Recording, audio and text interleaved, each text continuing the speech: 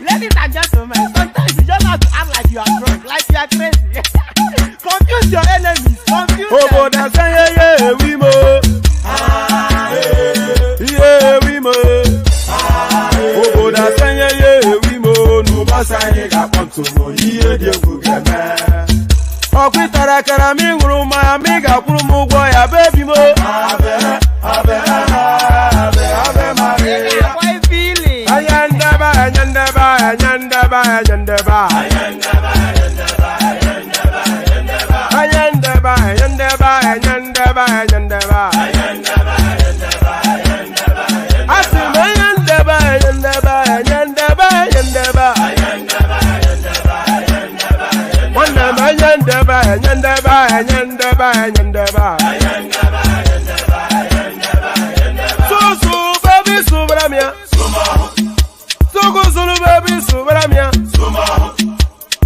Sunu baby, so baramia. Soko sunu baby, so baramia. Asekwa nefo jabanye si akuna nyego bamkambasi ozo. Since I was born, but now I am getting youth. Akuna mota wakuna. Na turn by turn, oh. Na jagaban turn, oh. Turn by turn. I beg you wait for your turn. Come on. Turn by turn, oh.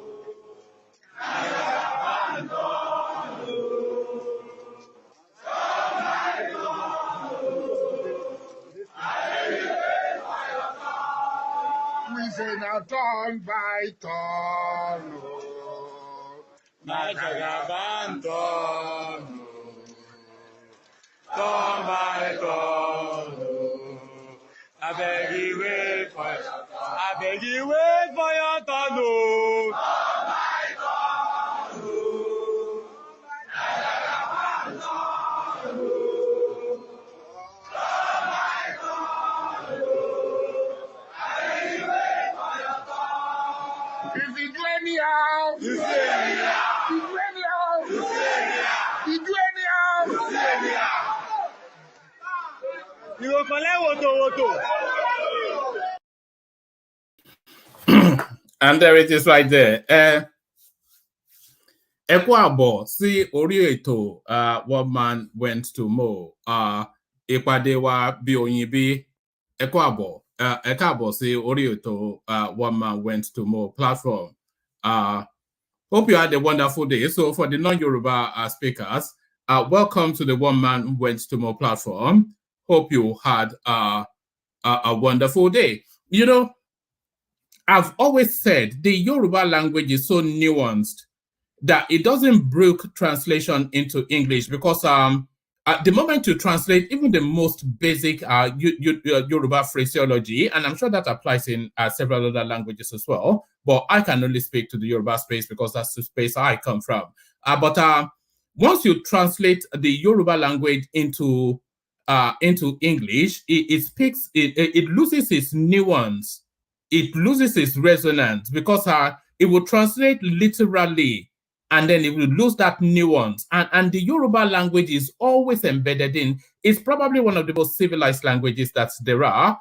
It's embedded in nuance. It's never a frontal language because within the Yoruba, within the Yoruba pantheon, being frontal is considered rude, is considered aggressive, and even in language as well. So you speak in third meaning, you know, because it's such an ancient culture and an ancient language. So that's why really when you try to translate Yoruba into English, it loses its resonance. So when I started by saying, Ekabo, si Orieto, one man went to Mo, Epade wa bi onyibi. When I say that, and that is an Oyo inflection, by the way, and also the Yoruba language is some sort of I think the word is estruan sort of a language. It lands in a question mark to give them the receiver the opportunity to digest it to their to their level of understanding. It gives the recipient, the hearer, the opportunity to digest it and respond to it to their level of understanding. So when I say Ekwabo, so and by the way I'm speaking now is an Oyo inflection of the Yoruba language. Ekwabo si Orieto, one man went to Mo. Ìpàdé wa bí oyin bí. So ìpàdé wa bí oyin bí. So I hope we are meeting well. So that leaves that window for the recipient, for the co-conversant to come in from whatever perception they're looking to enter the conversation. It's such a civilized and nuanced language. So if you try to translate that into English, it just loses everything. So it's such an ancient language, a nuanced language. Anyway, welcome one and all. Good to see you again. Good to have you here and always a delight in your company. Hope you had a wonderful day. I had an eventful day. I had to go battle it out with the Nigerian embassy again. So the torment of that, I'll probably give you a little flavor of what I experienced. It's not dissimilar to what you have experienced whenever you have gone to visit the Nigerian embassy as well. It's a torturous experience. It's a torture chamber. You know, it's the one in Northumberland Avenue, especially, but the one wherever it is that you are, I'm sure it's no different an experience. Wall-to-wall Aboki, of course, totally uncivilized. And I'll tell you one thing that I picked up. Whilst I was at that embassy, I'll tell you maybe in the course of the session. But I have had an eventful day, nevertheless a fruitful day. Hope your day has been fruitful as well and eventful in a pleasant way. So good to see you. Good to have you here. And how are you? So good to see you. Good to have you here. And how are you? Hope. Anyway, not for all of that. Too much niceties sometimes, then it becomes saccharine, doesn't it? So yes, click on the like button just as soon as you are coming in. We're on an aggressive push, as you know, regarding the like buttons. We are trying to go up the hierarchy within the YouTube space. And the numbers of likes and the numbers of subscriptions correlate with this level of traffic that comes to your space. So if they see there's a lot of activity in terms of like and all of that, then YouTube recommends it more, and then so it's a self-fulfilling prophecy. So click on like, click on subscribe, and then click on the this guy is saying he's hearing two things at the same time. Is anything wrong with the audio? Can people indicate can people indicate in the comment section that you're hearing me okay? Because I don't know. This seems to be a recurring thing. Okweton TV is telling me that he's hearing from two devices. Yes, I've lost my train of thought now just from that comment. So yeah, click on like and click on subscribe is essentially where I'm taking you to. So make sure you do that. Just do that immediately and like right now. Do that so that as I'm speaking, it's reflecting that you're hearing what I'm saying and you're acting as directed. So click on the like button. We are determined to hit 100 likes today, determined. And with your help, we will do that. So click on like. And if you're not already subscribed, you know, another, it's just a wild ambition, but an ambition achievable nevertheless. We're looking to hit 100,000 subscribers this year. So that when I'm streaming now, I can just paste the YouTube silver button at the back of my at this window thing here, and then it can be the backdrop just to show you what you have achieved for the platform. So that's the thing. So make sure you're subscribing and share the links to the platform as well on your YouTube or not on your YouTube spaces. So you can do that as well, but share it on your WhatsApp groups and your Instagram spaces. If you delight in the things that we do here, then, and if you want to participate frontally, that is the sort of participation that you can. So I've stated the ambition of the platform, and if you feel that an ambition should be achieved, then the way you can aid the achievement of that ambition is by sharing the link. You know, just like they do on Facebook. You know, they share on Facebook. You have the opportunity, of course, of copying the link on YouTube as well, and popping it in your Instagram groups, your especially WhatsApp groups. I think you can share to about 5 WhatsApp groups. So do that if you want the platform to blossom. So click on like, click on subscribe, click on the hyperlink that says StreamYard. This is the hyperlink again that says StreamYard. You know we are harvesting brains here. Anshe Okowo. How do you say harvesting brains in Yoruba language?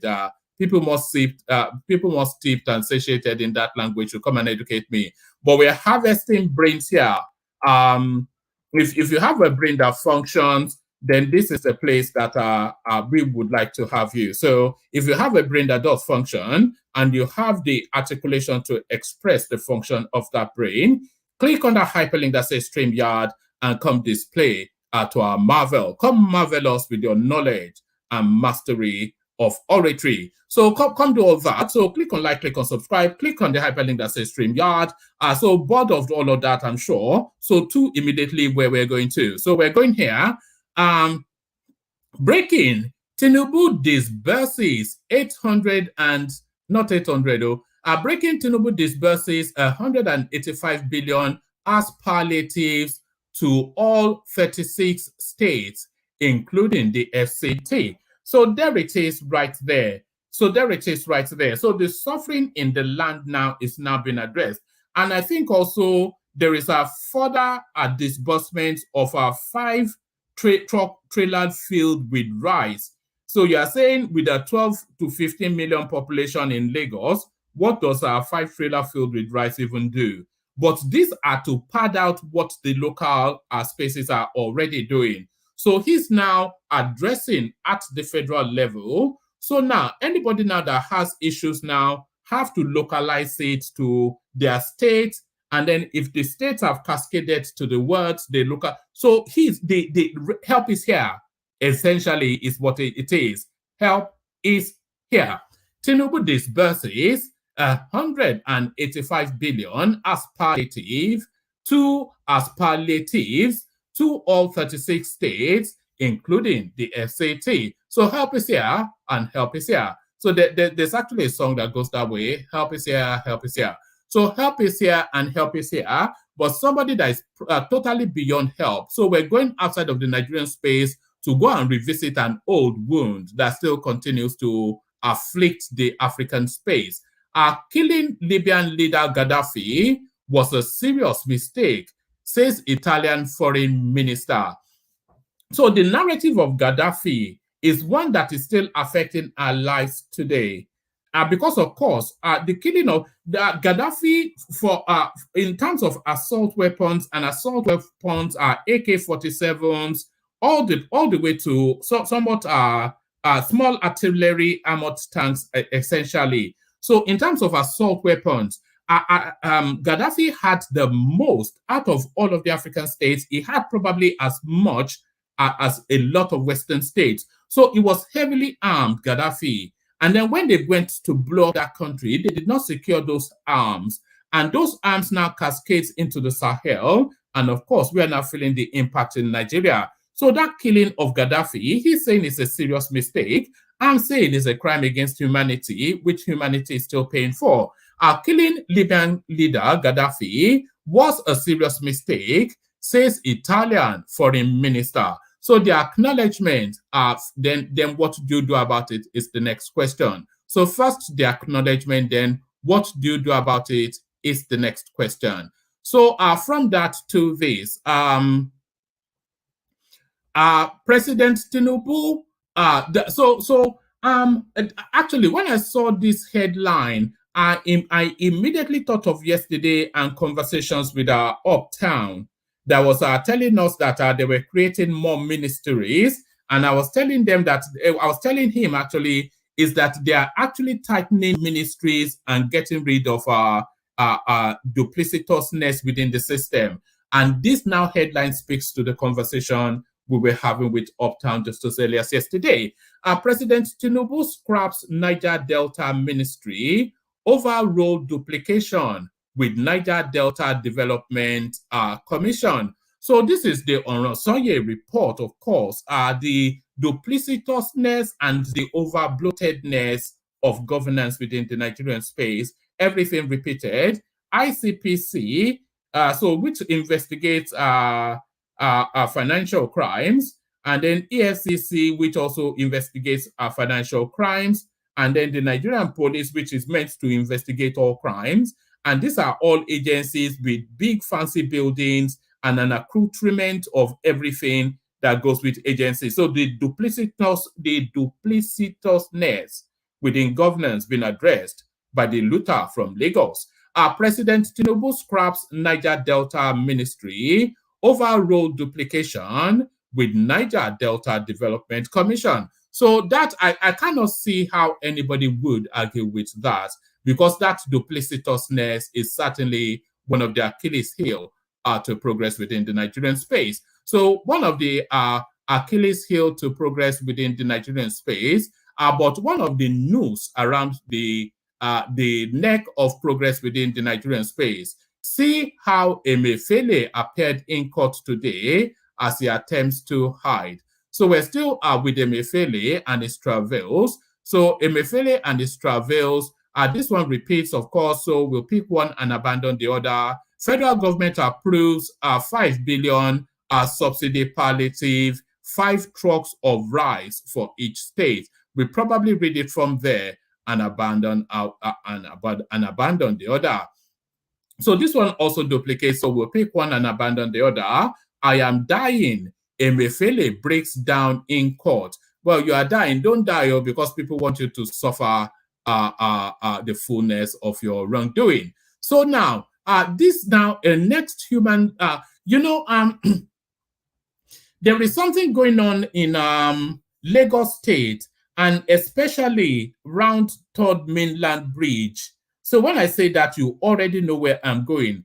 There's something quite concerning going on in Lagos State, and especially around Third Mainland Bridge. So I'll bring you this next headline, and I'll give you the readout of it, and then we'll carry on. So let me bring you now this next headline. This is not to do with politics. This is to do with the impact of life on the Nigerian person. A popular Lagos socialite attempts to take her life at Third Mainland Bridge. So the police should be stationed on Third Mainland Bridge, of course, because this is not the first, second, or countless how many times we have come across this narrative. A popular Lagos State socialite and skincare vendor, Farida, on Thursday, attempted to commit suicide at Third Mainland Bridge. Correspondents report that the socialite, who is widely known as King Frida, has been in the news lately over reports of her crashed marriage. The reports making the rounds online alleged that Frida's husband had packed out of their matrimonial home to meet a side chick he was dating before their marriage. Amidst the report of the crisis in her marriage, a video shared on Goldmine TV showed the moment some people were captured stopping Frida from committing suicide on Third Mainland Bridge. So let's see. Hopefully it's not too graphic. Otherwise, I'll have to stop it quickly.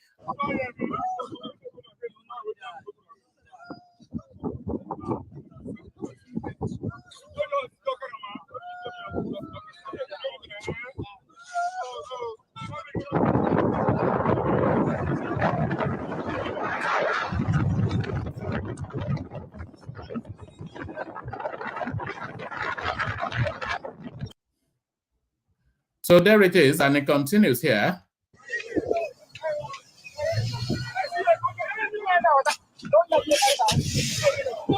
All right. So there it is.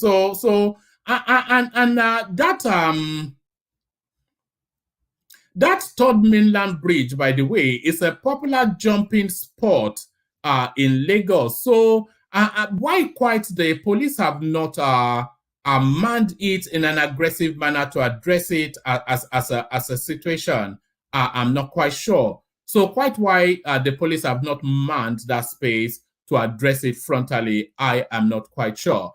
So we speak on that, but let me also play you this clip. So this clip now is a response to one of the ministers appointed just yesterday, not appointed yesterday, but who was given his portfolio yesterday, and the market space that that portfolio applies to. This is their reaction. So let's watch this. This is 2 minutes. Took a fresh breath in renewed price jumps. Or the stock market took a fresh breath in renewed price jumps after low activities for a week. Effiong has detailed reports on markets. The appointment of Mr. Wale Edun as Federal Minister of Finance and Coordinating Minister for the Economy brings excitement to stock market operators. Mr. Edun is a stockbroker and expert in public finance. Appointment like this would certainly be a plus to the Nigerian financial market. So we expect that as a thoroughbred professional that Mr. Wale Edun is, he will be guiding Mr. President in taking the best of decisions in resuscitating and reviving the economy. He has worked for some foreign banks, investment companies in Nigeria, and other public institutions. As a coordinating minister of the economy, there are a lot of things that Mr. K1Lled will be looking at. And so it will be a general assessment of the entire Nigerian financial market system and the economy as a whole. And since he will be given a better and informed advice to Mr. President and the entire cabinet, it is expected that this will be good for the economy going forward. Meanwhile, the stock market regained strength in key sectors, bringing marginal gains to companies and investors. This comes after running low for nearly a week due to pressure on stock sales. Renewed growth of the market improved the shares of Dangote Sugar with more than 4% rate gain, while First Bank Holding left the floor with 3% price jump. Eternal Oil, Sterling Bank, and FCMB all made marginal gains. United Capital. All right, that's enough of that. But that's the market's reaction to Wale Edun being appointed as the coordinating minister for finance. So, and by the way, there was a lot because I don't think we addressed the ministerial list fully. So hopefully we'll revisit it a little bit again today.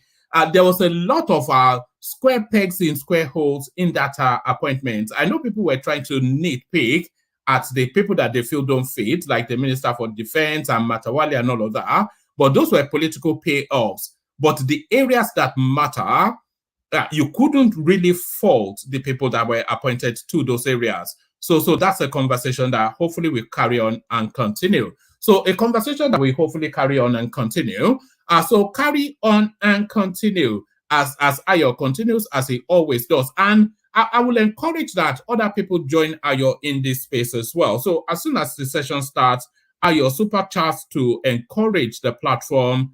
Not that he doesn't know what he's doing, it's just that he delights in it, he appreciates the effort, and he nods towards it. So a lot of other people can join him as well. I cannot believe, I refuse to believe that only Ayo has the capacity to do that. So others are welcome to do Ayo, to join Ayo in doing that. So well done, Ayo. So that's Ayo, of course, doing as he always does. So Ayo doing as he always does. Let me do as I always do, a micro break with the K guys, and then we launch into it. You know where we're going, of course. You all delight in it. You know some people actually dance to it. Egbelemu, the K guys. Water, only water, only water, where they see ma. Water, only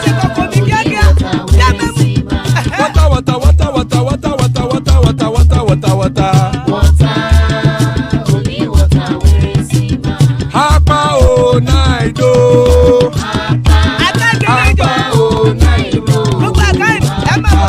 Hapa you don't come o.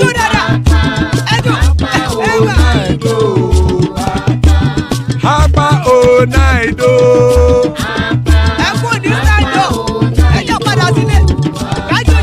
Oro kẹ̀kẹ́ ẹlẹ́mù yé o.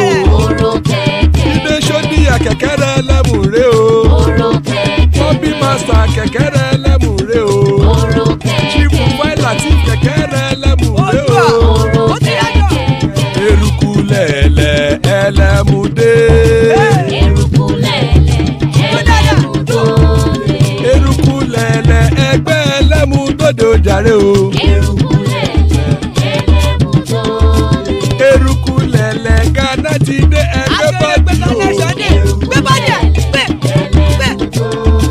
Ọmọ ẹlẹ́yẹ ẹyẹ o ó dìle o. Odúyẹ̀lá ẹyẹ o ó dìle o. Petrosonana ẹyẹ o ó dìle o. Petrosodúnkẹ́ ẹyẹ rẹ̀ ó dìle o. Ẹlẹ́kọ̀ ọ̀run mú ìní o.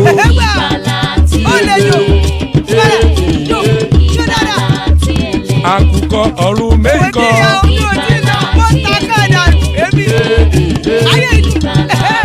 Ikú kò ní ríwà gbéṣe o.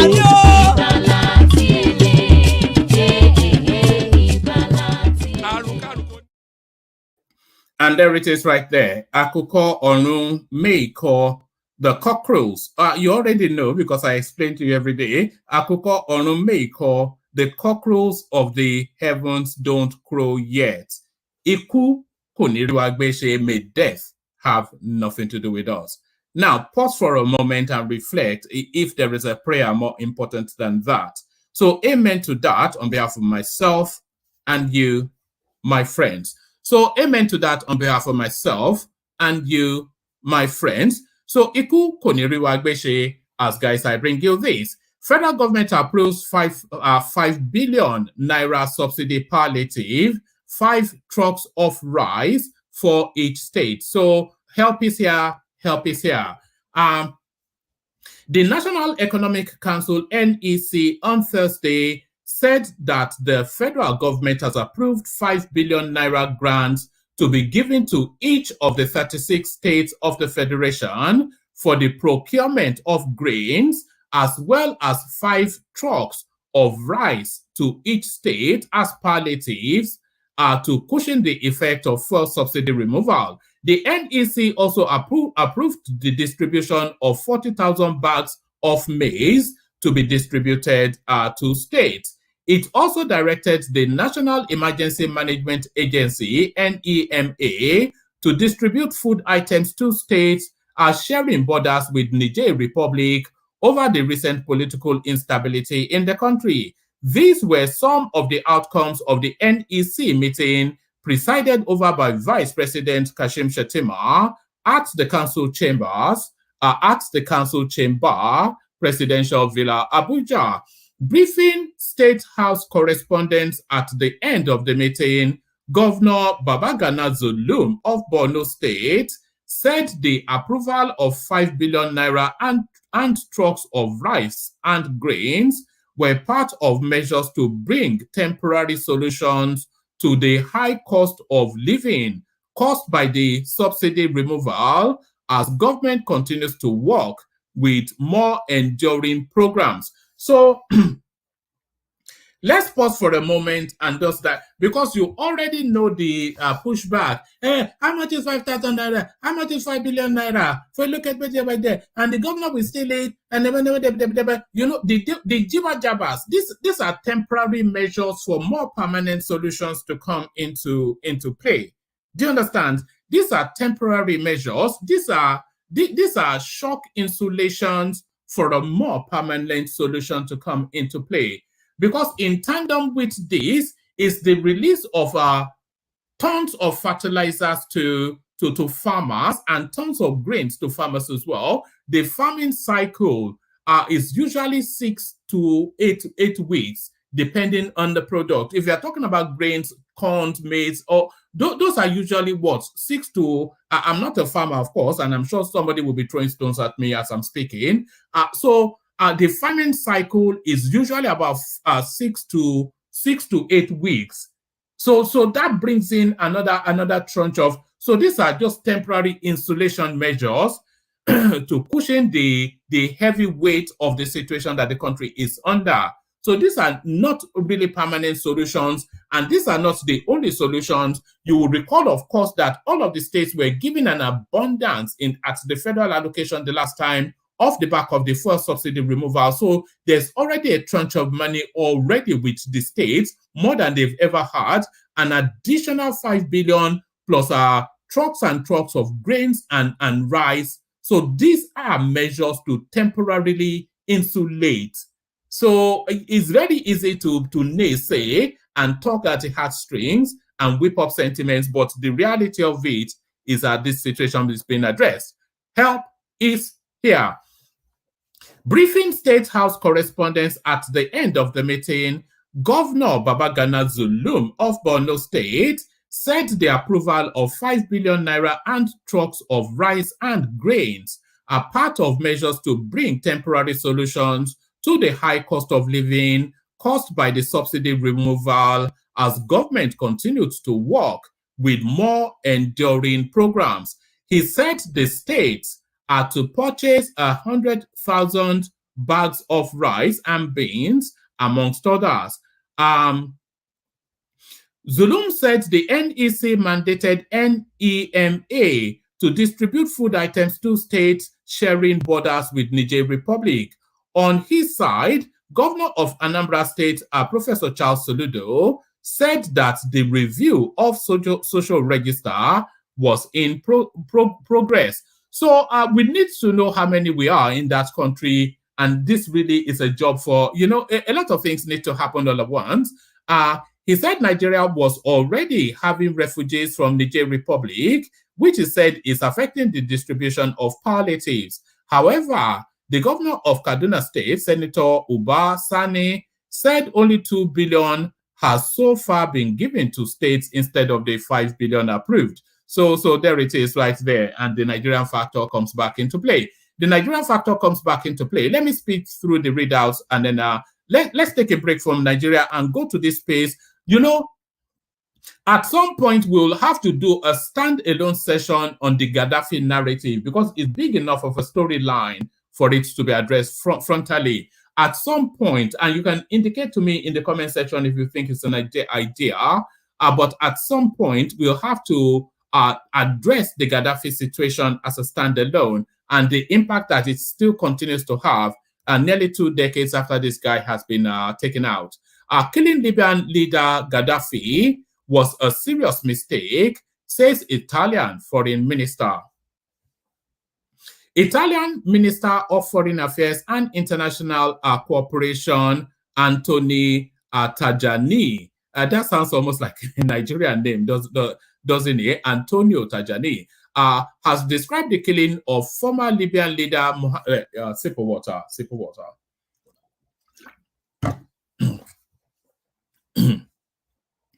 Italian Minister of Foreign Affairs and International Cooperation, Antonio Tajani, has described the killing of former Libyan leader Muammar Gaddafi as a serious mistake.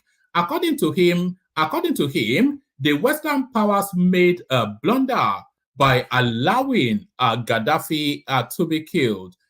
Italy's top diplomat, who admitted that Gaddafi's death unleashed years of chaos and conflict in the African country, said the United States and NATO allies committed a major blunder by helping to oust the Libyan leader in a 2011 regime change operation, RT reports. The Libyan head of state was executed by the United States and UK-backed militants during a NATO military intervention. Speaking on the sideline of an event in Tuscany on Wednesday, Tajani, a journalist and former Air Force officer who has served as Deputy Prime Minister of Italy, observed that Libya's troubles since Gaddafi was overthrown and murdered have been worse. He maintained that his administration was certainly better than those who arrived later. It was a very serious mistake to let Gaddafi be killed. He may not have been the champion of democracy, but once he was finished, political instability arrived in Libya and Africa, he said. The official noted that Rome had kept an agreement with the leader which blocked the migratory flow, and the situation was much more stable. Gaddafi was brutally executed by rebel fighters amid a NATO bombing campaign conducted under the pretext of a no-fly zone during Libya's 2011 civil war.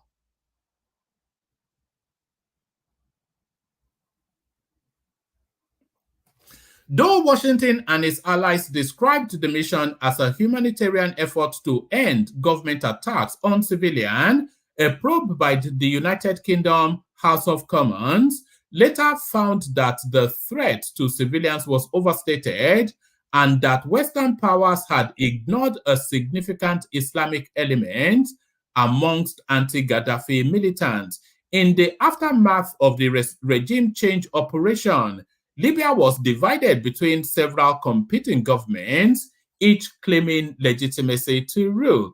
I wonder what the situation is now at the moment in that space.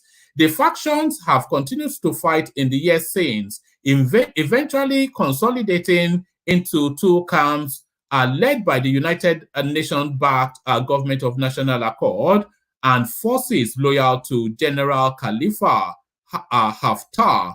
and the Libyan House of Representatives. Terrorism also saw a resurgence across North Africa following Gaddafi's death, with Islamic State, IS, and other groups linked to Al-Qaeda establishing strongholds in Libya and beyond.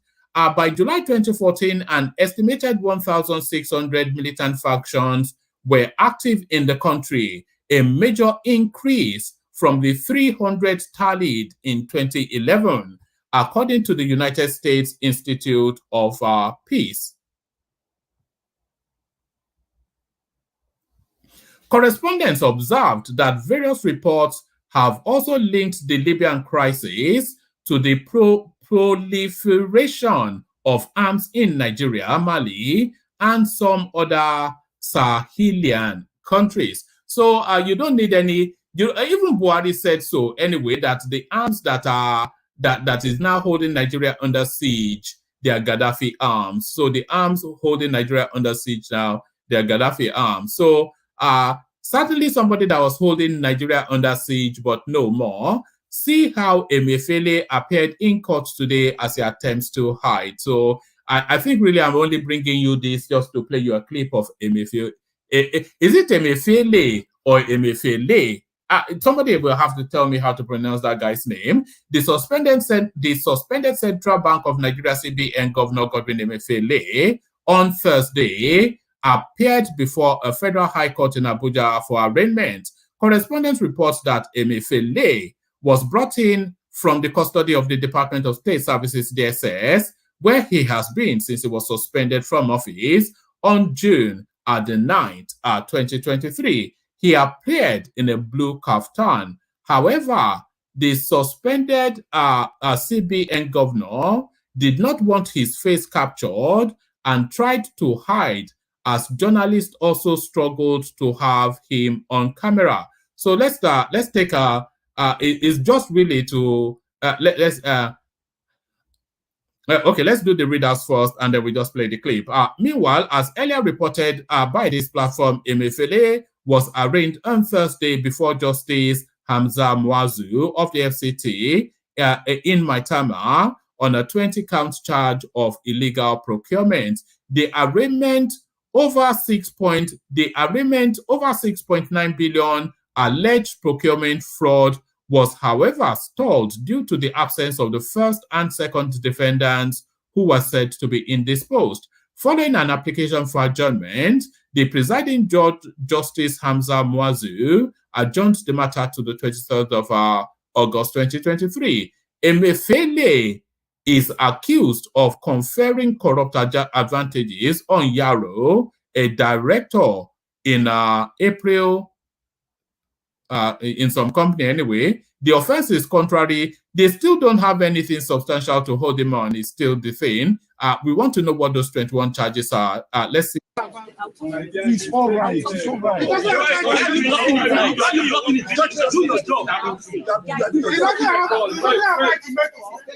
Why hold him? Okay. Don't try that. You call for press conference. You see yourself.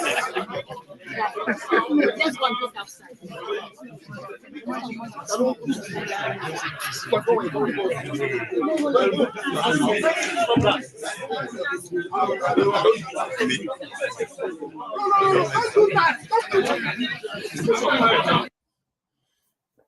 All right. So I think that's sufficient enough to get the conversation going. So let me bring on the panelists as they are. There's still plenty of room. So let me resend. Let me resend the hyperlink for anyone else that still wants to join us. But certainly he joins us from somewhere in the southwest. Folly B in the house. Thomas, of course, father of the bride. He's not really father of the bride. Ajale Koko is father of the bride, and he's here. Kumi joins us probably in his car somewhere. That's Darati somewhere in the Gambia, and Solomon goes to school somewhere in Abuja. So good to have you, gentlemen. As I said, others can hop on. Still spread plenty of space in the studio. Let's kick off the conversation. Let's go to Folly to kick it off because he's somewhere in Nigeria. So Folly, good to have you. Folly, are you ready? Folly B. All right, let's kick it off with Solomon. Solomon, are you ready? Can anyone hear me? Yeah, I can hear you. I can hear you. I can hear you. I'm here. All right, brilliant. Okay, let's kick it off with you then. Let's start with what you are looking at in the news. Actually, let's start it off from there. I'll start it off from there. Good to see you, Solomon. Yeah. Good morning. Good morning, everybody. Good morning, one man. Good day to you. Yeah, this one is very, very bad. Like this, when I saw this video today, it was really bad, and it was somehow funny. It was not really funny though, because the suicide part of it, but these people were just people that just finished organizing their doing their wedding with about, I think they said 100 million naira or something like that. Yeah, I can hear you, but it seems somewhat, a part of me feels sympathy for her, but another part of me somewhat feels irritated that because your husband is sleeping with someone, then you want to commit suicide. It seems just such a petty little thing to want to give your life up over. It's not that to you just feel is a normal, like it's as in like it's something that she should just live with. It's not easy. You don't know what she has invested in this relationship, her emotions, her feelings, her everything. Like, then getting to find out that the man just leaves her like that to go and start living with his side chick. It's really crazy. And it just made the woman, because she looks like, not that she looks, I believe she's rich, and it just made the woman like feel worthless, like she's nobody. And it's really bad of that man, to be honest with you. That man did not do well. Solomon, sorry, one man. Why don't let her die? Why don't let her die? What are you saying, Mr. Thomas? Mr. Thomas, are you sure you're a Christian? No. You want to die because of a man. A man. They should just let her die now. You can't talk like this. You don't, like I said, you don't know the. I'm serious, Solomon. I'm not joking. You want to die because your husband is dating somebody outside. What? Yes, I mean, that sounds a bit cold from Thomas. But what he's really saying is that is a silly reason, because if she takes her life, the only thing that will happen is that man will wait 6 to 12 months and still go on and marry that woman, and they will just carry on. It will just be a waste. They will say, and it will be a sad way for her to be remembered by. Yeah. I'm not like supporting the suicide part of it. I'm just what I'm looking at now, what I'm emphasizing on is the cause. Like, it's not something that she should use because of a man, but the cause of this thing, like I said, the emotions she has invested, in fact, that kind of, with what that man did, he looks, his personality seems to be like that of a gigolo. Do you understand? And, but that's Lagos though. That's Lagos behavior now. That's how they are in Lagos, especially those hardcore, those sort of areas that Alexander Gomez comes from. Those Owambe people, That's how they are now. They bleach their skin and they chase women. That's all they do. They bleach their skin and they chase women.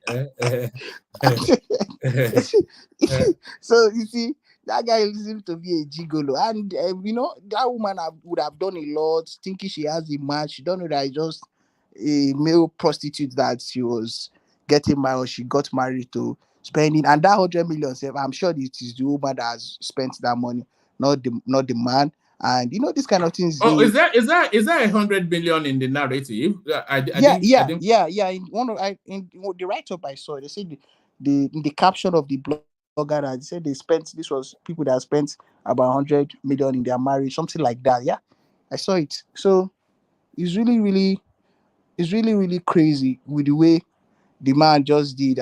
But the woman, she's not supposed to commit suicide because of something like, because of a man, or because of somebody house, the man failed out, something like that. Then for that third mainland bridge, I think truly they should put police there. They should it assign. happens too often, doesn't it? That space is a notorious suicide spot. So what do they even have police for in Lagos if they're not manning that place on suicide watch? Yes, they should. And one man, police is always on Third Milan Bridge. I can confirm that to you. 24 hours. Not 24 hours, Mr. Thomas. Are you living in Lagos? Are you a Lagosian? Mr. Thomas. Oh, then the people that want to commit suicide, how can I please finish? When I go to Lagos, I make use of Solomon, that. I go through that, and I've not finish? even seen. I know what I'm saying, Mr. Thomas. You don't know what you are saying. Police I know what I'm saying. On Third Milan Bridge. They have a post. They even have a post there. They have a post that they normally stay. Police is always on Third Milan Bridge, but they are not on the main road. They have a strategic place they normally stay. Police. That's what you will say now. They are not really on the bridge itself. They may just be at the entrance of the bridge. What are they doing on the bridge? Solomon, what are they going to be doing on the bridge? Well, the one thing that hold on, Solomon. The one thing that we can say from this clip is that the police were not there. It was passerbys. These are passerbys. There are no police people now. These are passerbys that rescued that woman. One man, confirm it from Lagosian. Police have a post. Yeah, but where were they here? Where were they here? Where were they here? If they were there, where were they? Why is it members of the public? One man, do you know how many kilometers is Third Milan Bridge? Can they? Yes, they should cover enough of it to prevent. Is that not the purpose? Are they meant to stay at the beginning and the end of the street, smoking Igbo and drinking paraga? One man, let me tell you something. Yeah? Let me tell you something, and let me land before you counter me. Third Milan Bridge, it's a road. You can't stay just anywhere. You can't stay just anywhere. After the Third Milan Bridge, after the road, the main third road, it's just a tiny space, and you see the railings. There is nowhere they can stay there. But if you are in the middle of Third Milan Bridge, where the road was a little bit wider, police has a post there. One man, I'm telling you this. A post. They are meant to be parading the bridge itself on suicide watch. What are you talking about? One man, what are you talking about now? Why would they be parading for suicide? One man, I've seen a situation whereby the police were able to track a particular guy like that. There was one they were able to track. There was one I knew, they were even talking to him, trying to talk to him. Bro, do not do this. Don't do this. The guy jumped. The guy actually jumped. I don't know the excuse. But, I know that they used to be there, but I don't know if it is 24 hours. But of course, they are normally on that particular. This thing has been going on for about some few years ago. Since that economic problem, more people have been coming to that area to come and commit suicide.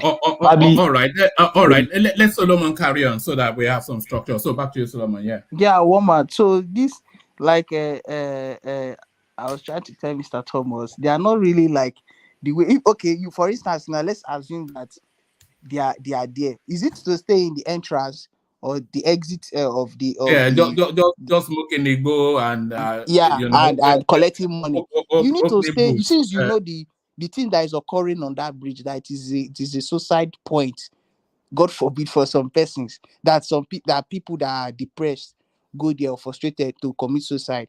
Even there are some people that will be driving, they'll just park, come down, and so that is why they need to stay as in they should be in the bridge there, doing carrying out their duties and not just stay in the entrance and be doing what they don't know. So I even saw a picture of yesterday to a young guy that even sat down on the pole and they were like Mr. Darati was talking and they were begging the guy. This one is not even police. This one is just other citizens, his fellow citizens that were begging him to please come down and something like that. So I did not see police in that picture. So these things should be things they will need to take serious. That place they should take it serious, and because they are really. Have we lost you, Solomon? Solomon One we Grundy. can hear you. We can hear you. No, yeah, well, no, we can't hear Solomon anymore. Yeah. It's because he's not saying the truth. That is why they like. Yeah. Can you hear me? Can you hear me, woman? Yes, we can hear you now. You dipped out, eh? It was an instant punishment for not telling the truth, according to Thomas. No. What I say here is the truth for real.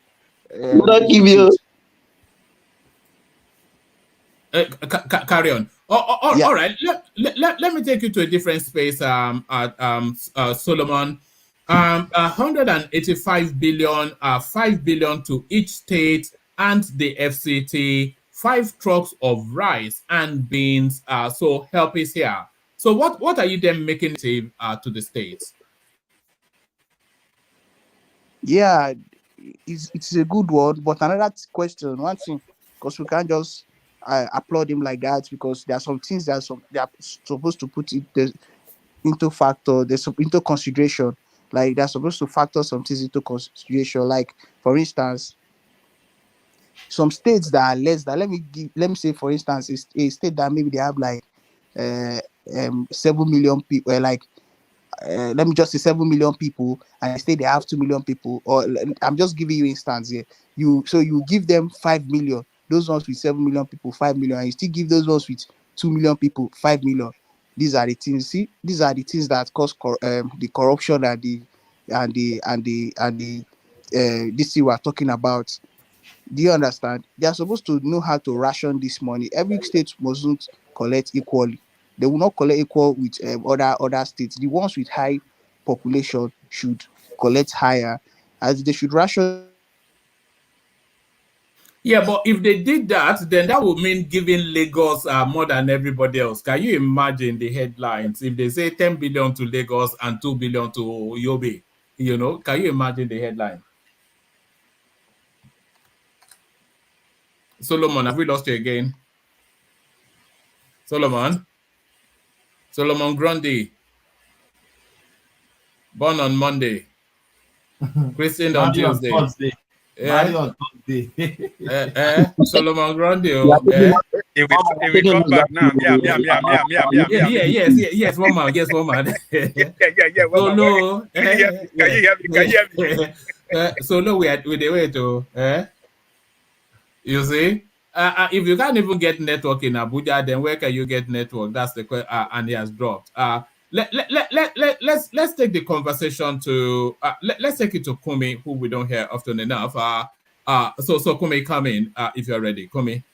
Yes, I'm here. All right, brilliant. So I was speaking to Solomon just then about the palliatives. Firstly, do you agree with the approach that the government is taking? 185 billion, 5 billion to each state, 5 trucks of grain and rice. So just as an emergency insulation from the impact of the subsidy removal. So do you agree with that? I'll kick it off from there. Yeah, I'm agree, but my scared is the governors, because we have been in this kind of narrative some time ago when the COVID-19, when the federal government shared the palliative. Some of the even we don't even know that the governors receive a lot of palliative like that. After the COVID, we realize some people bringing out some bag of rice that have already damaged. But my scared in this thing is just the governors, how they're going to maintain the 5 billion. If not gonna enter the wrong hands of the governor, using it to build a house in America, Dubai. I don't know how that's gonna work. That's why we need to come in here every day, shouting on the 5 billion, putting a lot of narrative on it, so that the money, after they receive the money is not gonna dead down just like that. But my little bit scared is the governors. It's a good idea from the federal government, because if federal government don't do like that, the government, the governor, for me, this removes the blame from the federal space. So now the federal space has done what it has to do. Yes. So if the people still continue to rage, then that rage now is more localized. They all know where their state houses are, so they can take their rage to their state house. Some people will still not do that. They're still gonna come on this platform to criticize, to blame Asiwaju. You're going to see after 2 months, when some governor perform well, they use the money, and when some governor doesn't use the money, instead of some people to blame the governors, they're still gonna put the narrative on the federal government. But I believe we can reach to that level that we can call. What's going on? We've lost you as well. I'm back now, woman. I'm here, woman. Oh, all right. Let Kumi land. Yeah, carry on, Kumi. Yeah. You understand? I'm a little bit scared for all this governor, because I believe it's only 10% of the governor can use the money. I'm telling you, I'm scared of those things, because if federal government don't do this way, because I hear some news that the governor is putting a lot of pressure on federal government, the money to come through them, and all the palliatives should come through the governors. Hopefully they can use the money right. One man, can I ask this question? One man, please. Yeah, carry on. Those palliative, the one in COVID time, was he given to the state as well? Yeah. Buhari direct all the palliative to the state. Yeah, it's from the state government. Remember we treated there was one was it a senator in Oyo State or something? Yes, that they gave him palliatives. I think it was motorbikes or something. Something quite substantial, and then he kept it in his house that he wanted to distribute it on his birthday. So even some state house of representatives from Lagos State, they do the same. Some even share it on the party at the party. You know, they share it at the party. You know, all these things. I'm just scared of all these governors. Now, I believe Tinubu has already done his best on this, and this is the right decision so far. Because if we didn't do it this way, they're still gonna apply. They will not let they will not allow anything to go through the people. But I don't know how it is going to happen now. Let us put eyes on all the governors. 5 billion is not.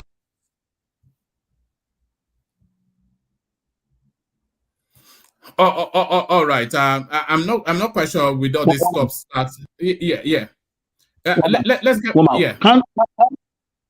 Can't they use our polling units? And these guys use the polling unit and allow people to be able to drop their account number or whatever. I think from the polling unit at each ward of the 774 local government in the country, we can get palliatives down to these people. Because these people, you are suggesting that the local government should handle it and not the state. Of course. That would be the best. That would be the best. But you don't have a functioning local government in Nigeria. That's the problem. And that's why we say you can't have good governance in Nigeria if you don't have functioning local government. If the local government is not detached, if they are not, if they are still under the control of the state, then you will never have good governance in Nigeria. So it's unfortunate. Imagine it's unfortunate. $235 million. That's the money. $235 million. Mr. Darati, you saying they should do it through polling units? It will be political. They will do it based on political parties.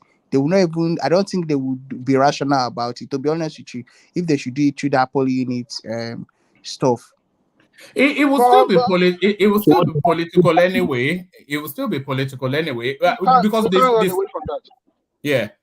the state governors they will push it more towards their own words, and if they don't still have half of it already. And somebody said something here. Somebody made a comment here that, for instance, now, and it's true. Like this Imo State election, even Edo State, Edo State, I think it's next year. The elections Kogi this year, they will want to use it for their political campaign and all that. They will not want to give the people the money. So these are the things. Assuming, like for instance, this lady that they just appointed, Better Edu, concerning she being the minister of in one of the things in our portfolio, the office in our portfolio, poverty elevation. Yes. If she would be a competent, that ministry would have been the best ministry to disburse these funds, to be able to know how they will do this thing. And I don't really think giving it to the governors would have been is a good idea, to be honest with you. All right, but as a measure, do you agree with it as a measure? It's a good one, but it's just, the thing is, how will the people get this money? That is just the main issue. Know, and right now, you know, as Solomon, they are not actually giving them the money to give money to people. They are giving them the money to do things to insulate the impact of the fuel subsidy. So that is maybe to crash the food market at their local spaces by flooding the market with grains and stuff like that. So I think that's where they're pointing it to. Yeah, but the thing there is, those people that will be in charge, do they have that conscience? Is a conscience do they have the conscience to carry out this thing now? It is meant to be, or meant to be used. That is just the thing again. You know, we Nigerians, we are very self-centered, and some people, not everybody, are greedy. So let's just see how it's going to play out. But I think for now, we don't need to be blaming federal government now, as they've done something. Now it is the state governors the ball is in their courts now. That is in the court of the state governors to know what to do and to do the right thing. And people now should, like my state, I think they should hold the governor to see what he will use this money to do, because this one now will go political. Labour Party, people that want change, let's see how they would go about it. You know that we have a correspondent in your state. You know we have a correspondent. Who is that? Enigmatic. Enigmatic is going to come. He's not going to be straight with what he will say about my state, but I believe this guy. But some persons in the state are saying he's not doing anything. But with what I'm seeing online, we have to persuade Alexander Gomez to bring him to this platform, because there is a personal friend of his. Alex Oti, yeah. It would be a good one for him to bring him here and we just interact with him. Boys, we will nail him down. We will nail him down. Yeah. Okay, I'm from Abia State. I'm not from Delta State. Yeah, woman. No, is Alex Oti not Abia State? No, I was just replying Oga in the comment section. He's saying Solomon is from Delta State. I'm not from Delta State. So Solomon is from Borno, really, but he doesn't know we know. But Solomon, let me bring you this readout. I was intending to, but I think it skipped me. But let me bring it to you, and then you'll be the first to comment on it. Mute yourself for a moment. President Tinubu scraps Niger Delta Ministry over role duplication with Niger Delta Development Commission. President Bola Tinubu has scrapped the Ministry of Niger Delta, correspondents can report. Government sources on Thursday told correspondents that the Ministry of Niger Delta was scrapped by the president because there is also the Niger Delta Development Commission. The sources noted that following the scrapping of the Ministry of Niger Delta, all the works and duties previously mandated to the ministry will be moved to the NDDC. Tinubu has scrapped the Ministry of Niger Delta. It was done because there is the Niger Delta Development Commission. All works done by the Ministry of Niger Delta will be moved to the NDDC, the source said.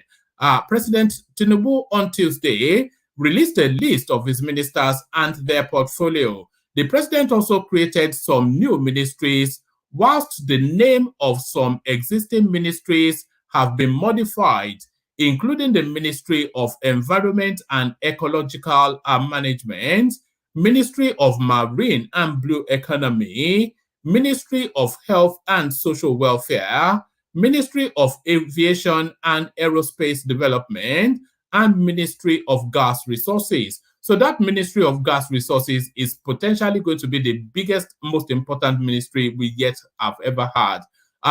There's also the Ministry of Communications, Innovation, and Digital Economy, which used to be called the Ministry of Communications and Digital Economy. The Ministry of Humanitarian Affairs, Disaster Management, and Social Development is now the Ministry of Humanitarian Affairs and Poverty Alleviation, and will be headed by Betty Edu. So that money should actually have been given to Betty to let us see how she manages it.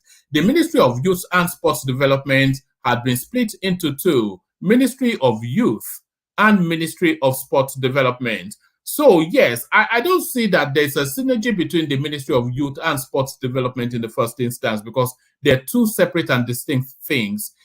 In May, Senator Orji Uzor called on President Tinubu to scrap the Ministry of Niger Delta Affairs. He described the works of the ministry as a duplication of the Niger Delta Development Commission. Some of the ministries and parastatals that are no longer viable, like the Ministry of Niger Delta Affairs, and some other ministries that are not viable, should be scrapped. We have the Niger Delta Development Commission, like we have the Northeast Development Commission. So the Ministry of Niger Delta should be scrapped, he said. So what are you then making of the scrapping of this ministry? And are you looking to see more of that happening with a lot of these duplicitous spaces, Solomon?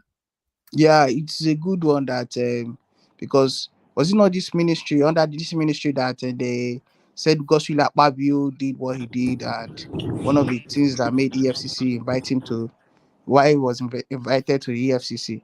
Yeah, this thing was just meant, this office was just meant to just they just use it to siphon money, to steal and to embezzle money. So it's good as he has scrapped this thing out, and like this better he do this thing, like you said, like I said earlier, that she would have been the one to handle this 5 billion naira thing that they want to for each state. She should have been the one, but I know, and it would have been a good test for her as well, by the way. Then we'll know just what her quantity is. Exactly, it would have been, we'll know what, if she's ready. You know, yesterday I told you that I said here that this, she's too young, she's 30 something, she's still a slave mama.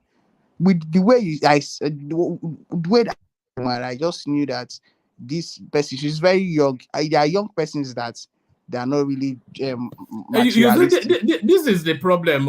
You people keep saying that you want the youth to take over government. Now they put a youth in charge. You youth again are raging that she's a slave mama. What do you want exactly? We have to say the truth, one man. And you were saying something here about Ministry of Sports and Youth and Sports and Youth, youth and sports. They have connection, yes. But it's just that they have connection because it's youth that participates in sports. But but not all youths participating. What percentage? I'll be surprised if if it's not less than 3% of youths that participate in sports. Not sufficient enough for it to be a ministry dedicated to it. Woman, for me, it should have still be good if the two these two were together, but as if separated them, is still good. But I was just trying to let you know that they have something in common. Yeah, so they should this Niger Delta stuff is good as if scrapped it out, because it's just to me, I just feel it's not really important. This is not really important because the Niger Delta people and I discovered that it was not just only the states, the people that they even referred to, or the states that were in this that I saw Abia State. It was more of oil producing states that they call the Niger Delta this thing. So now that in the north, now that they've discovered oil in the north, will they still be included? So it's good as they've scrapped this whole this Niger Delta. This now, you know, we're looking at Wiki. That's mean it was there. That would have been the portfolio they would have given to Wiki, but now they've scrapped it. Is very good. Yeah. All right, brilliant. Do you want to speak a little bit on the Gaddafi space? Killing Libya, killing Libyan leader Gaddafi was a serious mistake, says Italian foreign minister. So now that admission then by the NATO space that had him killed. So now what are they going to do about it? And especially all of the guns that weaponries that have been pumped into the Sahel. Yeah, this guy wanted the liberation of the African continent. But we Nigeria and South Africa, I was told that they were the ones that signed the no-fly zone in Libya that enabled the West to help them to come and kill this guy. And this guy was always championing for one Africa. Africa should have one currency. And you know. By the way, that narrative of Gaddafi championing one African cause is a bit of a red herring, because Gaddafi was actually looking to converge Africa so he can rule over them. That was more his. He was using people like Abacha, etc., who is a dumbass. Yeah. But I don't think he himself, he knows he cannot rule over Africa. It's not possible. But I don't think, different narratives that people will just bring out and just say this, say that. But with what he was, and you saw how Libya was one of the best countries in Africa. But as he killed the man, look at Libya today. It's not even, they don't rate Libya like that. They don't rate Libya again. So, and Nigeria, the role Nigeria played in his death. Nigeria is just like that. What role did Nigeria play? What role did Nigeria play? What do you mean? You just heard when I said that the South Africa and Nigeria were the two African countries that agreed to the no-flight zone in Libya that enabled the West, US and NATO. You mean at the United Nations? Yes. Well, I don't know that, but so I'll take that on your. I don't know that. You're the one telling me that. A senior historian told me this. Yeah. So.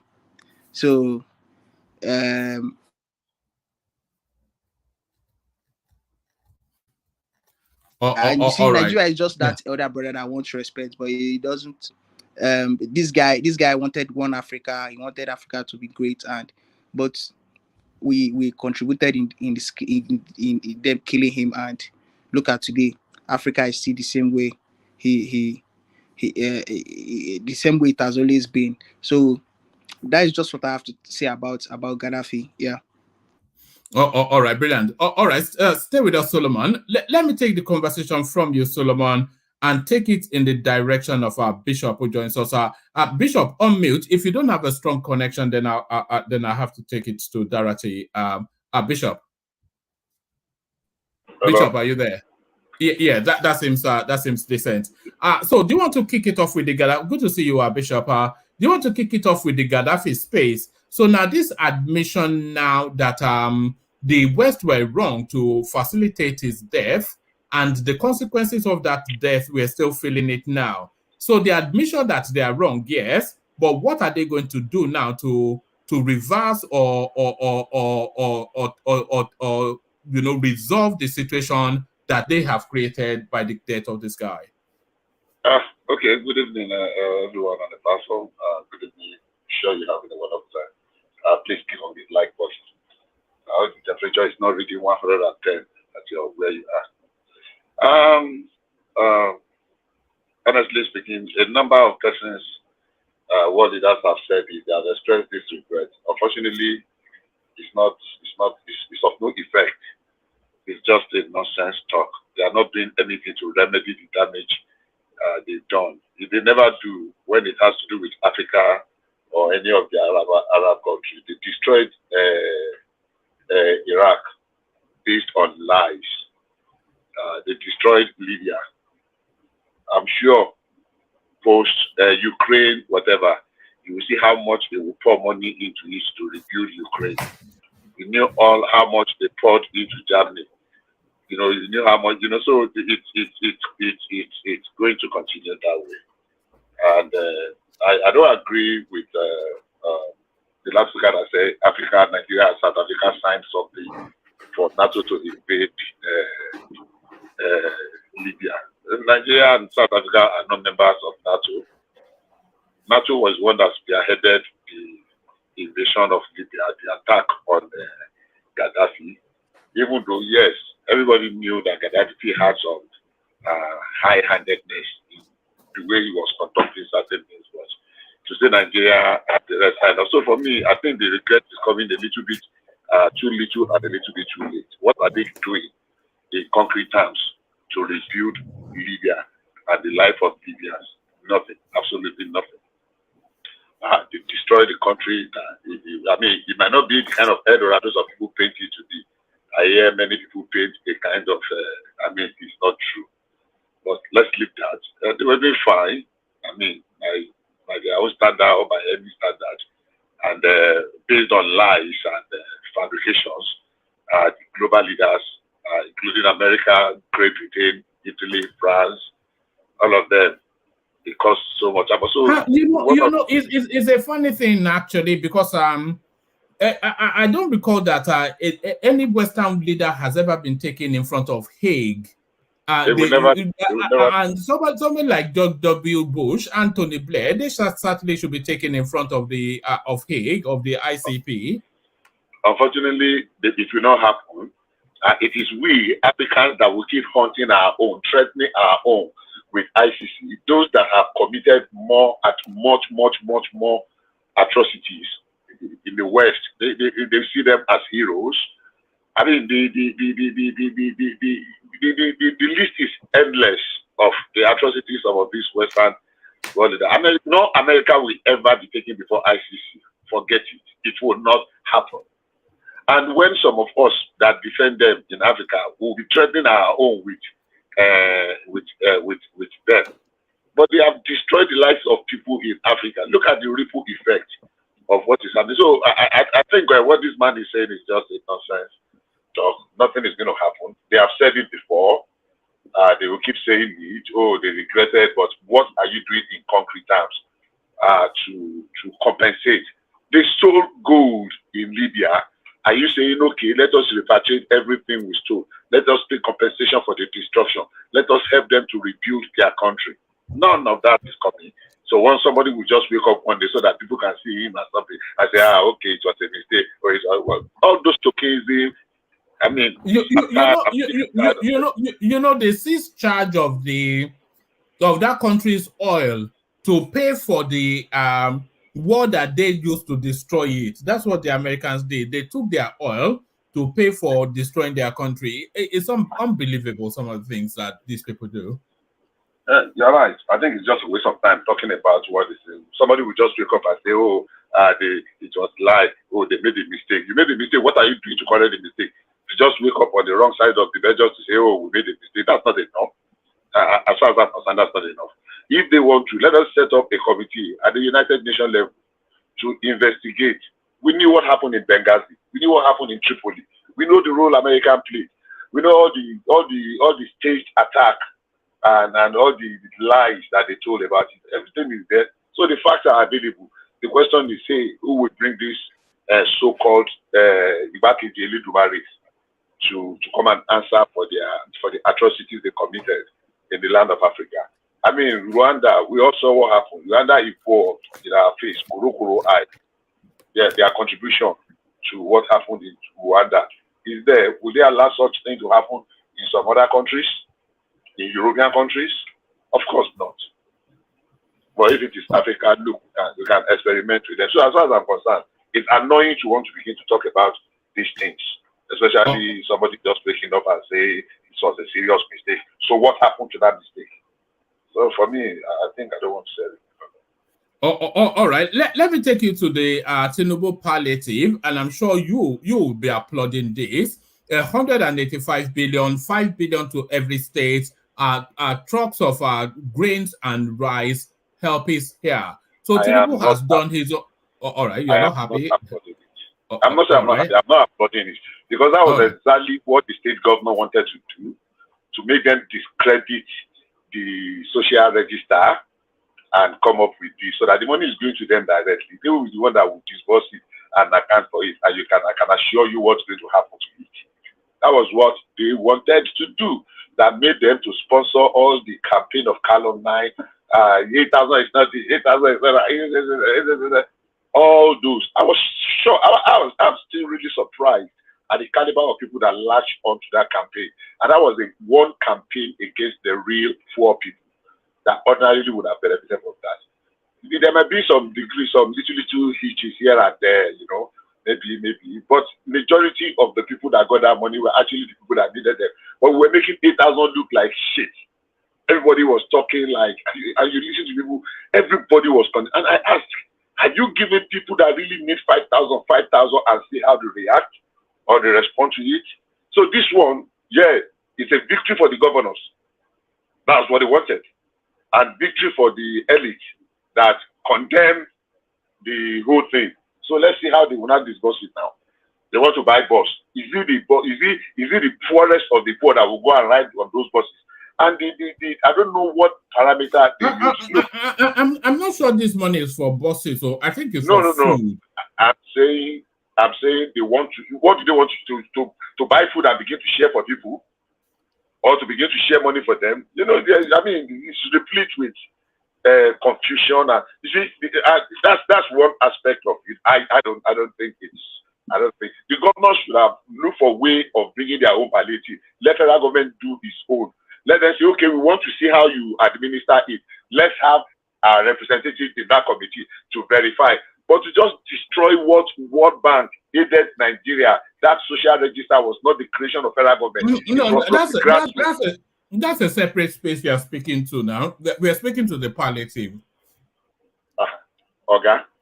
Let me tell you, this palliative was as a result of the cancelled 8,000. They cancel it now. They are giving the money to state government that are ready to go and disperse. So the state government are the one that are going to administer it. So you are not saying that it's still the same palliative we are talking from the federal government. So the one that they complained that time that 8,000 blah blah blah that they condemned it. Now the state governments are going to have it with some bags of right. The other thing I don't understand about it, how do we arrive at 5 billion for each state? You give Kano 5 billion, you give Lagos 5 billion, you give 1 billion, you give Bayelsa 5 billion. So please give me a second, please. Just give me a second. Okay? I'll be back in a second. All right.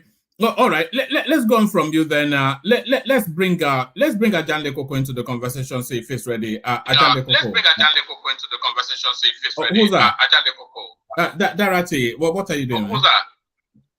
Darati, what are you doing?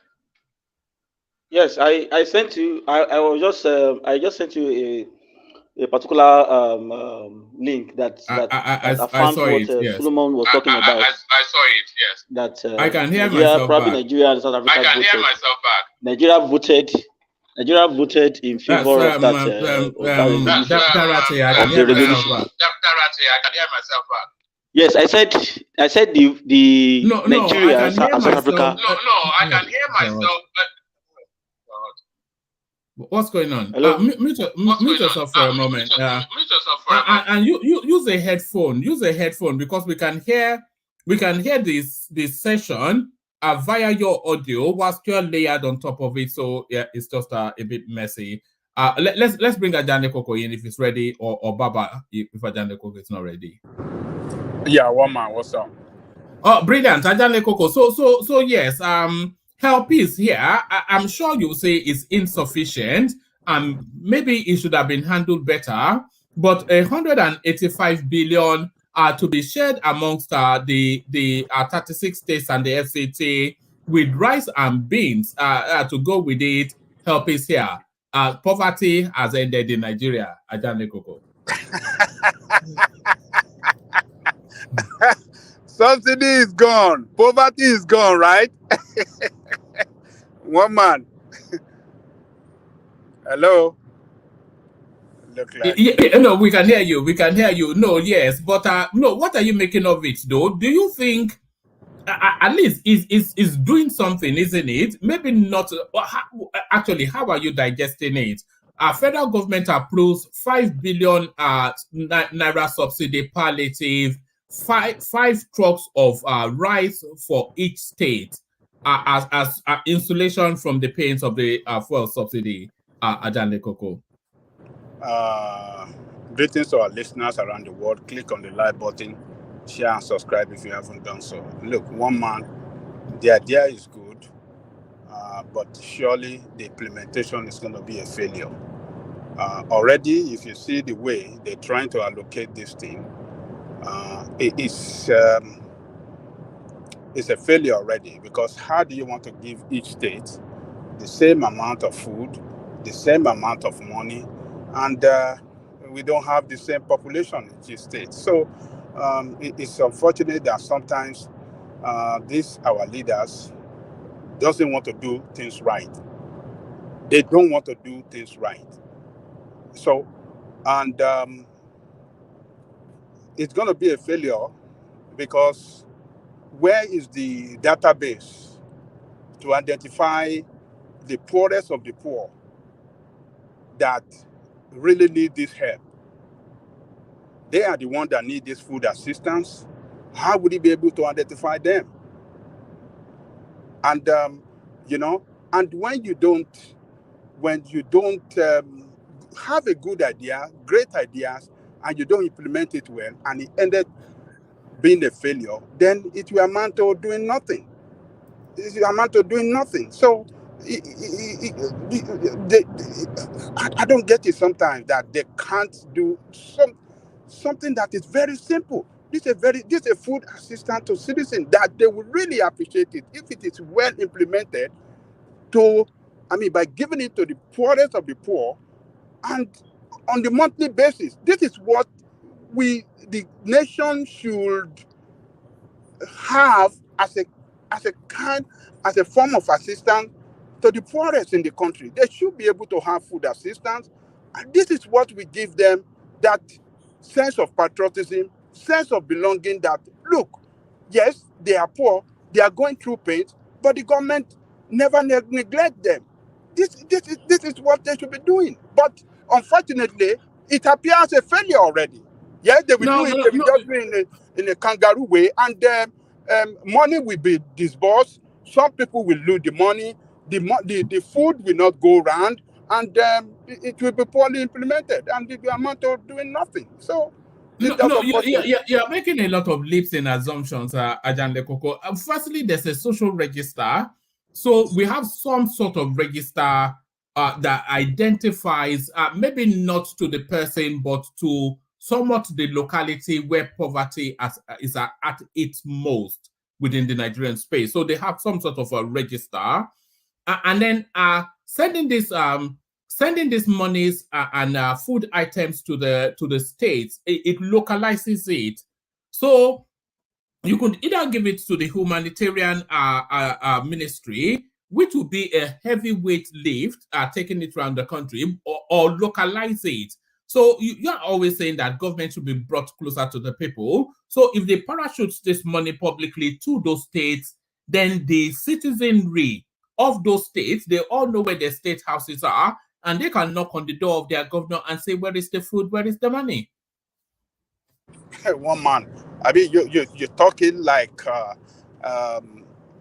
as if you are in Britain. Where's the social register that we have seen? Have you ever seen one? The one that Buhari did, that what's the name of that lady that was sharing money?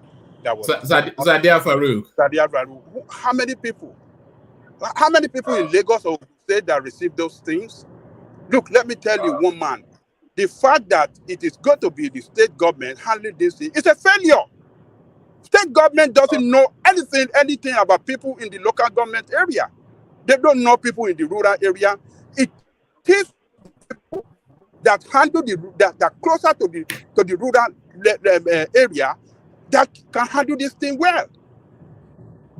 It's the local government that should be able to handle this. And majority of the poor people, and of course, majority of our population, they live in the rural area. But you are giving this money to the state government. What kind of arrangement is that? It's a failure. It's a failure right from the onset. I don't get it. Can I come in, please? It's a waste of resources. Waste of resources. Look, our resources, scarce resources, should be managed well. It should be used well to achieve results and not to end up in some people's pocket and some people will be getting richer. So you don't think parachuting 185 billion into the food economy in this it is going to impact on everybody? You don't think that? No, that is not my point. I have said it. It's a good idea, but the implementation by the state government is going to be a failure. They cannot do it. The state government doesn't know people in the rural area. It is the structure that manages the affairs in the rural area that can do this thing well. And that are the people that this money should go to straight.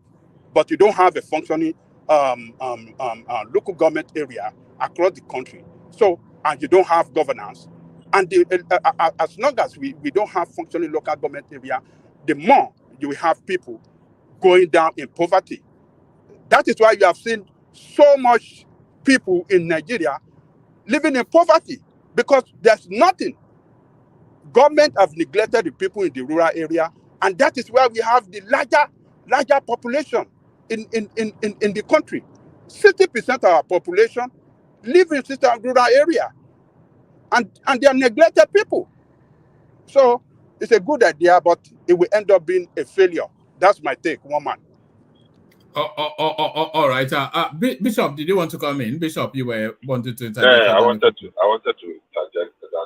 Number one, we do have a social register. Is it perfect? No. Is it complete enough? No. It keeps improving gradually. We do have. There's an article I read then, or the report I read when they were compiling it. Unfortunately, many people took to the media space to condemn it because it was compiled by the federal government. But the World Bank participated actively, and there were some NGOs, is the NGO, or they call the NCO, CSOs that participated in it. There were, I won't say it was a complete failure. Maybe we'll give them like 60% pass, and we can begin to develop from it. And that was what I was saying earlier on, that we destroyed it because we wanted to discredit it so that the state governors can get access to this money. And that's my grasp. If you remember, we had this conversation. So to the extent that is there a social register? Yes. This now, moving forward, this money that they are giving, I don't agree that it's going to be as much as I don't like it the way it's, but I will not agree that it's going to be a failure. Look, we have local governments in place. Unfortunately, the administration of local government have been destroyed. Buhari tried everything. I'm speaking directly to Babajide now to make sure that local government work. That was what brought executive order 10. That let local government be autonomous. Some people took him to court. Okay, they put it in the law, in the amendment. What do you call it? Constitutional amendment that states should vote. More than how many states voted against it? Then what do we do? Let us provide solution. How do we get out of this? How do we make our local government to work when even the state and the local government people voted against local government autonomy? So when we address problem, let's discuss solution. So that maybe someone somewhere is just saying, yeah, I agree with Christianity. I agree with what is bad, but let's look at the solution. The last administration made serious attempt to make sure that we get local government administration correct. State government and legislatures that are actually the representative, state representative of the people of that local government that you are talking, voted against local government autonomy. That's all right. Ajande Koko, I don't know if you want to come back on that, but I want to take you to this space. This is something that somebody sent in. It says a Texas woman arrested for threatening to kill federal judge overseeing Trump election case in DC.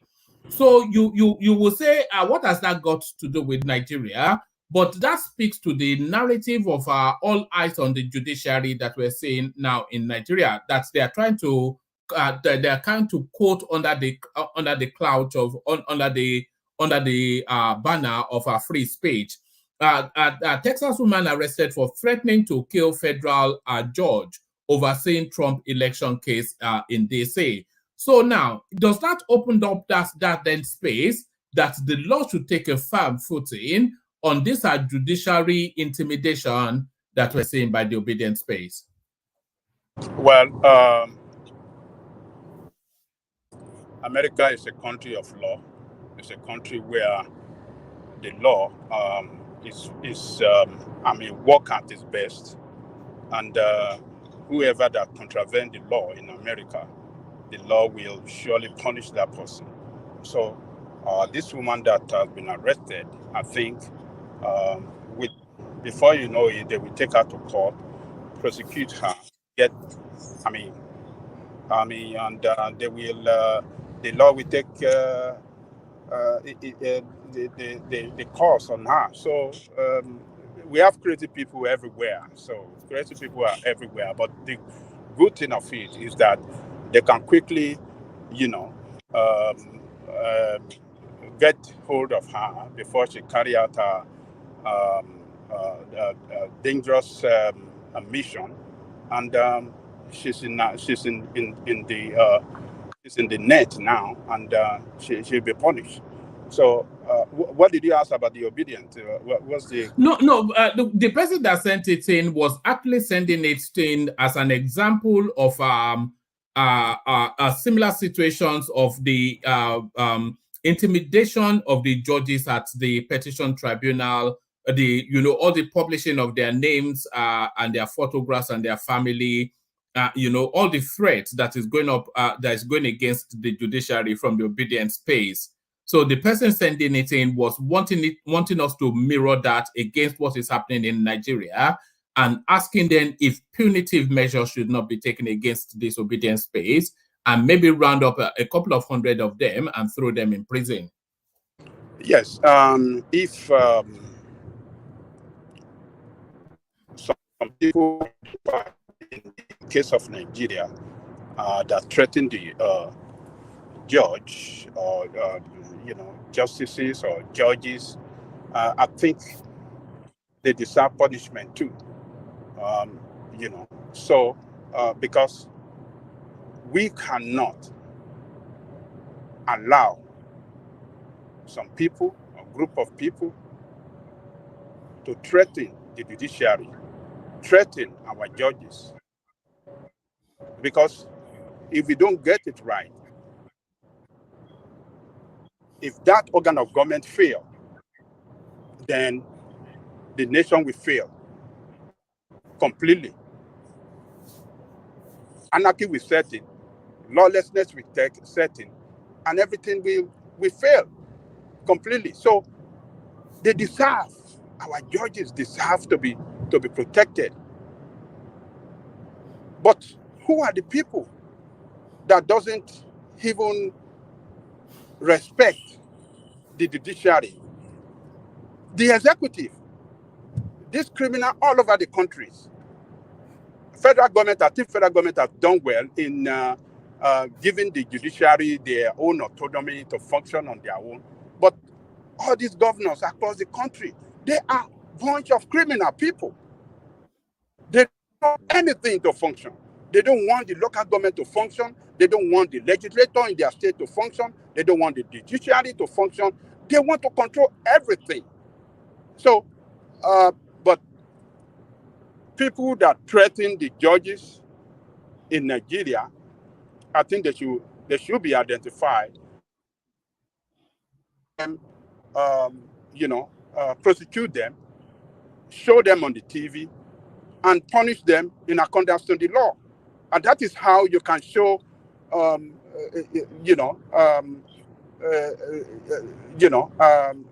form of that will show some form of deterrent to others. That people that want to do such a thing in the future will know that yes, if they should,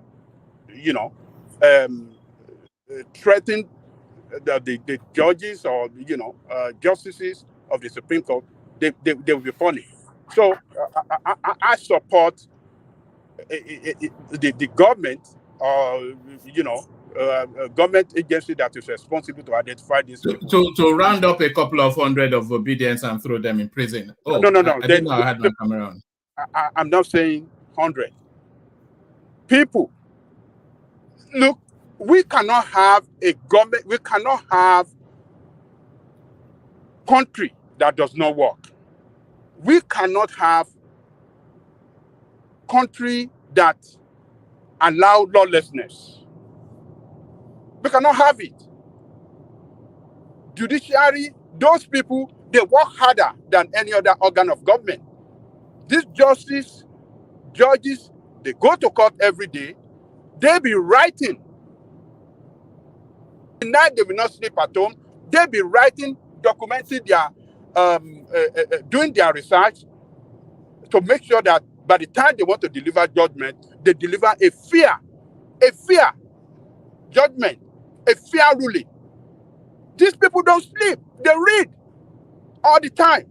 Judiciary doesn't read all the time. The legislature doesn't read. But these are the people that are they are the less paid among them, and they are the most threatened people. It shouldn't be. They should be more protected than any other organ of government. But here we go. They are the only one that can be threatened. Can they go and threaten any governors or the president that has security around him with bulletproof car, with hundreds of police around? They will deal with them seriously. But the judges that are just doing their job, they want to look at the cases, and people bring their facts and evidence and whatsoever to the court, and based on the interpretation of the law, they will deliver their judgment. Why should they be threatening? We can't allow lawlessness in our country like that. So if we have a system, the police should be able to identify those people that are really responsible, and they should go after them and get all the evidence against them and prosecute them and deal with them in accordance to the law. So that's my take on that. All right, brilliant. Take us to Libya, Ajanle Koko. Killing Libyan leader Gaddafi, a serious mistake, says Italian foreign minister. So a serious mistake is probably one of the biggest understatements that I've yet read in recent times. The killing of this guy has led to the death of countless million people from all of those guns that have cascaded through the Sahels and into the West African sub-region. So what are you then making of this stance by a senior minister from that NATO cusp putting his hands up and identifying that they are essentially responsible for the situation Africa is going through, and especially Nigeria at the moment? It's unfortunate that Africans doesn't stand up for their own. African does not defend their own. And that is why we have seen, and Africans are betrayer. We have that habit of, betrayal in our DNA. And that is why you have seen great leaders in Africa being terminated one after the other by the colonial criminals, and right from, when most African leaders got their independence. Is it the Lumumba case you want to talk about? Is it Kwame Nkrumah case you want to talk about? Is it who else you want to talk? A lot of African leaders. Is it Gamal Abdel Nasser of Egypt that you want to talk about?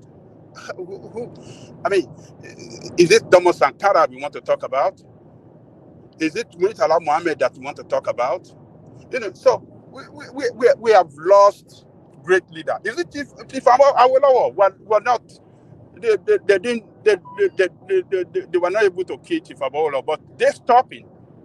They did everything to stop him from governing Nigeria, because they saw what he did as a Western region, what Oyibo could not achieve for 100 years, colonizing Nigeria, Awolowo achieved it better that they never expected in 6 years that he governed that West. So, they saw us that, look, if this man should be allowed to govern the federal space, he will he will colonize Britain. So they have to do everything to stop him and not allow him. So this is what they have done to great leaders in Africa, one after the other, time after time. But a few cases,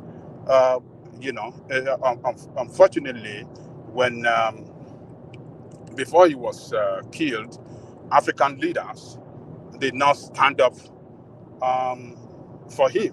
What I mean by African leader, OAU, or is it AU? Sorry, Ajane Koko. Do you see Gaddafi? Do you see him as a hero or a despot? Is he a hero or a despot? Well, it depends on people that you want to talk to. But me, I see him as an hero. I see him as an hero because he was able to lift his people, millions of his people, out of poverty, out of wilderness. One more, please take that question around. Take the question around. Huh? No, I'm begging one more to take that short question around. Okay, so he came in 1969 when he toppled this King Idris, and the country was like it was a desert, nothing. They were living in tents. It's the Italians that were living, lavish in their country, living better than the citizens in their own country. So when he took over government, he said, this is not going to happen. He kicked them out, and he developed the country. He gave them free education to university level, free houses. What else? Best, health infrastructure in the whole of Africa, even better than some of the Western countries, at free of charge. He doesn't travel out of his country for medical treatment. He takes treatment in general hospital in his country. That is a great leader that invested in his country, invested in his people, and he was part of them. People can see him in different ways. Some people will. And his human rights record. Yeah, people will say his human rights record is bad. You see, we see all this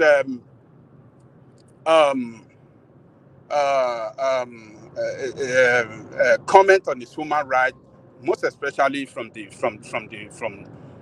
West against him. I'm not going to say that he's that good on human rights. I'm not going to say that because we know how military operate.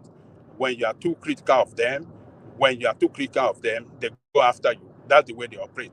But the good side overwhelmed the bad side of him because he built that country.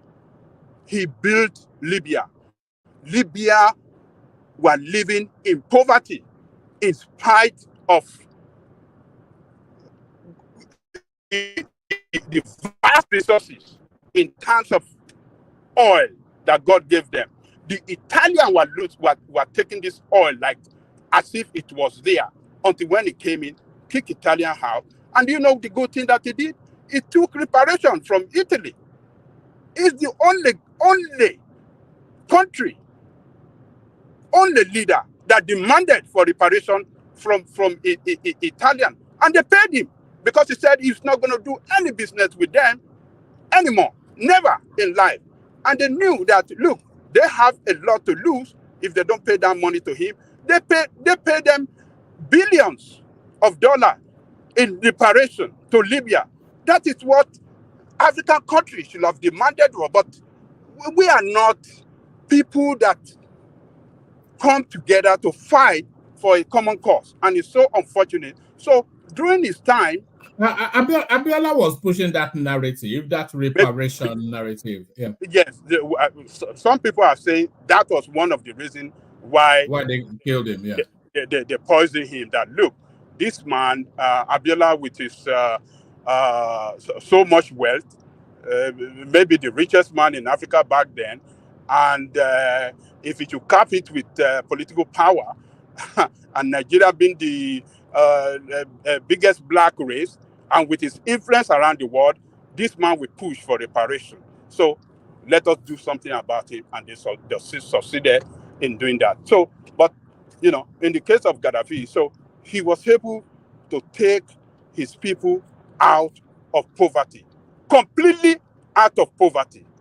No Libyan student that doesn't go to school. Every Libyan is given free education, qualitative education, up to secondary school. Even after that, I say secondary school, up to university. Even after this, if you want to go and school abroad, it's going to be by the state. The state of Libya will pay for it. And at the age of, how do I say it? Every citizen that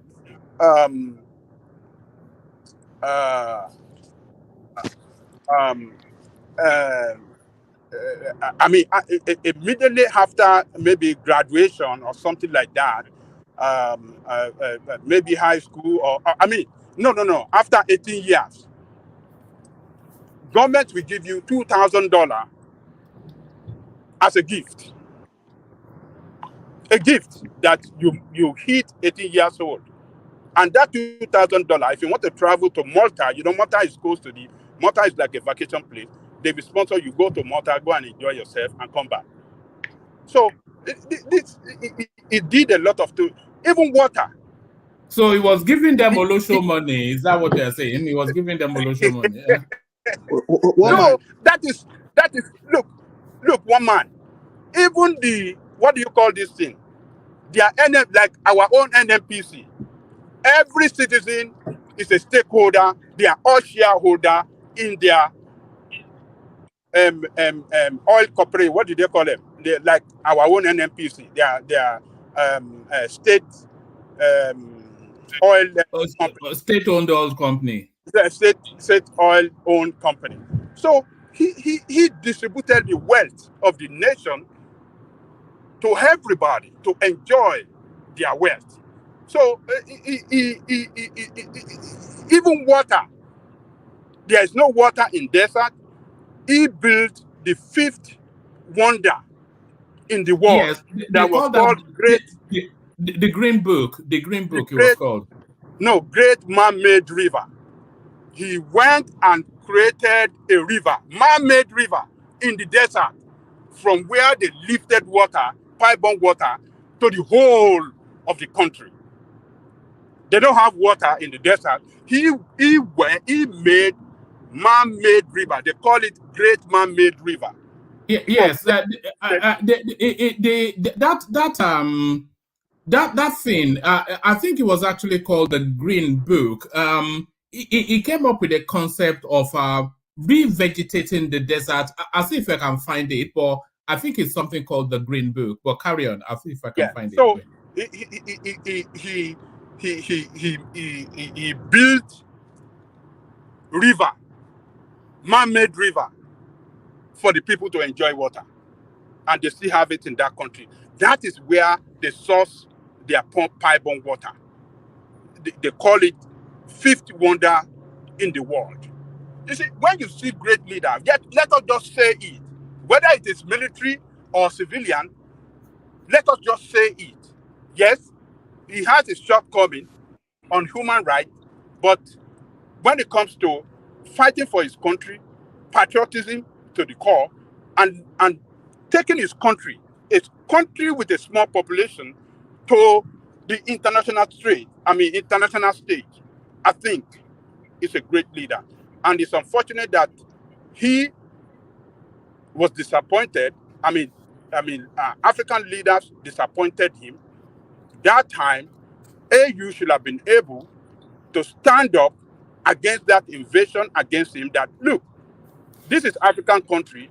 You cannot do this against African country, and then stop the NATO from doing so. But All of them chicken out, except South Africa. South Africa stood up against them. He spoke against them, and he tried to mediate between him and the NATO back then. If offered Gaddafi the opportunity, South Africa offered Gaddafi the opportunity to come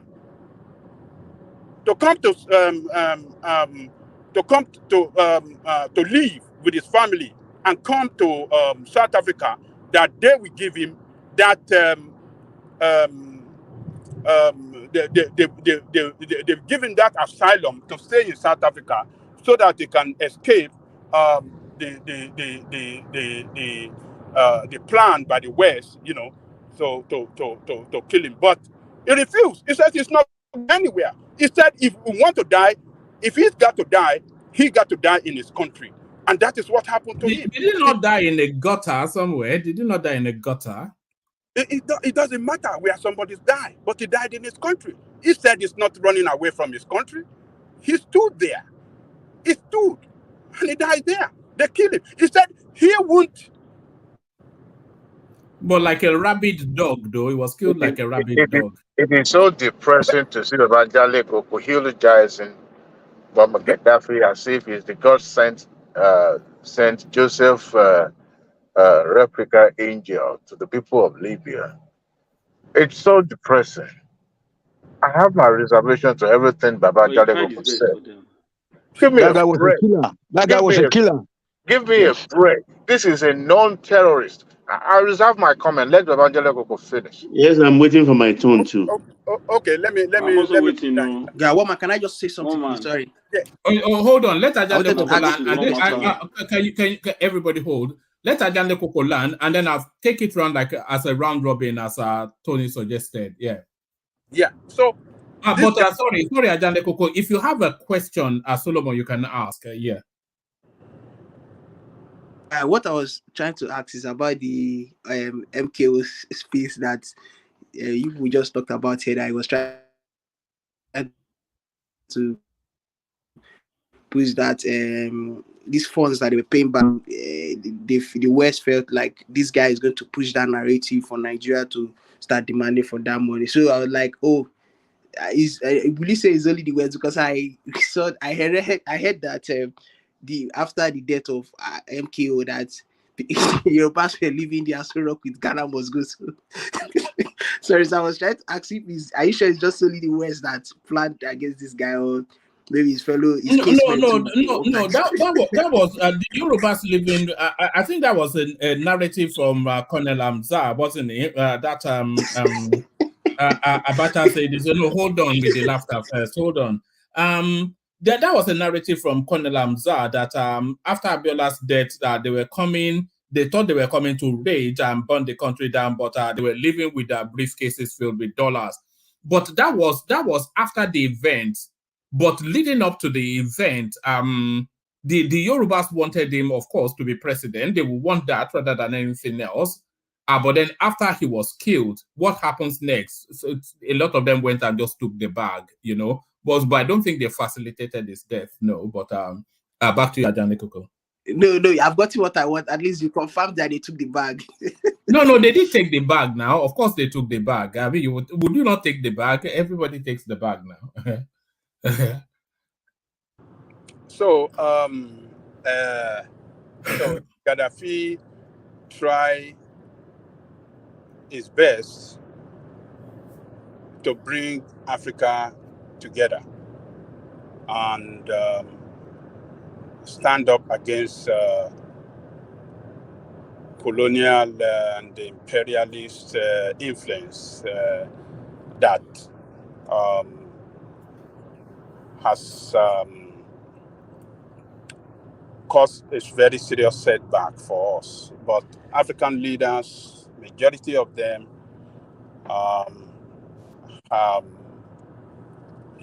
majority of them are suffering from colonial mentality. Oh, all right. They are going after their own interests. And they're interested in taking their people out of bondage. So, but unfortunately, this guy was killed. We have seen the consequences and they're still ravaging us today. It opened up. He was the gate. All right. Ajande Koko, bring it home. I want to take it round, then I'll come back to you with another talking point. Bring it home. Yes, let me land. So he was the gate between the problem in Sahel and the hero. When they took him out, we have seen what has happened to African and our region. So this is the reason why some of us are saying we don't want war anymore. We don't want war in Niger. We don't want what is happening in Libya to happen to us in West Africa and the Sahel region, Nigeria, Niger. We don't want that kind of problem. So unfortunately, it's gone, but we have learned a lesson from that. And one man, let me just leave it there. All right, brilliant, Ajane Koko. So I'll come to you with a different talking point, but Tony suggested, and it looks as though people want to speak on it. So we're going to do that round robin that we sometimes do. So the round robin is just a short little slot, no more than a 5-minute monologue, if that, just to speak to a particular topic, and then we go back to the person who has the floor. So it's a whirlwind run through just to sample opinion. So we'll pick it up from Kumi and land it on Thomas. So Kumi, the subject matter, the killing of Libyan leader Gaddafi, was a serious mistake, says the Italian foreign minister. So Ajane Koko's commentaries on that. So I put to him the question, was Gaddafi a hero or a despot? So quick thoughts on that, Kumi. It's a very big error, big mistake. Because sometime, I think 2 years ago, Buhari said that most of the ammunition, the insecurity we are facing in northern part of Nigeria, smuggled from the Libya, maybe Barre or the people over there, and that's what we get after all this crisis in Libya. See, there is no way, even anywhere in Africa. Because Africa, there is no really border. Even because if anything happens in South Africa, there's still a lot of neighboring country that they open. The border is very open to each other. That's why we. Have we lost you again? All right, thank you, Kumi. Let's take it to your system dipped out. Let's take it to Adewale. So the question, your response, the Italian minister, a serious mistake, the killing of Gaddafi, but was he a hero or a despot? Look, Dewale just dropped. Let's go to Tony. So Tony, the question, your response. Tony. Yes, sir. Yes, sir. Good evening, sir. Good evening, everybody. So first of all, Gaddafi was a killer, sir. Sorry for using that one. Eating by people. If you know anybody that is looking for their family members from Africa, those that tried to cross the desert back in the days before the death of this guy, you know that it was by Gaddafi that eliminated them. First of all, it was a Sharia state, very dangerous. And I still remember also as a teenager how he bombed this Lockerbie. You remember in Scotland when he brought down these 360 people? Lockerbie, yes. Yeah, you are right, yes. It's very bad because I was, that time I was in training between Bay of Biscay, Island, Killybegs and all those Shetland Island, so we know exactly what it means, So then, the guy is a very big terrorist, that the world is far much better than, than having this guy around, and then even in Libya, people that managed to cross over to Germany here, I met many of them were Ghanaians. They told me that, all their bad experiences there, that once you are moving on the street, you can't look sideways because he has all these Islamic Sharia police women that are moving, So, and if you watch any woman that, even though whether they tie their head or not, if you wave to look at a woman, they will just take you.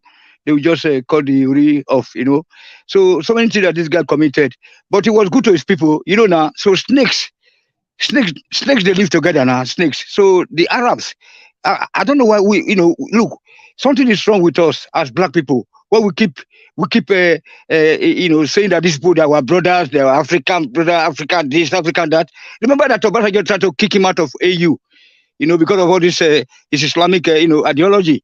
I remember that meeting they had in South Africa where Obasanjo, he had to walk out. The guy walked out, So when they were trying to change this OAU to AU, there was a confusion there because of the ideology.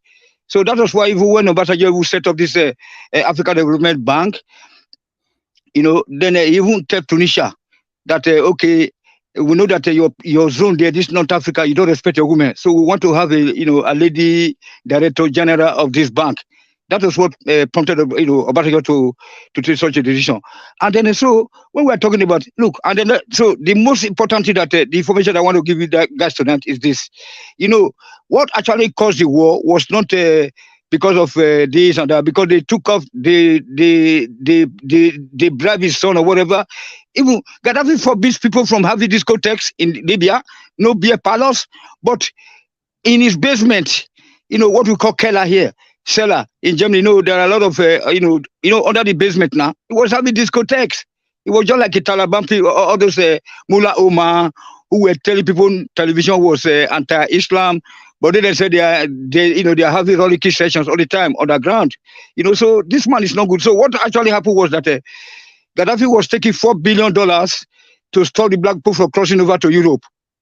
So then that is why you see the rampant, or you see that the growth of the number of refugees that try to cross to Europe now after the death of Gaddafi. So he was taking $4 billion until they said, okay, then he said, okay, he want to increase to $6 billion or $5 billion. Then the Italian government and all this, and then the European Union said no, they want to keep it at $4 billion. That was where the whole trouble started from. And then now to the vested interest, make them not let the fool now.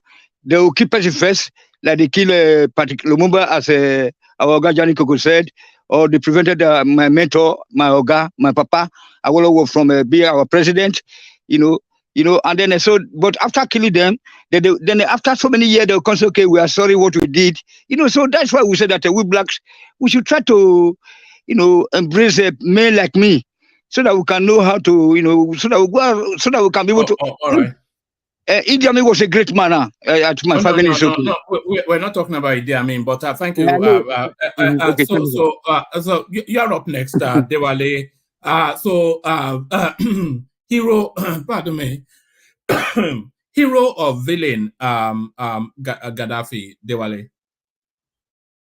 Well, thank you, woman. Let me use my 2 to 3 minutes that I have because I have to dash out.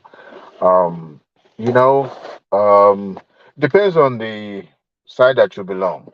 For those who are trying to rewrite history, they will eulogize and praise this despot to the high heaven. And for those who also lived through the time when this particular individual rained terror on his people, or when he elsewhere in Libya, they will also tell you that he was the absolute.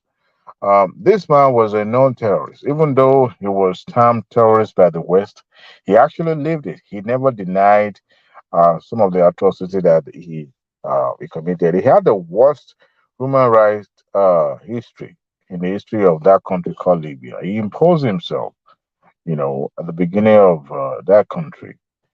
The same Western power that backed him, at a point, it was a darling to the Western world because he was dining with them. They were using him against his people, and he was the Alpha and the Omega. In 1988 or 86, when United States bombed Libya, it was because of, the bomb blast that happens in Germany, I believe West Berlin then. And going by the history also, he was also involved in the Pan Am aircraft bombing in 1988. And also, every opposition in Libya was silent. That was in Lockerbie in Scotland. Yes. They're still chasing compensation till today. Yes. Yeah. When 3 Americans died. That was one in Germany, and a lot of people, almost over 200 people were injured. He never denied it. At a point, Libya was more or less like the center of terrorist playground. But when after some time, things could go south, and he was run out of luck with the Western world, and they decided to turn his people against him. And that is why when I hear people saying glowing things about what is happening in Niger, and I laughed, you know, people are rejoicing simply because military take over there. Who knew? Maybe it is the Western power that is also, doing their abracadabra. It was the same Libyan that killed the same man. If you do evil, it will follow you. If you're a good person, no matter what, to turn your people against you will be so hard. And that is why he lived by the sword and died by the sword. Now, was it a mistake by taking him out? I don't know if the end justified the means for those who were interested or so keen in eliminating him. But you see, since that time, Libya has been thrown. Even if he's still alive, the Arab Spring probably would have swept him off from the office, possibly because it was like a hurricane, sold by the Western, and they took it and sick with it. So I would not eulogize, I would not even praise Gaddafi from here to here, to a meter from where I stand, because it doesn't have good human rights history. In the 60s, when it was more, in the 60s, 70s, when it was much more younger, this guy was the, let's look at it this way. When no other person in your country except you, we talked about a benevolent dictator the other day, and we said even though if the country doesn't embrace democracy, its history when it comes to governance, public governance in Libya, yet it's possible that even in his own hometown, is it Agade or where he was arrested, it was like a ramshackle village sort of stuff. Not that it was like an urban area when the people there are living in gold or in silvers. They're poor. It's middle of nowhere, right? So probably the urban areas like what do you call this place? I had a friend that actually was on his way to Europe and got stuck in Libya. Tripoli, Then Tripoli. in Tripoli, and that's another one too. He says great thing about the city that it was a very beautiful place and all that. But outside that, what remains? It's just like a normal, typical African country. And this man, when he was there, he was spending his later part of his life was even, reflection of who he was. There was a time that he was reputed to be the wealthiest man in the world. Of course, because the wealth of the country was completely in his pocket. So tell me, how could somebody like that? That's propaganda. Where is the fact? Propaganda what? The whole wealth of Propaganda the what? country in its hand. And when you people listen to this Western propaganda and you just buy into it, everywhere, the whole wealth of Tell the me, country. when it was when it was the de Where is facto it? head of government in Libya, all right, how many people have a voice against him when he was the head of the government in Libya? We have said that on human rights is bad, but he built So that country. He gave his what did people he do? hold on. He This is gave the his guy that people was education. killed. This is the guy He that was gave them good killed. health care services. He Oh gave my them goodness. everything. Food, See, Babajale thing. Koko, He if we lifted can them pull out of videos poverty. and What are you still talking about? pictures, if we can pull the video and still picture of 70s, 80s, 90s, even up to 2000 when he was killed, you will see that they are still part of Libya that were poor, and wretched. Even Saudi Arabia, even Were not, Saudi you see, Arabia they were not today, educated. they are still They were part not of educated. anything that are Adewale, poor in Saudi the Arabia. black Libyans were not educated. The black Libyans. I have them. In as much as you're trying to make him feel, as a matter of fact, I would not be surprised if I hear you sing praising Abacha as the best that could ever happen to Nigeria. We didn't live in Libya, but what we read, what we've seen, the history of Libya is not different from what we see in the rest of other African countries. It's the same problem, same trouble that plaguing all their leaders. The same, Muammar Gaddafi wasn't an exception. All right, perpetuated himself in the office, he imposed himself on the people, he cornered the wealth of that country, he lived extravagantly in such a way that it was so obnoxious the way he lives. He was, at the time he had his release, he had a female, he lives in fear because he lived by the sword. What he had done in the past, was after him. He didn't develop nobody. I can't point anybody that could say I'm a protege of Muammar Gaddafi. No, the Western world take him out for the reason best known to them. I don't know, because at that moment the Arab swing was was in full swing, and they were trying to impose and introduce democracy to them and all that. But you can't. Yeah, thank you. All right. So, let me play this clip, and then I'll bring up Baba next. 5-minute monologue. But let me play this clip. Calculate, and all of the figures we present are how much money did they have? Well, it's important to note that the value of currency over time is incredibly difficult to calculate, and all of the figures we present are rough estimations of modern-day currency. Nonetheless, these historical figures were almost undoubtedly the richest of their era, and we can start, most recently, with former dictator Muammar Gaddafi. As of the start of the 21st century, Gaddafi had ruled over Libya for 4 decades, and spent that time consolidating power and wealth. During the Libyan civil war, which eventually led to his death, Gaddafi was in total control of Libya's economy and spent it lavishly on himself. When the United Nations voted to freeze his personal assets, an estimated $130 billion in real estate and financial holdings around the world were seized. Further investigation found that the dictator's total stashed wealth, all embezzled from the Libyan economy, was closer to $200 billion. So there it is. So Baba, you're up next. So one man, you play only the bad side that they try to propaganda.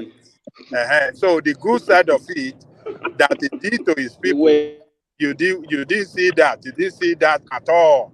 So how did they acquire over 100 billion? How did they acquire that? What do you mean 100? 200. How are you convinced? So you are report, and then that is a fact to you. Show you us had a somebody Western, in Libya that says an European, maybe an European, broadcasting this thing, and then you just take it that Richard and Mansa Musa of Gaddafi. Richard and Mansa Musa. Woman. Yeah. One day, Baba Dalekoko will praise Dada Idi Amin, Abacha. He will praise them on this show. One day is coming. That day is coming. He will praise all of those people I'm mentioning. All right. Forget about that. We are talking of, look, let us always get our issue, on any issue, let's be balanced on it. Don't let us be one-sided. Let us look at both sides, good side and bad side of it, and not one-sided. Well, most of the time, you guys want to be one-sided. So I have said, I concur that on human rights, he's a failure. I'm not saying that whether he's not corrupt or so, but what he did to his people, taking his country, taking all of their money and keeping it for himself, taking all of their money and keeping it for himself, taking his country from European. Do you know how many of them that said they regretted his killing? Obama said so. All right. Let me take the topic round. Berlusconi said so. Berlusconi, of former Prime Minister of Italian, he said so. And then now the foreign minister is saying so too. So what does that signal to you people? All right. Let me take it round, and then we move on from there. So you're up next, Baba. Yes, thank you, one man. Good evening, folks. Like and share and subscribe to this program. Yes, take the likes up to 100 people. Take the likes up to 100. Carry on, yes. Baba. My take on this, I have a very different view entirely, because I'm a sub-Saharan African. I am Black. I'm very proud.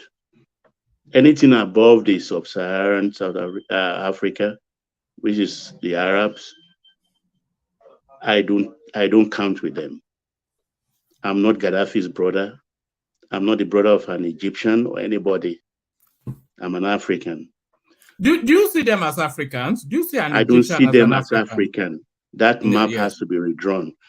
Okay, so far for that. Gaddafi, yes. As a ruler, he did well for his people. He took care of them. Luckily, the population was small. I think before Gaddafi died, I think that was like 2011.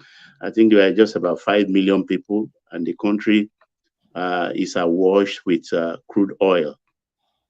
So he can afford what he did for his people. And he did it well. I mean, everybody was enjoying, I don't know, at least the Tripoli and what we see. You understand? We know definitely they are doing very, very, very well. But he was a terrorist. He was a terrorist and a sponsor of terrorism worldwide. Worldwide. Yes, he did well. We fought he fought by our side with Cuba, in Angola, in Guinea-Bissau, in Mozambique, in Botswana, South Africa. He spent his money. He fought by our side. We appreciate that. But that doesn't take away. Look at the Berlin disco bombing. Look at the Lockerbie in Scotland. About 207 passengers died. 103 of them are Americans. And he owned up to it. And he paid compensation. He was forced to pay compensation and even lobbied for, I think, one of the surviving terrorists to be released to him from jail. That was how confident he was in his terrorist act then. But of course, every dog has his day. Every dog has his day. He was using his money even to bribe African head of state not to open diplomatic channel with Israel. He fought with his Arab brothers. I think he had problem even with Abdel Nasser of Egypt because he wanted to be the big boy, the alpha king in the room, and that was why he had problem with Obasanjo. So this guy did a lot. Sorry, Baba. Just in terms of his African strategy, which he pushed very hard, do you think he was pushing for African unity or he wanted to dominate Africa? Was he looking for unity or dominance? He wanted to dominate Africa with his money, and he never liked Nigeria. When he was not succeeding, you know what he did? He wanted the northern Nigeria to break away. He wanted Nigeria to break, and he worked towards it. Most of the radical Islamist institutes and all the rest in the north today, he sponsored them. Libya was like a heaven for all manners of Islamist despotic ideas. Most of our northern radicals today, I think at one time or the other, either schooled in Libya or had scholarship from Muammar Gaddafi. He had problems with Nigeria because Nigeria, at least we have money. If not for our population, I mean, I think we should be rubbing shoulders with the best in the world. But we are hampered by our population of over 200 million. So he saw Nigeria as a threat, and he was trying to break Nigeria. He didn't hide it. He didn't hide it. He did well for his people. He spent his money, and I don't have a problem that he stayed about 40 years in power. I've always believed in benevolent dictatorship. I mean, Lee Kuan Yew, I think, spent about 31 years in Singapore, and he did well for his people. Everybody talk about Rwanda today.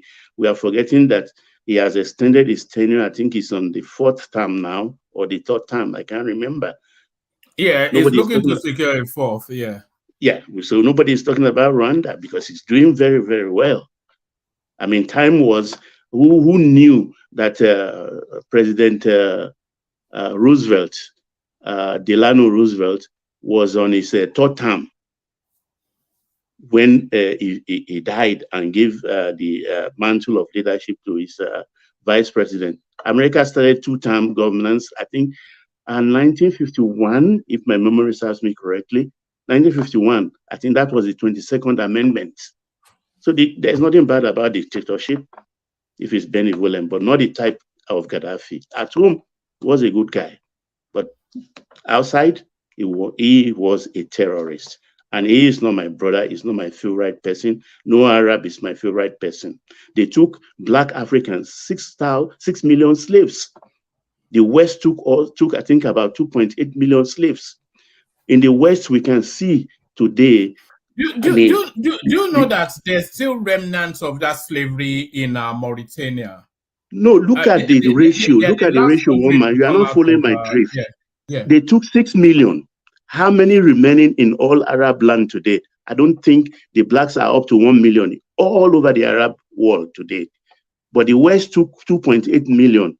At least we know we still can count about 16 million. You know they had a system of castration for slavery. I don't know why people just kind of put blind eye to the Arab atrocities in Africa and just face the West alone. The Arab one question, sir. No. Ajan Lekoko is not the one speaking. It's Baba. But hold on. Let him. Yeah, land. Sorry, Tony. Yeah, carry on. Baba.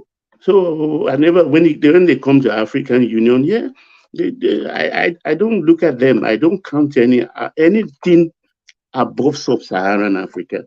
I don't reckon with them. I don't like them. They don't like us. Who do you have disdain for more, the white European or the brown Arabian? The Arabs. The Arabs. If they will tell you the truth, those that are going there for as migrants, if they will tell you the truth, particularly our female, you won't believe the horrendous things you will hear from them, what they do to us. Yet they say Gaddafi opened up channel for that time for our migrants to be taking the boat just like they're doing right now. But Gaddafi himself said he's doing that to punish Europe. He's doing that to punish Europe. So he was assisting us actually by boat and pushing a lot of the migrants to Europe, the blacks. He didn't do it because he was kind or he loved the thrill of it. He just wanted to punish the Europeans, push a lot of blacks there. No, he was being paid. He was being paid later to stop it. Yeah, he was being paid. He was begged. Yes, he was being paid and begged to stop it because he was doing it relentlessly, and the place was becoming flooded with blacks. So that's how devious he was. He did well for his people, no doubt about that. They enjoyed him. Free minimum electricity they pay. If you marry, I think they give you about $30,000 if you are newly married. You're encouraged to marry. Because he wanted plenty of population, because I think by size, Libya is even bigger than Nigeria. And they have very low population. You mean in land mass? In land mass, that's what I mean. It was just about 5 million. So he wanted to fill the place up. So he encouraged them. Young married couples are paid $30,000, if my memory serves me correctly. $30,000 they pay them. University, everything is free. There is no garage you find in Tripoli that doesn't contain about 2 cars. He did well, no doubt about that. That's for his people, not for black. Thank you, woman. I yield. Hold on. You said not for black. Do you know how many Nigerians that were living there that owned businesses and were doing very good as at the time that they brought him down? Do you know the way Nigerians were crying when they were bringing them to Nigeria, when Oyema, or what is the airpiece, or maybe Nigerian shattered fly somehow? Do you know how Nigerians were crying that been living there for years, that have their children there, and their businesses have to go? You said it was Nigerians are everywhere. Nigerians are everywhere. Any country today. This is Baba analysis is the worst I ever had in my life. No, don't say that now. You disagree with him. It's not the worst I've ever had. Why this guy always? No. He said he hates Who is this guy? Who wants to shout there? Why this guy? Who are you to tell me that? Why this guy? Can you? Hold on. Hold on, Stop all this thing you are doing. hold on, War Peace. One man. Don't say I it's the watch worst. Just disagree Nigerians. with it. I watch Nigerians crying, and saying that, oh my God, we are losing everything. That this is the country that have given everything to them. I watch them on TV. Abadanko, that is too far. In 89, 92, 91, Nigerians were going to Libya and make money. Nigeria was going to Libya and make money. 89, 90, 91, Nigeria was going to Libya and make money. Come home. As what? They're still making money. They're still making money there. These guys, all you guys are just saying here is the problem of getting information through the Western media. Who is not a terrorist? Look what you are shouting about. No one put a mother in Singapore to get stability in Singapore. When Singapore just started. On the contrary, you don't know about the Lockerbie aircraft, or you didn't hear about the bomb. Let me tell you, you were talking. Hold on. I was waiting for my turn. I was waiting for my turn. And I think if you get long to get to my turn, it's like people just want to say the bastard of Gaddafi. You're talking about the aircraft bomb. Are you ever talking about 160 Libyans that were bombed down from Pakistan Airlines that led to that retaliating? To ask injury to add injury to stop injury. They promoted the captain of the boat when he come back to America. Every time they don't pay compensation. When Libya retaliated, he paid $2.1 billion. All of them are screened and received almost $1 million. Talk slowly and calm down. Let's hear you clearly. Okay, Can you repeat I said, why you guys not talking about what led to the action of Gaddafi retaliating? About 160 Libyans were bombed down from the sky. Pakistan Airlines. America didn't even apologize. So add short injury. They promoted the captain. What airline was this? What year? Pakistan Airlines. I think 86 or 87. 86 or 87. Go and watch it. All that, what they are this thing, they said that they were getting double signature, they wasn't too sure, but you release a missile on whose command and shut down a private airline down. And then even compensate about 160 Libyans were inside that plane. Then Gaddafi retaliated. Then they started shouting the world would come down. You said 1987, right? Between 86 or 7, do your research. Pakistan Airlines. They never compensated. When Gaddafi retaliated, this to whatever, he paid about $2.1 billion to compensate all the family in that airline. Almost all of them got $100 million. And yet, this was still talking about agitating. They're supposed to arrest all of them. They took money. What are you supposed to talking about? Constantly, they were attacking Gaddafi Libya. Gaddafi Libya is the black Libyan. He was the Arab Libya was controlling Libya at that time. When he took over, it changed everything. The problem he had with Saudi Arabia only looked down at Gaddafi because he's the black rooted Libyan. They never liked him in Africa. And you always keep saying things on the Western Median side. In short, I'll wait for my turn. Yes. Okay. Let's go to Darati, who's up next. Darati, you're up next. The question, your response. Yes. Thank you, woman. It's a pity. It's a pity that apologies to anyone that might be living in the West, but many of the times, it baffles me how we overlook the atrocities of these guys, probably because of some of the little things that we have enjoyed from them. Me, I stand to be corrected. I will speak truth to power.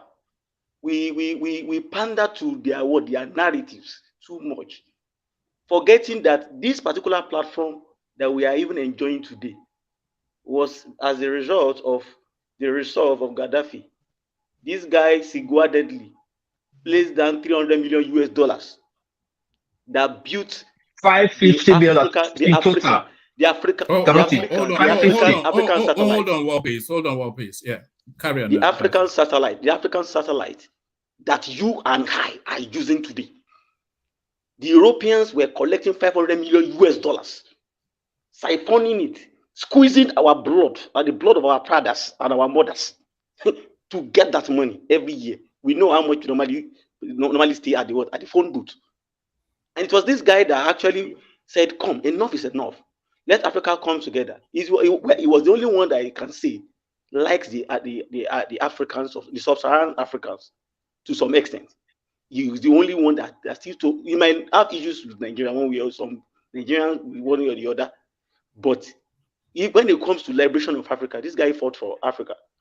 He put down $300 million. The other countries in Africa, rallied around to put about $200 million. That was how we were able to cut the stranglehold of the Europeans from coughing out $500 million every blessed year.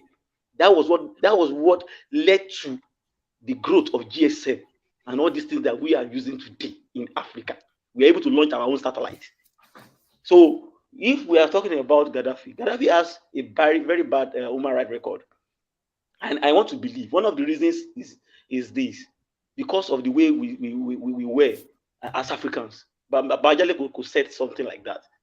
There's a way they normally want to find a way to use people against one or the other, and you see the person trying to consolidate power. In the process, one man, please check your what's up. I got it. Blood will be spilled. Blood will be spilled in the process, and that person is likely to become a monster. And I think that was what happened to Muammar Gaddafi. But when we look at his contribution to liberating the African space, this guy tried for us. How many of our leaders in the Sub-Saharan Africa are able to hold the Italians, all of them to their words and to the atrocities that they have committed on African soil? This guy, if you look at it, go and check it. Libya continues to have the highest human development index. On the he has a high human index. Almost rubbing shoulders with the Western world in terms of human development index. And Babajale said something. There are some guys that are actually doing well in Libya. Till date, I have people that I know some people that knows people. Probably they want to travel out to Europe or something. They pass through the desert. They are there, and these guys are making big money. And you can still see it in their currency. The currency is very strong, backed with gold and a whole lot of things and stuff. So we can say that we need to balance our ideology. Fine. At a point, they made a monster out of this guy, and that thing also came back for him. The karma came back to him, and the karma is also coming back to the West. Let this be known to everybody. I don't know. I don't care wherever we live, but the karma is coming. That's just it. So and we are seeing it. We are seeing what is playing now. But the fact is that this guy actually helped Africa. How we can see when Buhari was saying at that time that the security issue was from the Sahel. Everybody was saying, "Shut up! Here it is." I think our eyes are now beginning to open to see that it was actually true. Obama said it, that they made a mistake. All the interventions, the military interventions that they have ever made in the West, has always destroyed those countries, and those countries have never been the same again. So I want to believe they all paid. Berlusconi paid with his second time in his office. Franco Hollande paid. America paid with the blood of Stephen something, the American ambassador he paid the ultimate price of Tripoli with his blood.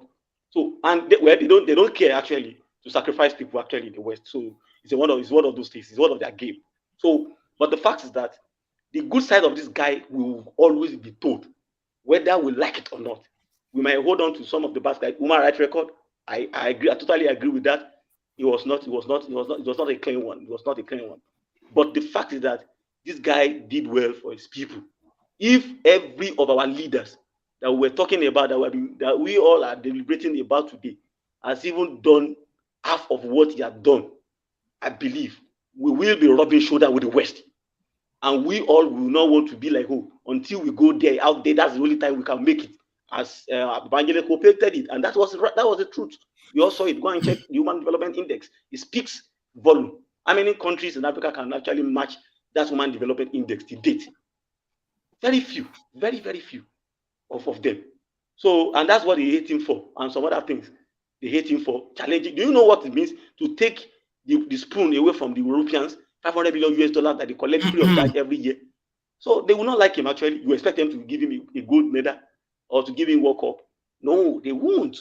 So people should start. Africans should, and we have seen it. We have started seeing it. And I'm happy that the Niger issue probably will be able to resolve it better than going to. I think the Niger people also, they should use their common sense. And, all right, let's stay with Libya and hear Thomas's commentaries. Thank you, Dorothy. Thomas, are you there? Do you have any? Yeah. Thomas. All right, Thomas has gone to the fridge, but let's hear from World Peace. World Peace. So you couldn't contain yourself, so contain yourself no more. Yeah, one man. Sorry for the outburst. I'm so tired and disappointed about thanks, Dorothy, the way you analyze this thing. How we bring our own down. There's no good leader in the world. In any great country, in any great society, come a great atrocity. America that is big today, that is great today, they did great atrocity to make that country great. There's no leader that doesn't have blood in his hand, but the end justifies the means, you know. Gaddafi did what he had to do to stabilize that country for 42 years. He brought farmland, he placed farmland in the middle of the desert. He brought water. Before Gaddafi took over, Niger was one of the poorest countries, and they were one of the richest. Same thing they are doing to Niger. After Nigeria right now, same thing that's happening in Africa. Gaddafi was a young soldier when he saw this thing was going on. The Arabs of the Libyans were controlling Libya then. Hold on, War Peace. You still have the floor, but Baba, why did you send this thing on the screen? What point is being made with it? Yeah. What point I'm making is that crash he said happened in Pakistan. You can see that aircraft actually was being used to hijack a passenger. It was a hijacked aircraft. Who told you so? It is here on September 5, 1983. That is the problem of you guys. You guys keep getting information from the Western program media. No, where are you getting information? Hold on. Where are you getting your information? See, it's open. Let me tell you, it's open. Go to Discovery Channel. Every year they do disaster and whatever series. What channel? Different all these Discovery Channel, History channels. Yeah, in Japan, watch it all the time. They'll do it also. Hold on.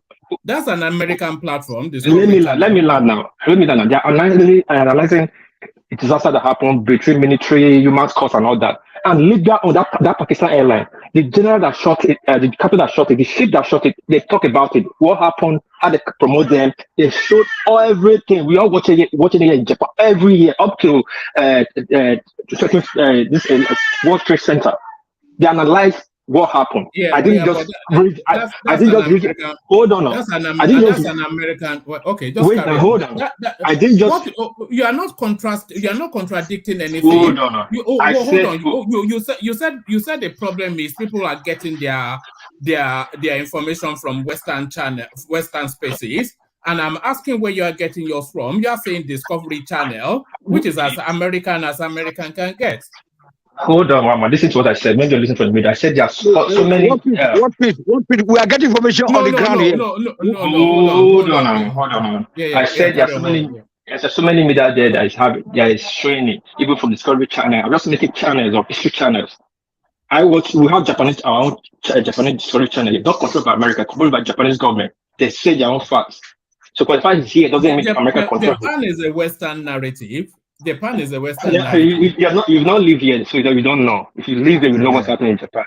So anyway, they shot that Pakistan airline down with about 240 people inside that plane, and about 100 and something Libyans were inside that plane. I don't know who the smoggling is civilian. You said you're using the plane to smuggle. Hold on. Why did they shoot down the plane? Because what the American said, the captain said, they were getting double signature, a fighter jet, and they were getting a fighter jet, but they didn't know it was a private civilian aircraft. That was their excuse. And they didn't even send apology note to Gaddafi. That was really angered Gaddafi. Then Gaddafi retaliated with pound this thing. No, don't worry about all that. Before you get to all that, you're talking about the Pan Am flight in '73.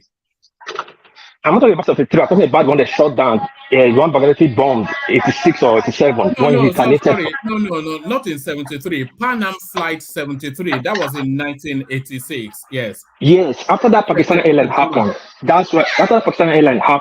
the Gaddafi didn't get a good result from the Americans, and yet they promoted the captain and all that, justified their means, justified their action. No. Before you go to that space, why was the thing shot down? Is really the question. I'm telling you, I just told you, I didn't listen. The reason American gave that they were getting a double signature from that Pakistan airline. They was actually seeing a fighter jet signature, not a civilian airline. All right. You still have the floor, but mute yourself for a moment. Let me read this out, just because of the background now. So Pan Am Flight 73. Pan Am Flight 73 was a Pan-American World Airway flight from Bombay, India to New York, United States, with scheduled stops in Karachi, Pakistan, Frankfurt, West Germany. On September the 5th, 1983, the Boeing 747 serving the flight was hijacked whilst on the ground at Karachi by 4 armed Palestinian men of the Abu Nidal organization. The aircraft, with 360 passengers on board, had just arrived from Bombay. A grand jury later concluded that the militants were planning to use the hijacked airliner to pick up Pakistani prisoners in both Cyprus and Israel. More than 20 passengers were killed during the hijack, including nationals from India, the United States, Pakistan, and Mexico. All the hijackers were arrested and sentenced to death in Pakistan. However, the sentences were later commuted to life in prison. Neja Bonat, head attendant on the flight, was shot dead and posthumously received the highest civil award from Pakistan. Is this the one you are referencing? This doesn't read like anything to do with Libya. One man, you just said what you read. He said all the hijacker was captured in Pakistan and shot dead. So if the hijacker was captured, no, I didn't say they were shot dead though. They were arrested in Pakistan. Don't worry, they were arrested in Pakistan. So if they were arrested in Pakistan, how could the plane not fly after Pakistan? So I don't understand. I don't understand why people just keep reading. No. Don't worry about people. Like I said, okay. What you are reading. Hold on. Always leave the personalities out. Just stay with the conversation. So what you just read did not add up to what I'm saying. No, I didn't read it in full. I just tried to stop. Yeah, whatever they ever wrote, it does not make sense. If the kidnappers were arrested in Pakistan, that means that plane would not fly. Pakistan Airline, whether it's Pakistan Airline or Pan Airline, took off from Pakistan, was shot dead in middle of the Red Sea from American destroyer. And the excuse the American destroyer gave was they were getting a double signature of a fighter jet, but that was the excuse they gave. And yet they promoted the captain, the crew, and all that. They didn't find them wanting. And about 100 Libyans or even less or more died in that distance. And they never compensated Gaddafi, and Gaddafi retaliated. That led to that of retaliation. And it was during Reagan time. And that guy paid compensation. He paid about $2.1 billion that time. At that time, they paid almost all the people there, their family off. So I don't know why they consider compensation, they're still complaining. That is that. Gaddafi single-handedly raised up Africa, like Dorothy just said. I was waiting for my time to say. He paid our internet gateway. They charged us to build that gateway was about 515 million. And Gaddafi said, okay, you will come up with about 300 million. That the rest African countries to come up with 150 million. They couldn't. Gaddafi came up with his own bond. And at the end of the day, he finalized all the bond because the African countries couldn't even come up because probably sabotage, they have won, they're not to put hands. But yet, he was able to carry that thing through. That's why today we are able to make calls. Internet gateway we are getting today was Gaddafi. So on and so forth. Gaddafi, when Gaddafi took over Libya, it was the Arabians who was controlling Libya. When Italians placed there when they left, that was from what's it called? This is where Israel started. It started with the state's name started with B. It's on my tongue. The place Israel started from what caused the overturn him. Somebody tell me with the name of the state. That was where the imam, like an imam or Sultan was staying. Gaddafi has trained the guy, turned the country's democracy when he started the Green Book. Benghazi. Tripoli was never the headquarters before, was Benghazi. And Benghazi people are not Libyans. Today they are Arabians, they still represent that country. They keep using Benghazi people against Gaddafi regime all through. Same thing the French did. French was doing that thing from day one. Up the uprising were stirred up by Western media. That's why Gaddafi became so strict in his country to keep stability. The Sahel people are talking about today, people should understand the landscape of Libya. The landscape of Libya underneath is like a V. So the oil is not actually under Libyan, yes, it's under Libyan soil, but from the desert, they can drill this. There's this stuff that the Shell, this other company, they can drill. I think I call it. I don't know the name they call it. It's like L something. They can drill from the other side of your state to drill your oil in Bayelsa. They could be drilling your oil from Edo State. Depends how your landscape, the landscape is, the land this thing is based. So Gaddafi have to station those Arab inside, those nomadic people inside. Gaddafi was paying them to live there. He even created farmland for them. Those that were not farming, he gave them cars, he was paying. That's why they were stabilizing in Sahel. He was taking care of those people. That was most times Gaddafi say, when I leave, people will suffer. It was not really talking about the immigrants. He was talking about the nomadic people he was taking care of. More than 1 million too in that Sahel. Ask anybody that crossed the Libya route that time. They were peaceful. When you get there, they'll cross you. They don't bully you because they're under the Gaddafi this thing government there. Now, and when the problem was in Nigeria, when it came to Nigeria during Abacha regime, he said one thing, and we don't like the truth. He said it like, for Nigeria to have peace, it's good that we go our own way because the North and the South are not same people. Is it lie? Go ask them the North about Gaddafi. I said that it was a villain. If you not remove your cutlass. He just told Nigeria the simple solution that the North and South are not same people. That it won't work. Yeah, except we go right. That is exactly what he said. That is exactly what he said. You put it. I don't know. I don't know why you want to destroy Nigeria. You want to destroy this? Sorry. Oh. Sorry, let him land and then we come to you immediately. Yeah. So land this off, please, and then we go to Bishop. Now, when Gaddafi wanted to build a nuclear plant, America went to him like that. That's the deal for nuclear. It was called something for, like one for UN, like a food for this thing. It was called something like nuclear for peace. They came to Gaddafi like, don't build this plant. We will give you protection. We will never attack you. We will never do anything to you. They signed all the agreement. That's why he was invited to UN. That he should not build the nuclear plant, and he gave up his nuclear plan. What happened after he gave up that treaty? After 6 months, a year, he gave up that treaty. It was attacked. Gaddafi gave Saudis. The Saudis never liked Gaddafi because that Benghazi he has seen. They never liked Gaddafi because he's a black Muslim. He's a black Libyan. Gaddafi history root are the black Libyans. They never liked him. They never liked because they want him to be down. The same thing that's happening now. Now the problem that started from Benghazi. Have you ever talked about the problem that started from Benghazi? It was the terrorists, American after the General Treaty, American CIA opened a prison yard in Benghazi, keeping their terrorists. Like when they put in Guantanamo, they were putting prisoners in there. And the people said, when their family will come and check on them, they said they're not treated well. That is the prison they started the riot from. Now America is hiding its head. So we just come and say anything we like just because we don't like that man. Who didn't do worse? Japan. Do you know that's what Japan did to China and Korea and Philippines? So Japan is still begging, apologizing. The Malaysians, do you know the association they did to Singaporeans? Singapore, look, we know this association he did in Singapore. Kagame. But we are here to quickly destroy our own. Sorry, let me add this. Recently, Evangelical Muslim in Myanmar, about 600 were killed. Who talk about it? Everybody is talking about it. What happened? What happened? What happened? Let that happen in what happened in Libya up to that. Before they said he died. Everybody is addressing the Rohingya Muslims.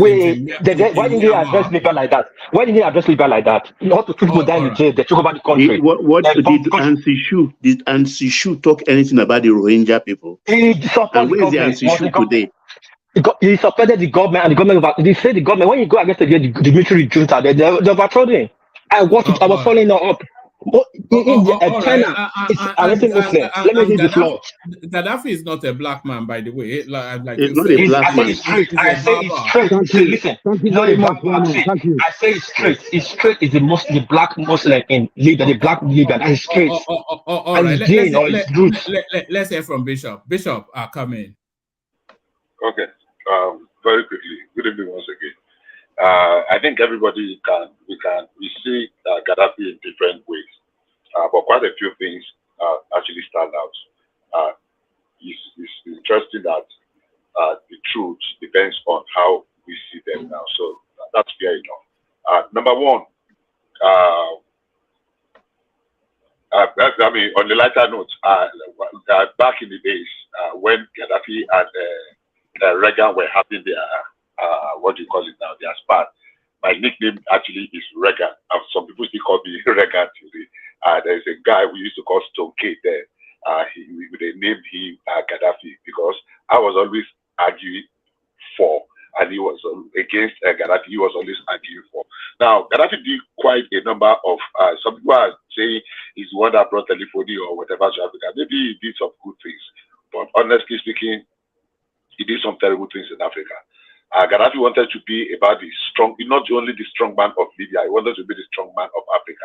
And he was doing everything to undermine every other would-be competitor to that title. His involvement, or his, how do I call it now, in the Nigerian affair was simply because he wanted a divided Nigeria that would promote Libya, because one of the countries that are a threat, a serious threat to Gaddafi's United States of Africa, and he imagined as the supreme leader, was Nigeria, and some other countries. So his intervention in Nigeria is not because he saw the one that, and that's why I wanted to interject. It was purely based on the fact that he wanted a weak Nigeria, and he knew if Nigeria was divided on that it would be easy to deal with Nigeria's situation. So people saying like he loved Nigeria and he know that it's not working, that is Nigeria, can we live together? That's one. Number two, it's funny that people are saying Gaddafi never saw himself as a black person. No. When he was recruiting his gendarmes, his soldiers, I don't know the name they were calling them that time, the way they were even dealing with the black Revolution guards. They were in different categories. The way he recruited, I had a friend back then that deserted the Nigerian Air Force and went to Libya. He deserted. Look, there were hundreds of other Africans that did not make it to Libyan army. He will not even let them go back to their countries. People were kept in an open cell in the stadium, and they were being guarded. You can't go because it is shoot aside from the sentry point. That was how bad it was. You cannot even complain. Yes, he was giving them some tokens. Oh, some people enjoy it. Yes, some people can enjoy slavery, and they were enjoying it. I don't have any business. I don't have any problem if people were enjoying their leader. Maybe if you allow Babangida to continue for 20 years, maybe he will become very benevolent. We will have been talking of him with love now, and some people will be celebrating him.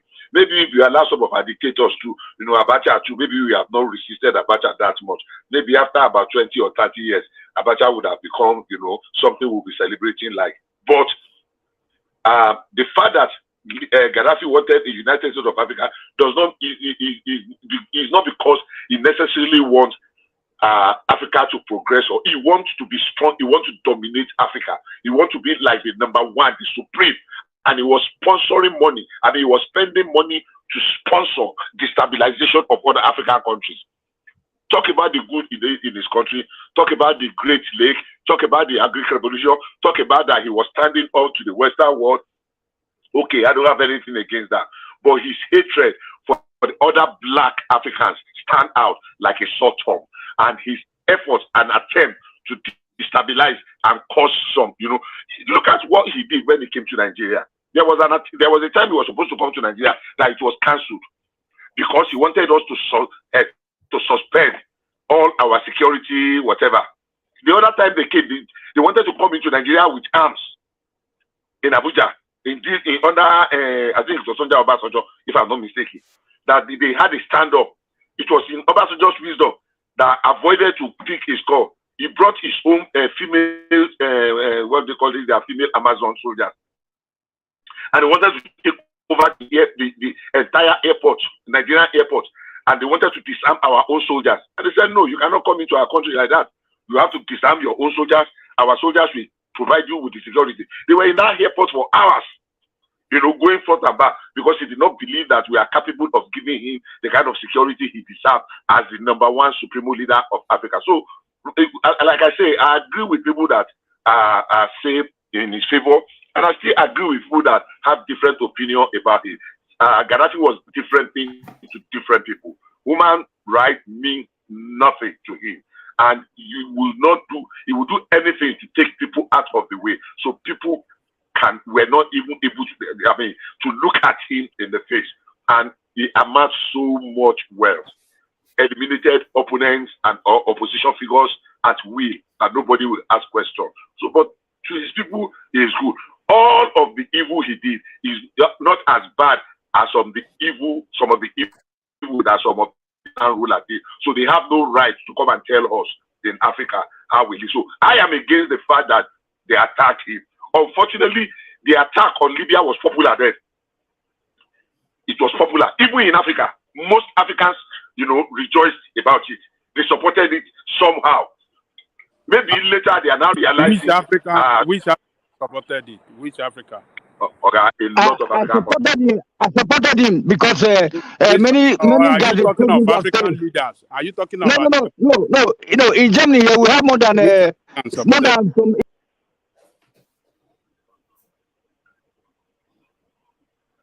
Am I lost? I'm not hearing anything again. No, you're still there. Yeah, So not to exceed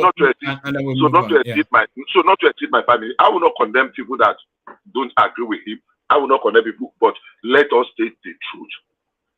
He was not doing anything in the interest of Africa. He was doing everything to buy his way to that middle. We remember that United States of Africa. Can I interject you, Bishop, 1 minute? You said he was not doing anything. Do you know how much he contributed to the to South Africans in their liberation struggle against the apartheid? I don't know. Do you know he was the one that was Do you know he was the one that was arming the ANC, training them to fight against apartheid? I don't know. Do you know he was? Do you know he was the one giving for even Mozambique, Zimbabwe, and all those countries that was fighting? Nigeria was doing was against them too. Nigeria was using diplomacy, but he was the one. No, Ajanle Koko. Remember South Africa Relief Fund, headed by Dr. Olushola Saraki, when every Nigerian worker's salary is not Saraki, Ambassador Shola, not Saraki. Okay. When a certain percentage of every Nigerian civil servant salary. Do you remember this popular statement made by Mandela in America when Oprah Winfrey interviewed him, and he asked him question on Gaddafi? Do you remember the statement? I mean, the answer. That was one of my quarrel with Mandela, because they never give us any credit. Now you have quarrel with Mandela for thanking somebody that helped them. Can you give me just 1 minute? Give me 1 minute, because this is an interesting topic I've been waiting for. You remember we are punished today. Do you remember? You know what Standard Bank? What is it today? First Bank. First Bank was Standard Bank. Union Bank today was former Barclays Bank. African Petroleum was Shell. Unipetrol, I think, was Mobil. BP. It's national. And Savannah Bank. Savannah Bank was Bank of America. Yeah, Shell is now national. Yeah, so it was, yes. We nationalize all those foreign things. That is the diplomacy. Hold on, Ajale Koko. Let me finish, Ajale Koko. Thatcher and Reagan forced us that if you are taking over our assets, you have to pay cash up front, and Nigeria paid.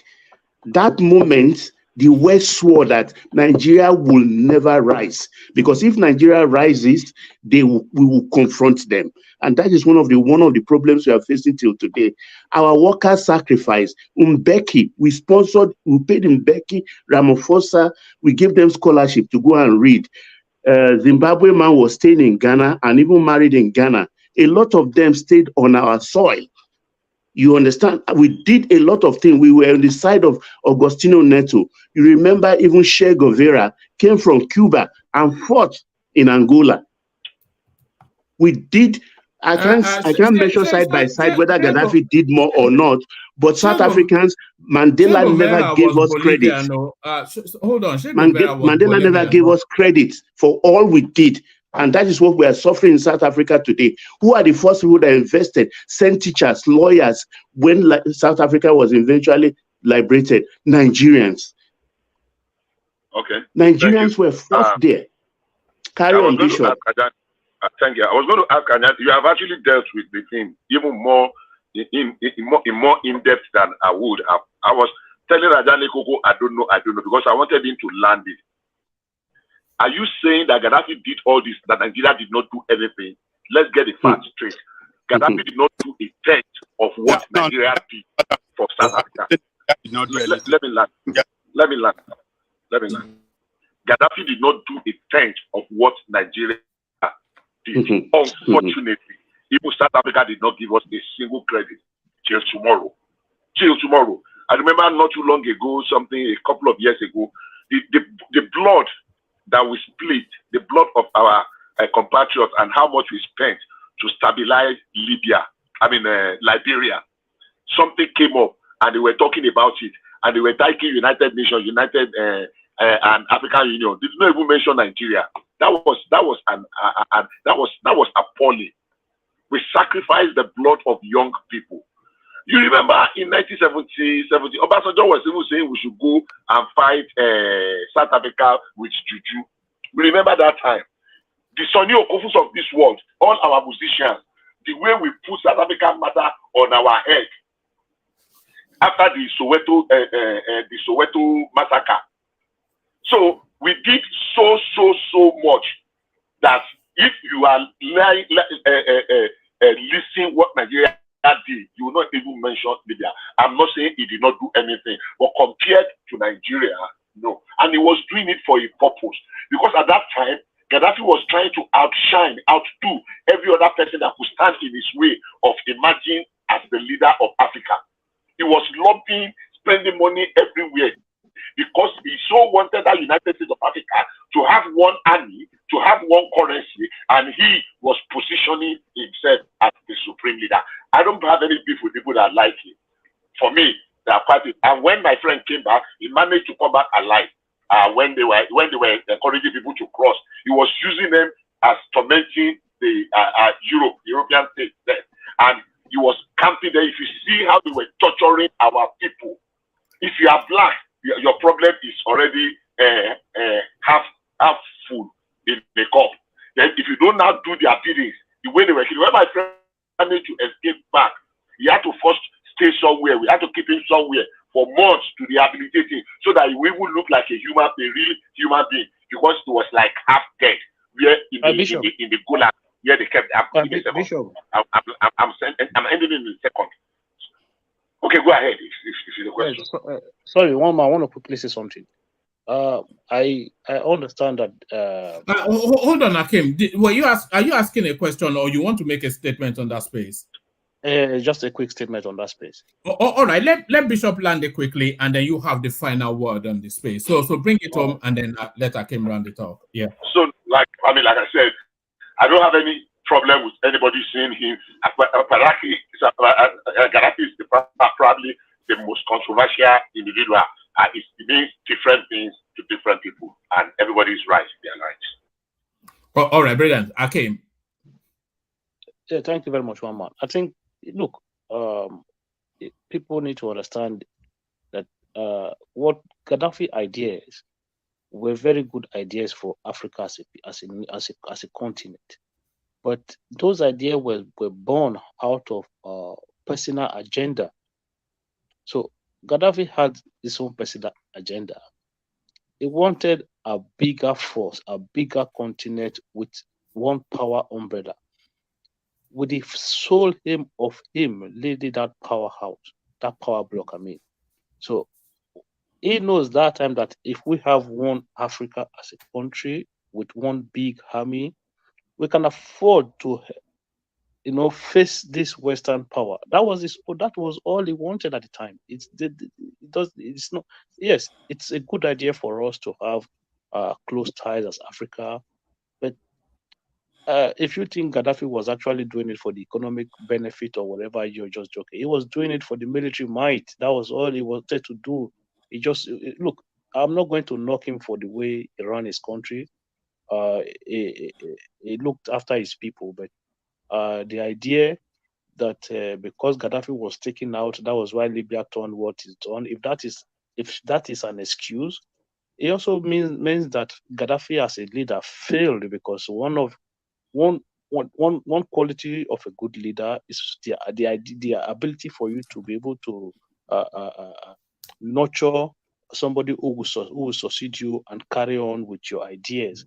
So I've never believed in this principle that one man is the only person in a nation of maybe millions of people that can run the country successfully. You should have other people. That if you look at the countries in which you and I live today, you don't have a one-man government. You have a government of different people. So one man goes, another man comes. The system continues to run. It's going to come to a situation whereby Gaddafi is not going to be alive again. It's almost like one man, what we are experiencing in Nigeria.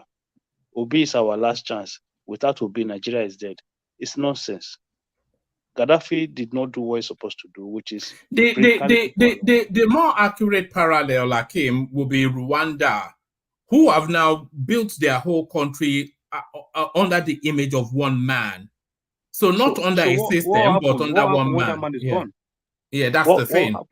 So you find out that such nation, they quickly turn. They will go back to tribal fighting immediately. Exactly, they quickly go because it's just one person that is hooking it together. As soon as that person is no longer there, you find out that the whole thing will just fall apart, and that is the worst. You want to create institutions of government that will hold your country together, rather than relying on one man doing the whole thing. So, like what we said, Gaddafi was saying the best thing for Nigeria was for Nigeria, the north and the south to separate. Well, we saw an example of that in Sudan. They broke up, but one part of that country is currently at war with itself as we speak now.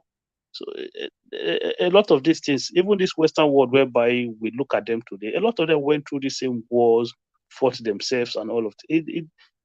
Germany, as we see today, Germany broke up in two at a time. It's not all recently that Western and Eastern Germany came together again. As at which 1990 football, one part of the Germany was Germany at the 1990 FIFA World Cup. It was the West Germany that was playing at that time. It was after that time that they reconciled with their name, come back as Germany. So we need to stop looking at things from one side. Look at it holistically, and you understand that, look, our problem is not something that we cannot resolve. All of us will just have to come together and think as human, not as a Muslim or a Christian or a Northerner or a Southerner. We just think as human, and what is it we need? Whether you're a Muslim or a Christian, you need electricity, you need good roads, you need food, you need all of these things. So it doesn't matter who provides it for you. It's just the way we are all here. Look, one man under the same Gaddafi, Nigerians used to go to Libya with the sole aim of crossing to Italy, right? So when they tell you that Nigerians survived, they lived and survived in Libya, that was not their aim. The only reason why they stayed there was because there was no access for them to cross over. So some of them, instead of coming back home, they'll just rather stay in Libya. If any Nigerian told you that his or her whole sole aim was to travel from Nigeria to go and live in Libya, they were lying to you. That's not true. It's after they reached Libya, maybe the road was blocked at that time, they couldn't make progress. Instead of going back home, they'll just stay in Libya. Thank you very much, Mama. All right. All right, brilliant, Akim. Sorry, Tony, but let me just coordinate the thing now. Thank you, Akim. So off the back of what Baba was saying, it reminded me of this clip. So I want to play this clip of an old interview with Nelson Mandela. Then I'm going to invite Baba to comment on it just a little bit, but only Baba. And then after that, we get back to our talking point. But Baba, when you were speaking, I was reminded of this clip. You want a Gaddafi? When you were speaking, I was reminded of this clip. So here it is. Man, I was the one that raised this issue before Barbara came. Not Barbara. Sorry, I was the one that mentioned Mandela, that he praised that guy as the greatest leader that supported them in the struggle for their independence from apartheid. So, all right. I want to comment on all right. Let me play the clip. Then we'll open it up. Baba goes first. You come in, and then we'll see how it goes. But let's listen to Mandela. So this is Mandela. Shortly after he came out, this is him at his full pump. Would you want a Gaddafi or an Arafat or a Castro to be a future president of South Africa? One of the mistakes which some political analysts make is to think that their enemies should be our enemies.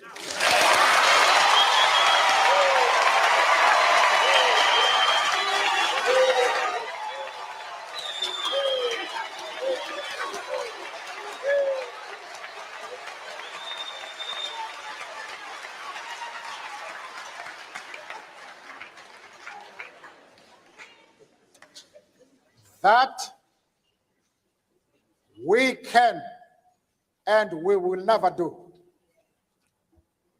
We have our own struggle, which we are conducting. We are grateful to the world for supporting our struggle. But nevertheless, we are an independent organization with its own policy. And the attitude of every country towards, our attitude towards any country is determined by the attitude of that country to our struggle.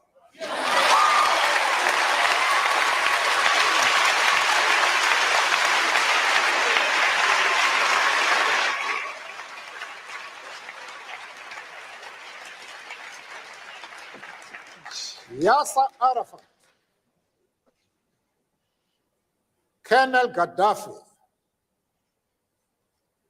Fidel Castro support our struggle to the hilt.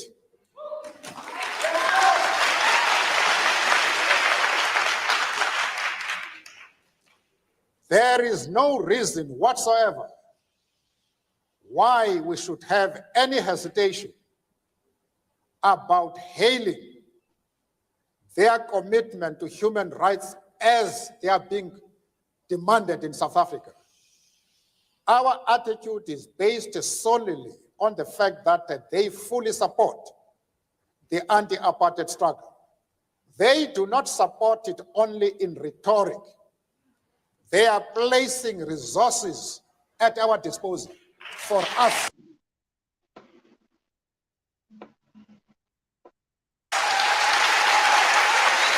to win the struggle.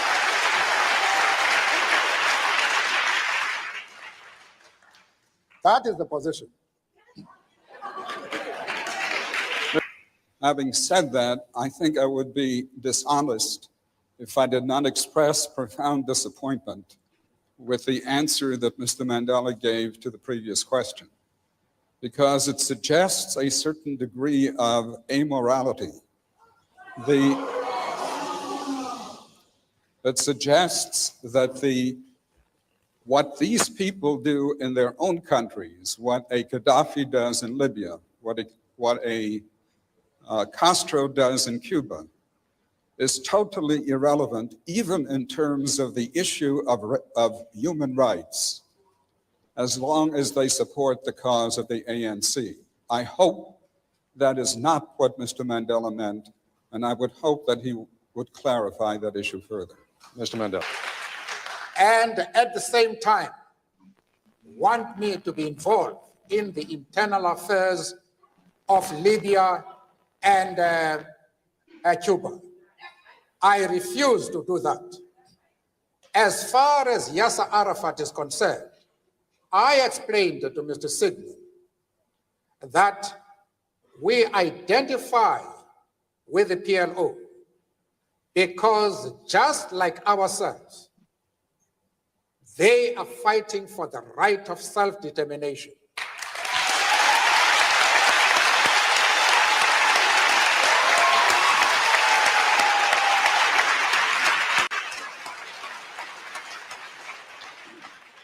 I went further, however, to say that the support for Yasser Arafat in his struggle does not mean that the ANC has ever doubted the right of Israel to exist as a state legally.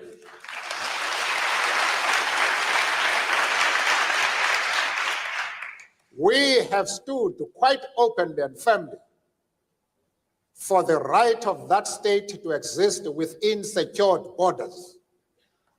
But of course, as I said to Mr. Sigmund in Geneva and others, that we carefully define what we mean by secure borders.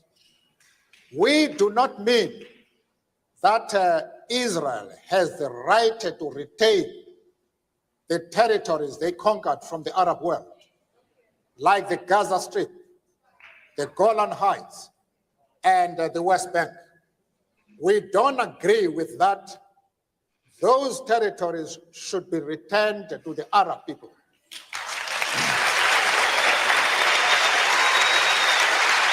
Mr. Mandela. I also explained to Mr. Sigmund and company that in our organization, we have Jews. In fact, Mr. Gaddafi did not allow us to open our offices in Libya precisely because we had the courage to say to him, we work with the Jews in our organization.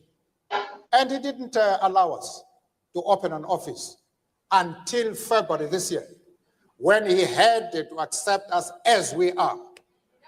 We are not prepared to be swayed by anybody. We have an independent policy which we accept no matter with whom we discuss. A Jewish leader have any doubts about our stand, I am prepared to address them and to allay their concern, because they are a very important community both in South Africa and of course in the States. And I'm prepared to iron out any differences that might exist, but they must know what our stand is. Arafat is a comrade in arms, and we treat him as such.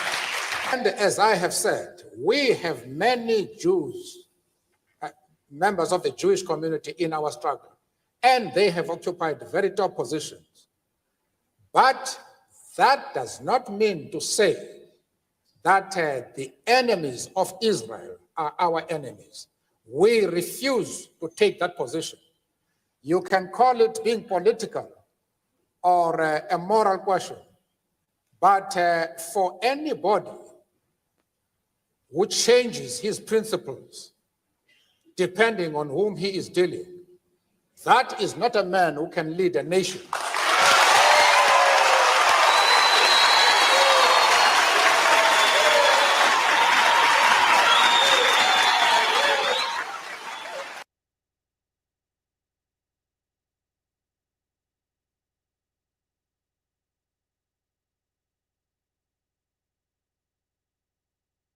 So there it is, Baba. So that was a black moment. You could see the pride surge through the Black people in the audience. And even I am feeling goosebumps just listening. An excellent orator, Nelson Mandela, but the content of what it said, Baba. Yeah, I give it to him. This is a wide topic, one man. I don't think if you give me even 1 hour, it will be enough for me to do justice to it. Where do I start? Yeah, I can see Al Sharpton, Jesse Jackson, and all the rest there. It's nostalgic for me to watch it again. Coppel and all the.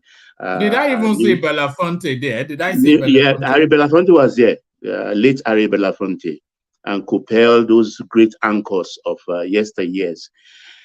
And now you can see for all it is worth. And this is a misery to me, from Sierra Leone to Liberia to Guinea-Bissau, to Mozambique, to Botswana, to Angola, to South Africa. Nobody's giving us credit. Nobody's giving Nigeria credit. It's still a misery. At times I rack my brain, what happened? Why are they insulting us this way? Because we spent our money, our hospitality, our blood for these nations, and we are suffering for it till tomorrow. Mandela never acknowledged Nigeria for all we did.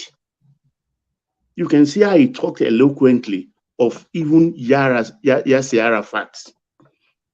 I will not even talk about Gaddafi.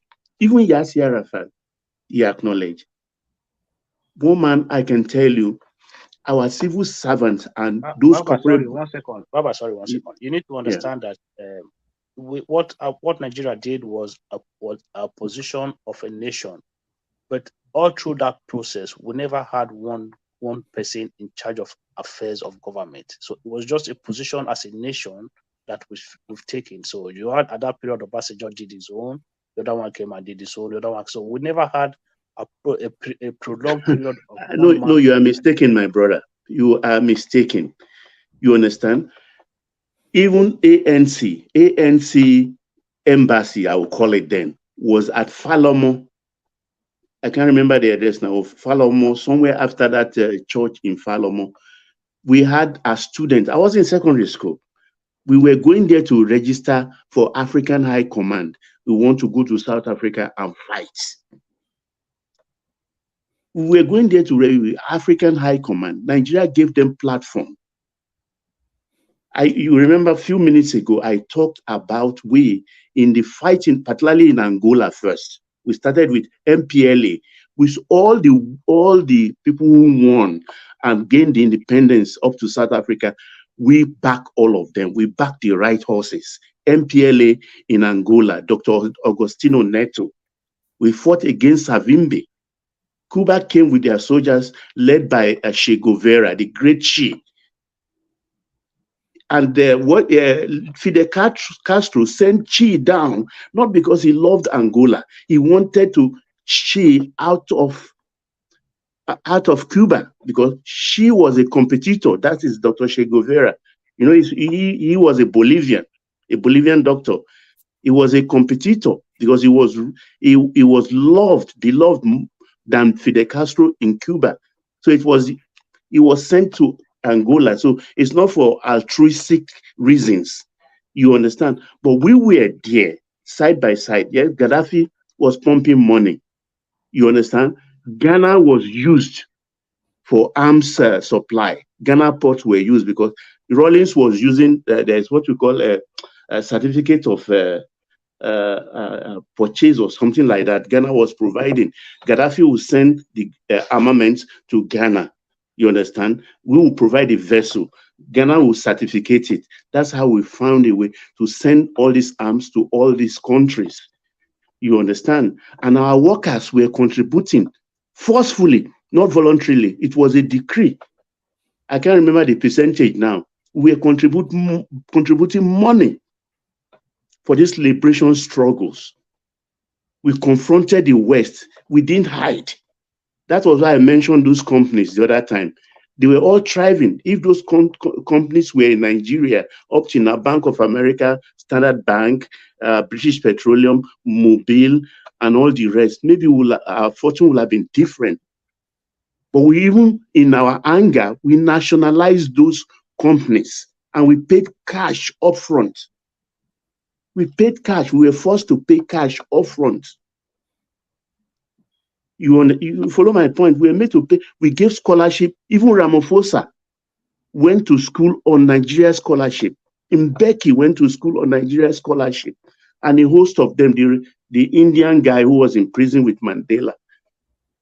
You get my point? We're all, I'm an emotional person. I wear my heart on my sleeve. But when it comes to the... Hold on, Baba. Somebody is corroborating you on our Facebook. This is Adeyemi Abadejo. He says, I paid into the Freedom of South African Fund levied on us as a teenager in my Exactly. school. So, yeah.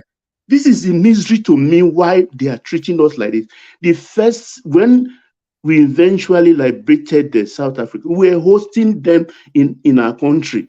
To the extent hold on again. Omonigi is corroborating you. Mbeki lived with late Aka Bashorun.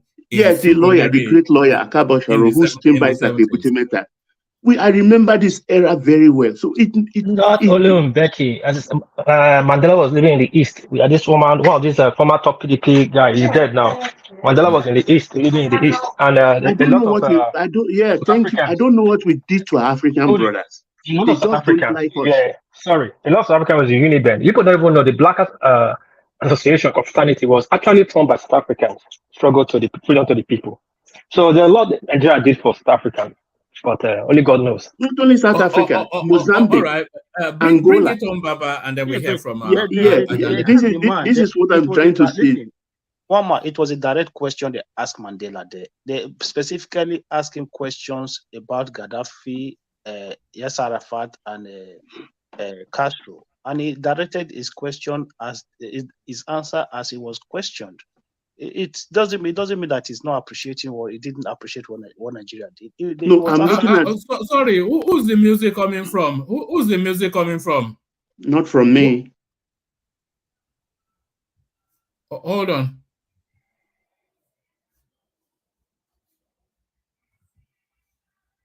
The right of that. Wow, can you hear music? No, I can't hear no music. One man. All right. There was a music that suddenly came. Asking me if I can hear music. Oh no, sorry. I thought the music was coming from yours. Oh, all right. Carry on. Well, I can't really. He was asked a direct question, and he answered it. He gave a direct answer. It was not just only those countries. There were other countries that supported South Africa as well. Even I think Cyril Ramaphosa, he has acknowledged it as well. The effort of Nigeria during the struggle. So it's not something that we have to be. No, he left it too late. It's of recent when I think we were complaining. I think it got to them because we were complaining, particularly when it started pursuing our people out of South Africa. I think that was the period he acknowledged it because they didn't even teach. Our leaders at the time. They didn't teach their people. They didn't teach. They didn't tell their people the historical. Hold on 1 second. Yeah. Our leaders at the time did what was right by South Africa. They were not doing it to be acknowledged or to be given credit. They did what was right morally. So doing what we didn't do it just because we want to be given credit on the future date. We understood that the younger generation, a lot of them did not understand the sacrifices that Nigerians made during that time. So you can question their actions sometimes, but we didn't do it because my friend, gratitude is a virtue, my friend. Gratitude is a virtue. That is my point. I'm not saying they should grovel, but acknowledge us. Tell your people what we did. There are younger generations who are sorry, Baba. Akim, Baba's wider point is that if there was a greater understanding, and by the way, there was a hostel not far from my house in Oregon where they used to host female South African students, all paid for by the Nigerian state. So what Baba is saying is that if there was a greater understanding of what Nigeria did for that country, and Nigeria was quite important in that fight to liberate them, if they had that understanding, we would not have to put up with this level of ignominy that we're getting from that country and its people. Exactly. This is my problem. An Angola man will look at a Nigerian and rubbish that Nigerian. Come on, remember where we're coming from. No matter what our shortcomings are today, we did a lot for these people. We are suffering today even because of them, because the world noticed that this country, because our country was awash with oil money. We had money.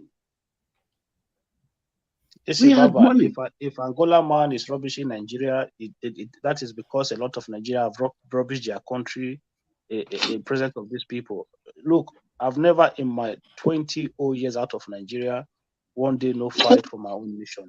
You cannot say anything wrong. It's American, it's Americans not rubbishing everywhere in Germany and everywhere in in the whole world. Why are they still giving them respect? What are you talking? What do you mean? Speaker, let me even shock you. Do you know Siad Barre of Somalia died in Nigeria? Siad Barre died in Nigeria. We rehabilitated him after he was ousted and driven out. We are even going to go into Somalia and help him. He was staying on Awolowo Road, Ikoyi. If he had been alive and we had gone to Somalia and liberated, maybe the same thing would have been suffering today. I'm not saying they should grovel, but I want our efforts acknowledged. To say, yes, Nigeria did it. Sierra Leone was doing it for some time, but I don't know, like Bishop was saying, I think Liberia and Sierra Leone, they've changed also. They're not going to spend their whole life worshiping Nigerians now. What do you think? All right. Let's bring Ajanle Koko in. Wrap it up, Baba. Let's bring Ajanle Koko in and then maybe move on to a different topic. There's another clip I want to. There's another clip. Yeah. Bottom line for me, one man. I was listening to Professor Bolaji Akinyemi 3 days ago, and he talked about a fable which I've had since I was a kid. I've even forgotten. It's about tortoise. In the morning, the father-in-law of tortoise caught him in the farm stealing yam, and he held the tortoise, the son-in-law, which is tortoise, and tied him to a tree, tortured him. And that morning, everybody going to the farm we look at him and call him thief, odious things. They threw eggs at him and stuff like that. In the evening, when they were returning back from the farm, they saw tortoise still tied to the tree. And what you are saying, you are still here. This is your father-in-law too. He's a very wicked man since morning because of yam. Were you not taking that yam home for you and the daughter to eat? That's how Nigerians are. We don't expand our memories. I say that respectfully. Exactly. You understand? What we say in the morning, in the evening, we say a different thing. I don't know why we do that. The first time they will bring a problem in, we are not embracing that solution. We attack it by looking for the fault lines of that solution. Oh, it won't work. Have we tried it? No. So to the international front, I think we are a great nation. All great nations, this is how they evolve, with a lot of problems. If we stick to it and soldier on, we will be great. No doubt about it, because we started great. There is something in a person, a man, that has a lot of problems on his way to greatness, because people have seen, or forces have seen, that this guy is going to be great. So they have to put a lot of impediments on his way to that greatness. So it's not going to be easy. That's how I look at Nigeria. From a view of metaphysical reasoning. So this is me. I yield, woman. Thank you. Okay, I want to say good night, woman. My battery is almost gone. Meanwhile, to Akim, my brother, our country cannot move forward because we are too diverse. Tony, make your suggestion without calling my name, please. I beg you. Okay? No, I mean that. Okay. I mean that the country needs to be, can Thomas lead because one man is missing in action? The country needs to be divided because we are too different in ideology. So the country is too big. Tony, what's your own ideology? What's your ideology? My ideology is progress now, but nobody say you don't want to live with other people and no one made their women participate in the economy. But you are afraid, you are against Gaddafi now that said you should go your separate ways now.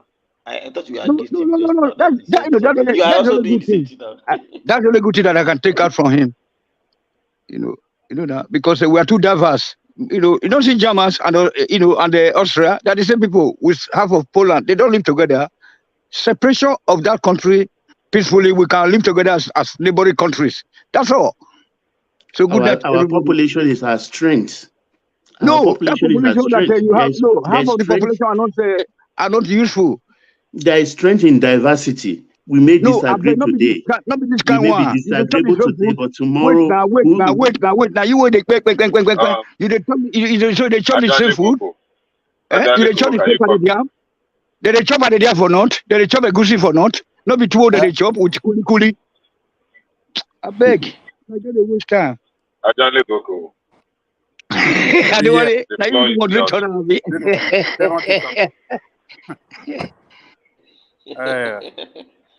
Well, I love tonight. Honestly. Barbara, sorry. I think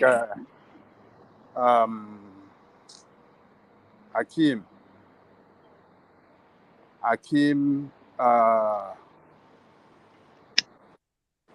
said it right, that the question posted to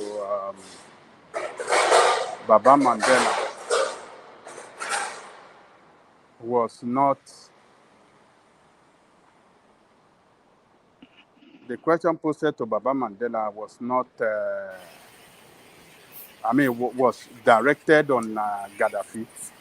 Yes, diplomatic question because of the issues they are having with the Western countries. Can you let Ajanico speak, please? No, I understand. I know where it's going because the question was not about Tony, thank you, please. Thank you. So it was a question. It was a question that was focused on Gaddafi and PLO leader Yasser Arafat, and he answered the question clearly. And that does not mean that because he did not mention Nigeria, they didn't ask any question concerning Nigeria. So for him not say anything on Nigeria does not mean that they don't have great respect for Nigeria or they don't honor Nigeria.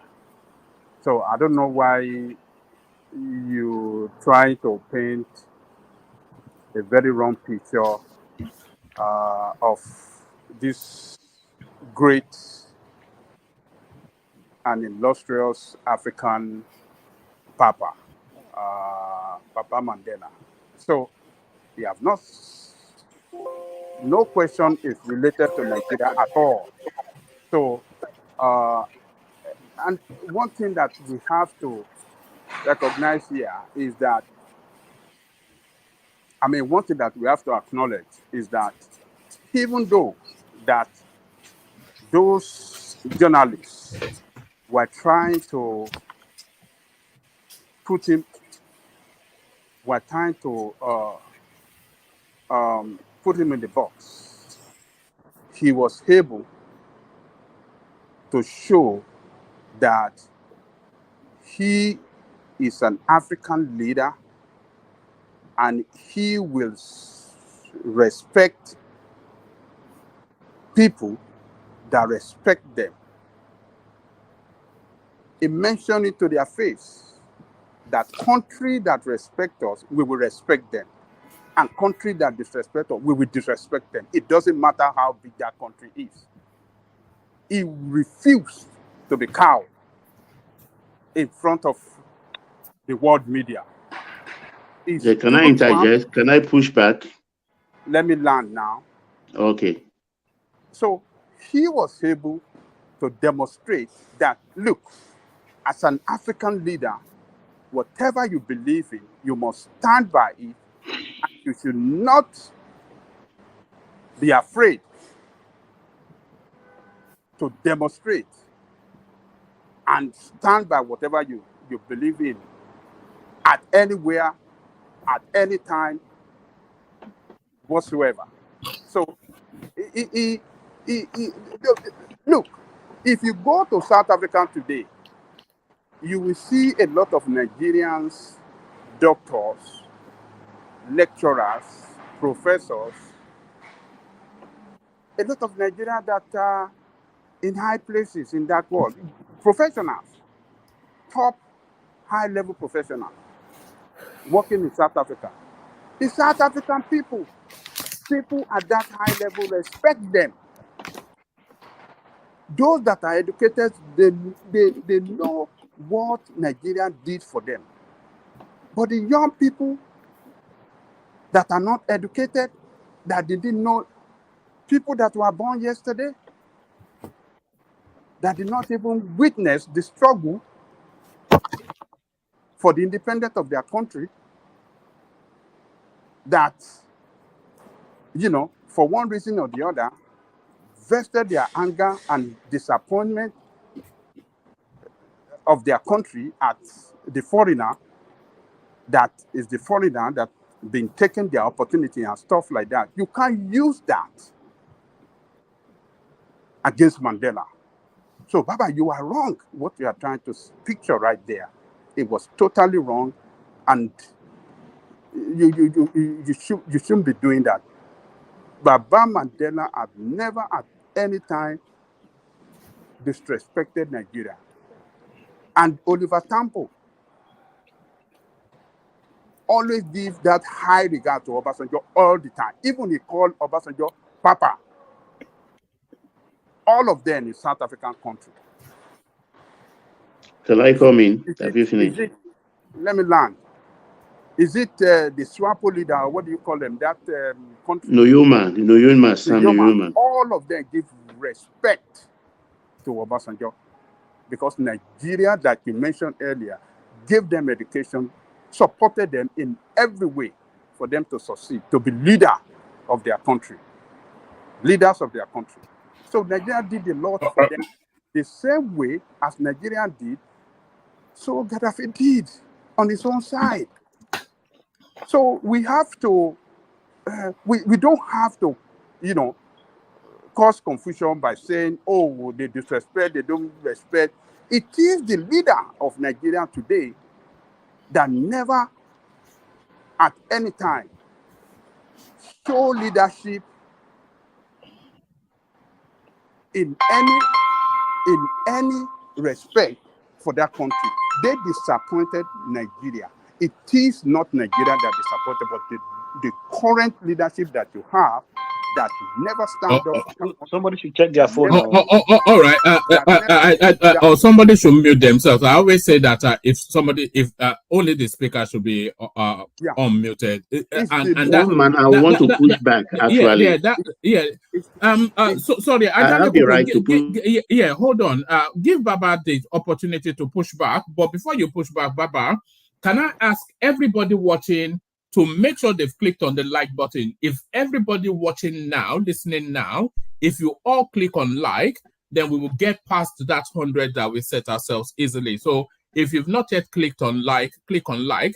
So Ajale Koko, let Baba interject, and then let me land. So is the leadership in your country today that failed to show leadership in Africa to other countries and other black nations around the world that are looking for Nigerian leadership, that you should blame? It is not Mandela, not any South African people, but the country, the current leadership that failed to lead, to show leadership for black people around the world. So let me leave it there. All right, Baba, come back and then Ajale Koko round it off. Yeah. Yes, like Bishop said a short while ago, that Gaddafi meant one thing to somebody and another thing to another person. So also Mandela. In the clip you talked about, if I remember very well, in the same breath he was acknowledging Gaddafi, was the same breath he brought in Yasser Arafat. And I think he talked about Cuba. There is nothing that stops him from talking about Nigeria. Because then, to me, in that same breath, he mentioned 3 of the world leaders then. He should have mentioned Nigeria also in that same breath, because he was acknowledging people that really were useful to them in that struggle. Then 2, you see in Africa, if you've been to African spaces, this is a trick. Look, I walk in now to maybe a certain country, I walk into their parliament. They will acknowledge me, the politicians, those that matters will acknowledge me. It is different on their street. And you will be wondering that the street you were coming from, it was like even the taxi driver that took you from airport was abusing you. And here their leaders are acknowledging you. They use it as a weapon. That whatever you are suffering in this country today, look at those Nigerians. You see them come to this country and they are riding big cars and building big houses. I don't want to mention countries on open air, but African countries, they do that mostly. That is what South Africa also did. That is what South Africa did. It is evil, because the way they killed our people on the streets, I mean, they shouldn't. And even separating other African countries to show us that we were the one they were after, because we were the successful ones. We were taking their jobs from them. That's what they told them in South Africa. If you don't have a job today, it is because of these Nigerians, because they went there as skilled professionals. Mechanics were the one who taught them how to repair cars. Our women were the one who taught them. Who told them? Who told them that it's Nigerians that are taking their job? Who told them? Who are the their leadership? Their leadership told them. You are not. That's not true. That is true. Ask anybody on this panel. Hold on. Ask people. True. Baba Jale Koko. That is true. That is not true. No, it's right. Hold on, Ajale Koko. Kumi lives in South Africa, so Kumi. Let me tell you, whenever they are coming up with something like that, the government support, but they don't come openly. Exactly. That's what I'm trying to explain. Oh, okay. So what's the justification? I can second that. I can also second that too. So what's the justification now? What is the justification? Yes. What is the evidence? You said no, they don't come out openly. There's envy against us. Let me give you an example. I'm doing business. I have like 2 shops in Furinaki in South Africa. Police disturb every time. They disturb every time. As long as you are Nigerians owning a shop, they harass me many times. They look for counterfeits. Sometimes they will come with 5 buses to come and charge. Maybe I'm selling drug. You understand me? Nothing like that. At the end of the day, if you ask them, they will say, and some people, official government say they should come and charge. You know, they do 100%. The government, they are aware. They do all those things. Even the government initiated. See, let me tell you, any attack on Nigeria or any foreigner, the government, they are 100% aware, because South Africa have a good security that they can stop anything that want to happen. But if the government want the citizen to attack, they will just step back the security. After the attacking, they will start bringing up the security. That's what I told you. Let me chip in something quickly, if it's permitted, if I'm allowed. Yes. Okay. Do we remember why Nigeria eventually pulled out of? We were the defending champion in 1994 Nations Cup that we won in was it Judicial? Where? Tunisia. Why did we pull out as the defending champion in 1994? 1996. Can anybody remember? Because of It's because of apartheid. this same South African shenanigans. Now, I mean, unfortunately, the unfortunate incidents, if my memory serves me right, when the execution of the 9 Ogoni leaders created some diplomatic row, and it turned out that South Africans, I don't know how they mismanaged that space, that the lives of our footballers were not safe if they had gone to South Africa. So they were seeing Nigerians as enemy, not the leadership that perpetrated that act. And it became a diplomatic row that made us as defending champions full house. Because even our footballers, I remember then, I think it was Peter Rufai, no, not Rufai. What's the name of our goalkeeper there? It's Rufai now. No, carry on with the narrative. Yes. Carry on. Yeah. You know, so Babajane Kuku, it was not just that one single instance in this interview, as you're saying. There are several instances that we can reference that the South Africans, whether at the leadership level or at the followership level, does not give enough recognition to our sacrifices to the liberation of Africa or to the fight against apartheid. But I saw on video Malema condemning their people and calling them as stupid for attacking Nigeria. Mandela condemned Malema condemned all atrocity of South Africa that attacking other Africa. It's not only about Nigeria. Yes. So that tells me that at least for one of their leaders to come out openly and call them stupid and dumb for attacking their fellow African leader. Do you believe that? No, particularly Nigerian that help them so much. Do you believe that South African citizens, they don't like him? Do you know that? Most of the supporter is from Zimbabwe. What's the other one after Zimbabwe? Mozambique. That's the main. That's where Malema have a lot of supporter. South African citizens don't like him because of all those things he's defending other Africa. They see him as the enemy. That's the truth. I'm telling you. That's why they never win. And that's why the country is going down. They are destroying themselves little by little.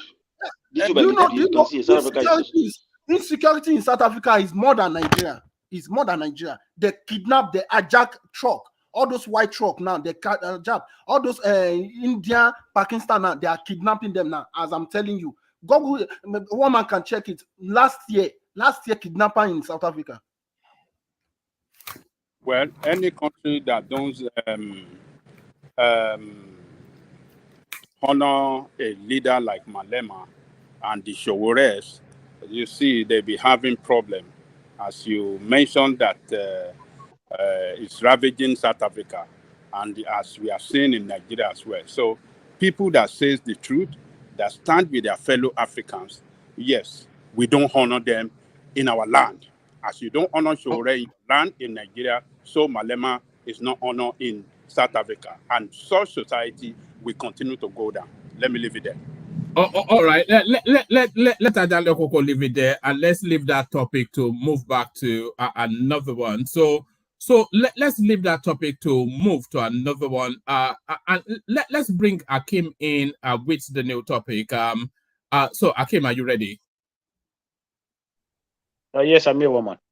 All right, brilliant. So Akim, now this headline, President Tinubu scraps Niger Delta Ministry, overall duplication with Niger Delta Development Commission. So yes, is to that space of the over-bloatedness of the Nigerian system, where every parastatal and agency is duplicated twice or more. So what are you making of that headline? And is it one that you agree with and you feel is long overdue? I think it's, to be honest, I don't know if it's to say it's overdue or if I agree with it. It depends on the direction the government wants to take. For me personally, since the NDDC is there, even to be honest with you, I don't think there should be the the NDCC should even exist at all. I've always argued that those resources that are going towards the NDDC should be given to the state directly, those Niger Delta state directly, because that is just a different way of creating another form of bureaucracy that waste money. If you go to this Niger Delta state you will see abandoned, or to even say abandoned project is an understatement. Just a signpost of a project with no project existence in that area at all. So it's a complete fraudulent system that was created.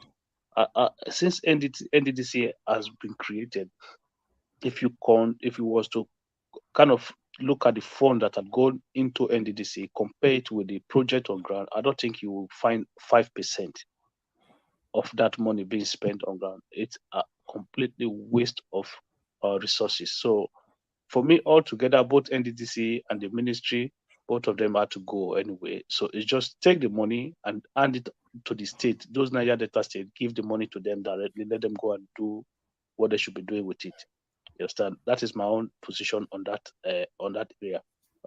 To the idea that there's a ministry and there's a commission, I think is even look, what did that do? That led them to creating a northeast yes. Do you not think there should be some sort of national acknowledgement of the Niger Delta as the golden goose that lays the golden egg of the Nigerian state? Remove Niger Delta from Nigeria, and we'll be Niger Republic. Will be no different. No, they create a special fund through the state, not creating a bureaucracy. If you go there, it's just who is going to be the chairman, who is going to be this, who is going to be that, the share position. They know that after they share those positions, the resources coming into the commission, they are going to squander it. They're just going to share it among themselves, spend little, build some substandard projects, substandard facilities here and there. And then after 3-4 years, they're all out of office. They've gone away with all their allergies, all the money that they've stolen from the commission. For me, take the money, whatever portion, whatever resources that were supposed to go into that commission, you can budget it separately in the budget. When you are drawing up a budget, draw a separate budget and say this is a fund that will go to the Niger Delta states, and then by percentage or percentage due to their contribution in terms of the oil revenue, then you send it to those states every year to say, look, this is your yearly budget allocation. I know that they have this 13% derivation or whatever, but what I'm trying to say is that instead of us to have that commission, scrap the commission and just send the money direct to the state. So it's an additional fund going into those states as well. So it enables those state governors to be held accountable by their people to say, okay, we have extra fund for the Niger Delta Development Project from the federal government. What have you done with the money? So, but when you create that commission, who are they answerable to? They're only answerable to the federal government. For me, that doesn't work.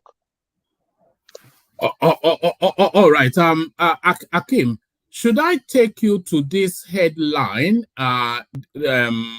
Federal government approves 5 billion naira subsidy palliative, 5 trucks of rice for each state. So this is the 185 billion naira palliative that Tinubu is throwing at the oil subsidy space. So should I take you to that space and invite your commentary on that? Or should I take you to to a clip that is generating a lot of controversy in France at the relationship of the French with Black people? So where would you like to go? Are the French? Yeah, I'll go on this 5 billion palliative first. I'll still touch that one if you can show the clips, no problem. Oh, for me that 5 billion to the state is a welcome development. It's just up to it just depends on what the governors are going to do with the money. But the idea of sending them trailers of bag of rice, that for me that is nonsense. They shouldn't do that. Forget about it. I think it's high time we need to cut some things out of our behavior. You know, you know fully well that they're going to steal those rice. They're going to steal. A lot of them are going to end up their political friends' houses. For me, that there was no call, there was no need for that. I think the problem we are having is that a lot of the policies that the Tinubu government, especially the fuel subsidy, it was too reliable on that Dangote refinery coming upstream. And I think the biggest fraud right now is that refinery. And I don't know why people, the media space, are not questioning what is going on. You understand? Because a lot of things that we were told have not come to fruition. And if you remember, NNPC said they were supplying Dangote crude oil from July 1st. So what are they doing with the crude? Because we were told that they started pumping crude to the refineries from July 1st. So the refinery is not producing crude, but they are pumping crude to that refinery. So what is going on? Who is answering questions? Who is asking questions? So I think a lot of things that is going on in that space need to be questioned, because for these policies to work, regardless of how much palliative you give, don't forget, it's going to take up to anything between a year and 2 for this system to be able to bed in properly. So within that period, Aki, my brother, I beg, let me chime a little bit. Thank you. Sorry. That Dangote refinery, full of us have been shouting about like the biggest scam, and is NNPC changing name from NNPC PL to Dangote refinery. Refinery is not even yet working. They can't even receive crude. They say they're already pumping crude to them, and yet Dangote have license to import fuel to cover for a shortage. How can you give Dangote license to import fuel for a refinery that's not producing fuel yet? How will you know his shortage? That is one. Then that policy you talk about is a big fraud. When did they order the rice? Where did they order the rice from? We give governor 5 billion. Election, I think about 2 states is coming up with a by-election. If you get the palliative of rice, they will just keep it for the election and shut down during election. How is it going to get to the people? Very quickly, can I have 1 second, please? Hello? Yeah, go ahead. Go on, Bishop. The information about supplying crude to Dangote is not correct. Yes, they were given 300,000 barrels to run the line, just one off. Not like they have been supplying them 300,000 barrels every day. Once, and when they wanted to run the line, so go and check. So that information that they have been giving them crude is not very correct. Number 2, Victor, we have you need 300,000 barrels to run a line. Do you know how much it is for 300,000 barrels of crude oil? See, hold on. He has a storage. Are they giving them 300,000 every day? Because that's the impression that is being created now.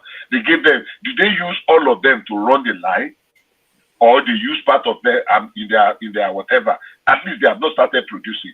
And the information we just put out now, it's like they are already receiving crude, daily supply of crude by NNPC, which is not correct. Remember, Bishop, NNPC has. I'm not the one who said it. Hold on, please. Let Bishop land, please. Dangote Refinery, Nigerian National Petroleum Company Limited, on our behalf, have 20% stake. So if that cruise that they found was part of their own 20% agreement, it is what it is. What I just want to correct is that with the way we made it sound now, it's like they're already receiving a daily allocation of crude. That's just what I want to correct, number 1. Number 2, sorry, on what authority are you correcting it? Do you know to the contrary? How do you know they are not sending it already? Because Dangote told us that he will start sending out PMS by mid-July. So he made that promise. So if he made that promise, then that is to say that the system is already in place for them to be supplying in crude. So how do you know that they are not? Common sense. What do you mean common? So you don't know for fact? All right. Okay. I know for fact. No. I know for fact, but I just want to come to that level too, so that we can have the talk. Common sense dictates that if they have been receiving 300,000 barrels every day, and they are not rolling out 1 liter of of refined petroleum. Can we add? Does it add up? Oh, why does it? Why doesn't it make sense? No, it does. Oh, hold on. Dangote told us he will be pumping up PMS in July, which is to and the arrangement was for NNPC to be supplying him with the crude to refine. So if he was going to be doing it in July, which is what he said, that is to tell you that NNPC should have already been supplying him. So it's not a just-in-time system. They will supply him so that he has stock. So that he has stock in storage. Please. NNPC should not. NNPC said it's not like NNPC should that. No, NNPC used their own mouth to say they've started supplying him crude from July 1. Yeah. So what does Bishop know to the contrary that is telling you that is correcting you? But one man, if NNPC said they've started supplying Dangote refinery, started is not correct. Let me finish, please. Let me finish. Does that mean they are supplying him every day? I don't know if it's every day or not. To whatever frequency they agreed, they will be supplying him. Let me finish, one man. That could be a lie. With Bishop, if they are not producing any petrol yet, few years, so 300,000 barrels, why are they storing it? Are they drinking it? That is another scam, Thomas. That's another scam. No. Hold on. Don't just be saying everything is a scam. It's a scam. Dangote has the biggest refinery in the world, so he has the capacity for storage. So what do you mean? What's that question now? So how many days will it take? Dangote capacity is 650,000 barrels. So how many days will he be able to store up? Capacity crude? For what? Its capacity for what is 650,000? Daily refining capacity is 650,000 barrels. That's the what is his storage capacity? If you don't know, say I don't know. If you don't know, say I don't know. That refinery is not even halfway done yet. No, that's not where we are in the conversation. So Gasairos, just stay here. Yeah. What is his storage capacity? If you don't know, say I don't know. Listen. Storage capacity for what? For crude or for refined product? For crude. Its storage capacity for crude cannot be more than twice. It cannot even be up to twice. If you don't know, just do you know the storage? If you don't know now, forget logic now. I'm asking if you know. Do you know?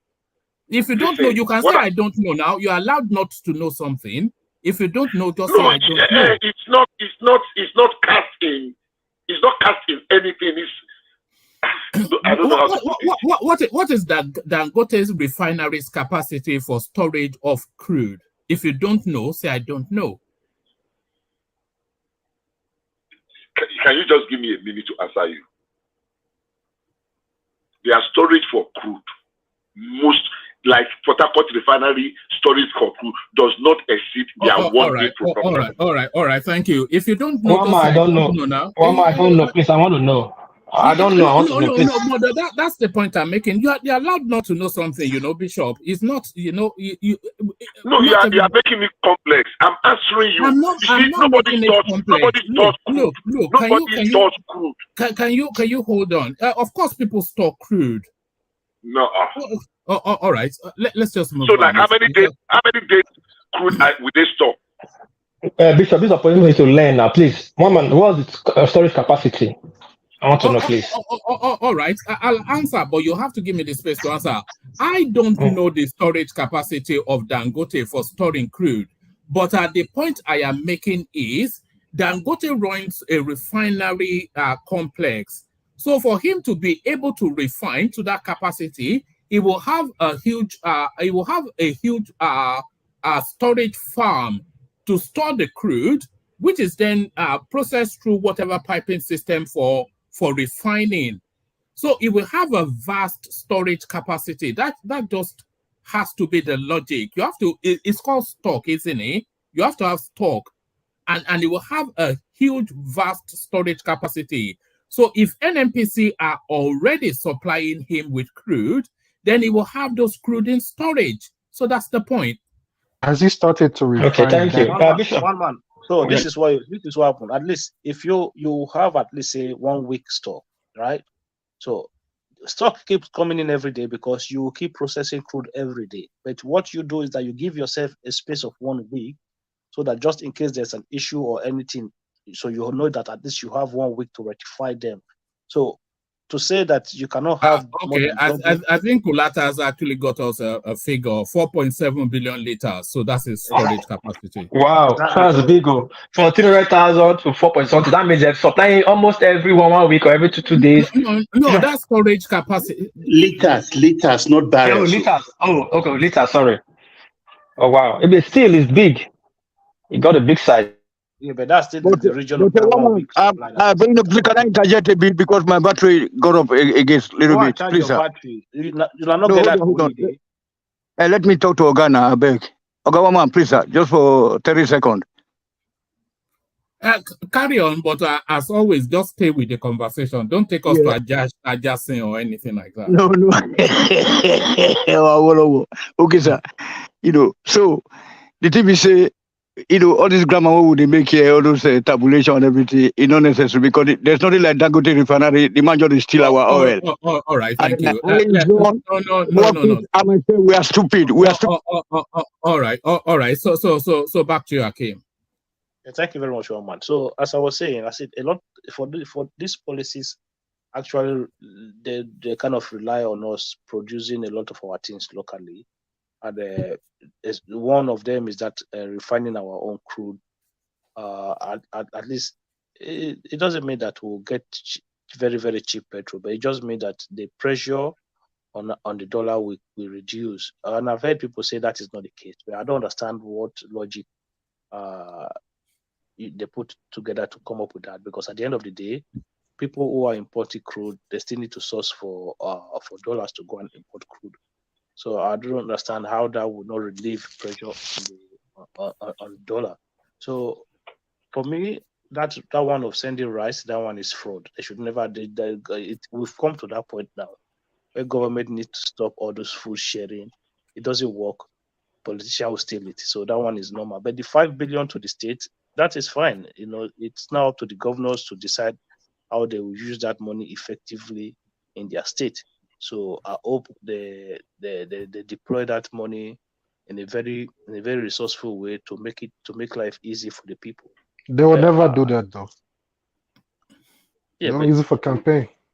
Yeah, we're always hoping. So in Nigeria, we always hope that they do what is right. So that is all we can do for now. The federal government has given them the money, so hopefully they do it. They use it to do what is right by the people. So that is all we can. What else can we do?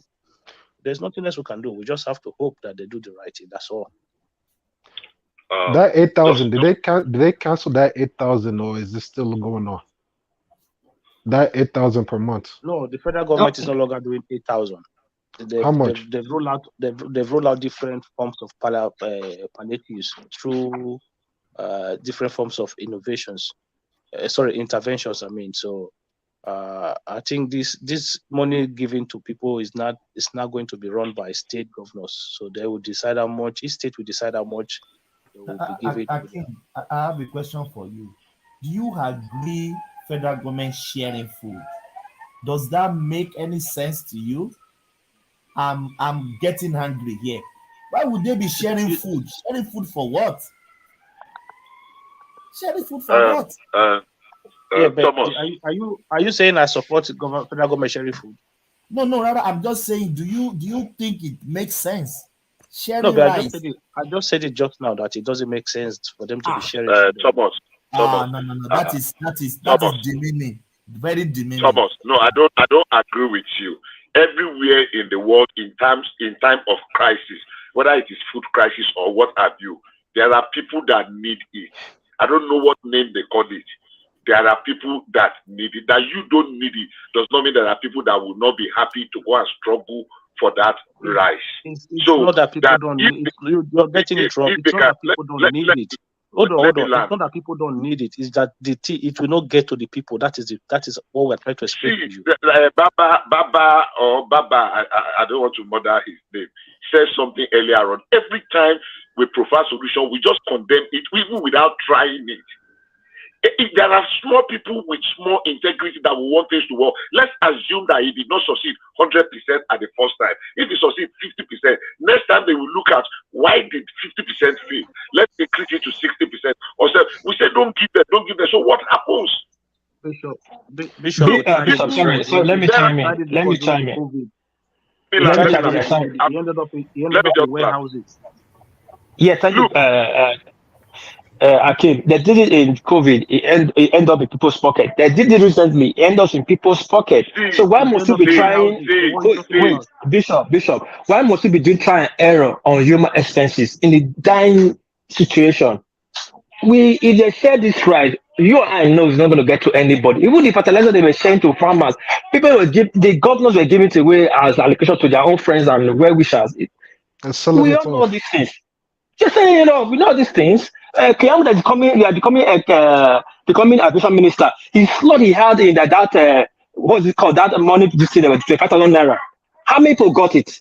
They are doing backdoor. Those they're going to account pass to the backdoor. They are going to get it back to them. What are we talking about? Which government? This is a new government. No, not this one. No. I'm just saying the past from Buhari. This M project he had just handled. He was under general minister. The spot he had in it. What happened? We barely said what happened. We think us do try and error. Said let's give that 6 months. Who expenses? Who expenses? That's the question. They say okay, let's go back again on that 6 months. They are giving 5 billion. Okay, so why not just take the rice money and add it to the 5 billion as well and give it to the governors? What was the point? They did not buy rice. No, they did not buy rice. Why did they not buy rice? Why did they not buy the rice? When? Which road that the federal government will get the rice. They will distribute it the truck. What was the point of buying rice? Why not just add the money to buying rice? Oh no, we did not buy the rice. We have grain reserve. We have strategic grain reserve at every point in time. They are not buying the rice. So what you are saying in essence is that people will steal it, so don't do it. Now, the people that will steal it are Nigerians that will eat it. A woman said something earlier on that is Ajale Koko against the fact that they are going to put 185 billion in the food market in Nigeria. At one point or the other, people will benefit from it. I don't see it as totally a fail, even though I know some of these things will run into challenges, which are human. It is you and I, people like us, our brothers, our sisters, our friends, our cousins, our relatives, name it, that are not making it work. But the little percentage that is going to work there, I believe, even if it's only 50% that is going to succeed, the only thing is that let us demand more accountability. Let us demand more involvement. Let us demand more inclusiveness. But to just cancel it and condemn it wholesale, like it's not going to work. At what point is something ever going to work in Nigeria? I agree with you, Bishop. I agree with you. Quick question. What is the template? We've had 2 trials before, so it didn't work. So why do the same thing? Let me even ask Bishop. What did we try before that didn't work? Let's make mistakes to success. We try to share food. Falter. We'll get it right. Bishop, what is the template? Hold on, everybody. If you are not speaking, then stay muted because there's interference with the streaming. Otherwise, Thomas, continue. Yeah, Bishop, which template will you reckon for this thing to be shared truly that will get to the grassroots, the people that need it? And you know, let me preempt the answer. You know that template is not going to work. The state is still going to siphon it. If you remember what happened in the COVID time. No, let me answer you straight. So, for example, if they give, let's say, 500,000 bags to your state, and we say, okay, every local government come to the secretariat, come and collect for your local government, and Ibadan Northwest go and collect, and they give Ibadan Northwest 10,000 bags, and they bring it. I know in Ibadan Northwest there are 11 wards, and they say, okay, let every ward leader come and collect. Oh, will people manipulate and do some agomago? Of course. But if it is open and they give everybody in their local government, and local government they say, okay, everybody, every ward, oh yeah, bring your, and they give to every ward. In every ward, see, in almost every ward, everybody know everybody. So the ward leaders are collecting, it is at the central market, they will come and share it. People that need it, that don't need it, will not go there. People that need it will go and collect. If it is 2 custard buckets, or 2 combo, or 2 delica, or 5 delica, people that want to sell it will sell it. But it will still get to some people. If they share it, say, okay, everybody, every state, when it gets to the state, how many, everybody knows the number of local government they have in their state. Bayelsa have 8 local government. Oh yeah, each local government come and collect 100 bags. Go to your ward. Some ward are 10 wards. Some local government. Oh yeah, when you give them to the ward, everybody in the ward know who is collecting on behalf of their ward. The ward leader. Will there be some hanky-panky? Yes. But that hanky-panky cannot be just that the whole 100 bags will just disappear into somebody's pocket. No, people will cry out. They know who is collecting on behalf of their ward. I'm not saying that we can eliminate the human factor of trying to manipulate and do when you say to Mamoboka Ferren, but there will be some level. I would say if we succeed more than 60%, then we get it. But this idea of every day, oh, it cannot work, oh, they will steal it. The people that are stealing it, they are our people. They are your brothers and my brothers, and my sisters and your sisters, and your our cousins, our relations. So if they are going to steal it, if I don't need it, they will not be sharing food now. God forbid, I will not go there. Let me help you. Let me help you, Bishop. Let me help you small. Baba, come in. You see, what Bishop is saying is very correct. I don't know of any other state, but in Lagos State, every street has a landlord association. So invariably, when they distribute 600, I think they say 55 trailers for each state. A trailer contains 600 bags of rice or 50 kilos. You understand? If we have to now cut it down to 55 kilos, that is 5 times 600,000. That will give us 300 and something. I mean 3,000 something of 55 kilo bags times 5. You understand? With LCDA and the local government area, we count all the wards. You understand? Federal government has downloaded to the state. State governor downloads to the, we now know. Then state government should now tell us, okay, everybody go to your ward or go to your local government. Local government will say, everybody in this local government, please go to your ward.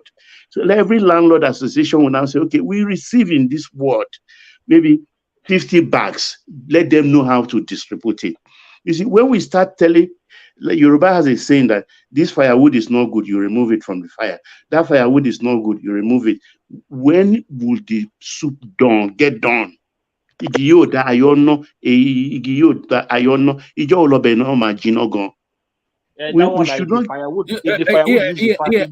should not give these people excuse. We condemn 8,000. That 8,000 and we don't know where that money has gone. We should not give them opportunity to bury us.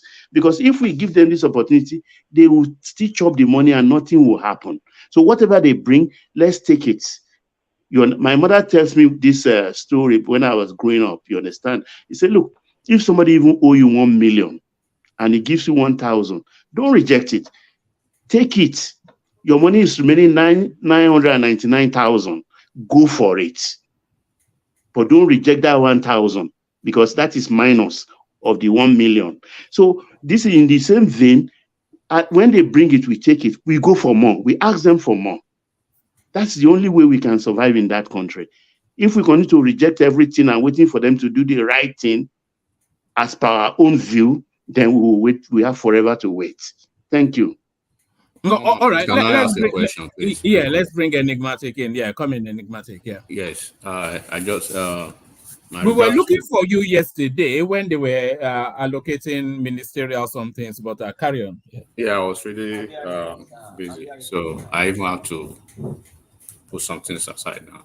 But I just have a quick question, and while I say my regards to everybody, but while I acknowledge the palpable sense of the disillusionment, among certain quarters, Nigerians generally.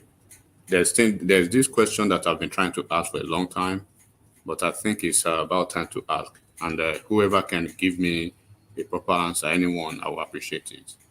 We have some states that their governors will be getting out of office in a few months or in less than a year, particularly of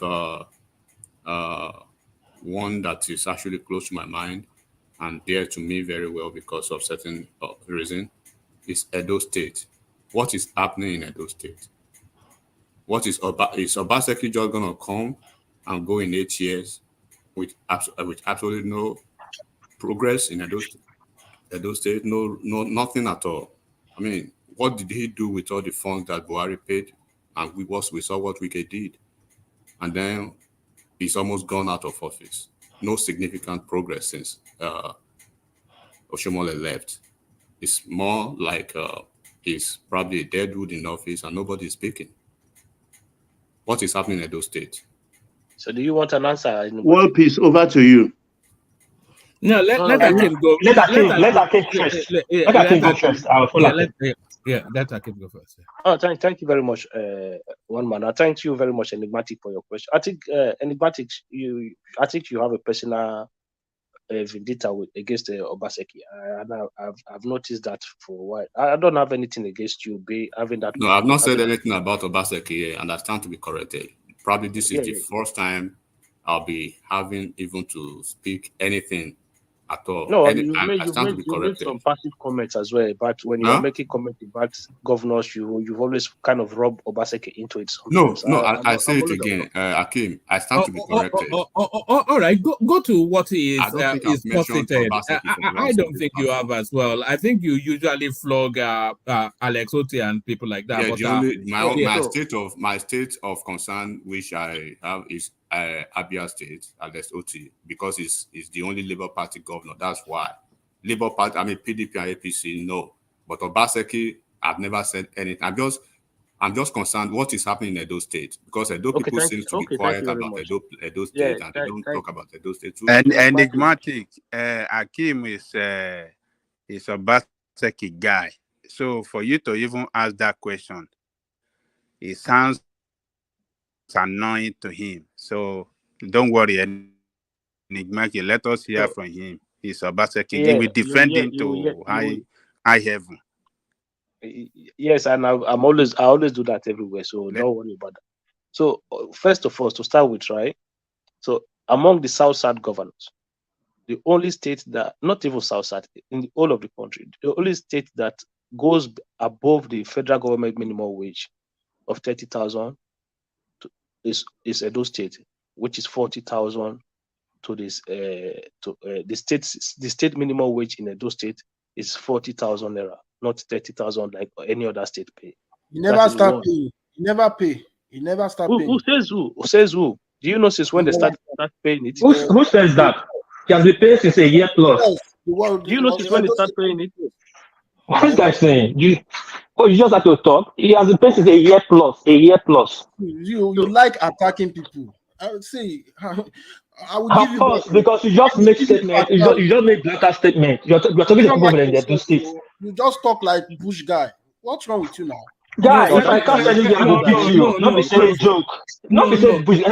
Hold on. Sorry. Let me tell you. If I catch you money, I'll beat you. Not be saying joke. No, War Pace. Settle down. You see. No, you think. No, hold on, War Pace. Just allow me one. You know when I'm saying. Go to the topic, not to the personality. It's to avoid spaces like that. But Kumi, that applies to you as well. Let's War Peace. War Peace is one of the bricks that holds this space together. Yeah, I can live for him now. I can live for him. No, Kumi, I'll can't tell you, but I promise I'll beat you. There's no problem. I'll be watching you on Facebook. No. You don't have to live for anybody. You don't need Facebook. I'll give my address. Give me your address. No, God. Can you kilo day now? Kilo day. You are fool for saying that. No. Okay. So I've put them both at the back for a moment. Leave them at the back for a moment. And let me just say this: I don't even know how we got there. It was going so smoothly. But when I'm saying that, leave the personalities, and I think I've had this sort of conversation with Bishop as well. When I'm saying leave the personalities of people and speak to their topic, is because when you bring the personalities of people in, they feel affronted, and then they feel the pride, and then it just spirals to where we are now with War Peace and Kumi. So please, guys, just leave the personalities and speak to the topic. But I came back to you.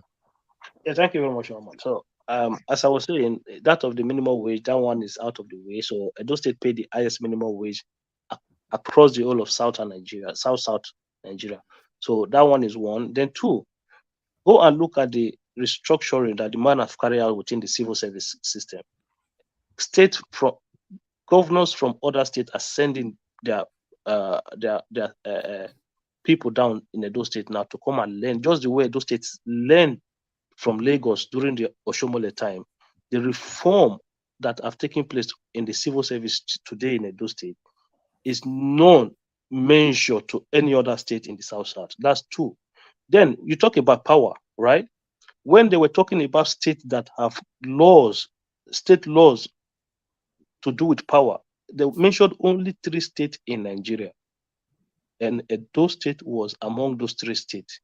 Not just that we have the law, there is an independent power plant in Edo State today, Oshomo Power, that is generating 95 megawatt of electricity within Benin City metropolis. One man, if you have money, you go to them, they will come and connect 24 hours electricity in your premises. That is how it functions in Benin today. Then you go to, since Obaseki become governor, right? We now have 2 modular refineries that are currently producing crude, they are currently refining crude oil in Edo State as we speak right now, right? Obaseki hasn't done anything. So go and look at the level of investment that are coming. Did Obaseki build those modular refineries, or it was one of them was partly funded by the state. One of the refinery was partly funded by the state, but according to what Obaseki said, that the refinery they were going to pay back to the state. So it was more like a counterpart funding to kind of guarantee those investors that yes, the state is ready to do business with them. That is one of them. The other one I think is this Kola Abiola, Kola Abiola people that established that one. I'm not sure, but there are 2 refineries now that are functional in Edo State. On top of that, on top of the power project that we also talk about, we're not even talking about places like you talk about the College of Agriculture, the one in Igoriaki that Obaseki constructed. Go and look at that College of Agriculture. It will pass for any level of university, but it's a College of Agriculture that was like a rat den when the man became governor. Look, I understand the man doesn't come out and shout, okay, but nobody, one man, have you ever heard anybody, right, accuse this man of corruption or stealing money? Have you ever heard it even from those people that are against him? They will never accuse him of being corrupt.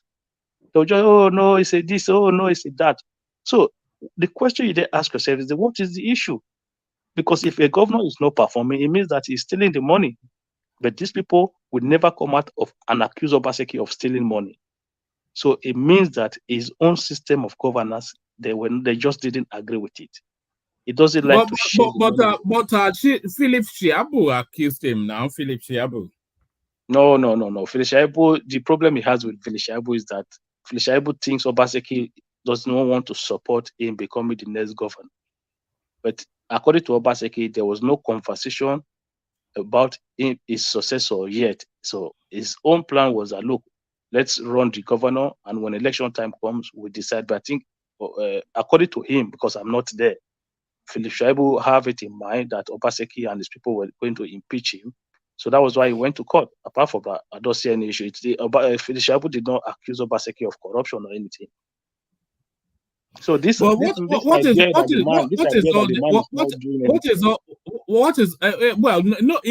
doesn't have a reputation of being an achieving governor anyway. It doesn't have a reputation because it doesn't bring TV stations to the project to project. Look, if it was Wike, do you think Wike will not call a rise to that power plant to go and you can't compare Wike to Obaseki. Wike is a known achiever. Oh, I hear you. One I hear you. man. Sorry, let me just chip in something. Yeah, it's okay to eulogize politicians, depending on our biases. But one thing that stands as a sad record for Obaseki was his refusal to inaugurate 14 members of in the opposition in the State House of Assembly, because they just simply did not feel like, despite everything, those people did not serve one day out of their 4 years term, and that's sad. And it cannot be an example of a democrat, no matter what. Now, Bishop, please. One second, please. 1 second. 1 second. Like I say, everybody we have our biases. Yeah, maybe when time comes to write the records of his performance, we will be here, we will listen, we will hear it, we will see what is going to be published. I think it's too early in the day to want to say everything is documented and time will show each other. Yeah, Bishop, about those 14 House of Assembly, that was politics era. And we just hear it from outside. You're not really, so you have to ask people from Edo State what really happened then. Oshomole was playing Godfather. Then issue a proclamation. Yes, it's always politics. There was interest played out who to be the speaker. That night, they managed to ambush Obaseki to have their own speaker. Of course, every governor wants to control the House of Assembly. But that night, Obaseki was smart enough to ambush the APC fraction to produce a speaker that night. And they said they didn't like the speaker. To see how dumb they are. There were 14 members. Hold on. Let me land. No, I'm not interested in who is the speaker. I am saying those people for 4 years. I'm building a case to get there.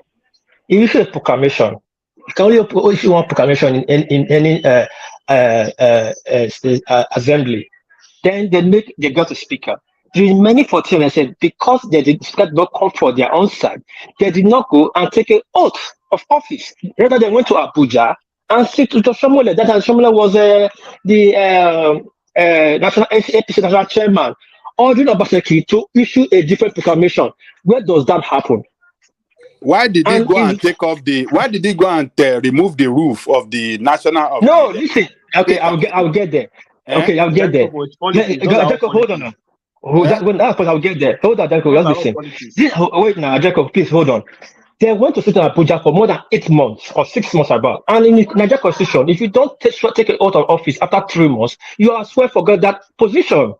Now, when they realized their mistake, that they were majority, even though Obaseki have a speaker today, you are the majority. Tomorrow you can swear you on that different speaker.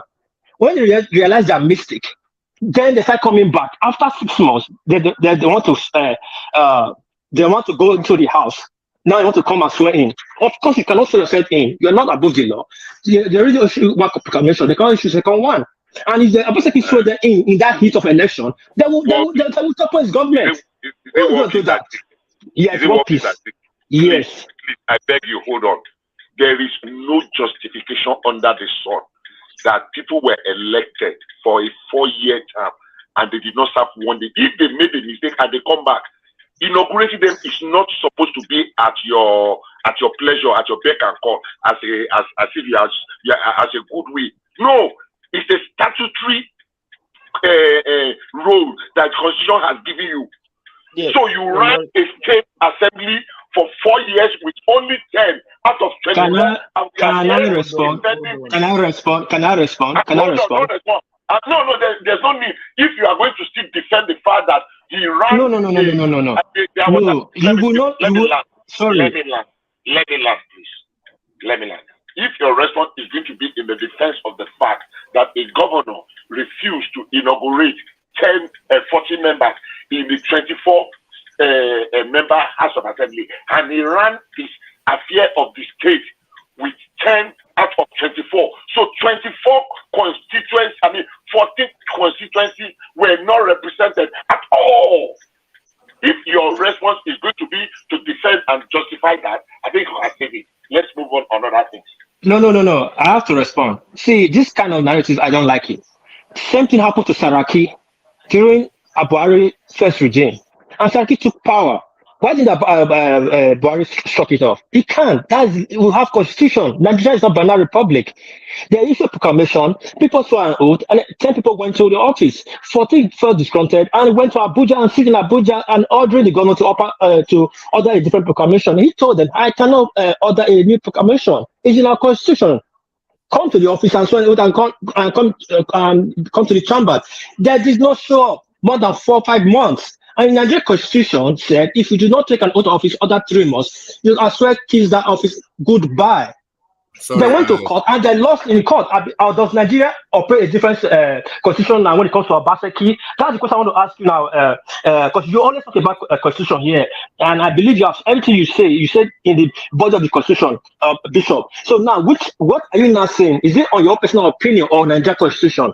At that point, I want to know. Hold on. Let Enigmatic come in. Yeah, I mean, because in and out. My ambience is not too okay with this my current location. But you know, when Yoruba people say "mi ò ní sọ nǹkankan, ọjọ́ ọ̀rọ̀ máa tó sọ̀rọ̀ fúnra ẹ̀," I won't say more than that. I won't say anything for now, but at the appropriate time. Elections are coming. Revelations will be out. But hold on, just hold on. I know for a fact, and like I always say. You know, Enigmatic. Yes, sir. Only tí Orlando kọ fún wa ló fi sọ̀rọ̀ yẹn.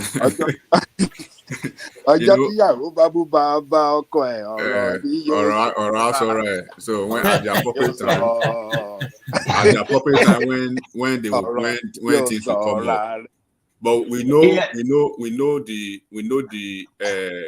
know the fantastically corrupt and non-performing governors in Nigeria, regardless of the rhetoric. But enigmatic.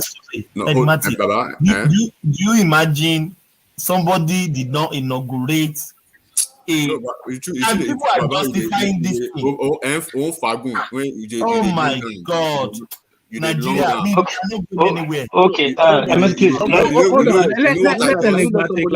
on now, please. What I just said, Babaja just actually, he got it right. You have, you know, one thing is so clear, right? It's so easy to criticize, but you see people jumping up and down now trying to defend their position. But when others trying to defend their position the way they see it, immediately what do you see? They tag them this or they tag them that. I basically ask a simple question. There's no way when it falls on your lap, right, you want to defend or you want to say something. That's why on this platform, when I see people who love Obediently and they come out to support him, I cherish them and I appreciate their position. But I will never say because this or that. I can say obedient. But some people too, every conversation they say APC or Batified. But now look at this simple arithmetic. Under the law, of course, but the morality of what we see. I mean, how do you want to? Well, we will need some conclusion, but for now, please let me answer you. I'm not saying this to receive. I'm not saying this for any It just more or less like a rhetorical. You ask a question. Can I ask you a question as well? But the fact remains. I said elections are coming. Yeah, can I ask you a question as well? So all the billions. Can you give us a flavor of what's to come out, and why have your focus suddenly gone to Obaseki? Can I ask a question? Hold on. Are you just fed up with are you fed up with world peace coming to eulogize all the time? Is that it? Give us a flavor of what's to come.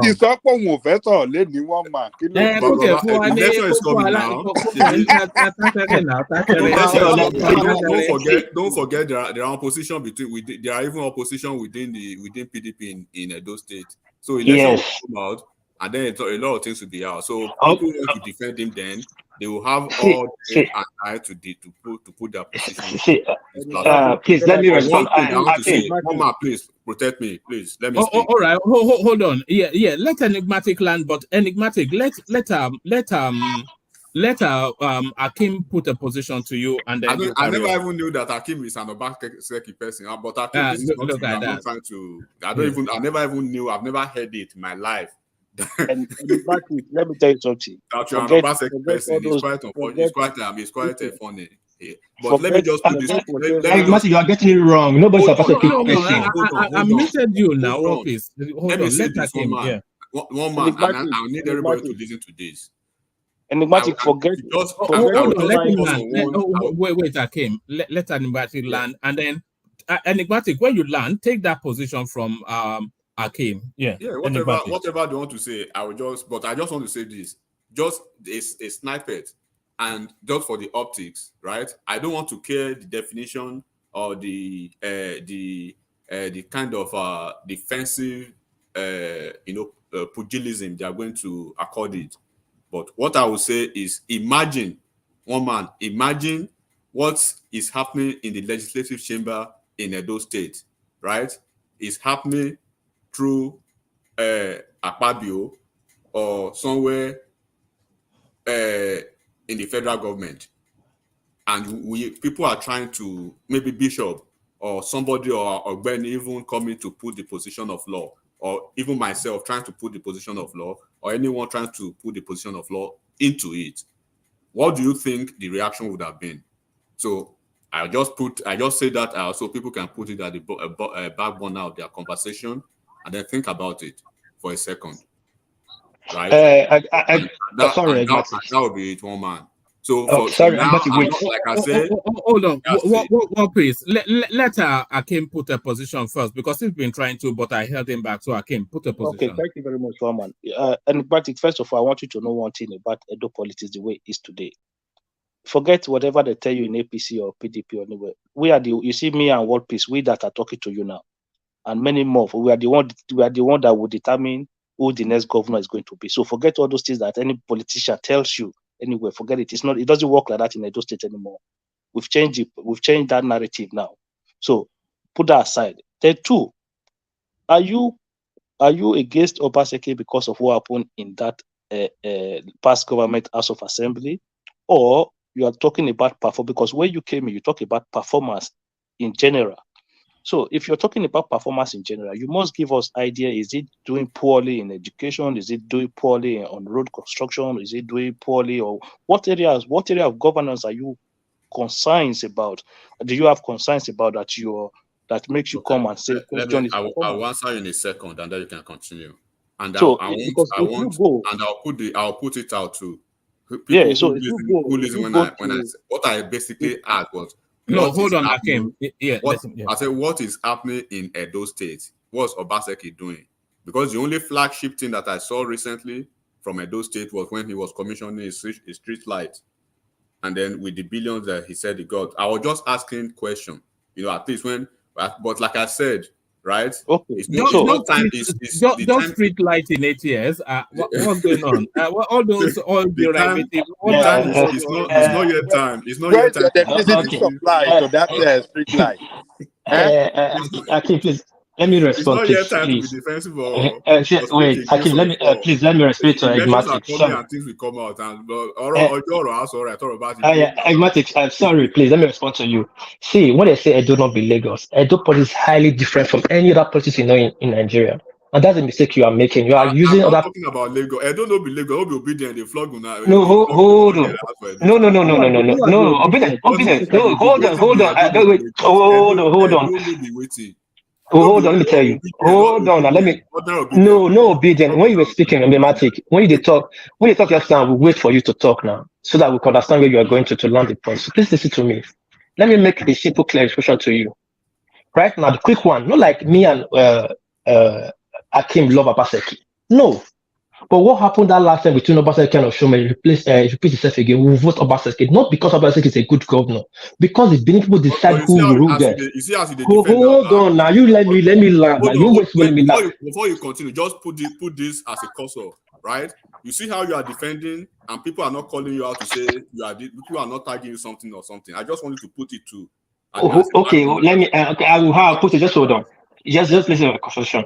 Not because Obaseki was a good governor, but because the situation of Gofazarism in Benin, and you cannot be doing that. That's why they kicked Oshomole out. The election was between Oshomole and Edo people, not Obaseki. That was just one for that. Now, Obaseki, when people are talking about these 14 people he didn't negotiate into the House of Assembly, but people forgot that time Obaseki was a APC governor when he did the camp. When he did the camp, at the 6 months he got those. Hold on, Abama. Wait now. But it's not Baseke. But now they are putting it like it was APC at that time, all throughout that time. Baseke became like a month to the election. It was still Obaseki. Yes. Why? Yes, I'm not saying. But why they remove the APC of it and leaving Obaseki only Obaseki? It was APC to APC that time. People did not inaugurate. It was APC. He as the governor was APC. No, what APC is not part of that. Hold on, don't say anything. APC is not part of anything to do with. What they are saying is, as the state governor, he did not act as he was constitutionally obliged to. So whether it was APC, PDP, XYZ, or 1, 2, 3, he is still the governor. He's still Obaseki, and he did not act according to the constitution. So forget APC. Hold on. That's a wrong statement. He acted according to the constitution. Constitution gave him time to issue proclamation, and he did. And people went for swearing in, and people didn't go. They went to Abuja to sit down. Not I'm justifying it, not I'm sitting with them, but according to the law, he didn't do anything wrong. When did he take it to court? When they went to court to Supreme Court, he won all the cases. So that we're not talking about. That's a party issue. Fine, let's not talk about that. That's party issue with them. It's 8%. I said, don't remove APC. That's APC to APC issue. Now come to Obaseki performances. Let me tell you quickly. I want to listen. Nobody Obaseki will produce in Edo State next that he will win. No. Obaseki is not going to win anything. And Edo people don't like Obaseki, not because he did not perform. Edo people don't like Obaseki because of the problem he had with the palace. No this and no peace. That's just it. Anybody of that case is going to bring next 10 is going to lose hopefully. And not this. APC is not going to win Edo State next election because of Tiger and Lion. It is not going to happen. There is a serious problem. Who will now win the election? And if Wike can settle himself before then, PDP might win. Or maybe it could be Labour or anything. But if Oshomole go on with this nice of being Kabaka. No, hold on. If Oshomole, you have somebody to say, listen to me. Let any other person come and attack me. No Edo man wants Kabaka back in Ring Road. And that is Kabaka that used to form. And it's already that own the major route. Now, Edo is about 4 million population. And Edo Central and South control about 67% of the population. I just could do the math. We have about 2 million who control the vote of total Edo State. And if you don't win Edo, you don't win anywhere. And you are using Kabaka there, and nobody wants Kabaka. How are you going to win? That's the problem they have there for APC. I'm not saying PDP don't have that problem. PDP have that problem. There was even a state house of assembly election. Why did Obaseki not lose that state house of assembly? Yes, I'm coming to that. Let me tell you about obedience. Now, in Edo State election, if we have 3 central districts, and you might think only lost its money because it lost the money to majority vote. Actually, APC won that vote in Edo State, that last presidential election, because they won 2 central districts and a half. They won South, they won Central, South, and part of Ovia as 2.5. They won in that last election. They won 5, 6, 2 senators and 3 House of Rep.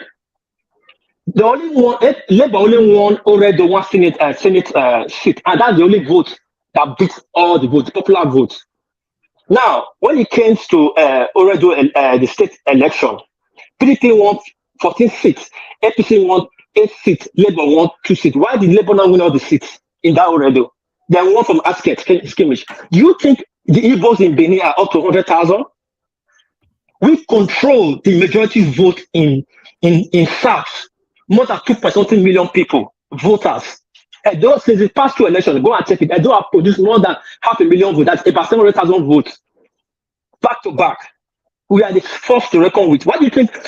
You are a politician. What do you think Tinubu said? I will give Edo State back to what I know what you want. I'll give back to you. I'll give you what you want. Because Edo State has 4 million population. They are bringing almost 1 million votes. How many votes did Lagos bring together? It's not about 800,000. Go and check it. It's politics. Anybody that Kato don't have the majority vote, you have at least 1 million votes to win any presidential election. Why do you think Wike fall out with Obaseki? What led to the G5? Because of the Edo State vote.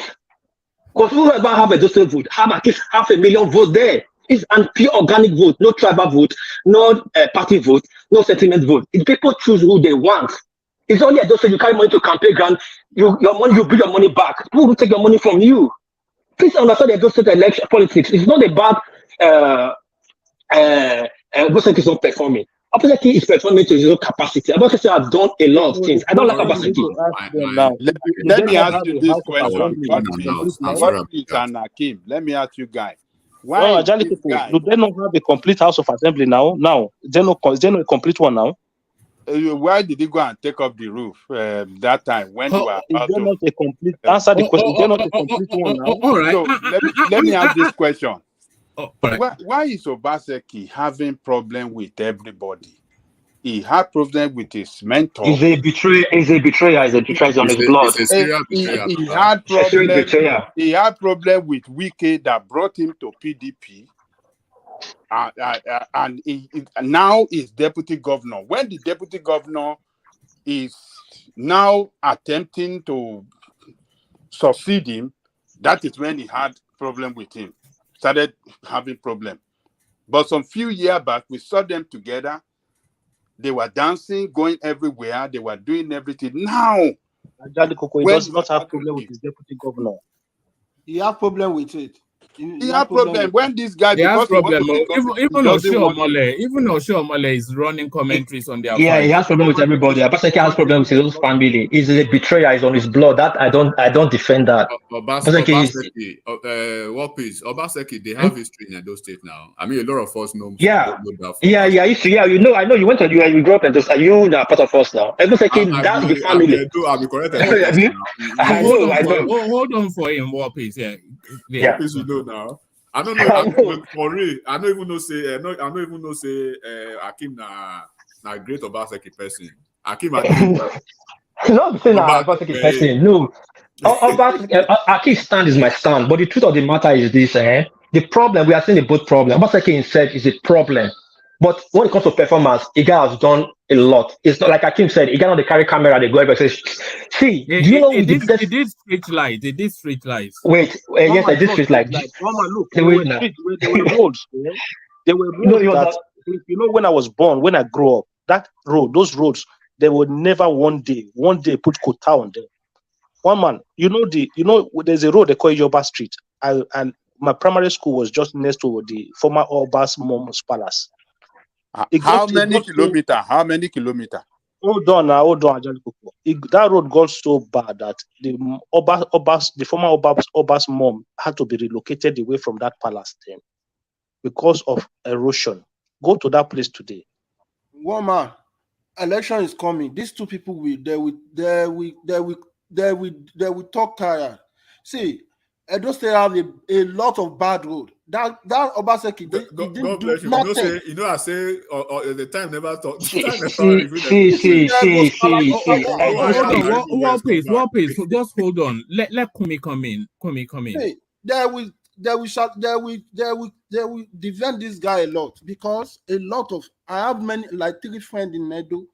No good road, and Buhari allocates a lot of money to Obaseki. We saw what Wike did. Wike did a lot of federal road in Port Harcourt with the money, and he get the money later. Obaseki didn't do nothing. All these things they are defending. Election will soon come now. So where are you from Edo State? I have friends there. If I don't come from Edo State, I'm Nigerian. I know what you the same way you are not from Lagos State, and you always. Am I arguing Lagos issue with you now? No, I don't know because I know you are not from Edo too. You understand? Listen, see, if you know Nigeria road network, can we let people talk, please? Let him land. Okay, but he has landed now. One man. He has landed. No, he hasn't landed. Let him land. One man, just go to YouTube. Put Edo Road on a lot of video. A lot. Okay, thank you. Thank you. Let me respond to you. Now, Edo State alone have the majority of federal road. Most of the thing in Edo State is federal road. Those ones they are showing Sapler Road, Ugbowo. All those ones they are saying is federal road. Please know these are not peace. And when they show you, like one get just put yesterday at main gate, that's a federal road. Hold on. Do you remember the clip that we saw? I'll look for that clip again. Yes, Obaseki was stopped. Yes, that was Sapler Road, federal road. Most of those states road are federal road. Imagine know this. Ipobahi road is straight to Abuja, it's federal road. Sapler road is straight to road. Yeah, I'm telling you, politics I like Obaseki. I don't like Obaseki. I don't want to sell Obaseki there tomorrow. But let's say the fact. Let me ask a pointed question. Again, one very pointed question. When is it very let me say clear to people that the face of Edo, so to say, maybe we can restrict it maybe to Benin, that the cosmopolitan area now, that it was changing. It was changing. Then after some what's up? That's not my question, because we saw there are some changes at the point in Edo. People were happy, right? Then suddenly it's like it's bleak. Whose administration was that, and when did it start? I want to answer that question. Okay, go ahead. Thank you very much. So, you see the question Enigmatic asked now. You see, when you look from outside, people who look from outside who are into the political system, they see things differently. No, brother, I'm not looking from outside. I need you to understand that first. I'm not looking from outside at all. Hold on 1 second. I went to Nigeria, 2017. Just to know. I was in Benin, right, 2017. So, and I saw the way things were. That was just after Obaseki just came in. The level of oppression on ground, whereby an individual will be roaming around the street with police blowing sirens everywhere, oppressing people. The level of oppression was there. These guys had so much power under our Shomale government. So Obaseki came in to disrupt that system. People were not happy with it. You need to understand this. Go to Benin now. Everybody quiet. There's no oppression. No politician oppress anybody anymore in Benin. No. It doesn't matter what party you are, whether you are under the governor's party or you are the opposition party. You don't have powers to oppress anybody anymore. Everybody in an equal level now. So these people they are not happy with it. You cannot behave the way people used to behave. One man, how can you be going on the road? Ordinary citizen will be using police to chase you away from the road with escort. Move out of the road. What kind of nonsense is that? Look, the man came to disrupt all of those things. If you go there now, it's peaceful. You drive your own, I drive my own. You saw the governor that day; he was stuck on traffic. So if the governor that's not a yardstick for performance. Now we are talking about look at him on his best road, on that best road. Yeah, this road is a federal. This road is a federal road. It's a separate road. That's not an excuse now. Wait now. Do you know hold on. Wait. Mati, let me tell you. This road, Clemagba was disgraced in the palace when he went, because Clemagba was in charge of this. It was Minister for budget and planning. You are giving explanation. What I mean, look, if the way you are speaking now, that's the way some people speak over here, and you viciously attack them. This is the same thing you are doing. I'm saying in Nigeria. Hold on, some few months ago, we knew that if not that Wike came out to disclose that they've been giving some funds from federal government, they would have kept quiet. Go to this video now. Look at let one more enigmatic. But Obaseki did some street lights where there were no street lights. I say one man, that was not a street light. That was the Oshomo power plant that was commissioned, supplying lights. It was showing people that Oshomo power plant already working and supplying lights to certain areas. Now Oshomo power plant supplying lights to some areas in Benin. That was not a street light commission. So people don't notice on this show. Listen. See, let me say something there. See, if I want to say I'm not supporting. See, there's a reason I don't go to politics. I have APC chairman currently today is my cousin. The PDP chairman, my cousin is my in-law. I have this politician, but I never get into politics because it's too dirty. Lies is too much. I don't like Obaseki, like I said. But if you want to play politics, let's play politics the way it really is. You cannot use your own failure to paint somebody else. In a month, I don't even like him. All these roads are federal roads, and they're using it to punish Obaseki, to discredit his government. They didn't do it. They neglect it. Even when Obaseki tried to do it, they don't allow him. Do you know how many times I've done protests on that road? The Benin people will block that road. Obaseki will come there, bring contractors that will work there, but federal government will stop him. the governor said he sent contractors to fix that road. That the government chased his contractor out of the place. That is not a state road. Go and check the state road if they are not done. Has not been contradicted. They've not. Nobody had come out to say no. He was lying. The statement. I don't like it. Yes, markets. He has not done the market. We're all fighting him for that. That's policies. I don't like Obaseki. Between Obaseki and Igbenedon, who is the worst governor of Edo State? Igbenedon is the worst. Igbenedon is the worst. Followed by Oshomole. Oshomole is the worst. After Igbenedon, Oshomole. Oshomole indebted in Edo State. He bought 200 billion naira. Sorry, what about Benin Epoma Road? Is that federal road? Federal road, yes. Federal road. All federal road. All Benin road. Even some Benin main road. They still have federal road inside. Like Uselu Road. So part is federal road. That's the problem in Benin. Benin have the major federal road in Nigeria. The problem in that city. Airport road in Lagos from the airport. Hold on, from the airport into the interland in Lagos is federal road. But one man. What was it? Ambode aware of the fight. Fashola and Ambode fought on that road before Ambode was able to fix that road. They get it done. Yeah, but why is Obaseki not fighting? Why is Obaseki not fighting? Because do you know how many federal roads being done now in Ogun State? It's politics. It's APC. It's politics.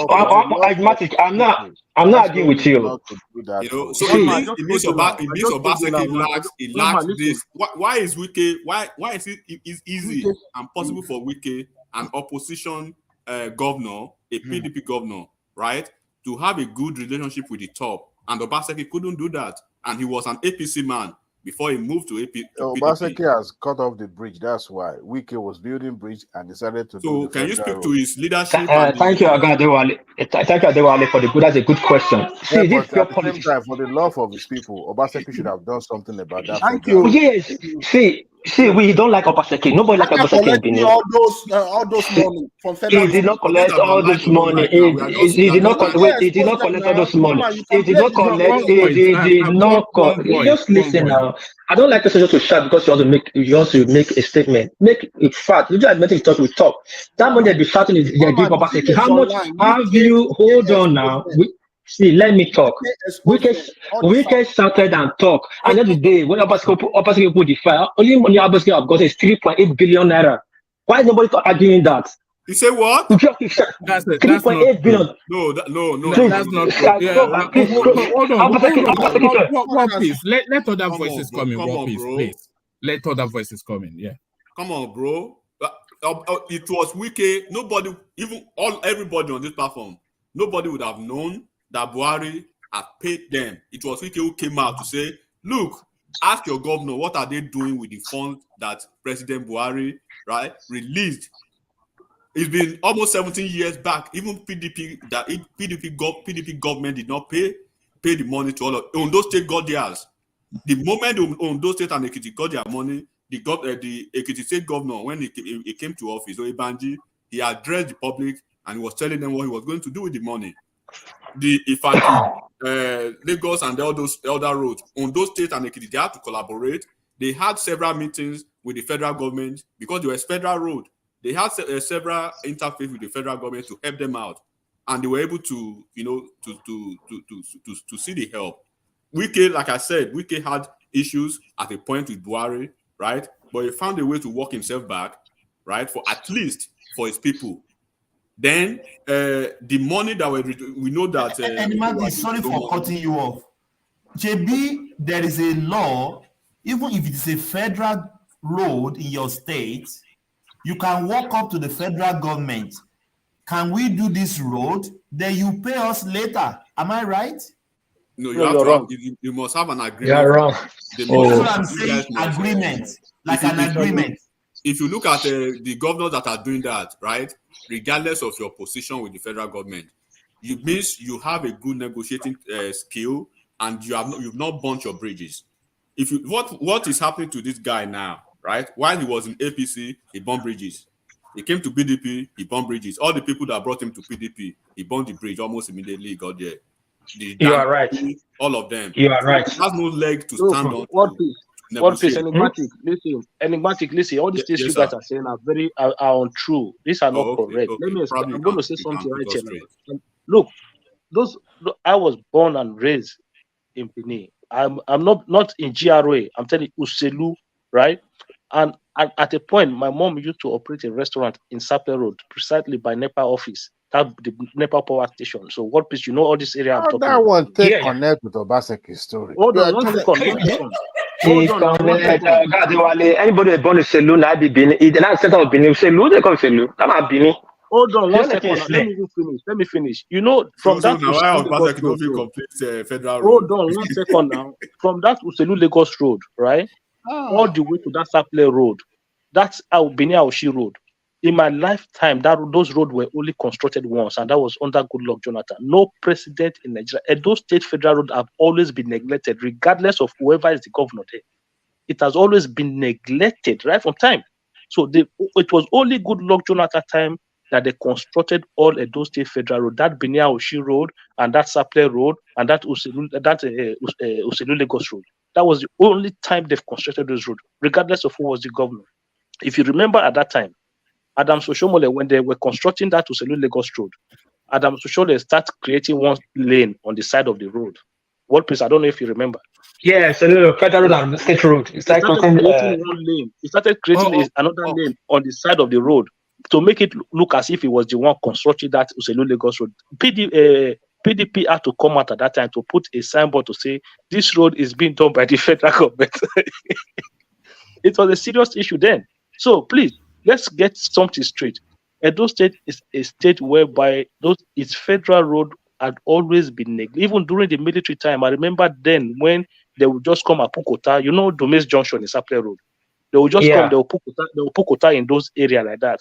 Rain will fall. Immediately the rain will wash all the kotas away.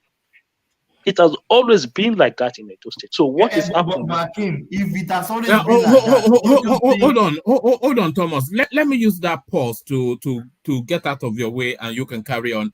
But acknowledging Ayosa super chat, Alexander Gomez comes in. A new name comes into that space. Ola Tubosun, Osunleti. So thank you, Bosun. And then another new name, I think, Ade Olayede. So thank you for that. So that's Babatunde Martins. Alexander Gomez again carries on, and Aizon had a little bit of a dip of a toe.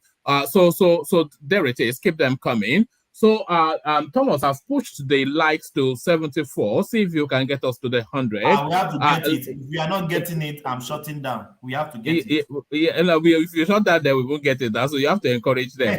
So we don't think twice. We just think once. All right. Let me play your music and then you come in.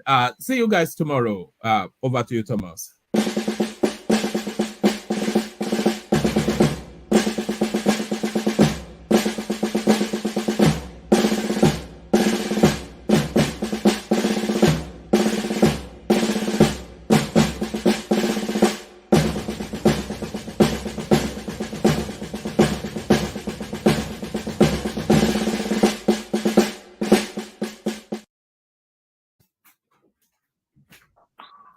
Thomas. So we don't enter the Republic. Hold on, please. Hold on. Welcome to the second section. This is to Akim. The question I wanted to ask you before one man said we should wait. So Thomas, you should have said welcome to Niger Republic. Not second question. The coup d'etat. So the question I want to ask you that, don't you think if all government has been coming in and out of Edo State and the federal government continue to ignore your federal road, don't you think you citizen, you have problem you need to tackle? I don't understand what you're saying, because this road, for me, the best way to go about is for federal government to let go of those roads and then move over to the state, so we don't have all this excuse of who is in charge, who is not in charge. Let go of this road we are talking about. Some of this road goes through people's front out, right? The area where I was born, Uselu, just that we have Uselu Lagos Road there. That road is a federal road. I lived nearly all my life. crossing this road back and front nearly every day, right? So why is that a federal road? It doesn't make sense. So hand all this road back to the state, and all of this excuse will be out of the way. There's no need for it. I passed through. I went to Edo State for one wedding. I drove one of my friends to his wedding. Which road is this one? The one that passed through Ijebu-Ode, passed through Edo, passed by. Those one that they did it a little bit then. Is that that's a federal road? That was old Lagos' federal road. That's the problem. Even Asthmatic former school, the road opposite Okada, it's federal road. I just said major roads are federal road. It's only the off-road are not federal road. That's the problem. And when they said, I was waiting for this guy to, when they said, Wike said, they released money. Yes, we all follow that space. And it was two things Wike talked about. The money Buhari released and the other money they gave to some South governors. Now, the money Buhari released, they said Obaseki got 8 billion. And that money wasn't even from Obaseki time. No, it wasn't even from Oshomole time. I think it was from Lucky time. Now, they are engineers waiting for their pay. And the federal government constitution, they have, and the money Oshomole borrowed, they have the fact how to take the money they are owing from that place. So the money they pay back to federal state government, they went to state coffers. What about the engineers that did the roads? They will put their mouth in the sky. When we just talk, I don't understand. There was engineers that did those roads, and they never got their pay. For 8 years, they are being caught, more than 8 years, 12 years, they are being caught. So when the money comes back, they will not pay them. Now, the second money they disbursed when Lagos got almost 20, it was a 100 billion. When Lagos got the major share, Wike got about 100 something million. How much got to those state hands? That's why I said, I have the opposite came out to say 3.8 billion, and he opened the book for them, and nobody argued with him. I don't know why everybody just shouting. I don't like Obaseki. If you want to handle Obaseki on politics, fine. If you want to handle his achievement, fine. But start bringing what does not add on. That's why APC keep losing Edo State. For 2 times that they have lost Edo State. They don't know Edo State politics. Go to the major problem with Obaseki and tackle that. The people will follow you. But when you bring on this federal road and not performing, you will still lose again. The question is, why did APC not win the State House of Assembly in the last? Yes, I'm saying they lost that one second time. That's 2 times I've lost now. 2 times in a row they lost. Akim and War Peace, it's you guys that will suffer it. Yes, we are suffering it. Do you know how many times people go to the road and riot and block federal road, which is an offense? They will block federal road because Shomole is playing politics. Because most of them come back as Godfather again, playing politics with those things. Because if they make those roads bad, then the Obaseki's government is bad. Do you know there's prison break in Edo State? We know who did it, just to make the governor bad, but we also suffered it. We don't play Thomas, listen, you see me here supporting Obaseki, but I'm not going to tell you that the man is popular. He's not. He is not. He's very unpopular. And we all know the reason why he's unpopular. Not because he did not do roads. No, that's not why he's not popular. Look, I'm saying it. Go in the history of that state, interlink road. No governor touch Obaseki. No, it's not even close at all. It's not even close. When you start talking about interlinks road, areas whereby you will not even dream of buying land, let alone you want to build house before. Go to those areas today. Some people, you will struggle to buy land in those areas because this man opened up the space. He opened up the space. You see, before he took action recently, community violence started increasing because people who never expected land to become lucrative in their community, all of a sudden, the road is being was constructed, and all of a sudden, the land appreciated. Before you know it, community start having issues. All of them were happening recently until the man said no. To be honest with you, there is nothing Obaseki can tell me he's doing now. This state of assembly that was not inaugurated defeats everything. That means it's not a it's not a Democrat. Yeah, but this is one. Thomas, hold on 1 second. I'm going to explain something to you now, right? Do we have a complete state of assembly now? No. Yes, we have. Yes, we have. How? 24 seats. An election just held recently. I just said recently they have 24 seats there. They have 14 APC, 8 14 PDP, 8 APC, and 2 obedient. So they have a full house now. They have a full house now. And I understand what I no. Hold on. Is previous administration, do you have complete representative? No. At the second quarter, Edo State House of Rep. Sorry. Hold on.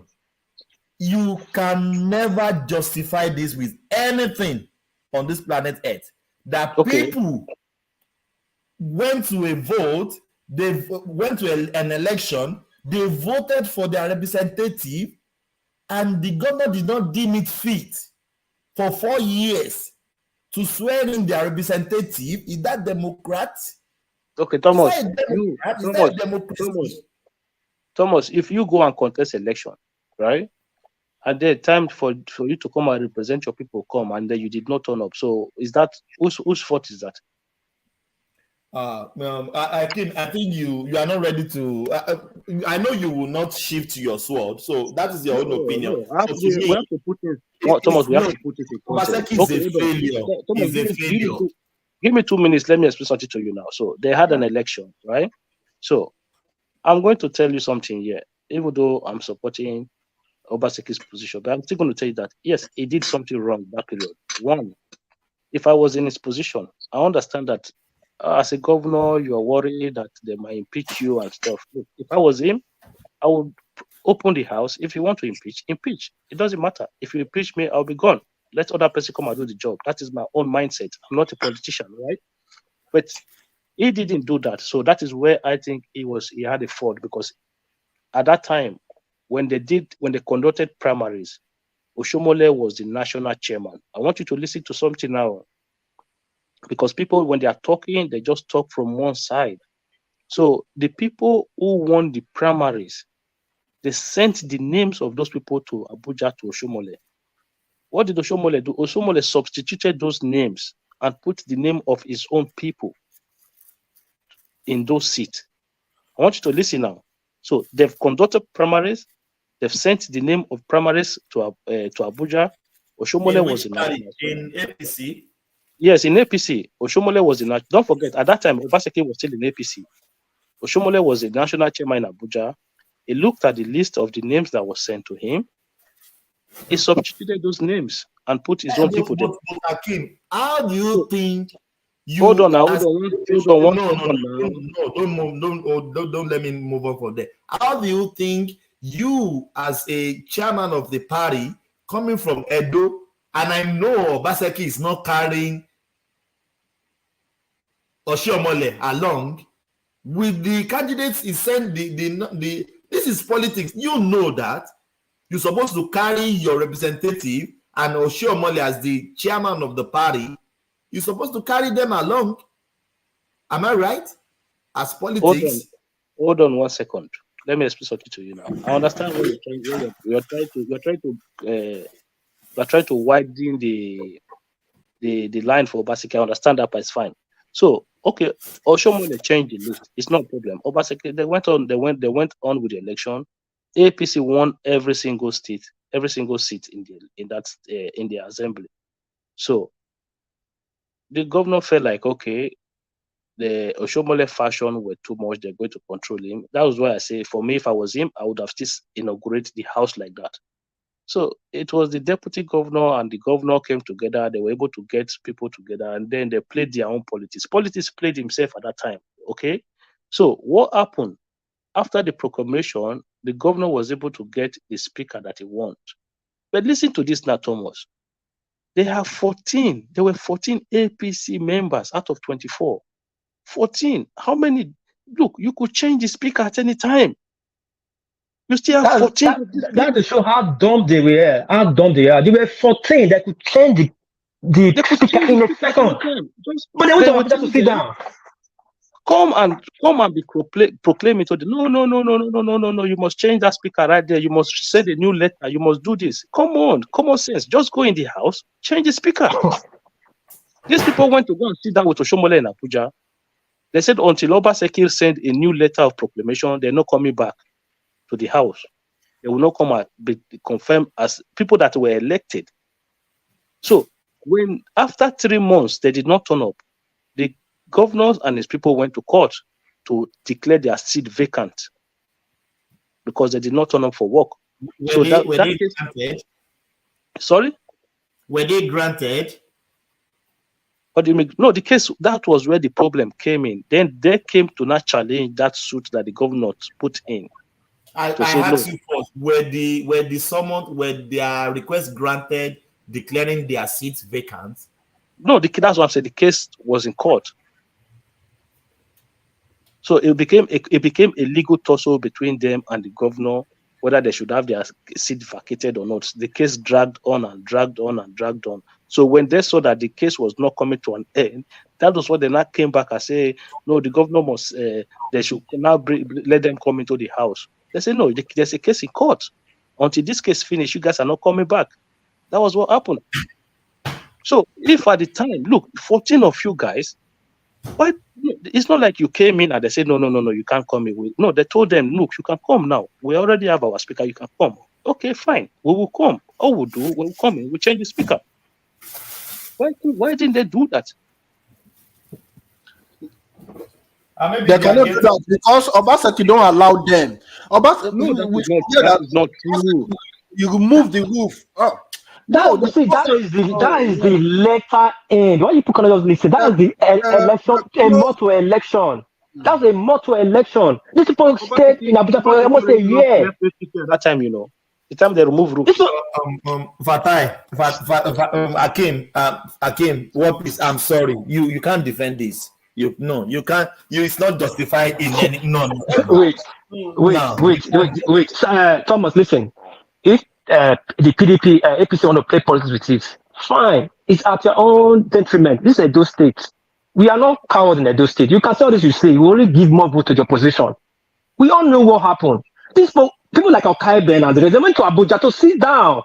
They were collecting money. Osemele was existing that time, the FCC chairman at that time. And he was telling the Obaseki, small boys that don't know what Obaseki, that Obaseki should issue under proclamation. Where does that happen in the Nigerian Constitution? I don't have the power to issue under proclamation. Come and swear in. They said no, change the speaker. Why can't you just come in and swear in and change the speaker? You are the majority. They're still not collecting money. That was during Buhari regime. Then they were all in APC. A month of the election, Obaseki decamped. That time they realized that there's no way. I think somebody has read the law to them properly. That you guys cannot. Now your time is expired. It's 3 months. 3 months space to swear in. So if you don't swear yourself in within 3 months, you forget that seat. They went to Judicial Court. They went to up to Supreme Court, and they were all stormed down. Then they came, okay, want to swear in now. Those guys were so stupid, man. Because even very stupid, dumb people. Even like a guy that was former cab driver. They have the numbers, they have everything, they have the chairman, they have everything, they have all the stakes. Obviously, was just alone, just with the people. And yet they are still shouting, for the people. Actually, we want to look at the law. They were not they were not members of the elected because they elect you didn't take out of office. How you are a member? If they are took out of office and didn't allow you to come in, then you have a case. If you don't take out of office, you are saying you are a member. How are you a member? You went to Abuja to sit down. The drama then is not easy as you guys are saying it now. We are in Benin now. Wait. See, let me tell you what happened. See, Thomas. See what happened. Do you know maybe they are getting death threats from? No, this is Benin. No. Listen, this is Benin. This is not where you threaten anybody. You cannot threaten anybody in Benin. This is Benin. That's what we keep telling people. Benin is different for that place. You cannot start threatening anybody. Everybody get crazy in your own area. Everybody get in your own crazy. People don't even understand. So they were in Edo Plaza. So what happened? They were in Edo Plaza celebrating, drinking. Listen, let me tell you. Let me tell you something. So you understand. They were drinking, celebrating. The next day was swearing in. They were drinking, celebrating to go swear in the next day. They were structuring their speaker. Obviously, got information that they want to make their own speaker. That night, because permission was already issued that evening around 5. Around 6, obviously called some of them on phone to come and see him. Plus, obviously was not having the figures. Obviously, was only having 4 people in that house. The other person called on that 4 or 5 to come. They were even 8, not even 10. They were only 8. Obviously, saw in to get the speaker. To 3rd. So when they saw the smoke came that night, they just saw them in. And they formed the speaker, they ambushed them. It's politics. Saraki did it. So what those people heard when they were drinking beneath Plaza, everybody was enjoying with them. They got mad. They said, for what? The next day they're supposed to swear. They said no, they will not swear in. Until Abaseki remove that speaker, they will decide who their speaker is. That won't just happen. Nobody stopped them to come in. Let's start it from there. From there, they were in Abuja for 1 year, 4 months. They said in Abuja now just collecting money from Osomole. By the time they knew what's wrong with them, they came back. If you Thomas, will you allow them come in? No, not be Obaseki send those people away. Not being the No. He didn't send them. He didn't send them away. He didn't send them away. No. Please let me help this, my brother small, if I'm permitted. You know, the thing is this. When you have a quarrel with someone and you know that person is very desperate, you have to calculate every point of his move. The problem with some of those speaker elected, so to say, is that they over-depended on Abuja influence. Thank you. To override what was going on in the state level. When they make proclamation, it was evening, and what is it called? The one that swear them in. They did it 12 o'clock in the midnight. It was witches and wizard coven we have in Edo State for all this year. No place they have inaugurated people or do any swearing by 1 o'clock, 12 o'clock. So those guys were they were having eternal quarrel, but they failed not to respect that. I think 3 months interval. You know, when they give a period in law, is very strong. So they failed, and they were busy telling him what to do in that House of Assembly, and they allowed that space. But Midwest, you are not in their shoes, so you can't tell me that. No. Let me finish. Yeah. This is a conversation. It's not a monologue. Okay. Please. Yeah. If I want to come in, just allow me to come in. Okay. Conversation. Yeah. You are not in their shoes. Don't tell me they don't know these 3 months of a thing. They knew. They are not dumb, but you are not in their shoes. You don't know what they are passing through. You don't know the trend they are getting. No, wait, my brother. Let us not be taking things like error can always happen to any group of people when you are already in a struggle with anybody. Look, these guys, as far as Edo is concerned, they have the strength to defend themselves. This is the Edo parliament. Not be saying one person go saying they in charge. That is when they gave the Edo to one person. That error, that 30 days, they were free, they were moving freely. They even have chance to come to Edo, organize themselves somewhere, and swear and be having a speaker. Nobody fight them. Within this, when time was already over, when they realized. You understand me? When you don't know what to do at a particular time, you give that after that 90 days. That was when they now gave Obaseki the power and the audacity to do whatever he's doing today to Edo people. So they were not in any shoe, not to be able to present themselves, but they feel they have influence in Abuja. I'm just telling you the truth. Thank you, depending on Abuja, that means there's nothing to do with Abuja with Edo State. Okay. Thomas, they over-rely on judges and influence of Abuja. I'm just telling you. Thomas, number one, Otumole was a speaker. No, it was a chairman. Tinubu himself was also ready to support those guys. I'm telling you, many power in Abuja promised them, but it's very unfortunate that. Continue, my brother. Quick one. Let me tell you, Midwest is not a Baseki fan. But you see, when it comes to this issue of this House of Assembly, if you ask every Edo State people, the same thing will tell you. That's why I keep telling people on the platform that don't use this as a campaign reference, because we all knew what happened. Those guys messed up. They had the power in their hand, but they relied on Abuja. They gave Obaseki all the tools to fuck with them, to deal with them. You have 90 days to swear in. You did not swear in. That means you're not a member according to the law. You start in Abuja telling Abuja to telling them from Abuja to issue a new proclamation. When Saraki own happened, the Abuja you went, Saraki was there. When Saraki happened, when Buhari put a proclamation before they went to a meeting, Saraki and Bush then elect himself as a speaker. Why didn't he stop Saraki? Thomas. Can I quickly just do something? I think let's we move on, Bishop. Let's have diverse obedience. Yeah. Yeah, I think we have overlabored this. Obaseki's space of not. I understand what his position trying to justify that. It's not justifiable. If we turn it from today to tomorrow, listen, we know the story. You are spinning some of those stories. It's not very correct. Look, when this thing happened, there were attempts to resolve it at the very early stage.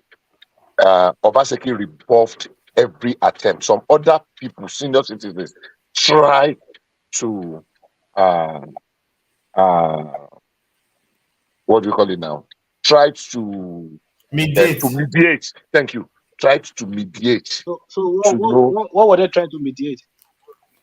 Look, you are saying nobody is asking for a second proclamation. The house had been proclaimed. The proclamation had taken place. All that is needed is that let the rest of the people come in, let them take their oath, and let them join the sitting. Look, Bishop, what were they asking from Abuja? Let me finish. What were they asking from Abuja?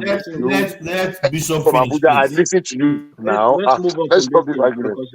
because people have their own mindset. They will not believe anything else. So it's fine. Let's go to that topic. Because if you don't know something, can I say something? If you don't know something, can we please follow my instruction? You people should allow Bishop to just round up. He's also giving opinion. Let him say what he wants. Yeah, let's hear from Bishop, please, and we hear from Joe too. Yeah, Bishop. There were several attempts to resolve, to mediate and resolve this matter. Obaseki rebuffed all those attempts. Let's assume, without conceding, that those guys made a mistake by not attending the proclamation. Of course, Oshiomhole Obaseki put a lot of obstacles. He contributed to it. It was not a one-sided thing. Definitely not. You are making it to look like Obaseki was a saint in all the things that happened, that it is these other people that are the devil. That is what I'm saying is not correct. Now, let's assume mistakes have been made and people tried to resolve the issue, but he refused. That's my position. Thank you. See, please let me put this one. If you know you have an enemy, sorry, cut somebody's head, sorry, and he's having a knife, and you turn your back on that person. Okay. Sorry, can you hear me? Hold on. Yeah. Sorry. Let's move on from that topic. Let me play this clip and then lead the conversation on it. Thomas. Hey everyone, it's your girl Emma. Thanks so much for tuning in into the African Diaspora News Channel. We have a situation of a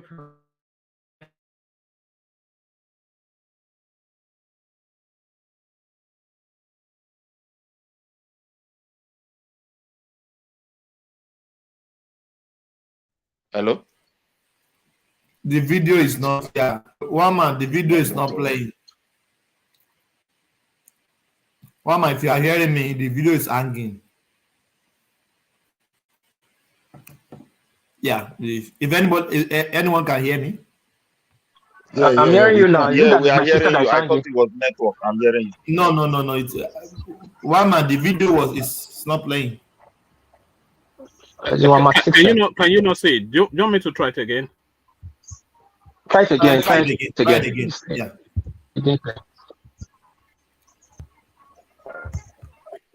Hey everyone, it's your girl Emma. Thanks so much for tuning into the African Diaspora News Channel. We have a racist situation that took place at this parade. You have to see it to believe it. I'm going to roll the clip and then we'll talk about it.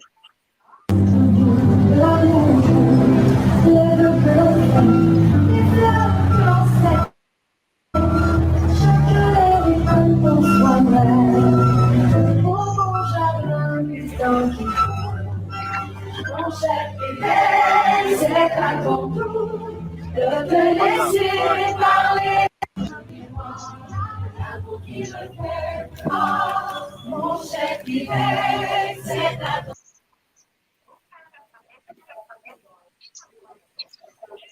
you have a float that's being pushed by 4 young Black boys. They're teenagers. And in this. Network is bad. Is it my network? Thomas, can I say something, please? Yes. Thomas, I've heard our argument here on what Obaseki did and all those stuff. So my question is this: what do we do to make our governors work for the people? That is, what do we do? Does it need? Do we need to change the constitution to make them work? Because these governors, because of I feel because of this free money that comes from Abuja, you understand? Because of the free money, if you stop this free money, you will get a lot of governors thinking. Because of these free monies, our governors are not thinking. They are just behaving anyhow. They rub it on your face. They don't care about the people because one, they don't struggle. They don't work for this money. This money is just given to them freely.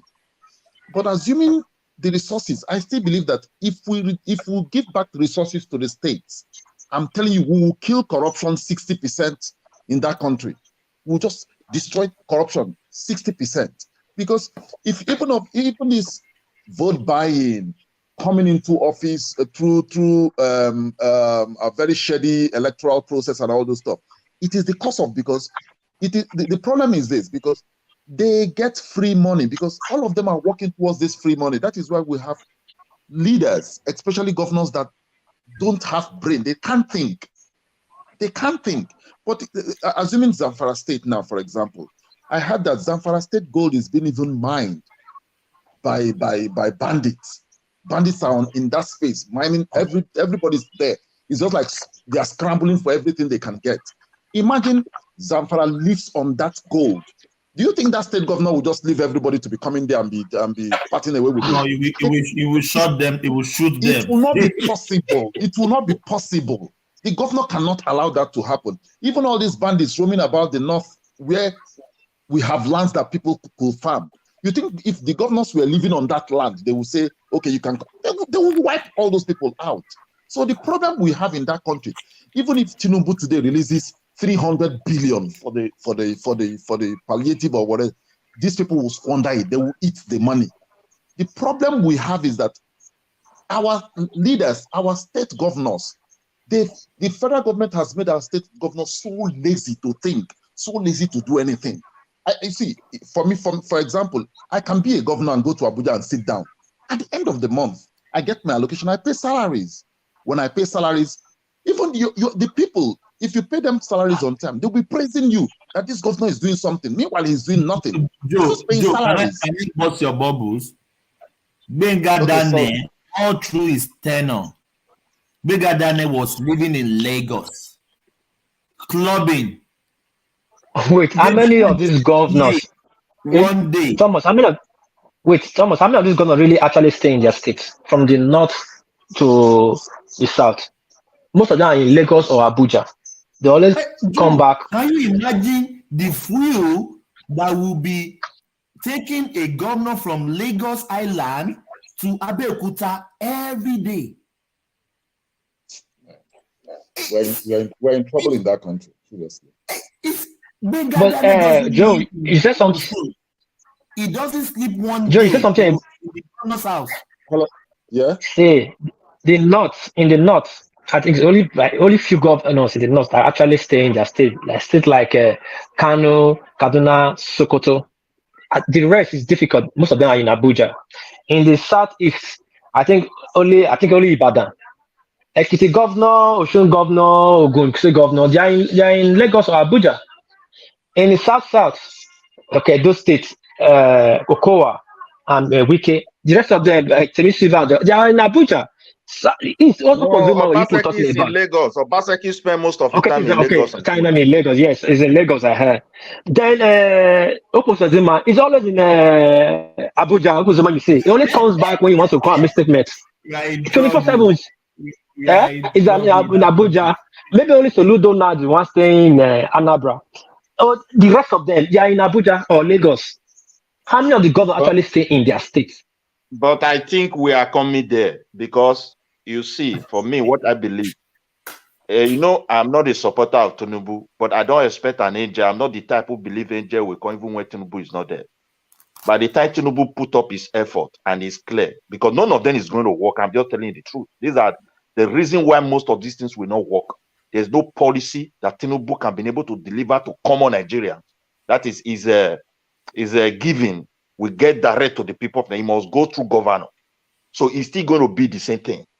And I think it will be forced because of the suffering and hardship that is going to follow. Because things are not going to be as business as usual. They will look into all these things. I strongly believe because nobody can govern that country successfully with this structure on ground. Nobody. NHS is not come. Nobody. This is my brother. You're right. But the thing is, we have to do at the people. We have to push these people now. These elected officers, we have to push them, especially in the National Assembly. We don't have anything to do with Tinubu. Hold on. What about the obedience that came in the rush wave of change? What are they doing now in the house? Let me see. You see, let me tell you something. These people are criminals. See what we should do. We the people. I'm telling you, all these politicians are criminals. They are criminals. Okay, they are sharing money in the National Assembly. I've not had any LP governor, any APC governor, any senator or whatever. Tell come on, why are we doing this? The people are hungry. Nobody is saying the obedience and what is the obedience in the Senate now? How many bills have they raised? No, nobody have kicked against anything. They are just quiet. They're collecting their money. I have a friend in the House of Reps from Germany. Yeah, it's like this thing. We are public forum together. Wapis, let me tell you something. Let me tell you the problem. Let me tell you the problem we have in that country. The problem we have in that country is this: we have refused to do the right thing, and we expect things to work excellently well for us. It doesn't work that way. Thank you, my brother. We should ask the Senate to pass resource control. See, resource control is the genesis of our problem. If you give resources to the states, you see that some state governors will throw in the towel. I don't want to do again because, for example, let's take Imo State for example. Maybe we have gas. Uzodinma or whatever he calls himself will have to go and look for an investor to come and invest in that thing. And when he sits with an investor, he negotiates with his brain. He now have to negotiate very well because if he doesn't negotiate very well and get good deal for the state, he's not going to pay his workers. He's not going to do anything. It's not going to build roads. But no, wait, my brother. When they say restructuring of natural resources, most of the federal state is still federal work to negotiate the deal. It's not like a state will just go come and be drilling my gas. But the state wait. The way it works, the state have power to stop any resources you want to take in their land if they are not comfortable with it. This is the power given to them. Then secondly, anything taken in that land is still federal country. The federal government must be involved. But the finance, the money, the dividend that is coming, clear accountability will follow. So it will go like from the federal revenue, but it belongs to that state. Then why the state retain its percentage? Because if you just throw it, every state go and manage your resources, my brother. Now paradise now within the kind of crisis that will come out. Excuse me, my brother. I'm not disputing you. What I'm trying to say is this: like when we had the regional government, at least it was, I don't know if it's 50-50 or 60-40. The federal government takes 60%. If we do it to the state, the federal takes 60, you take 40. Now, this federal government does not give you any free money again. You don't go to Abuja to collect free money. That is what we're after. When that free money stops, we can have governors thinking. If free money is coming, and the federal government will be so serious to know what you are selling. There will not become accountability. And the state governor will be serious to know what you are spending in the state because it's giving you money. So everything will start working. But let Tinubu try. You know, he's already the president. He have good I keep saying, this man have good intention. But will he succeed? I doubt. But is not coming. The structure is bad and there is no way anything good. Somebody told me that if you enter Abuja today, and you are into this politics, the way they structure Nigeria, the only thing that is possible is for you to steal money. You can't even initiate what is good, and nobody will support it. Somebody told me. Kumi, you said something about the diamond in Zamfara. The funniest thing is for you to ask: is the diamond in Zamfara labeled as a natural resources for Nigeria? That's the question you ask yourself first. We have it, and we are exploiting it. It's two different things. We have diamond in Zamfara. It's not only Zamfara that have diamond. If you don't know, they have vast diamond in Osho, and they have precious stones too there in Osho. But this is not yet labeled for expulsion yet. But people are putting it locally. That's what's happening in those eastern area. Point of correction. Maybe you want to say gold. There is no diamond in Zamfara. Okay, sorry. Gold and we all know. It's a gold and a precious stone. Gold and precious stones in Osun, and they're not yet labeled as for what we export. So people are mining it locally. Let them label it as part of our export. Our minerals we export. Who are those mining locally? The question you have to ask: who are those that you say? It was the same politicians. Yes, it was that's the what same I'm saying. politicians that were doing it. Retired generals, government officials. Now, what happened is that they were bringing labor far away outside Nigeria to do this job. And when those people now see the loopholes of insecurity, they hijack the entire territory from them. Sorry. I want to beg for 1 minute, please. Hold on. Somebody. Hold on. Yes. Okay. Bishop, hold on. This to you. What is the template of mining a resources in a state? Do the states take control, or the federal government take control of the resources after mining or before mining? Or who sets the company to mine? Okay. Are you asking me that question, right? Yes, please. Yeah. Okay. There is the Mining Act. There is a Solid Mineral Mining Act. All according to the law, all minerals under the act to sub-debt belongs to the federal government. Now, the activity that is going on mainly are illegal by bandits and some warlords and the rest. We tried to do when they established the Ministry of Solid Mineral under Obi Ezekwesili that time, to set up a template to enter into agreement to come and mine at commercial scale. Unfortunately, that did not fall through. So the minings that are going on are illegal activities.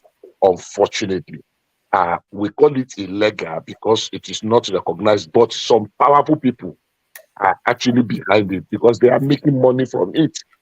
Gold, everybody knows that gold, so both the state and the federal government are not getting benefit of those minerals because they are being mined illegally. I don't know if that answers your question. Now, please give me 1 minute. Somebody went to attack me in the comment section because I said that in 1996. No, Bishop. Hold on. Now, let me say what I want to say. Hold on. Don't. If you are talking, don't watch the comment section. Comment section is a. No, I want to correct the information. No, it's not. I'm not taking. He put a wrong information to what I said. I'm not interested in the attack. I just want to put it. The information he put there is not correct. Anybody can go and check. Why did we not participate in the 1996 Nations Cup? If that person is still hearing me, it was because Abacha pulled us out. We were the defending champion. It was not that we were banned. No, we were not banned. Thank you. Yeah, that's all right. I think, thank you for the correction. I think we have to move on. One man play a video earlier on, seeing two black guy pushing that rostrum. They said those organizers has apologized. Is it a coincidence that the 4 guys pushing that rostrum, they were black, or maybe we are just looking that in another, we are being suspicious? It could be the 4 of them, they could be friends, but maybe 4 black friends. and they hire them to push that rostrum. I don't. Do you guys understand what I'm saying? Do you have anybody in the house? But why is also one black guy not even in the midst of those white people standing up? That's another question. On top of it. That's another Whether question. we look at the video, I don't know if any black guy is in their midst, but this is what I didn't see that. I didn't see that. They are almost all of them. That is what our leaders in Africa continent have turned us to. Not just the truth. It's a reflection. Exactly, my brother. Exactly. You've said it all, man. You've said it all. Yeah. You are right, because let me check the video again.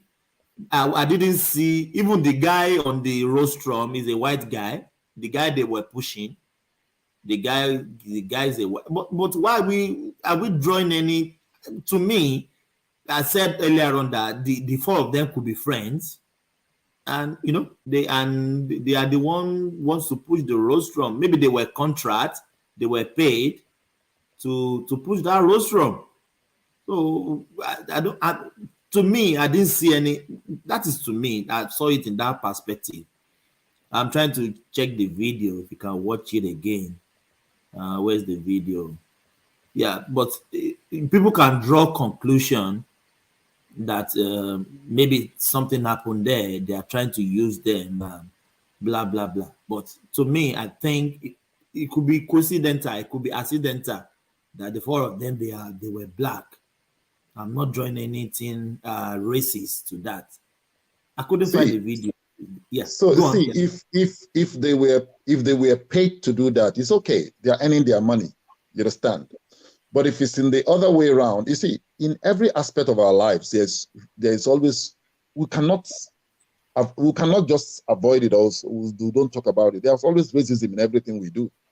You understand? There's always racism. So the thing is this: my brother has said earlier, Africans need to put their act together. We need to do this the right thing.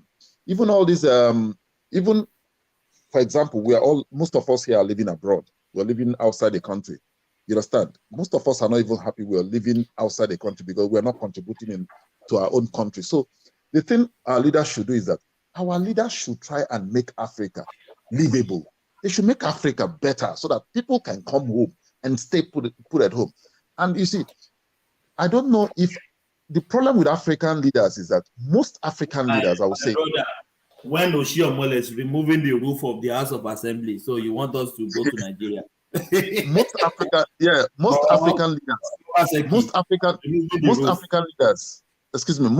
leaders do not know the history of Africa. They do not. You see, we see our history from the lenses of the colonizers, the Western narrative. You see, you ask yourself, what were our ancestors doing before the Europeans came to us? Because if you look at it, the Europeans did not come to Africa to educate us, to do anything, to help us. They came to Africa the first time to trade. It was trade that brought them to Africa. They came to trade. They came to Benin to trade. So, and they were having trade. They were having trade. You could say it's trade by barter. You could say anything you want, but they were trading before they came to colonize us, before they came with slavery. So we have to start teaching our children that there was a time Africans were the greatest people living in the surface of the earth, living on this surface of the earth. We are the greatest. We educated the Europeans twice. This is not, it's in their history book. It's also in we have to tell our people the truth that without the black man, there's nothing like West. Without us, there's nothing. We are the gods working on earth. Thanks so much for tuning into the African Diaspora News Channel. We have a situation of a parade that takes place in Quebec. It's called Fête Nationale. And we have a racist situation that took place at this parade. You have to see it to believe it. I'm going to roll the clip and then we'll talk about it.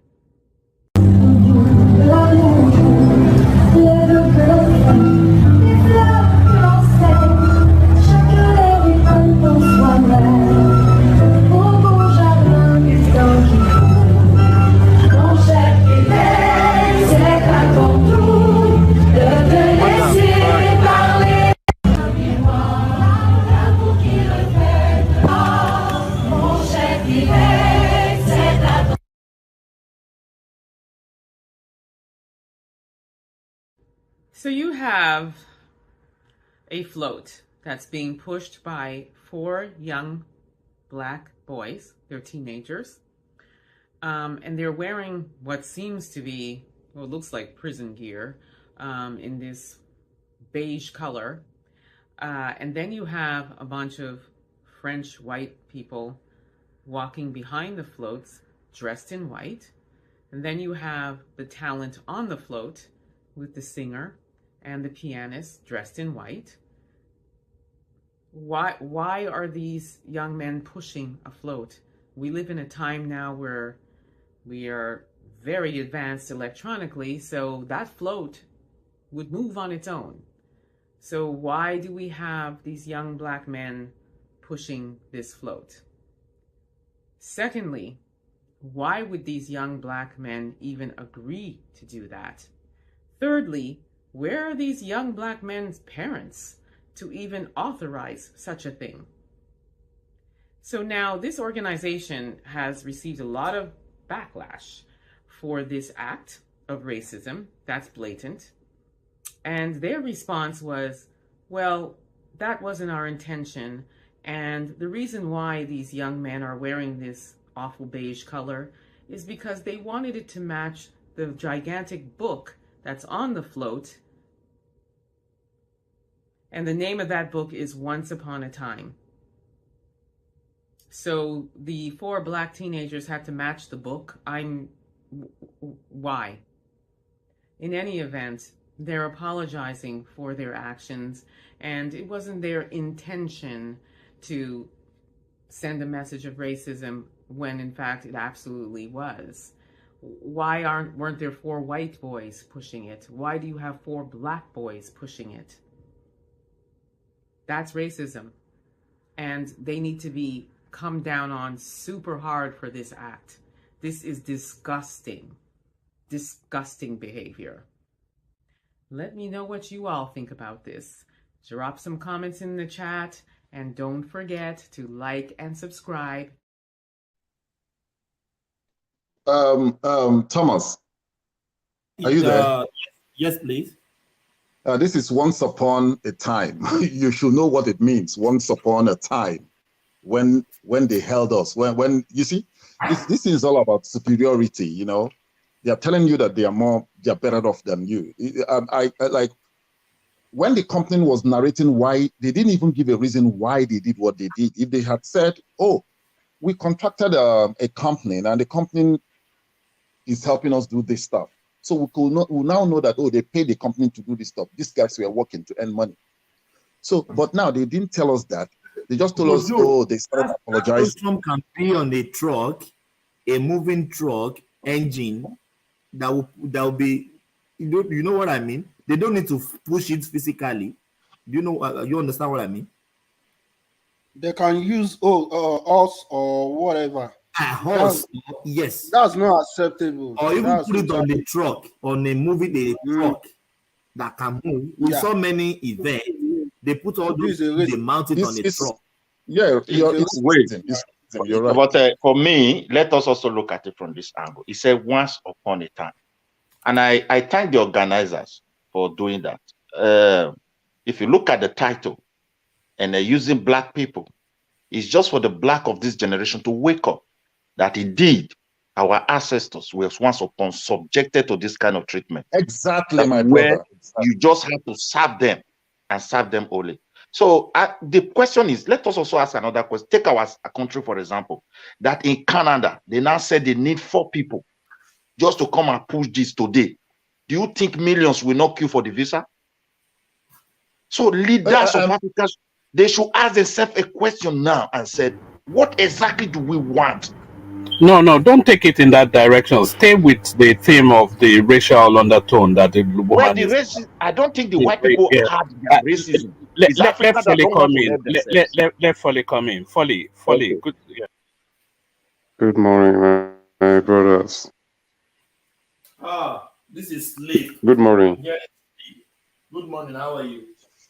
Yeah, thank God. Yeah, go on. Yeah, I think The video that I just watched actually speak volume. Speak volume in the sense that apart from asking anybody to come and push truck, hope we all realize that people are entering Mediterranean Sea to travel to Europe to go and do even something worse than what those guys just did this morning. And I think what is causing all these things is because the kind of space that our leaders has turned our country to, our continent to. And the reason why me particularly, why I'm staying in this country is this kind of mindset of you have to be outside the country before you make it in life. I actually know it's a fact that the only problem we have in this space is leadership, not the soil, not the environment, and not the nation that we have. The only problem here is just leadership. So I think it's high time for all of us to see ourselves as a Pan-Africanist before anything at all. And our mind should go to what do we do to our space to make it better. Because without that, yeah. You think those things can be just accidental? Maybe those 4 guys, they were friends.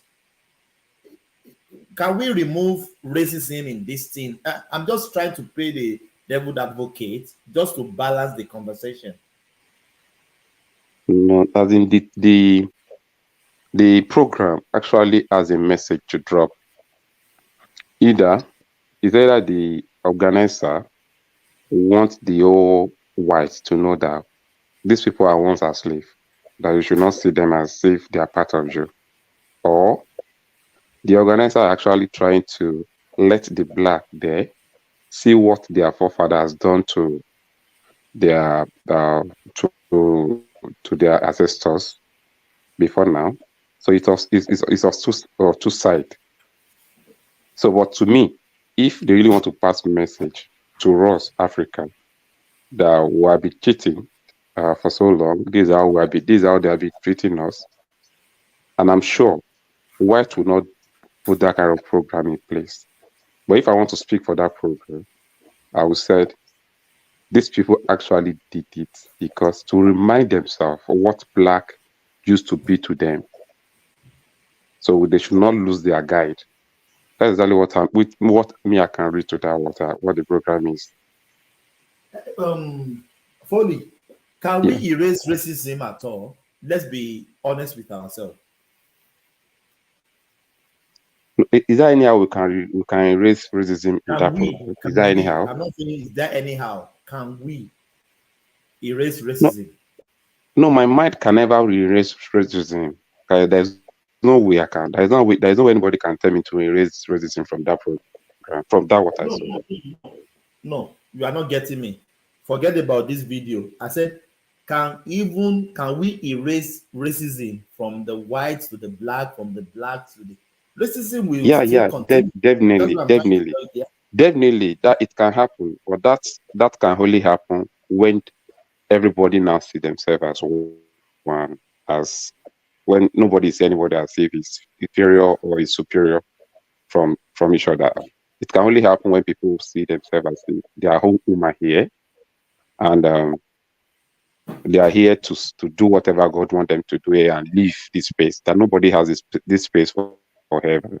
You just come and do your own thing. And the period you have here, do whatever you think is at your capacity to do before you go. To make sure you make the place look a beautiful place to live for everybody. Until that time happened. It's not only, this thing is not, let me tell you, this thing is not only happening in Europe or anywhere outside Africa. Even what Africans are doing to themselves is worse than that. Africans are doing worse, even in Nigeria here, in Yoruba land. People are treating themselves as if they were more superior to others. People are living a life like they look like a semi-god to themselves. They look at themselves as if they are semi-god, and they can do or not do to others. until we get. Do you know why I asked you that question? Yeah. I live in Australia. I face racism every day. Okay. Yes. 2 weeks ago, a white lady, I can say this mental problem is because I work with some firm. Yes, with that. So, but he said something. She said, "Go back to your country." Old lady of 80 or 70 years old. Do you know what I tell her? I said, "Are you two? You are not from Australia. Aboriginal own Australia. You two go back to your country." So racism has come to live with us. We can't eradicate it. These white folks, for Libby, these white folks, forget. Thomas, can I interject? Yes. Can I interject? Yes, please. Okay, you see, Thomas, the reason why they look down on Africans is this: apart from slavery and all those stuff, I know they did a lot of harm to us and a lot of psyche. We have to reset our brain again. Again, if somebody does not see you economically as equal, he treats you like a piece of shit. That's the thing. You see, if Africa is able to build, because Africa has all the capacities to build their economy, build their continent. If Africa could replicate what the Asians did, because if you look at it before, the Asians were treated the same way. Nobody took Asians very serious. But now everybody's taking them serious. You see, if Africans could do that, you see that at least we will reduce this racism. They will start seeing these people, oh man, these people are rich, these people has a very strong economy. If you look at what the West shows to their audience, they don't show the good part of Africa to their audience. They show people in Sudan, people in dying of hunger, people in Somalia. That's what they show. And that is what the people over there feels that, oh, Africans are suffering. And they will not show the street of America where people are struggling, sleeping on the street. But already, Americans have sold themselves already to the world that it is a country of opportunity, a country of this. The way they painted it. Everybody wants to be like Americans. Everybody wants to come there. But they're not showing the other side of America. It is because of social media came up now that we are seeing the other side of America. Don't let Ajali Koko hear you. He will wake up from where he is now. No. Even Okay, I think need to just chip in a pen or two. Please, Unfortunately, I missed on the video clip. That was where my system dropped before I logged in back. But that's by the way. I agree with what I don't know if it was Fodibi that said so. Let's go back in our own land, in our own African land, not even Africa, in Nigeria. What is the problem between Ife and Modakeke? What is the problem between Aguleri and Muleri? Why is it that Mbise people and Mbino people still believe that one is superior to the other? In Abia State, we have a similar thing. In Benue, and the one in Nasarawa, gone, and where some people believe they are superior to. The only thing is that we are a little bit different, slightly different culturally. We are both blacks. We share a lot of things, more things in common, but yet some people believe they are more superior than the other. Okay, can I ask you a question? 1 second, please. Bishop, let Bishop answer this question real quickly. So we should have asked this question before. Sorry about the interjection. So which one is worse, tribalism or racism? It's the same thing in different color. Exactly. Well, I accept that response. In different space. Exactly, it's the same thing. When you feel you are superior than the other man, and as such, the other man should not be accorded the same opportunities like you. So why do we black people, take it so seriously overboard when a white person is racist towards us? Why is it more painful than tribalism? Now, okay. Can I ask? No. I want to ask you this question. Sorry.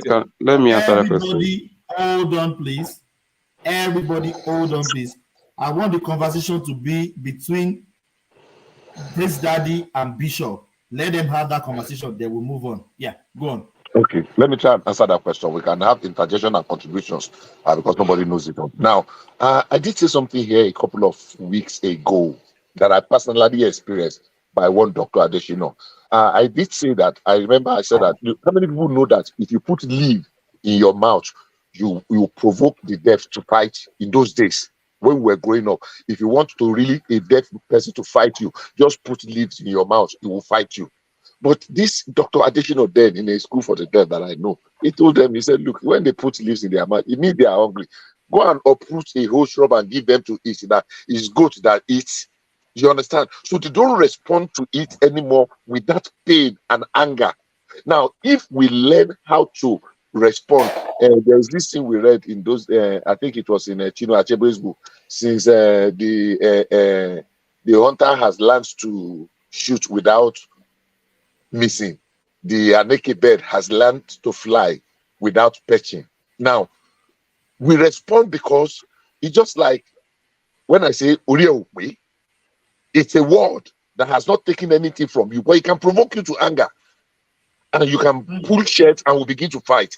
And from fight, we will tear shirts. Somebody can get injured. Somebody can die. But what happens when you pretend that ordinary worker, this one where you used to open finger to person. In America, when you give people the middle finger, some people can go into their car and put a gun. That is how we are wired. Until we are wired differently, that hey, does that take anything away from me?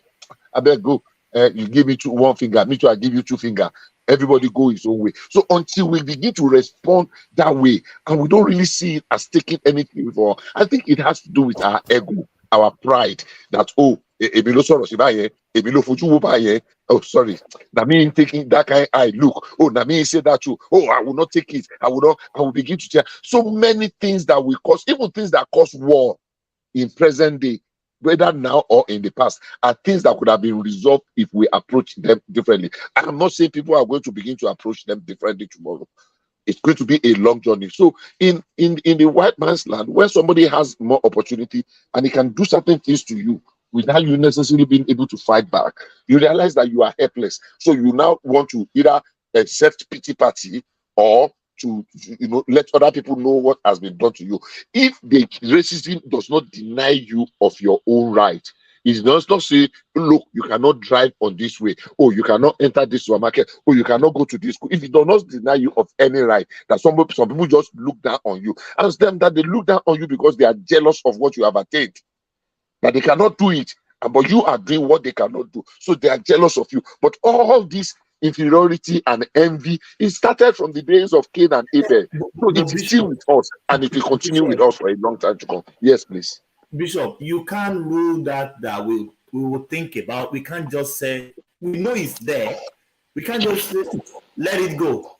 Last week, somebody was telling a black guy that, like a contract job. Then he was telling the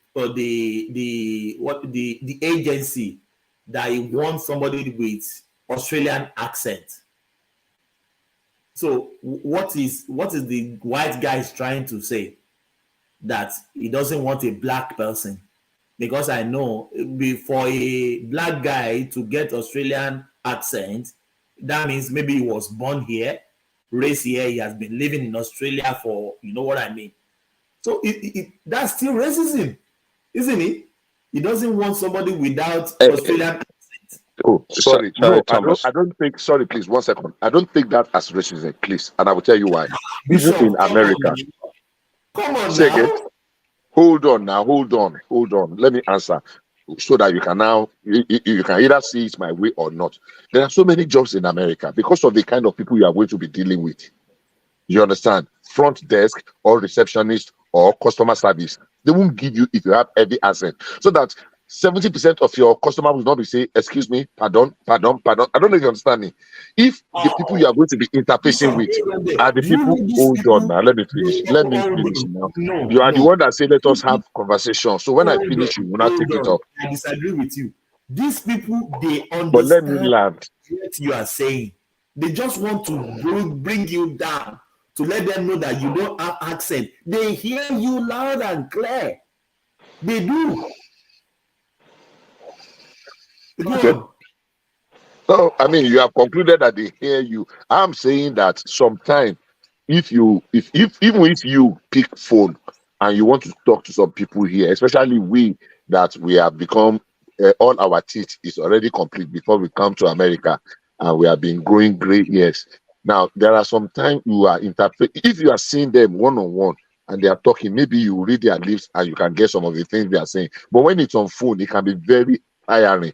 Even you that you are talking to them, they will be you believe you are speaking slowly, and they say you are too fast. The way I'm speaking now, do I sound like I'm too fast? But they say you are too fast. So sometimes conversation that should not take 2-3 minutes will be extended to 5-10 minutes because you want them to be repeating words, spelling. So sometimes people that want to employ look at that to eliminate that aspect. The people that majority of the people can hear easily. So me, and I might be subjective here, I will not consider that as racism. There are so many other ones that it's very easily identifiable, but that's me. I will give that one. I will just let that one slide out. Okay, maybe because of the kind of client or the kind of the people they will be servicing, and that's why they want somebody that can flow easily, that can be understood, that people can understand and can be understood. So that's why I'm saying I will not classify that as racism. That's me. But it does not mean that that what we're talking about does not exist in various ways. Yes, it actually does. It actually does. I've seen it here every day. I see it here. The way people they address and look at you condescendingly. Yes, please. Yeah, let's hear from you. Yeah. I quite agree with you. The language, the scenario Thomas raised. I don't think that is racism. It's just business. Maybe I understand if a customer comes in and the receptionist whatever cannot flow well, it damages the business. I don't see that as racism. I said it's not. He said Thomas, accent. Thomas, calm down. Yeah. You see, Bishop is Thomas, very right. When it comes to that racism. aspect of some particular jobs, you want somebody that knows the culture of the people that will be patronizing you. That happens a lot.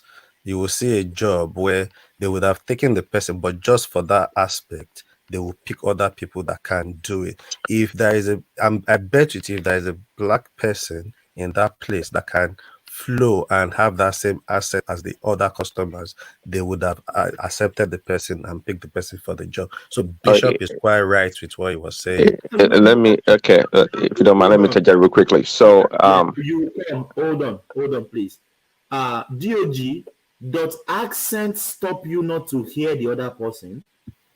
It goes a long way. You can't say like that. We don't say that it's hold on. We don't say that it's not racism. But it does. there are words. Let me tell you, there are words you will pronounce. Somebody that has the accent will pronounce it differently.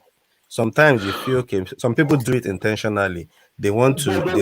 They act like they don't hear you, but they understand you. But to be honest, there are some words people will pronounce. It's quite different from the way somebody that has the accent will pronounce the same word. So Bishop is right in what he was saying about that aspect you are talking about. Nobody's disputing that. There is even, I can even tell you one. There is one that we all went for like a training, and they took a picture, and all the black people were cut out from the picture. When they would do the magazine, it was just the white people that were there. Those are things that you can say, okay, this is racism, you get me. But Bishop was right in the point he was trying to make. What you just said about the picture being cut off for black people, it could also mean that, hey, they're trying to appeal to that larger customer base. Well, what about that? But anyways, what Thomas's example, right? It's possible. Now, if he's worked there before or he knows the people, he can surely tell, because there's some nuances that you can tell that, hey, this person's been racist. But to Bishop's submission, I totally agree. But it does not discountenance the fact that, hey, it is possible that racism could be involved. But check this out. What about if an Asian person with an accent also came by and they offer that person a job? Would you say they prefer the Asian person's accent over the black person's or the Nigerian's accents? Well, that's a rhetorical question, but it is possible. My point here is that all these factors, they do come in play. But naturally, as black people, if you want to be objective many times, most of these things are not like about racism. It's simply a preference, or as the job description entails to hire somebody that they can, just like Bishop explained. So a lot of things do come to play. A lot of things, yeah. Can I ask you a question? Can I ask you a question, please? A Hold on, question. please. Yeah. Hold on, please. Yeah. Prince Daddy, do you know some racism? They will not say it to your face, but their action and inaction, you will know that this person is racist. Have you experienced that before? Yeah, I agree with you. I totally agree with you. But my own semblance is that, look, sometimes we take things too personal. There's no doubt that sometimes it's purely racism. But, sometimes we look back home, these things we accuse these white people of doing, we do to ourselves. We do to ourselves too. We discriminate against ourselves. Even worse than what these guys are doing. Exactly. We profile ourselves. Oh, he has a Yoruba accent. He has an Igbo accent. Also, we do all these things to ourselves too. So it's sometimes. I mean, I've come a long way to like, look, it may be racism, but where I'm coming from or what my people do also is not any better. These are human beings. Human beings will always take advantage of the situation based on whatever attributes they can use. Racism, class, is it education? That's what we do. We are all human beings. So, but to your question, your earlier question, Thomas, so who owns the country? Is it the Aborigines of Australia, or the people that actually develop and built the country by their creativity? You say? My question, yeah, you asked a question earlier about somebody says you go back to your country, and I'm asking you, the person who owns Australia, the Aborigines, okay, the indigenous people, or the white people that came over and built that country with their creativity and hard work. Between the two, Aboriginal own the land. They own Australia. okay. I know they own. I know they own Australia. I'm trying to make a point here. Is it the person? You can make. Aboriginal owns the country. I understand, but we don't say that. We don't say the Native Americans in America owns the country because they didn't develop the country that attracts people around the world. Just predominant. They are the owners of the land. I understand. They did. I understand, They but They did, my brother. They did. Who did they what? developed their country. Yeah. Who did? Indigenous people were able to develop their space within their own capacity, and that's why these guys came. I understand. That's why the reason why Nigerians are not flocking to Bangladesh or Fiji. Okay, is there a reason why? They own their countries too. They own their country too. Say, my point here is that look, that is why we don't go there, because those people, they are enjoying their own land according to their own capacity as well. No, because they don't have the capacity. Point. Listen to him. Yeah, go ahead, explain for me, please. Explain for me if you don't mind.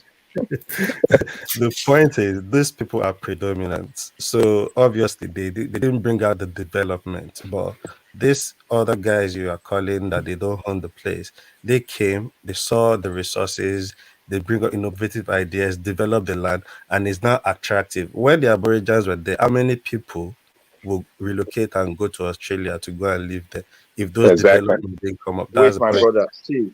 Okay, can I interject, please? Can I interject? Sorry. How do you know that if those guys are the one controlling their country till now, how do you know that the place won't have developed? Will not be developed. Excellent question. Excellent question. We still see how they live as well. That's abstraction. Let's take Africa. Civilization started from Egypt. Now, if those civilizations were not tampered with by invaders or whatever, do you think they would be stagnant? They will have gone far. I got an article written in 16th century by a Jama who visited Benin. He told them he found street light in Benin. It's still there. They knew it. And when you look at the hard work of our ancestors, Benin Empire, Ojo Empire, and so many places, they have structure of development. These people took an advantage. They destroyed those structure and start presenting their own is the best. And they even change their orientation. They even change their orientation on how to make it for themselves. I'd like to say that, look, at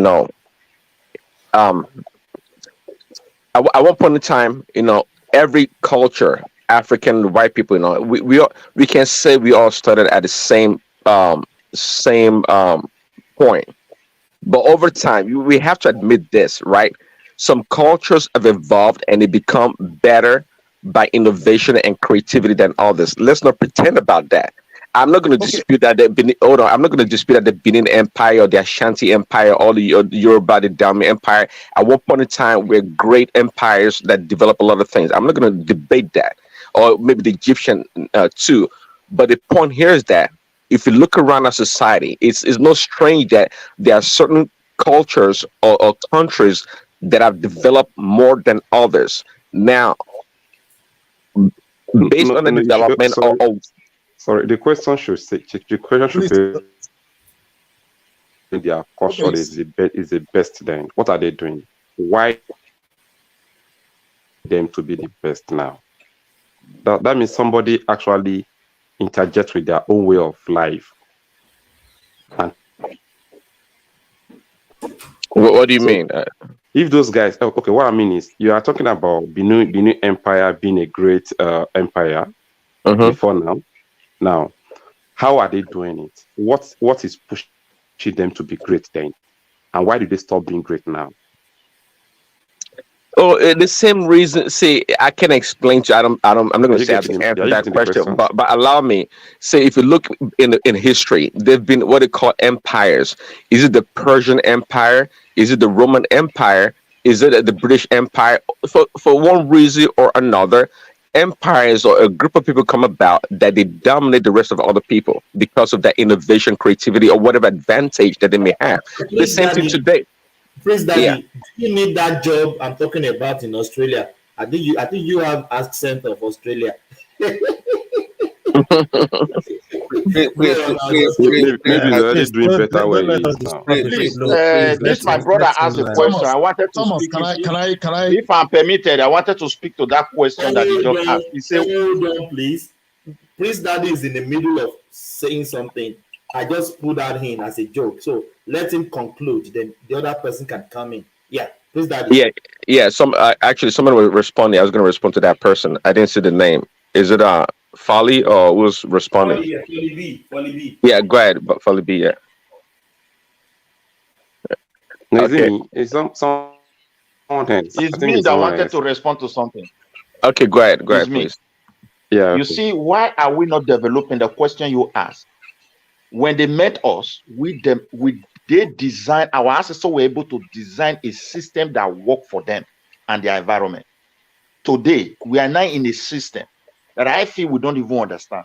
How can a country like Nigeria, they will tell you your reserve should go and be in another mass currency. Your reserve should go and be in the World Bank, a bank that you don't even have a staff. You don't know how it functions. I don't know. You come and borrow money, and before we give it to you, you must disvalue your currency. How are we going to progress? We were not there when they designed World Bank. We were not there when they designed IMF. We were not there when they designed United Nations. All these things that they are telling us to use to develop ourselves, they are not of us. So how are we going to come out from that circle? I understand I guess your point there. Why are we buying into it? See, the person I've always said the person that conquers another, that introduce their language upon other people, they are the conquerors. The people, okay, someone that innovates something is the person that sets the standard. You guys, some people work in technology, you guys know, right? When somebody introduces a patent or a product, they set the standard for the rest of the other competitors. That's just the way it works. Now, if you don't want to buy into the World Bank or whatever financial institution or instrument that they have for us, why don't we go create our own and do something differently? Please, can I ask a question here? Can I come in, please? Let me interject, please. Yeah. See, the problem is not like Africans has not made efforts to create their own financial institutions. It's just that the West does not want Africa to have theirs. Do you know why they killed Gaddafi? They killed Gaddafi because of this same purpose. Gaddafi wanted Africa to have a common currency. Thomas Sankara. Even Thomas Sankara. What was it? Mark Nkrumah of Ghana, all the early coup, all the guys that are supposed to make things happen for Africa. Let me say guys, something here. do you know? Hold on. Do you know what I call those things? Do you know what I call those things? As sad as they call resistance. I don't get it. Yeah, okay. You see, Let's come to my point here is that there's nothing like even gravity in itself. It's resistance to on Earth. My point here is that look, these people killing our leaders or trying to circumvent our progress. It's all part of resistance because they do all these things to us. Doesn't mean that we stop progressing or fighting back. Because other cultures they've also experienced resistance. Please, it's not unique to us. It's not unique to us. My point. Prince, can we call out Thomas on this particular topic? Please, can I interject? Sure. Hold on. Can we call him out? Thomas is from your empire, and you know how they feel within the white people. They feel like they're superior to everybody. He's a boss. So that's the reason they made him a co-host. They are both from your empire. They don't want to everybody. So the hypocrisy on this topic. Thomas, I want to ask my Yoruba brothers here. I want to clarify a history. You see, Modakeke and Ife, they've been having clashes for some time now. You understand? I don't think, but they used to have clashes anyway. I want to ask a question here. Did those clashes they've been having, did they start in ancient time? No, or after? Let me explain to you. You see, that land was given to them. They were not there originally. So there used to be a bird that made that sound. I'm sure Thomas can explain that before that. That land was given to them by those Ife people. When? So they were not there. That was a donation to them. They had issues. When? Can you just point? It's some long time ago or recently? Let me find the video clip on YouTube so you can watch the whole. It's a long story, but they were not there originally. Like they were moved there. It was a wait. Is it during the colonization or on their own in the ancient time? We want to learn from it. That was pre arrival of the white people, Abi. Before that was before the white people. Okay, imagine people who wake up and a big tree is there to feed them for a whole year. What would they be fighting for? When they have one big fruit that will fall and they will cook, they will eat, kill animal and be happy. You think those days were days of vehicle, telephone, private jet and all these things? My brother, our history, they destroy all the foundation and they created problem for all. These are big peaceful people. My brother. Look, the greatest problem we have, Yoruba, Benin and all, let me just tell you the truth. It was when they were colonizing us and when Awolowo stepped in, as the premier of the West, while the British people were still at the hem of their affair, they were still on the top. He mixed politics with our history. And that is the problem we are still having today. Midwest. So when he's still biting everyone, and that thing leads to Akintola and his problem. Let me cause wahala right now tonight. So when your prince from Benin came to Yoruba land and stole the battle of Lamurudu that was supposed to become the king, that was not the problem. See, this is your narration. Listen, my brother. This is your modern narration. When my prince, listen, when those princes were together those days, the only treasure they have, community, wife and children. They don't drive car. Do you even know what it takes to leave Benin and be going to Uwe? Do you know how many more they spend on the way? Do you know the spirituality and how connected they were? They eroded all these things. We use our modern days to be describing our ancestors, and we are getting more confused. This one came here, this one came here. They gave this one land. What was he doing in the land? Were they farming? I'm saying that even back then, they were already forming amongst each other. Him coming to overtake land that was supposed to take over the 16 kingdoms of Yoruba land. If we don't have that, is your history. That is what I said. That is your history. And I think these are the point. This is the point Prince Daddy was trying to make to you guys, that even in Nigeria, looking back even into this history, there is always somebody that wants to be superior than one another, and there will be resistance. If you see that, this king from this town is getting more superior with the numbers of soldiers, you will see a king say, okay, let's go and attack them, let's take war to them. They are trying to resist them from going past them. And with the look of things, it's happening everywhere in the world. Even still today in Nigeria, some people still want to be that they are superior. I was watching a Yoruba movie one day, and the guy was talking to the gatesman, and I said, "Ah, why do people think they need to talk to their domestic workers like this?" Because that is the thing. It's in everybody. Everybody wants to form resistance. If you are superior, you want to make sure. Some people want to make sure the press push people down backwards so they don't get to where they are, so they can be See, my superior over brother. them. You My see, brother, let me tell I you, don't agree with brother, that. I let me don't point, agree with please, that. if I'm I permitted, don't I will agree be with so that. happy to put something here. I will use Scandinavia as an example. There is never a time my kind had never rise against themselves. But it gets to a point, they start asking themselves questions. How can we solve this problem? That is why you have your empire. It means there are many kingdoms who now work hand in hands and they are progressing. So it doesn't mean they were fighting. If they were fighting, they wouldn't have been an empire. They have a throne somewhere. Exactly. So that is why you also have Benin Empire. So the people have gone through a period of fighting themselves. They are now in a period of coexisting, which is a key of development. When you hear a place is already an empire, it means there are many kings. They have settled their differences in the whole of Scandinavia. Only one king in Sweden tried to put all of them together. But unfortunately, he never have a child. You know how many souls that died? When he died, they all of them departed away. Today, where I live in Sweden is a Danish territory in the ancient time. All of them is brutality. Yet today they are still trying, they have been able to pass through it. The Danish will not be saying, I want to go and fight Sweden because that place was the land of my ancestor. But There are many parts. Mr. So this is what I want to say. Mr. Midwest, isn't that human nature? Like you always want to be superior. Exactly. Equality is not that is impossible to actually come about. Everybody wants to dominate each other. Nobody wants to feel inferior to anybody. So it's just human nature. Wait, my brother, see what happened. When human beings were fighting themselves, you have to give credit to your empire. Why they call them empire? Even you don't call them empire today, you call them Yoruba. Were they really Yoruba? These are questions we need to ask ourselves.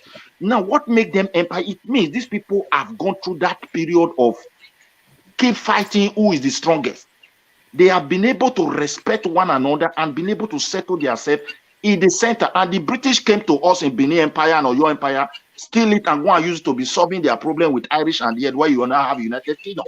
When they came to us, were they having it? No. 17th century, they were still fighting. But Yorubas and Benin have been able to cross this. But occasionally, they still have eternal problem and they still have to resort to force, which is today, even your country, you still have police, you still have army. So we are human. Brother, they destroy everything and put us in this total mess. My brother, you're good point. Yeah. Please let me say something here, please. I'm sorry. You see,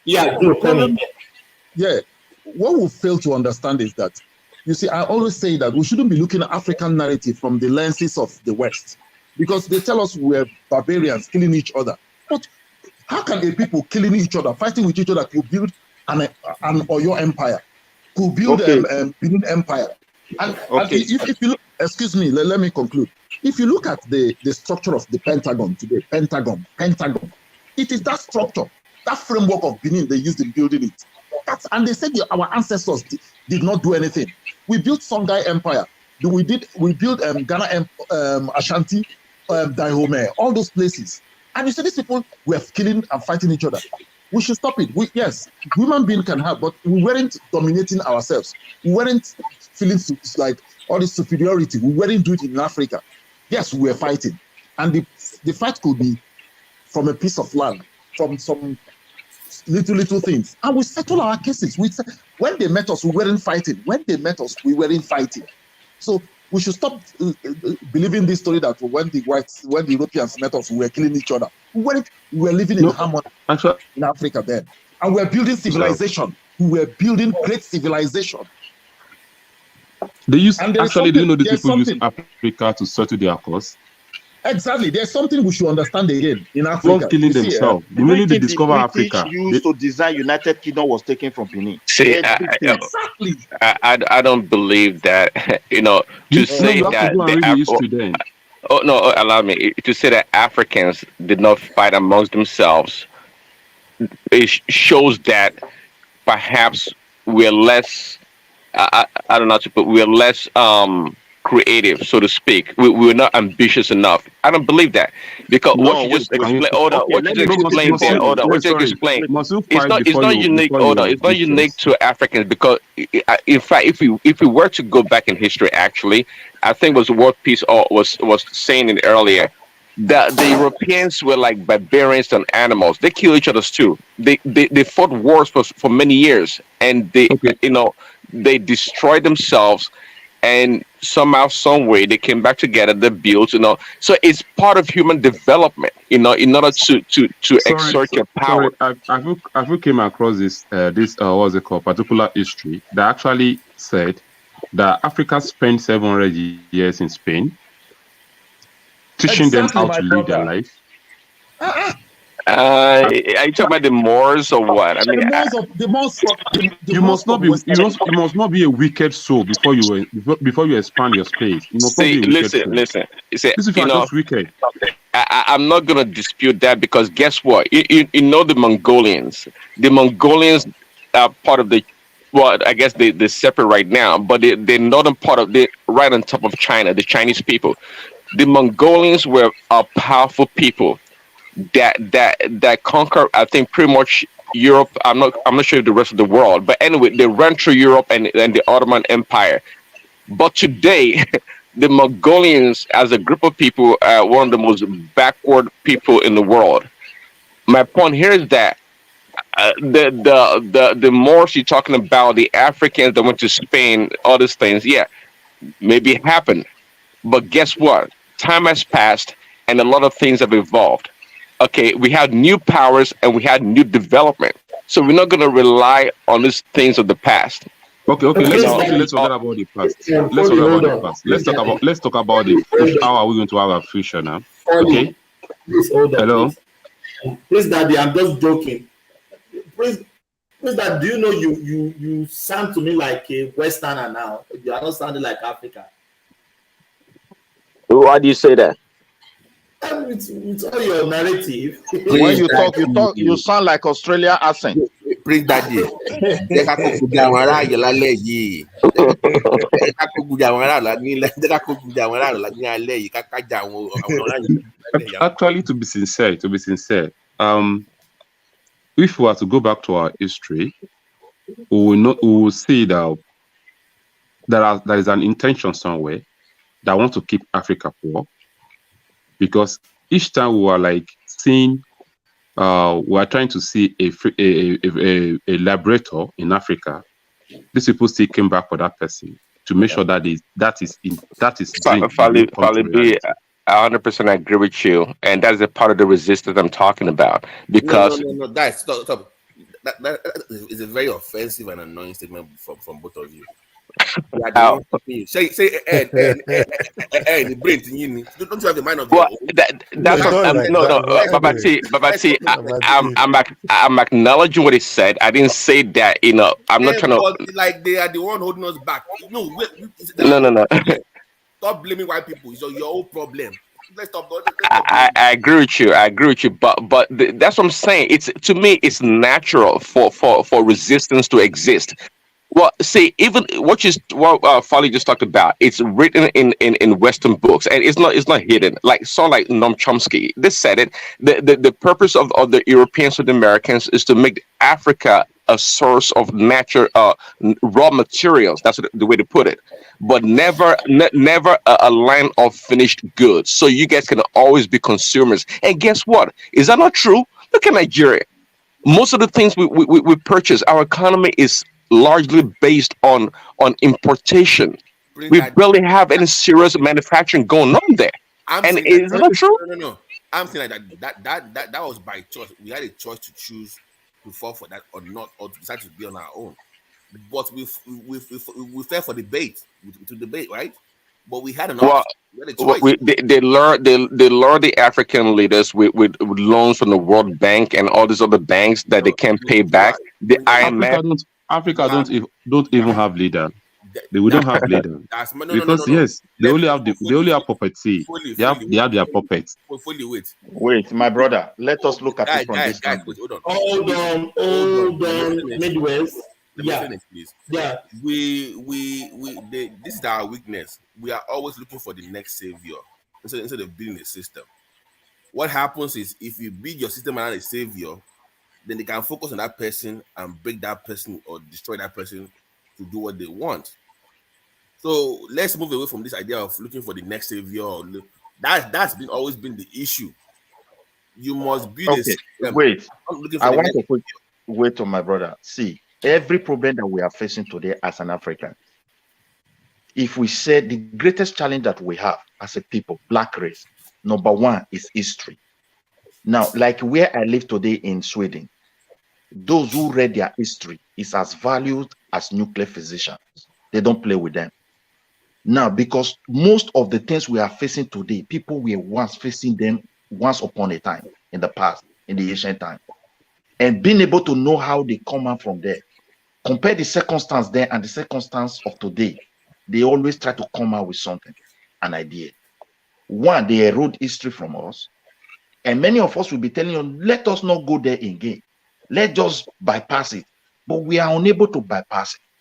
Now, if the entire Scandinavia were once killing themselves, the entire Europe, now they now created a government to settle it, the whole of them reason, and said the right of that minor person that we once said is nobody, we must write a law to give it to him, and we must practice it.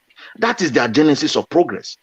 In a place like colonization, like Nigeria, they left us with conquest mind, and we remain in that situation of superiority. Nobody want to acknowledge that common man, whether their population is small, irrespective of whom they are, we are not Nigeria, but they should have a right. Imagine a society where you took the entire right of the local government people away. Why won't they be fighting inside the state? Now, even the state you created for them, they don't even feel they belong there. Not talk of the country. We need to go back to that drawing board and think of those minor people right. When you want to take resources from their land, they should say, oh, well, we agree. Or occasionally we say we don't want, and it should be respected. They should have that sense of belonging, not that majority speak. These are the things that is holding us as people till today. Our countries are designed for conquest, and we are still on that track, and that's why we are fighting ourselves. It's just the fact. Yeah, thank you. Can I Do you even know what funny? Do you even know what funny? All these things they are taking away from those villages. We are not even using it for ourselves. People take it away without any value back to the society. A great point. Before Remy comes in, so before the white man came, I was talking to someone like a while ago. Before the white man came, we had crude oil in our land. What do we do with the crude oil? Were we the ones that explored? My brother, we don't need to be selling crude oil to be Midwest, please. Let's hear other people please talk. Please. Thank you. It Well, wasn't discovered before they left. Yeah, you're right. We don't need to do anything, but they were the one that came and discovered those crude oil, put it that way, and added value to it. Okay, so it is never about the person that has something. It's what you. I mean, if you guys are, if you remember the parable in the Bible about the parable of the talent, that's what it's called. So it's what you're given, what you have in your hands, and what you do with it that matters. It doesn't really matter the quantity or the size of it. Okay, so again, everything that happens to us that we complain about. It's almost natural if you ask me, because it's not unique to us. It's not unique to it. I think that's what Midwest was saying. It's not really unique to us. It's happened in the past. A lot of cultures or people have gone through it. A good example would be the Israelites or the Jewish people. They've gone through a lot, back and forth, up and down. But it didn't stop them from being innovative and creative and even developing their own space. Someone stand for them. Don't take that one away. Don't take it away. You want someone stand for them. Yeah, and it's very clear. If someone did not stand for them, they would have been where they are today. There's no way. What do you mean somebody stand for them? Sorry, and so let's forget about that one. If you don't want to accept it, so let's take it. Our education, our history, our everything has been tampered with. How do you want us to even know what we have when we don't even have the clear history? No, well, see, to me, that's going into the realm of excuses. Now, but you everybody's before? culture and education have been tampered with. If you remember in the book of Daniel, when Daniel and his people were taken from Judah, they came to Babylon and learned new language and the way they did things. They learned their science and technology, or whatever. They came to a new environment. So everyone is being denied or alienated one way or another. It's nothing new. But we cannot continue to complain that they took this from us or they took that from us. Well, whatever we have left, we are able to make the best of it. That's what I think. And we can't say because they came to resist us, we should sit back and not continue to And go why forward and or why are fight. they coming after? And why are they coming after everybody that want to do things in the another way around? Like that want to take another path. Why are they coming after them? Not It's the for them not to resistance he's achieve whatever they talking want to about. do. Is the resistance? Yeah, Remy, come in, please. Okay, Yeah, good let's morning, hear from everyone. Remy. Yeah, good Yeah. morning, everyone. This is a very interesting topic here today. I see it from different perspectives. First, if you put your house in order, and if you are bonded together in terms of, I mean, you are bonded together, nobody will come into you. Unfortunately for Black folks, we are not as we did not see the education-wise, we are not as smart as these people. And when they came to our world with simple with religion and with some of our Black collaborators, they were able to do whatever they want. They colonized us, they shared us among themselves, but we're able to come out of it. So when you come out of colonization, first, you don't have no excuse, no matter anymore. And we can see the development that took place in the first century and the first Republic of Nigeria from 1960 to 1966. Nobody stopped the country. Nigeria in regions, and we are producing, and each region is looking for whatever they're producing for. The architect of our problem starts within ourselves. If you continue to blame the white man or telling us that they are killing some of our leaders, who the white man will not come down and kill your leader for you. They will use someone within you to kill your leader. But if you are bonded together, are very strong, you will see the handwriting on the wall and you will not kill your leader. But this is the at a new generation we are today. We are still continuing to blame the white man. Why should we blame them? When you guys talk about history, is it the white man that said Nigerian government should remove history from the curriculum in secondary school? Is it the white man that tells the Nigerian people to doctor the history? No, it is within ourselves. When you talk about Nigeria, some people say Remy, our own history, we lie about our own history. So we write this one, we write this one. And all you guys have laid all these points on the table. When you talk about Nigeria, some people see themselves as superior. Well, even within the Yoruba land, if you talk about Ekiti people are the most educated in Nigeria, but some Yorubas still count them that socially they are not so exposed compared to Ugu and the rest. There is that I will call it. I will not call this one total tribalism. Remy, bú àwọn ará Ọ̀yọ́, àwọn ló fi máa ṣe ìbí bú àwọn ará Ọ̀yọ́. You bú Ọ̀yọ́ now, why ló ṣe máa bú Ọ̀yọ́? So you can see, and then even as an average Nigeria, you can see that when a Northerner came to this forum, everybody wants to hear from him or her. That's because sometimes some of us see them as being inferior to the other part of the country. Before you blame the white man, why don't you look at yourself inward and see what you have done to yourself? Nobody asks you not to develop at your own pace. Without the white man, Nigeria, let me finish. Without the white man, Nigeria was able to develop at some speed. Are they not Nigerians engineers constructing roads in Nigeria, building tall high-rise building or something like that? There are some Nigeria doing that. I think the most important thing at this generation is that we should stop with blaming game. We should come together. Look at what is happening all over West Africa. You want good governance. You want good things in your West Africa. But some people are holding you back. Are they the white man that forced them to have a coup in Niger? Are they the white man that forced them to have a coup in Burkina Faso? That means the people say that you can be manipulated easily. Or because you people are greedy and selfish. Everybody wants to have that power and you don't really have a plan. So when we talk, please, I want us to first focus on ourselves. It is high time we start blaming the game. The Europeans and the Americans, they still have their own problem today. They fought more war than our people among themselves. Go and ask any European. Here in Finland, they don't like the Swedish because they colonized them before. Russia also colonized them before. The Chinese were colonized by the Mongolian people from the northern part of the country. But today, look at them. Mongolia is not. Yeah, imagine that. Okay. Please, Thomas, can I come? Please, okay. Thomas, let me interject. Please. Yes, you can interject. Remy, I quite agree with your narrative to an extent. You see, let me tell you something. When we go back to the past, it's not like we want to stick to that past. No, we want to tell ourselves because when you remember your past, you know where you've gone wrong and you try to correct yourselves. Let me tell you what they've done to us over the years. You see, one, when the Europeans came to Africa, when the Europeans came to Africa, they came for business. They saw how lucrative Africa was. They saw how rich Africa was. They came to colonize, or they came for slavery. They took us as slaves. And when they were destroying those things, excuse me, let me come. Let me narrate something. See, I'm coming to somewhere. Let me come. Please, let me finish. When the British came and they conquered the Benin Empire, they did not conquer the Benin Empire and left Benin like that.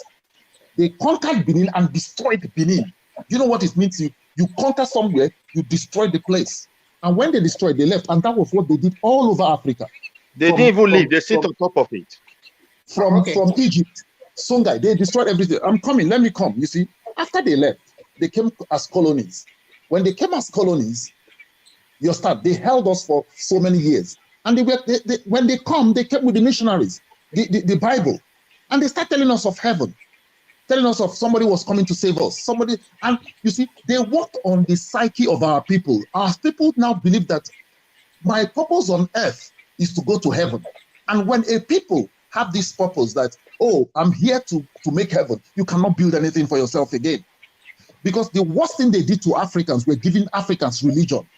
If they hadn't given Africans religion, we would have figured out how to bring up ourselves again, like every other people have done. But because of religion has made it possible that you must always accept your situation. Because it is written in their Bible that, is this, they even, come on, these people, you see, religious slavery is what we are undergoing now. Even our leaders do not believe. If you ask our leaders, why are you not building road? They say, oh, I'm not building, by the grace of God, I'm going to do it next year. You see, everything we have removed that ability to do something for ourselves and put it on an imaginary being that we don't know, we don't see, that is different from us. That is not our culture. That is not our tradition. That is what we must bring back our culture and our tradition to progress as a people. That's what we are saying. We are not saying we are holding them responsible, but they obstructed our civilization. They obstructed it. Can I respond to you now? Yeah. The first question you ask yourself, when they came to your world, who are those people selling your people to them? Are they the same white people? Are they not your chief? Are they not your king and your queen and those noble men selling your people to these white people? Apart from after that, they now came with war to conquer you and stole all your artifacts and the rest. Are they not wait, Remy, please. Let me. You are on air. Wait, my brother. None of our king were selling our people to them. I want to give you, when they came, they met trade, productive people, and they came in. They were also just the way we go to abroad to go and work. They were coming in, buying, and they became so famous in their various countries in the West. Those early people, and they now decide to. A lot of people, the famosity of our continent, start bringing their merchandise. They were coming, and until they mastered the place, they started taking people by force. Most of the kings that resisted them, they fought them tooth and nail until a point where those people can no longer defend themselves. They were also the one who organized that trade. It was not even the king. Few individuals. They gave them arms and they were capturing people. This thing you said, this is what they want you to teach your children in Europe. that your king were the one who were selling your people. We should stop this, my brother. It's very insulting. That is it's very insulting. Hold on, relax, calm down. That is just one part of the history you just mentioned here. It was known that some of our noblemen, some of our kings, when they go to war, they also acquire slaves in other lands. Slave is not just between the white man and the black man. Before the white man came to Africa, our king, when all our what we call them Balogu, the fighters, they would take some people as slaves. And you cannot tell me that some of them are not selling people to this white man. That is a look at what you are saying. When they go to war, when the white man, let me finish. You miss everything, my brother. Nobody in Africa with their rightful mind that was doing that business with the white people. Let me talk, because I give you opportunity to talk. I think you are just looking at it from your own history that, okay, this is my kingdom. I want to protect my kingdom. Reality must be told. Before somebody can infiltrate you very well, why do we have spies? Why do they come? They come as a businessman, giving you mirror, giving you something that you never see before. That means you are ignorant. Apart from being ignorant, you don't have your ignorance and wickedness. You don't have your own brain. You cannot think very well. You allow them into your own domain, telling them, we are very kind, we are very humble, we are So that's a dogmatic way of living, and that's one of the things that is killing Africa. How can somebody bring religion to you and you just accept it? Who can think like that? You have your own culture and tradition, but because it's okay, we are humble, we are kind people, we welcome everybody.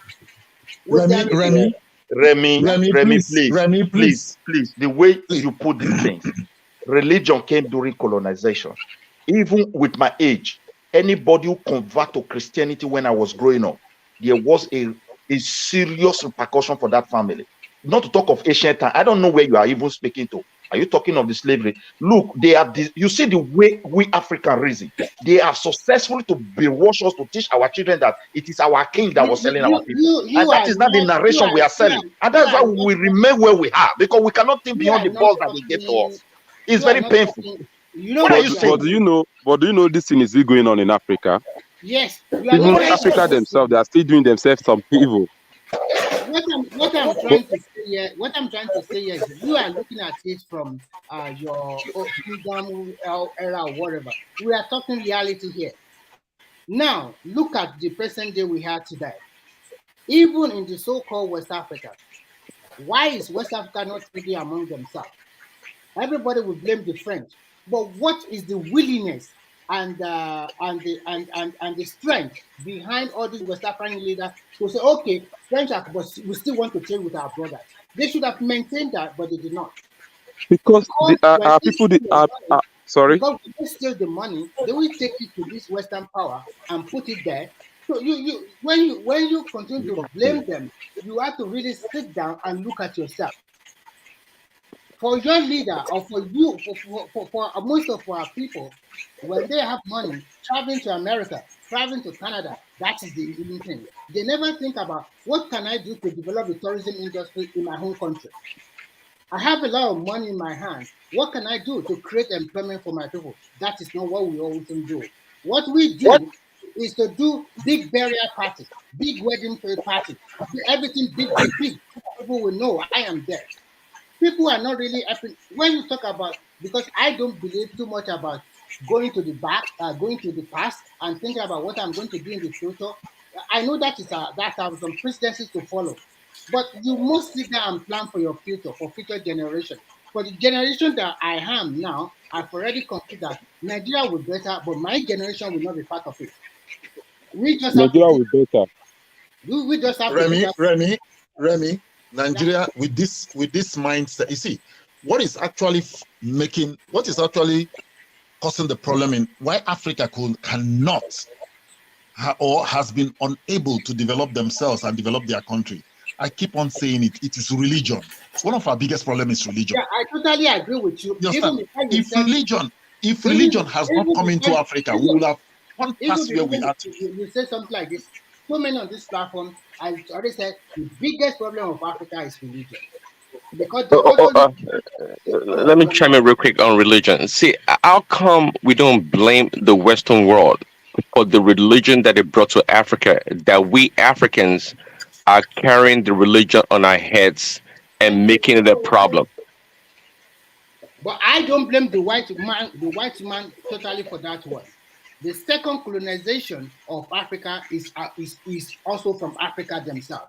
Because how can so many of our people, they don't want to work and they want to get rich quickly. And they have so many leaders, religious leaders, that they will sell this dummy to them and everybody will agree. Have you ever noticed that when Thomas is from Oyo State here? If you go to Ibadan, there are so many churches, and every day you have to worship there. In the morning, in the afternoon, in the evening. People are now telling you, I get up, I'm going to church. And it's like a walk now that I'm going to walk. And there's no progression that is taking place in Mr. Remy, please, you are talking about this current situation or things that are not working. We see, if you are saying we should not blame these people, it means we are not going to get out from this mess at all. We must know how. We must know. We must first of all wait, Remy. If we want to have a solution, we must carefully study. We must carefully study how they influence. Hold on, please. Who is echoing? Who is playing music? Maybe it's Holy Side. So, Yeah. what I want to ask you is very simple. When you blame this, when you continue to blame them, can you tell me what advantage will you get from that blaming? What are the things that will the first advantage is this. If you want to solve a problem, try to know the genesis of the cause of that problem. If you are able to know it, I think you will go a long way solving that problem. So what but if you just wait, I want to quickly put it before you this wait now. Let me round up something, please. If you only look at the outcome of that problem and you want to solve only that outcome, you will continue to solve that problem for life. That is what Africa is facing today. The real genesis of our problem, as you said, this religion. Let me use the western part of Nigeria that they put us together. When you look at the West, till this advent of this booming of Christianity, the Yoruba land was known for cocoa. And indeed, they produce it, and globally, everybody knows them. The Bende people, or maybe Edo Delta, were known for rubber. They produce it, and the global people, they knew them. It was the colonial master who made these people as a highly productive people. And it was still in our spirit. Look at our generation today. What do you think that led to all these things? Our mindset along the line has been adjusted by the influence of colonization. And we must get out of it before we can suffer. Are you telling me that it is the white man that stopped you from going to the farm to produce your cocoa? Or is it the white man that tell you to stop growing? Let me tell you how they are able to stop us not to be producing those things. God, man. I will tell you how they decided not to help us. When you have all those greatness our people were able to achieve in the past, they have a structure of leadership that enabled them to focus, and that was why they were able to do those things. Those people decided to give us a leader that will continue to distract us. Which leader? And then we will lose our focus and continue to be struggling for power. Give a name, please. Give a name. Give the name that they use for you to distract these people. Give a name. All the entire leaders in the continent and in that country that we have to be. Let's use Nigeria. All of them are on the same page. Let me interject, Remy. Remy, you are not getting it. You see, we are not liberated yet in Africa. Just understand that. We are not. That is the truth. These people still, they are holding us. If they are influencing everything in Africa. Can you imagine this Niger problem?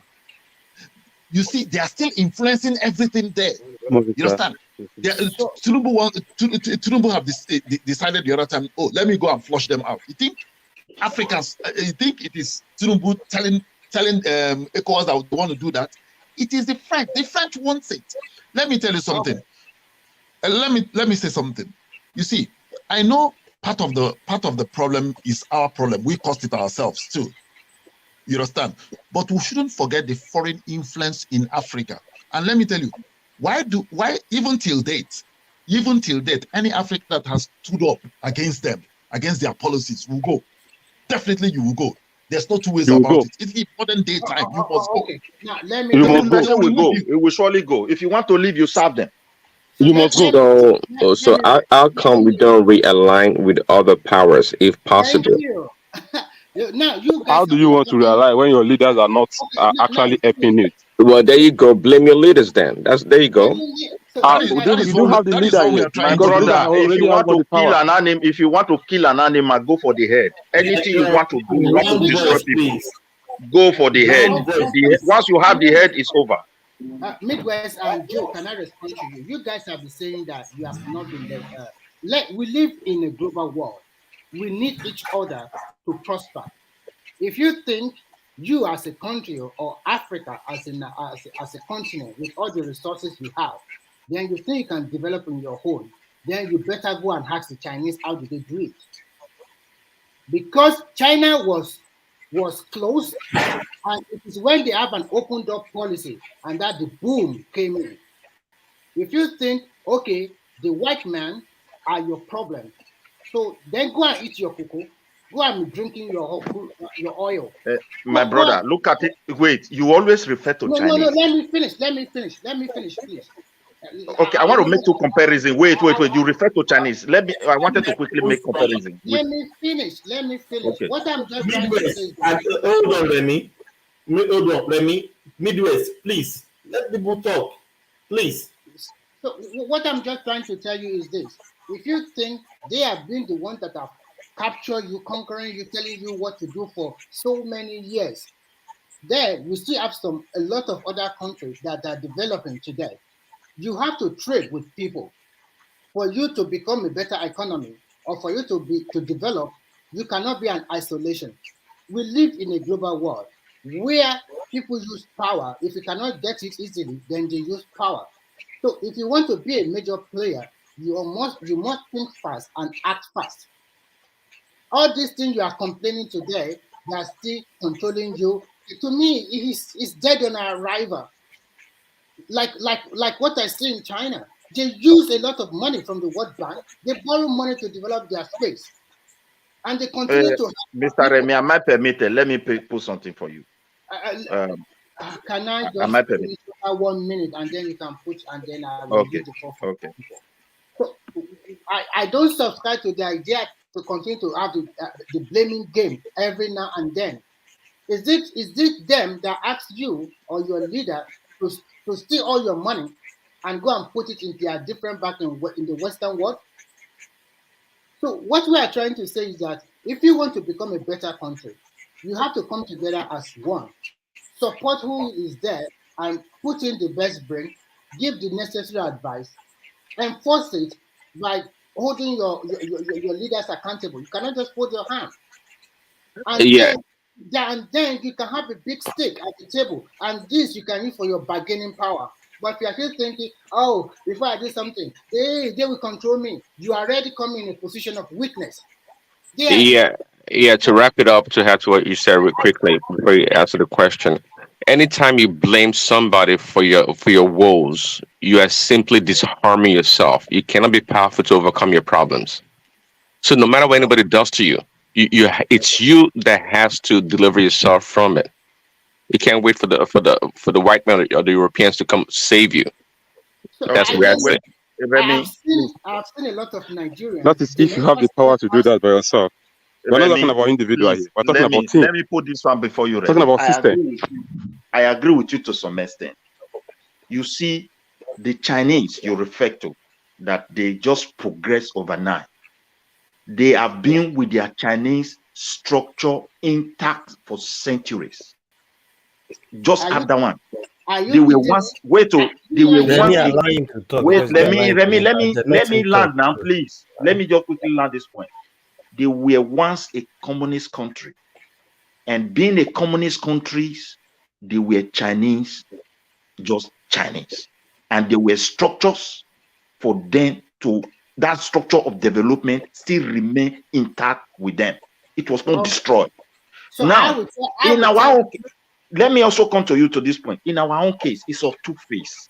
Whatever we are suffering as a people today, the manifestation is being done by us as a black people. But the genesis of those things is caused by different people. We have to treat the two the same time. But for we want to neglect that genesis because the reality of our failure is being done by us or be manifested in us by ourselves. We want to be solving that one that is manifesting and just don't blind eyes to that very source where it is coming from. And that's why we are not I progressing. will tell you, if I tell you about some history of China, you'll be amazed. They fought a lot of war among themselves. They have different. And they were still Chinese. No, some of them. Listen carefully. Not all of them were Chinese. Among in the country, they have some percentage that belongs to North Mongolia, Tibetan, and so many different tribes or ethnicity in that country. When China was having a civil war, they are having two wars at a time. They have civil war within the country, and they're also fighting with the Japanese, the imperialists, who try to control them, to conquer them. And when you talk about China also deal with the rest of the world very well. And when they want to they close their country totally for 20 solid years. Close down the country. And they were having their own government structured by Chinese, and it was as strong as China was. Hong Kong was also taken from them by the British. And the British. But no, let's talk about the Chinese themselves. No. I'm talking about China for you. Remy, please wait. The China government. What I want you to speak to, the foundation of how the Chinese should be governed, it was still intact by the Chinese because it was designed by them. It still remaining them, isn't it? Okay. Our own were destroyed, and they brought their own religion, language, how we should relate. Let me support your point. Let me just support your point. Do you know before 1914 there is nowhere called Nigerian? Do you know that? In Berlin Conference, it was the Kingdom of Benin that was given to the British, not Nigeria. So are you now telling me that changing of that system, changing of that name, will not have any impact on our growth? Destroy people and renaming them. It will definitely have an impact in our growth. We are hearing of Igbo today. We are hearing of Yoruba. We are hearing of Benin. We are hearing of this. Were they even there when they came? You guys, you don't know. The name Yoruba, there's nobody called Yoruba anywhere. China as a country, also called Zhongguo, it was in 1940, October 1st, that they became an independent Republic of China. While they fought all the war, they fought a lot of bitter war among themselves. And after that, they came together as a country and they formed a republic in 1940. Okay, now, wait. Remy, let me finish. You ask the question, you won't let me respond, and then you are respond. Sorry. The question. So the way I see it, when they close their own country and they force their people to work, and when they are ready to open to the outside world, do you know how they become so rich overnight? Because they also kowtow, they bend down for the Western country. And I will tell you why. The reasons are so many, but I'll just name some. First, they make sure that this Western country bring their big manufacturer to China in their own rules. The rules favor the Western world because they have a cheap labor and they produce in large quality product for Western country. And they produce inferior quality for their own people in China. Their own people, because they are not as rich as Western country, so they cannot buy those quality ones. Those quality products at a cheaper rate are being exported to Europe.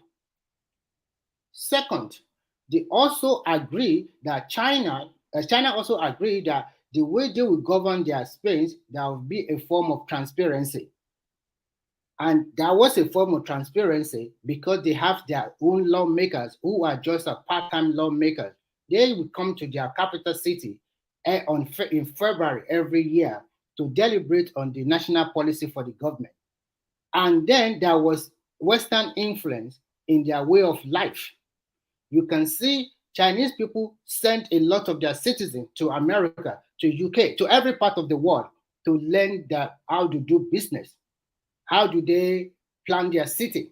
If you go to China today, you will see that most of their cities are being fashioned like New York, like any normal city in Europe, the way they design them. Although they still have their own cultural element in some part, but majorly it is being fashioned against that way. So when you are talking, you don't know. So they kowtow to them, but the Chinese are very smart people. Why they continue? They allow this Western power to have their way. They continue to understudy, and they understudy, and then Remy, I have had a lot from you. What I'm trying to tell you is this: they did not blame them that they did not blame the white people, saying, "Oh, these people are here to control us, to tell us how we should do business with them." They did not blame them that they are cheating them at that particular moment. They did not blame them that they stopped them from developing. So when you Remy, but Remy, what you guys are trying to say, look, Remy, I agree with you. All these things you are saying, I'm not arguing this with you. But there is something. Let me just finish in 1 second. What I think we should do now is that we are in this age now. How can we get an advantage from the system that is operating in the world now? That is what a continent or a country in Africa that is so smart should be looking forward to.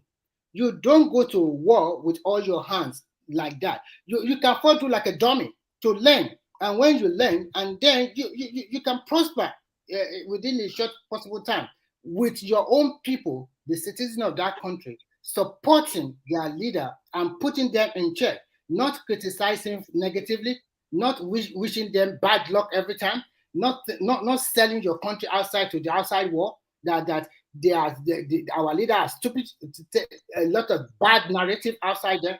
Have you ever seen Chinese selling their country negatively outside the world? So for me, the blaming game should stop. This is the system we are operating in the world. Okay. How can I benefit from it? Remy, please, I want to put this. Look at my point. Look at my point. The greatest challenge we have as an Africa, the government that we have today, they are not our government. It was the Western people who designed it. The name we bear is not our name. They were the one. Chinese never suffer like this. They structure, they fought, they learn, they put up a structure, and that structure still remain intact, and that is what they are still building upon. Our own, we must know where we are coming from. So Chinese never suffer like this. What do you mean? Wait now, they suffer. Chinese suffer more than you guys. What did you suffer? Yeah, they suffer. No, they suffer.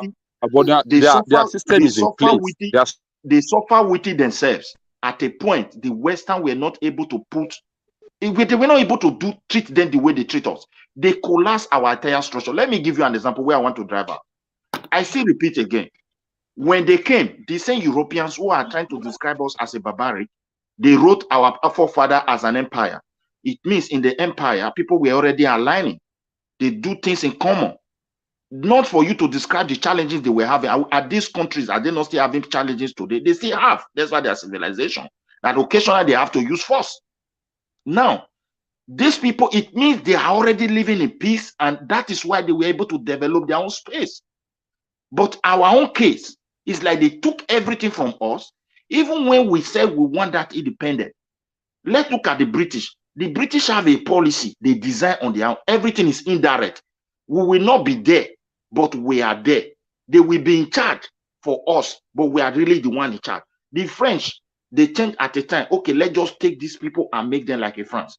When we, all of us, after the Second World War, when we fought along with them, fought for them, and our people died, our eyes opened.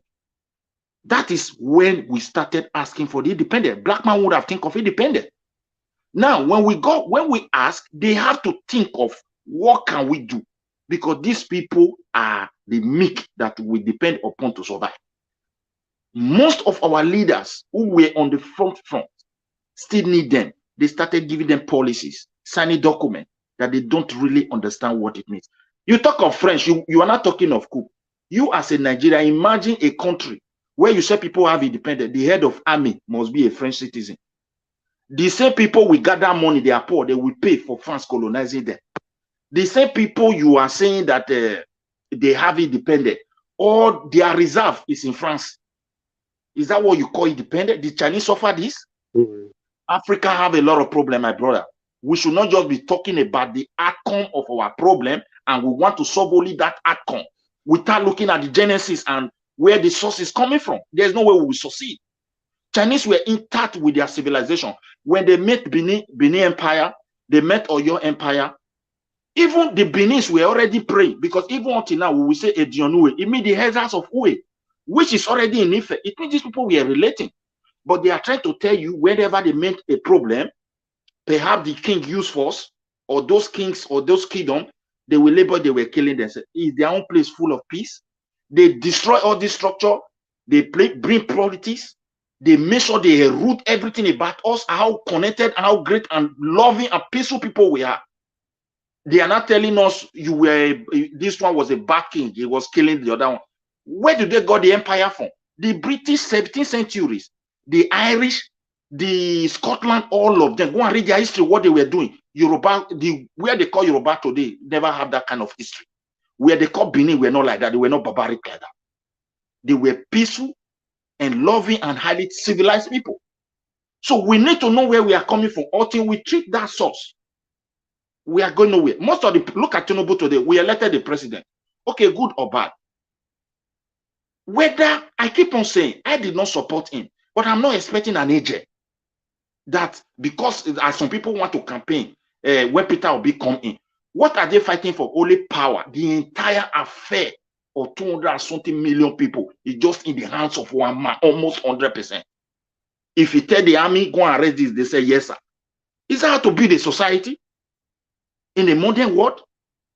They knew that that power will be something that we will continue to fight for, while the country will continue, or the continent will continue to be bleeding. Can an interjection come in? You can come in. Yeah, so I mean, see, what you're saying is not wrong, but here's the thing. I mean, you're talking about abuse of power. Do you know how much abuse of power goes on in China? And this abuse of power in Nigeria or Africa is not unique. But at the end of the day, quite frankly, I subscribe to Remy's position. You know, we have to pull ourselves by the strap, by the boots, and move forward. Of course, we have to learn from our past, but that's why we have leadership and people in power. You see, the Chinese economy or the Chinese society don't just evolve and became this great. There were some people, leaders, that planned, that strategized, okay, for this to happen. Until we get to that point where we have a handful of leaders that plan for us, okay, then we make progress. But to want to blame and just rely on history as in terms of what the white men did or what they're doing to us, we're not going to move forward. This is a big challenge. That in itself is a resistance. We already have a natural resistance, okay, but to move forward, it's us. Yes, I totally agree. We have to know our history, but knowing our history is one thing. Not to know our history and be sorrowful and be pitiful to ourselves. Just like the rest of the other cultures that have developed over time, you learn your history and you know what to take from it and how to go about dealing with other people, other cultures, and move forward. You can never feel pity for yourself. If you do that, you're not going to move forward. There's nothing we can do to what people did to us in the past. It's just in the past. But we have to move forward. And we move, yes, sure. And we moving forward truly. It's our responsibility 100%. I'm telling you, I'm not even giving them 1%. It's us 100%. And again, there's nothing we're going to do that we're not going to face resistance. Because we face mere resistance doesn't mean that we don't move forward. I mean, it doesn't matter what the resistance is. If we want to be better, we have to move forward. And that is life. That is life. I'm telling you, we always talk like, oh, corruption, this and that. There's nothing happening to us as a black people that's never happened to other people around the world. It's not unique to us. We just have to move forward. Okay, I want to come in. You see, okay, you see, I quite agree with everybody's submission here. We mustn't blame this, but you see, if you come to China, China doesn't teach their people that at a time they always teach their children. when they were at their lowest point and when they were at their highest point. So these kids will be proud that China, in ancient time, China did this. Our country was so great in this, in this. And if you meet a Chinese citizen here and ask him, oh, listen, he tells you, oh, there was a time we were down, but there was a time we were so great too, that the world come to us and trade. You understand? So over the years, what the narrative in Africa has been slavery. When our people were selling each other, this, that, which is not, we should be teaching our children when our ancestors were building civilization, what they did in the past, what they did in Kemet, now Egypt, what they did in Ashanti, what they did in Benin, what they did. With that, our children will say, wow, these are people, our ancestors did great things. They will be motivated to do great things. So when you now zero in, you start telling them the story of Abraham in the Bible, Isaac, come on, they don't know all those people. Those people never existed. Why are you bringing up those things? And that is where I come in. I said, the greatest problem Africa has is one, religion. Two, anything they throw at us, we don't actually analyze it. We don't actually scrutinize what they give to us. We just take it whole and sinker. It's not good. They gave us democracy. We have to look at the democracy. Is this democracy working for us for 24 years? No, let's fashion out a democracy that will work for us in Nigeria. We do that. Oh, is this everyday monthly stipends to the state? Is it working? It's not working. Let's reverse the situation. With that, we'll see meaningful development. But when our leaders do things on and on and on and on, expecting to have a change, you see, because most African leaders do not know their history. And that is why history is very, very good in school. I know there was a time Africa was at their lowest point. We should teach it. We learn lessons from it. At their highest point, we should teach it. Joe, quickly, sorry. Joe, sorry, quickly. So, also, there's what they call revisionist history. A history that you paint to let you and your people look good, just to motivate your people. There's a lot of that in the West also. So, sadly. Yeah, continue. Yeah. To that point of history, and I like the point you made. You talk about when you were at the lowest and when you were at the highest, and if you don't have any, make it up. Really, see, sometimes it's what you tell people is what motivates them. See, you'd be surprised. A lot of people, like in America, you call some people, they call them, I don't know, the white people, like redneck or like country people, whatever. But guess what? They're proud Americans. And you may even call them, most of these immigrants that come here are way educated than these people are, but they don't care. They believe in the history and what they've been told, that they are maybe quote unquote superior or great. And that's what they live by. My brother, they can care less about everything else. Let's look at it from this way. You as an African, when you look at slavery, with all your Western education, what you are not teaching your children is that, look, you know what? The kings in Africa were selling slaves to white people. Is that really the narration of slave trade? But you don't talk about how people were forced, how kings were killed, how civilization were destroyed to be able to establish this trade. So you see what my brother is saying here now.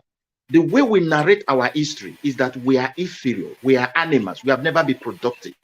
So therefore, the coming generation, even the one growing in the West, nobody sees Africa like a civilized people before these people came in.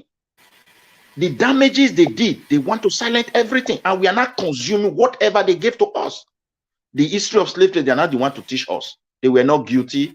African leaders, to whom were they selling to? If having a servant, is that slavery? The answer is no. A servant is the one that serve you. There is still what is called civil servantry today. You serve the state. There are individuals in those days, they have people around them. You must feed them. You must take good care of them by law. This is a different thing. But when you invade people, you try to establish a trade and you want to silence that aspect. Now, the painful aspect of it, the most painful one, that when I see a black man, oh, the African king were the one selling, it pains me a lot. These are the pictures they're giving to us, and that's why we cannot move forward. Now, come to that Niger coup that this guy, some people want to tell me that, oh, why should we even think of this coup? We know we have to condemn it. The answer is that, are these people really helping our democracy to grow? If they want to help us, Why are they not helping us to hold our leaders accountable? In a United Kingdom law, there is a way you move money. But when African leader bring in their money, they turn blind eyes. You will invest, you do everything. They don't question you. It's only when you go against their interest, they will not tell you have assets here. Is that how democracy will grow? The French are in charge of all the resources in Niger. They don't care. They are not responsible for the poverty. Is that how a country will develop? So we need to ask ourselves, even when we condemn what is bad, we should also look for a better way to approach it. And so that people there can benefit, not just only approaching it in a way that will benefit the masters. We don't have independent. Africa have to agree that, look, we don't have independent. We just have head of state and president and the country that they created for them and for them only. If we are able to agree on that term, then we will figure out a way to redesign how we should be governed. This is my own submission. So, sorry, are we now saying we should go back to the regional way? Because with the look of things, I don't even think this democracy, okay, maybe democracy in the aspect, but is it better for us to go back to the regional way where we have before? Absolutely no. We should not go back to region again. Why won't we go back to that regional government? I want us to go to regional government, and that is the only way forward. Let me respond. Yeah, please, because I'm just looking at every submission and I'm looking, okay, is it best for us to go back to the region? Because it looks as if we are doing better then and we know what we are all doing at that time. And going back, if you look at all the roads, all the buildings that are still intact, aside that with the maintenance culture, they are still the best road. In the regional time, there were free education and it was really effective and everything would seem like it's working. So what, Jeremy, what's your take? Let me interject. Let me come in. Let me answer that question, please. Okay. Just 1 minute, Remy, please. Remy, you are always on the same page. Okay. You see, the thing is this: we can't go back to that regional government again because a lot of things has evolved. We can't go back again. We can. Most people cannot agree, even within their region, they can't agree any longer. But what we should do is let's give resources back to the state. When we give resources back to the state, the center can get 60%. Hey, Joe. Sorry, Joe. Thomas, War Peace wants to come in the studio. If you want to let him in, if you're there. Thomas.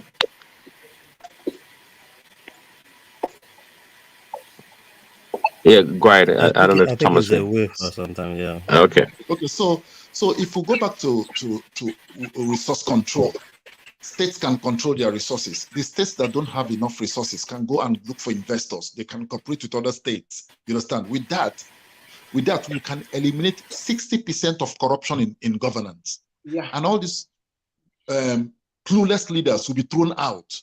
You understand? But let me ask you a question, please. Yeah.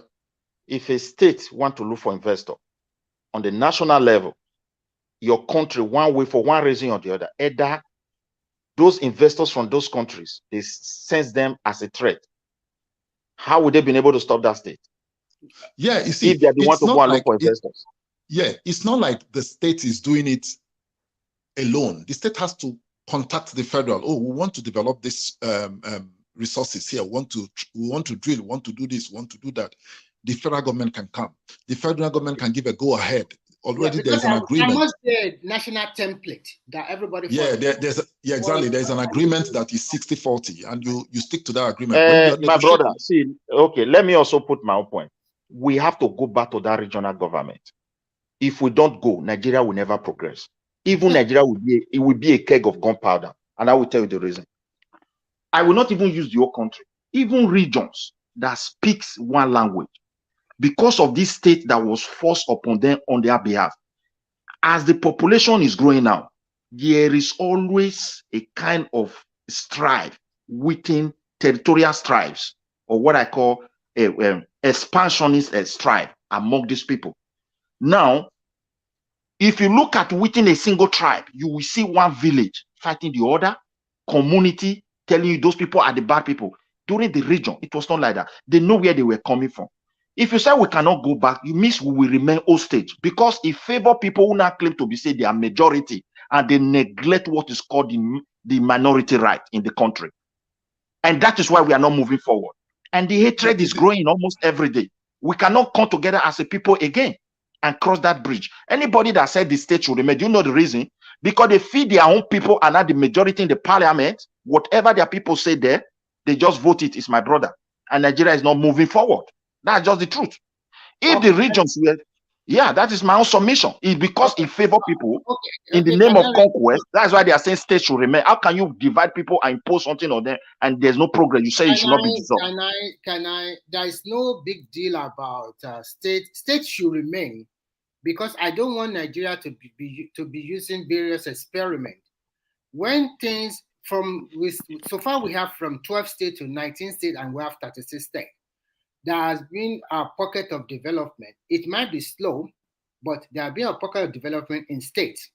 So every state, of course, there might be a little problem about border alignment between states, but this one you can go to court to say this part of particular area belong to my state. A court that does not have history, how the state was made, and the people who make up that area, is how a country developed. These are the fundamental problems we have. Let me finish. What you are talking about is just some minute cases. It's not all over the state that people are complaining like that. So, and I do not see, not all states are complaining. Only 2 or 3 or 4 states are complaining about, okay, my people are supposed to be in this area and we are here. It's not all over the 36 states. So far, we have 36 states. There's been a pocket of development between different cities in a state. And we have been building this democracy with this 36 states, which I think is good, because states will also bring development. And I totally agree with Joe about resource control. There's so many things we should do. The first thing we should do is that we should create more employment by having state police.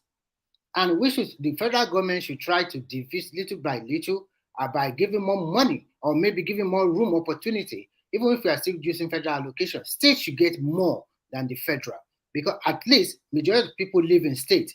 How many people live in federal capital Abuja? So the states are where majority of our people are living, almost 95% or 96%. So that states should develop, and then we should start to encourage them to develop the resources in their land. The government should have a national template to guide them. People can bring in investors from anywhere in the world. Let me be frank with you. There is no country that totally developed on its own. You need the outside world to do business with you. The so-called America, if to say they are not doing business with the rest of the world, do you think they'll be here where they are? Do you think they will be in the place they are today? So all of the countries all over the world, all of the country all over the world, they do business with one another. You can see what Europe do. Europe is an open border. You don't need, once you enter to any EU and you have their resident permit or citizenship, there's no gate, no barrier. You go from one country to another to do business. You can even move from Germany to Sweden, from Sweden to Denmark. Nobody stop you. If you want to do business, nobody stop you. And that is what we crave for in ECOWAS. But unfortunately, because of the, I'm always say this, black man greed and also selfishness. They won't see between the lines. They will know that this thing will favor all of them. Why should you, for example, if Dangote come on stream, you will still discover that some African country will still say they want to import from Europe. Why should you do that? So we should trade among ourselves. Remy, please, let me also put this before you. I agree with you. There is no way we will develop on our own space. But the foundational problem we have, or the fundamental problem we have, is eternal structure that will enable you to trade with the outside world and be a prosperous country. That eternal structure is what is faulty that we are talking about. Why do I say this? Thank you. Remy, you see why I asked that question. This is why I asked that question, because looking back, I look at it like when we are practicing the regional thing, I think there is a bit of direction. And I'm thinking maybe if we go back to it, fine. I get your point, Remy. Joe, everybody's saying, oh, it's not the best right now. Yeah, maybe it's not the best, but the government we have now, is it going to work for us the way you guys has put it out to us now? That is subjective. That is really subjective. Because when a government is in place, everybody cannot have the same opinion about the government performance. But from what I've seen so far, we have been able to eliminate one thing: subsidy removal. Second thing, we now know where that country is financially. My brother, that country is broke and we are poor because of our leaders and also followers. We have mismanaged that country over several decades. Now we know that, Mr. Man, your so-called country, Nigeria, is poor, but fortunately for that country have both human resources and natural resources and the wherewithal to grow again at a very quick pace. So now that we have a new government and he is trying his best to fix a lot of problems, I am not saying he is the Messiah. We should support him. Now, yesterday, they announced some palliative for the state, and they are carrying labor along. Now, what I'm trying to say now is that if they give 5 billion to each state, and your state is not doing nothing or using the money for what it's supposed to mean, do we now say it is Tinubu's fault again? No, Remy, Mr. Remy, please, you have said a lot. Let me quickly put this one because somebody asked this question. And I want to tell you why we should go back to regional government. Those who created this state, as an Africans, we should go and ask ourselves, what was the purpose of these people balkanizing everybody? One is to make sure they are able to take the power to one place. And having the power in one single place, it will be easy for external influence to cajole the entire country. Because once you penetrate that power, every other power is silent. And that was the reason. And to create that Wazobia mentality, which is already eating the country. The voice of the minority have no space in Nigeria any longer because of state. They are the majority in the Senate, but look at where we are today. All they want there is just power. Like as we are speaking now, I keep on saying it. Everything Tinubu is doing, Obasanjo did it. He tried his power. Buhari tried his own. Tinubu is not an AJ. I am not saying an AJ is coming that is better than Tinubu, or like because Peter Obi is there, when Peter Obi come, AJ has come. I am not those type of people who campaign like that or who say that.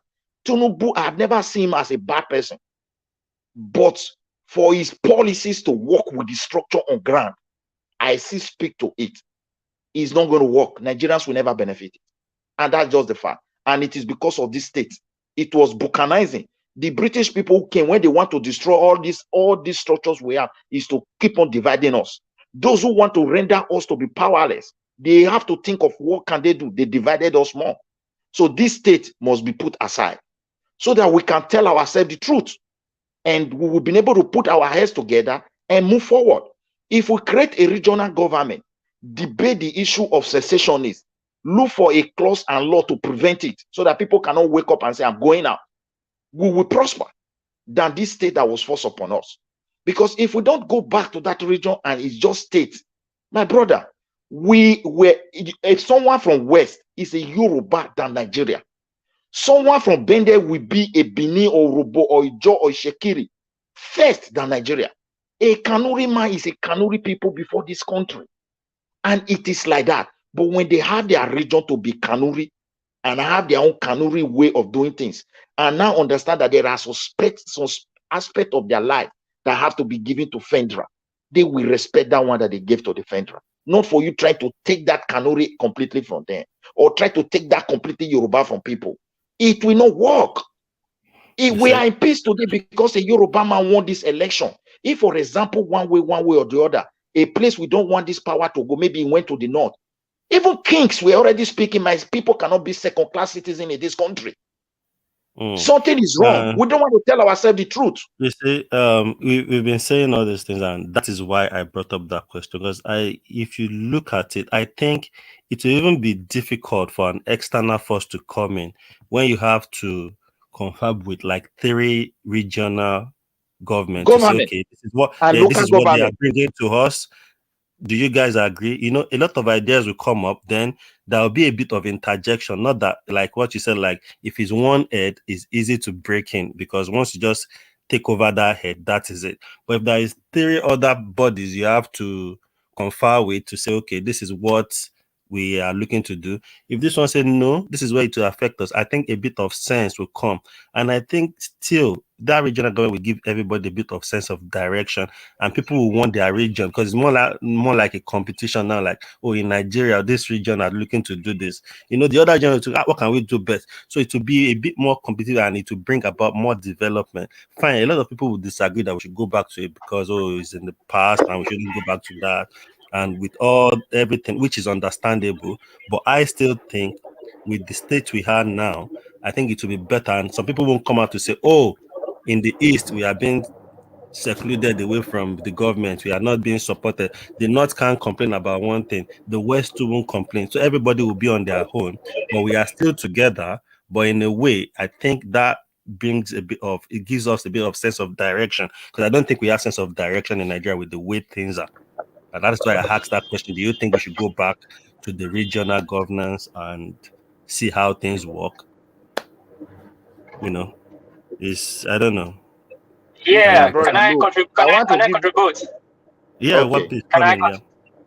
Yeah, please, people don't understand that most of the structure, I would say all the structure, like 60% of the structure we have in Nigeria now that they're saying to sell off, was actually achieved during the regional government. This refinery we are shutting in Port Harcourt, Warri, it was built started during the regional government. Bermuda started most of them. You understand? Ever since they recognized the regional government, we have seen ourselves in a very slow-paced development. Because democracy is about you talk your own, I talk my own. Even though I don't agree even though I know what you are doing is right or is wrong, I will take it to a place that start talking and bring unnecessary delay. That's it hinder us so much that we have not gotten anything. And again, democracy, this very type of democracy that we are practicing, is not for us. It's alien to us. If you look at other countries like European countries, like Asian countries, it's kind of democracy they practice. It's kind of democracy that suits them. We must not practice the kind of democracy American practice. That's the problem we are having right now. We are different. We are different people, ethnic people. So we must practice a kind of democracy which is more better.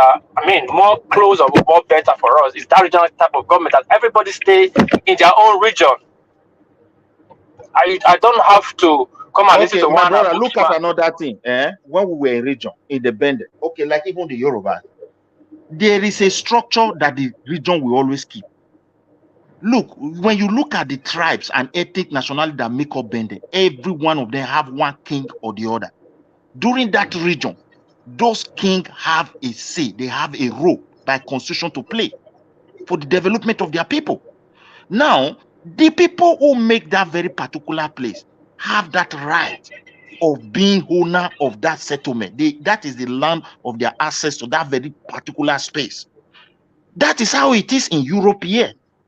When the federal government go and negotiate or whatever, any business that the law permit their countries, they permit them to do, they bring it upon the country and they start making some laws.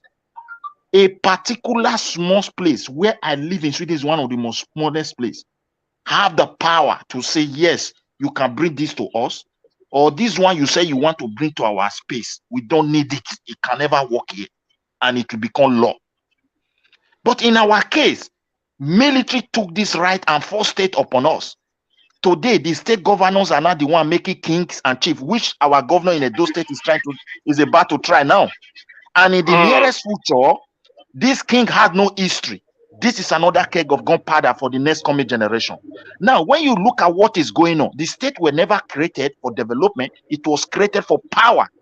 It has favored the Western people, the Northerners, and the East to some extent by creating more people and taking more people to the Senate. But when you go back to all these places of origin of all these places and the entire country, the common man and one tribe, what do you see? No investment. There's nothing like capital investment upon the life of our people, apart from what you fetch for yourself. We are all the same on that level. So anybody that is saying this state is what is going to help us, I think we have reached a critical junction. Tinubu will do his best, but I am not optimistic that those things will work as fast as it is going to build upon this structure that is on ground. No president that has never tried his best. Jonathan tried, I think Buhari tried. I think Obasanjo tried. And this one is coming to try. But I don't think they need to visit where we are coming from. And I think Tinubu have it in his mind. And I pray for him to really look at it critically, not to be carried away, because once people are already in that power, most of them don't think of the fundamental pains that people were once passing through. Before John came to this power, we were hearing of restructuring from western part of Nigeria. We were hearing of dissolution of power from another people. We were hearing that the constitution is not good, but I don't see any of them talking now because power is sweet. When another people grab it, that is when we see that, hey, these are our problem. My brother, let us be watching. I hope for the best of my country. That's just the fact. They balkanize it because the spirit of Wazobia they were doing is what kills that country today, and it's still going to be a problem. We will just have to leave them and let them continue until it gets and it boils down to everybody. Let me quickly take you guys to Iran. People don't even understand what Iran was really what happened in Iran in the 70s or 60s. When America or Iran got their independence or got their freedom, first was the Ayatollah that was there. And I saw Iran was getting together. It's a Muslim country. They're right together. Iran have the biggest oil. It's the reason we started to know that Iran have the biggest oil in the world. Then when they started getting themselves together, America said, no, we cannot control these people. Like just said, we need the part of being center. What they do, they rally around. They are staying the Ayatollah. They brought somebody in form of democracy. Then when they brought democracy in, they realized people started participating in democracy. And you know one thing about democracy, you give power to the people, and people start having power, owning up to themselves, owning their resources. Americans said, no, this is not good. This is not what we planned for. We're looking for where to put the power in the center and we'll control it. What they do, they raise up a military dictatorship that sustain the guy, overthrow the guy. A good leader, they overthrow the guy. Then the Iran people said, no, this is too much. You cannot be dictating for us how we want ourselves, how we want us to, how you can't dictate us how we rule ourselves. Then this Ayatollah guy that stayed long ago, rally his people, and top of the military junta. Since then, America labeled Iran as that country as a bad country because Iran didn't give them the opportunity to them to do what they want to do, like what they're doing in Nigeria right now. Now, Nigeria, they gave us this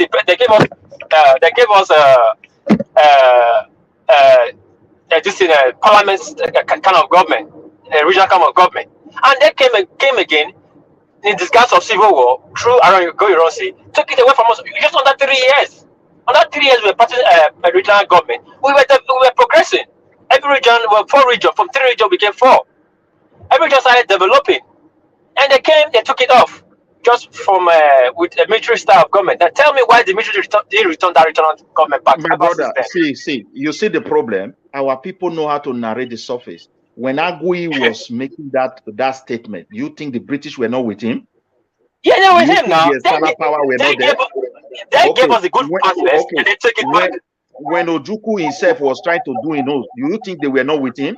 All these things are all strategy for confusion. Now, when they bring it into, you see, people who designed this state, people were with Babangida. Babangida was the one who really bring a structure that's supposed to have developed that country, even educationally. The SS education is what we call gymnasium here in Sweden, where when you are leaving that upper secondary school, the school will be able to prepare you for 2 things: labor market, and at the same time, it will be able to produce you for you to further your studies. So if you are the type that want to work, you go and work and you will do perfectly. They gave it to him, but they never aligned to invest on that practical aspect the way it's supposed to be. They build commercial schools everywhere to train people how to do the bureaucratic procedures. But at the same time, they knew very well that when they divide us and put us into this thing, we'll become weaker to speak truth. Now, as we have now, Nigeria is a property of whoever who is a president. As we speak, is Tinubu property. It was once the president is a to the west, so I like to be there. Yes, it was once Buhari property. It was once Jonathan property. Once you are just there, nobody can ever, once somebody is on that seat, that can challenge them anymore. The way they structure our country, is that what they practice here? Let me give you an example. Where I live in Sweden is a small place. The government said they want to bring renewable energy It's a policy, and they design it. Many foreign companies came in. You know, they are investing in this energy as a global world. Now they want to build this wind turbine. They have signed all the contract on the federal level. This small community I live, they told the federal, no, you have to bring solar. There is too much bat. You know this egg when they fly. They said that fly in their community. It fly in their community in the night. They near water. There are a lot of birds. So therefore, bring solar energy. We don't need this. Everything was cancelled. We read it on newspaper. Small community like this in Nigeria, who will say that they will tell you and wishes and wisdom. They are protecting their own value. They have exercised their power, and it was respected. They took everything from us. If Tinubu want to buy everyone of us, the power is within. If he want to save us, it's within. But if he want to develop us, the power is not within. That's just the truth. Yeah, I agree with you. Now look at you just said, like no president that will be there that can achieve any success, except he wants to become a dictator. Then he can achieve success. But again, he cannot do this by himself. He cannot, even as Abacha was, he couldn't get everything done. Because in ministry, you have some ministry have more than 1,000 employees. How are you gonna oversee that ministry? You can.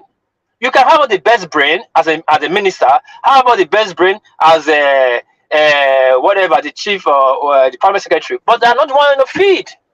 You bring out laws, it will not happen. Because imagine now, you cannot tell a Yoruba man to go to a hardcore north and start telling them what to do. They will not listen to him. Same in every state. Now, as soon as you divide a state, they become a different people. You just divide history. The history that has been there for 1,000 years, you just cut it off. Why are you creating state out of that place? America that have states, that place has been, they didn't touch it. Texas has been Texas. Florida has been Florida. They didn't cut out other state from any state from inside. But look at those states, when they removed Delta, they became Deltans. The historical time was gone. Look at Ekiti, Ondo. Now we are Ekiti. We're no more. They don't have any cultural affiliation anymore with Ondo. It's a big problem, and it's causing community. My brother, and the worst part of it that the people are turning blind eyes to. Before they create these states, I have never seen, even after that civil war, where a Benin person will be insulting a Shekiri. A Shekiri will be insulting a Jaw. A Jaw will be insulting Yoruba. Yoruba will be insulting Fulani. Although there are slight differences, it's just the way it is here also in Europe. It was not can I ask you a quick question? Yes. I just want to know, so you guys believe we should take a step back to that regional government, that is the only way forward. People must be given chance again to sit down. So hold on. So let me ask you. Now. Allow me to ask you. So you want us to go back to the old Eastern region, the old Western region? Wait, let me tell you. When I'm saying going back to Eastern region, I am not saying. I'm not just saying, oh, West region, Midwest region, Eastern region, Northern region. The thing we have to do, if we go to the Eastern region, for example, we want to put it together, we must give a chance to everybody that make up that region. You understand me? To say, do you people want to live together or you still want to separate more? It must come from the people. And the government so we are not going back then. It's something new then.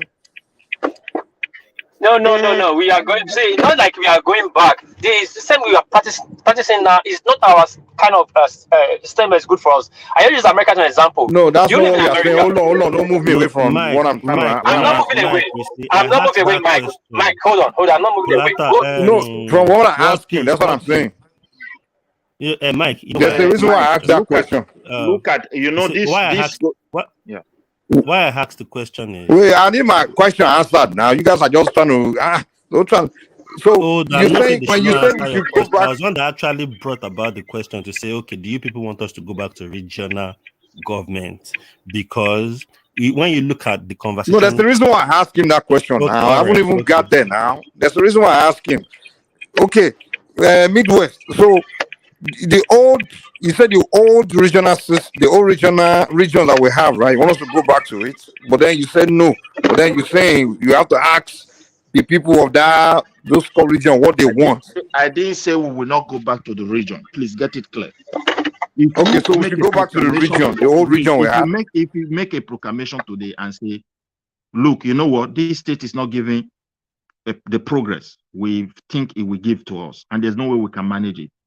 But really, give me a simple answer now. Give me a simple answer. What do you want? Do you want the old region or do you want something new? We must go back. We must go back if that's what you want. Okay, so the old region. So now you telling me that the present day River State, you merge it back with Anambra, Imo, with the present day Eastern, Southeast. You merge it with the South, Akwa Ibom, Cross River and Rivers.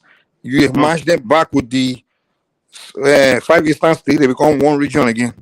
See, I know the point why the way I sense maybe why you had that question. No, I'm just asking, is this simple? Is that what you want? Wait, let's keep it simple, man. Let's not manipulate it. It's a simple thing.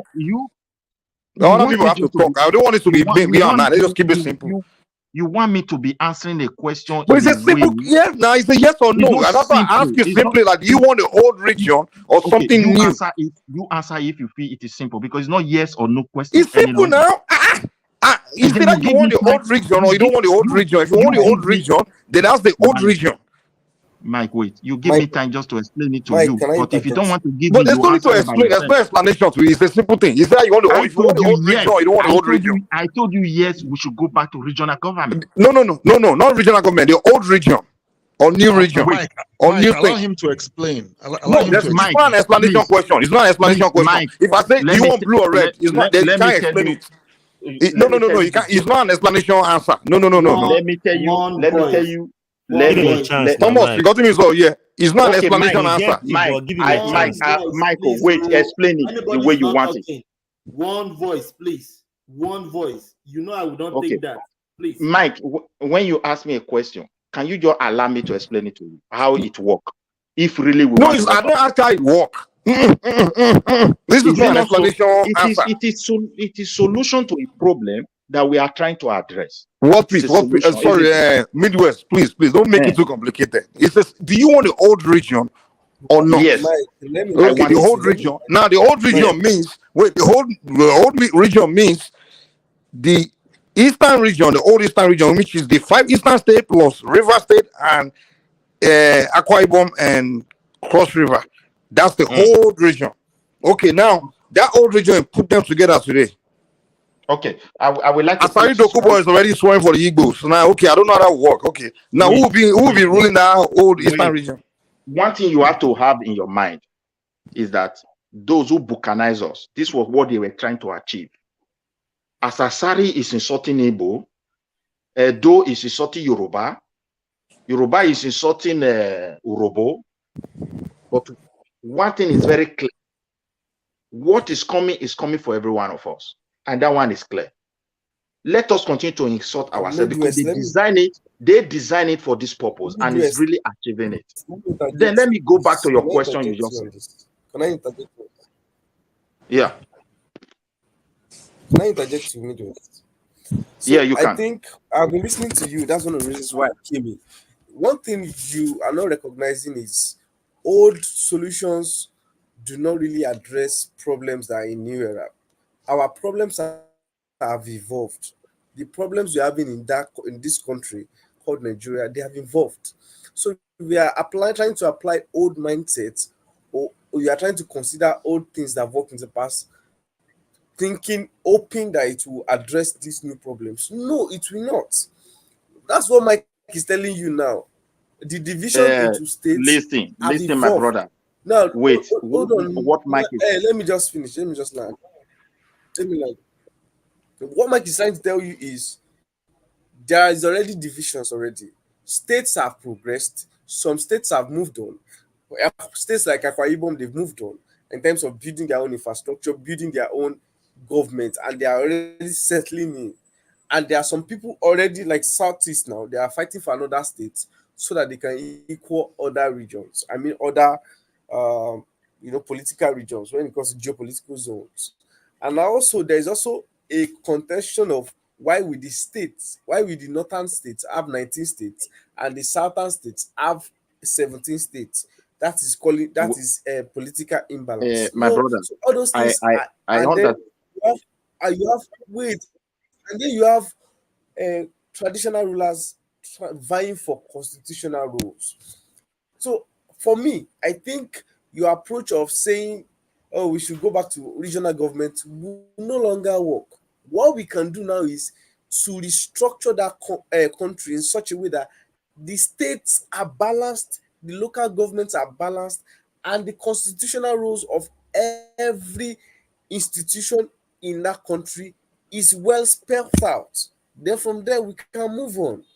But if you are Yeah, thinking, even in my regional brother, government, don't wait, forget that. wait now, Don't wait. forget that. Don't I forget agree with, that the people I vying agree for with you. regional government now are the ones that merged this in the first place. So we need to just move on. No, Not really wait, my thinking dear about brother, regional government. listen, We should just listen to restructure what I'm trying to say before you. the governance in that country. The purpose of All creating right, then. the state was not for development, it was only for power, how to dominate.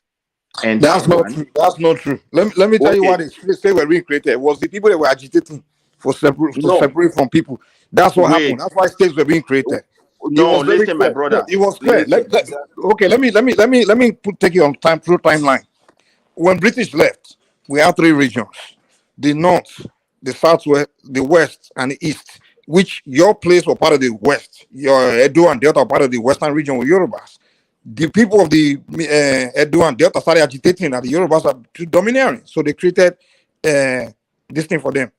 In the north, there were a lot of agitation too among some Midwest. people like Benue, all those areas that okay, why are we under this people from this Kanu and all these people, they just the premier, like we don't have cultural similarity with them. We want to create states. And then in the southeast, we have the Ijaws, all those people claiming that the Igbos are dominating them, and they were agitating. That's what led to eventually we're going after like, okay, you know what?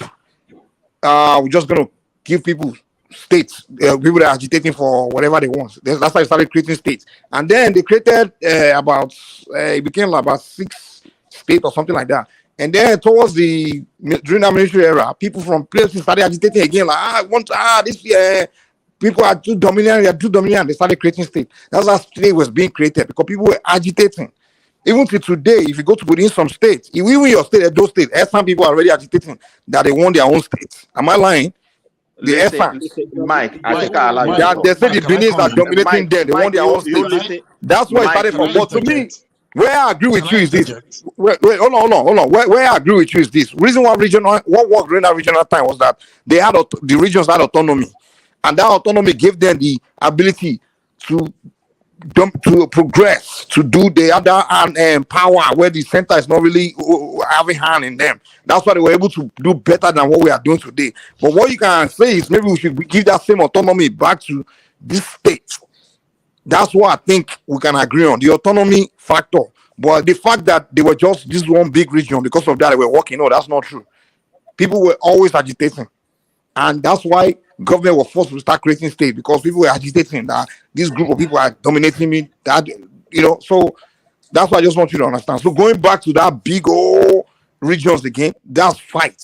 There's no way Ijo and Igbo we share the same region right now, and Igbo will be dominating them. They won't agree. So we can't go back to that same drawing of that time. It's not possible. Even the Southwest, if we stay the old Southwest now, become one states, one big state. We eliminate all these states. We have Lagos, Osun, this thing.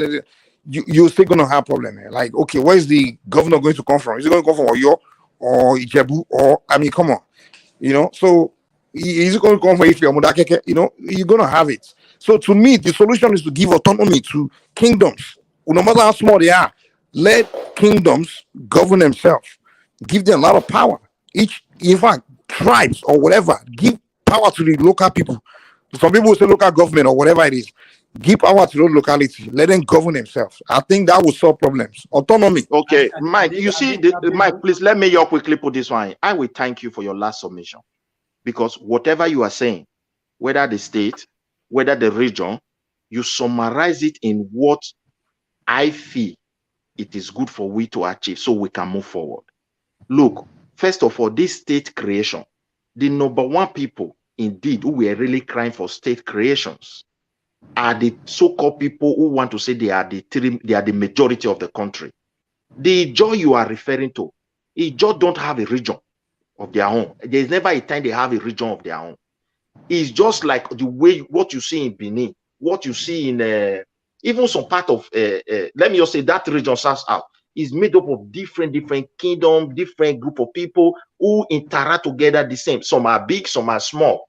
You understand me? But however, in the eastern region, every region where the British came here and put us like Terry, indeed we agree.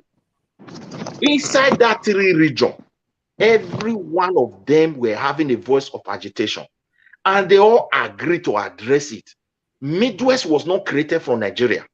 Just this is where people are confused. Midwest region was created from the western region. You see this middle belt they are talking about, it was a middle belt region of the northern region.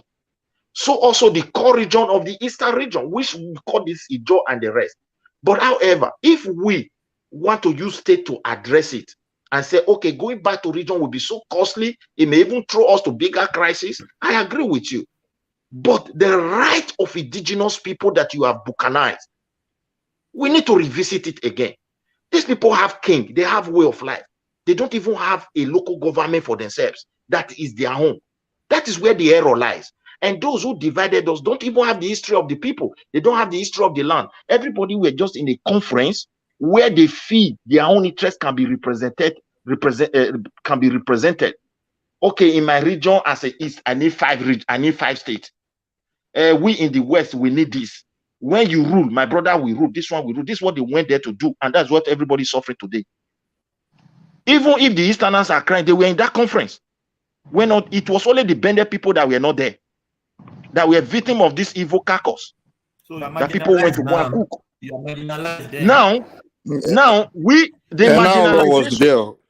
Wait, my dear brother, the people haven't listen. We don't want to go there. People will feel offended, but for the truth, this state that they have created, if they revisit it, it may work for us. I see no reason why people who were once in one side, you cut them, you put here. Let that sense of that belonging that they were having under the region, because their kings were factions and they have a way of meeting together to discuss issue before implementing it. We should go back to that system again, because this state they impose upon us, giving us a governor and backing with a law to be an Midwest. Within Edo State today, you guys are fighting. Yes, and are fighting that.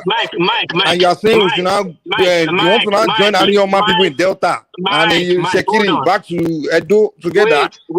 Mike, hold on. You're missing it, Mike. You're missing a very big point. That's why I was trying to go to America. You said you hold on. When America was created, the 50 states of America that came together was already a country of their own. They did not divide them. They choose to come. These are one people. They choose to come together and they create what is called their federalism, whatever they are doing. But in Africa or in Nigeria, the problem was in Nigeria when the British created that first 3 regions. It was under fiat. You just say you are east. You are north. You are west. That's why there was already a decision right from day one. But it was even more better because the British put a clause for secession and referendum. Which we it wasn't the British, man. It was us. We did it. Hold on now. It's with British, we fought. They gave us independence, so they gave you the we created our own. We did a lot of constitutional conference. From the constitutional conference, that's where we create the constitution for ourselves. Mike. Hold on. Let me land, please. When we triggered the first, hold on. What is land? Yeah. When we triggered that clause, it took us years. It took us almost 30 years for in and out, before and after. It took us almost 30 years to get that referendum. When we got that, before we got that referendum, people don't even know. People have thought after 1960 we got our referendum. No, we're already in court. Before 1960, around 1959 or 1957, they already won the court to grant the parliament to give the power to grant us a referendum. And 654,000 people were accredited voters that time. That's why Ondo couldn't vote and Port Harcourt couldn't vote because they were not accredited voters. So, but we've been saying it's okay. Have better than no. Let's go with what we have right now, and we got 87% of the votes. Then we were created. When they created that region, everybody had peace. And your mama was the minister then.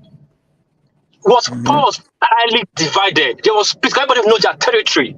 What treated But how long equal. did the region last before it was dismantled? The region lasted till Ogunrosi came in and organized it. Okay, which was how many years? Hold Just on now, couple let of me 2 land now. years. Let me land. Let me land. Let me meet your point. Like you are saying this when they did that, they took us back to the problem we just trying to avoid. They start creating state. When they created state, who did they consult?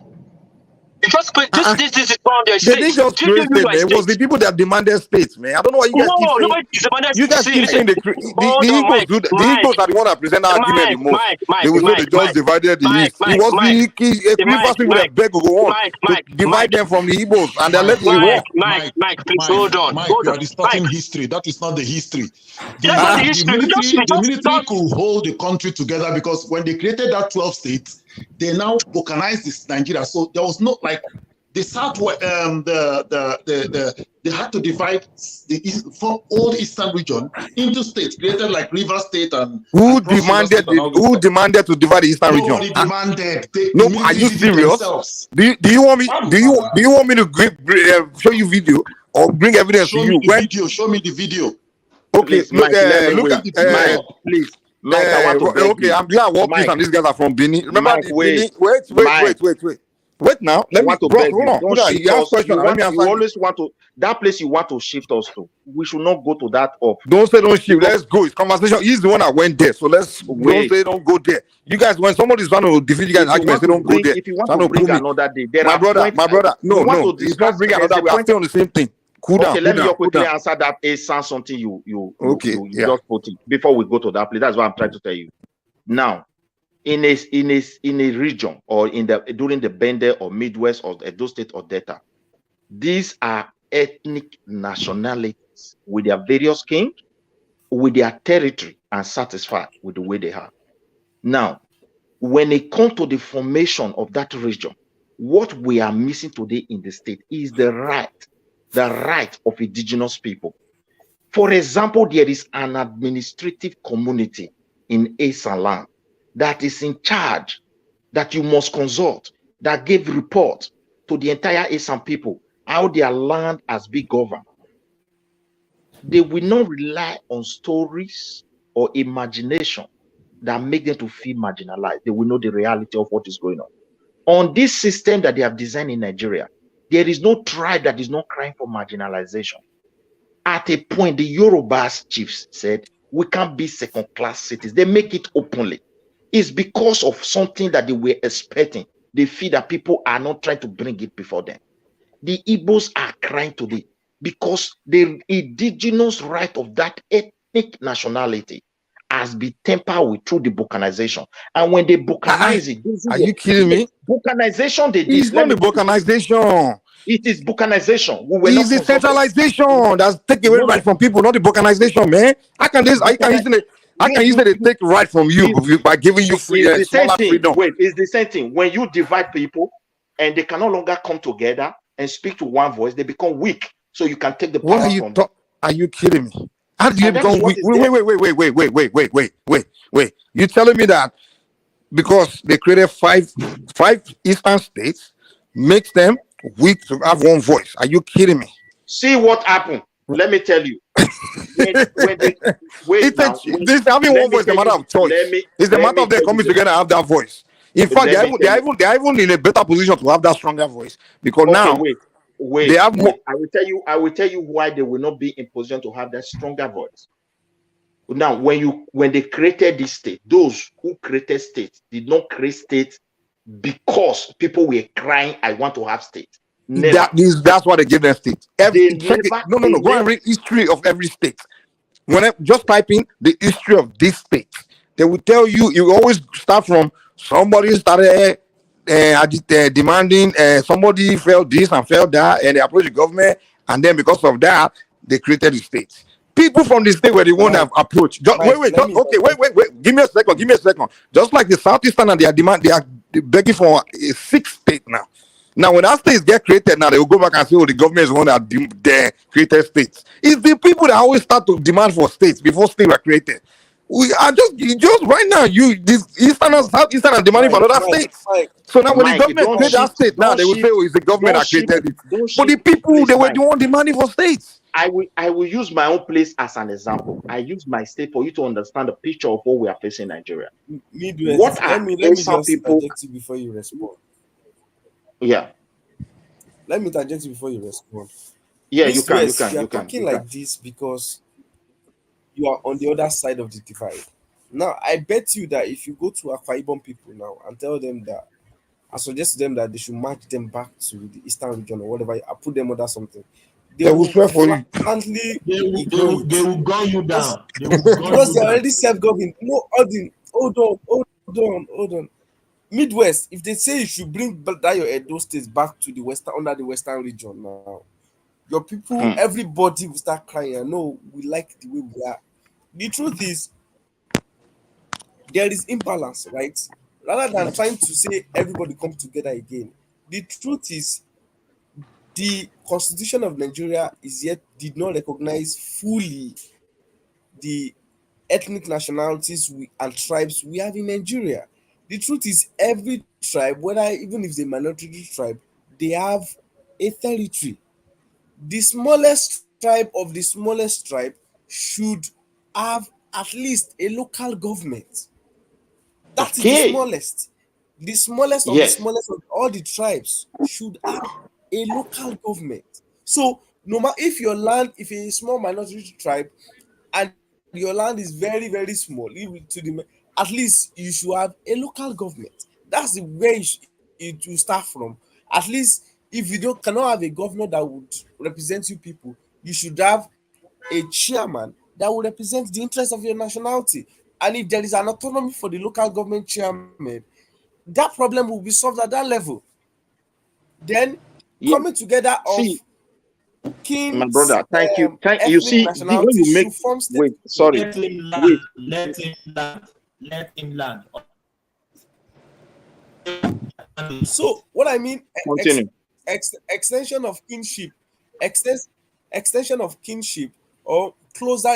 In Nigeria there are people that have similar languages. Maybe the intonation is just a little bit different and all of that.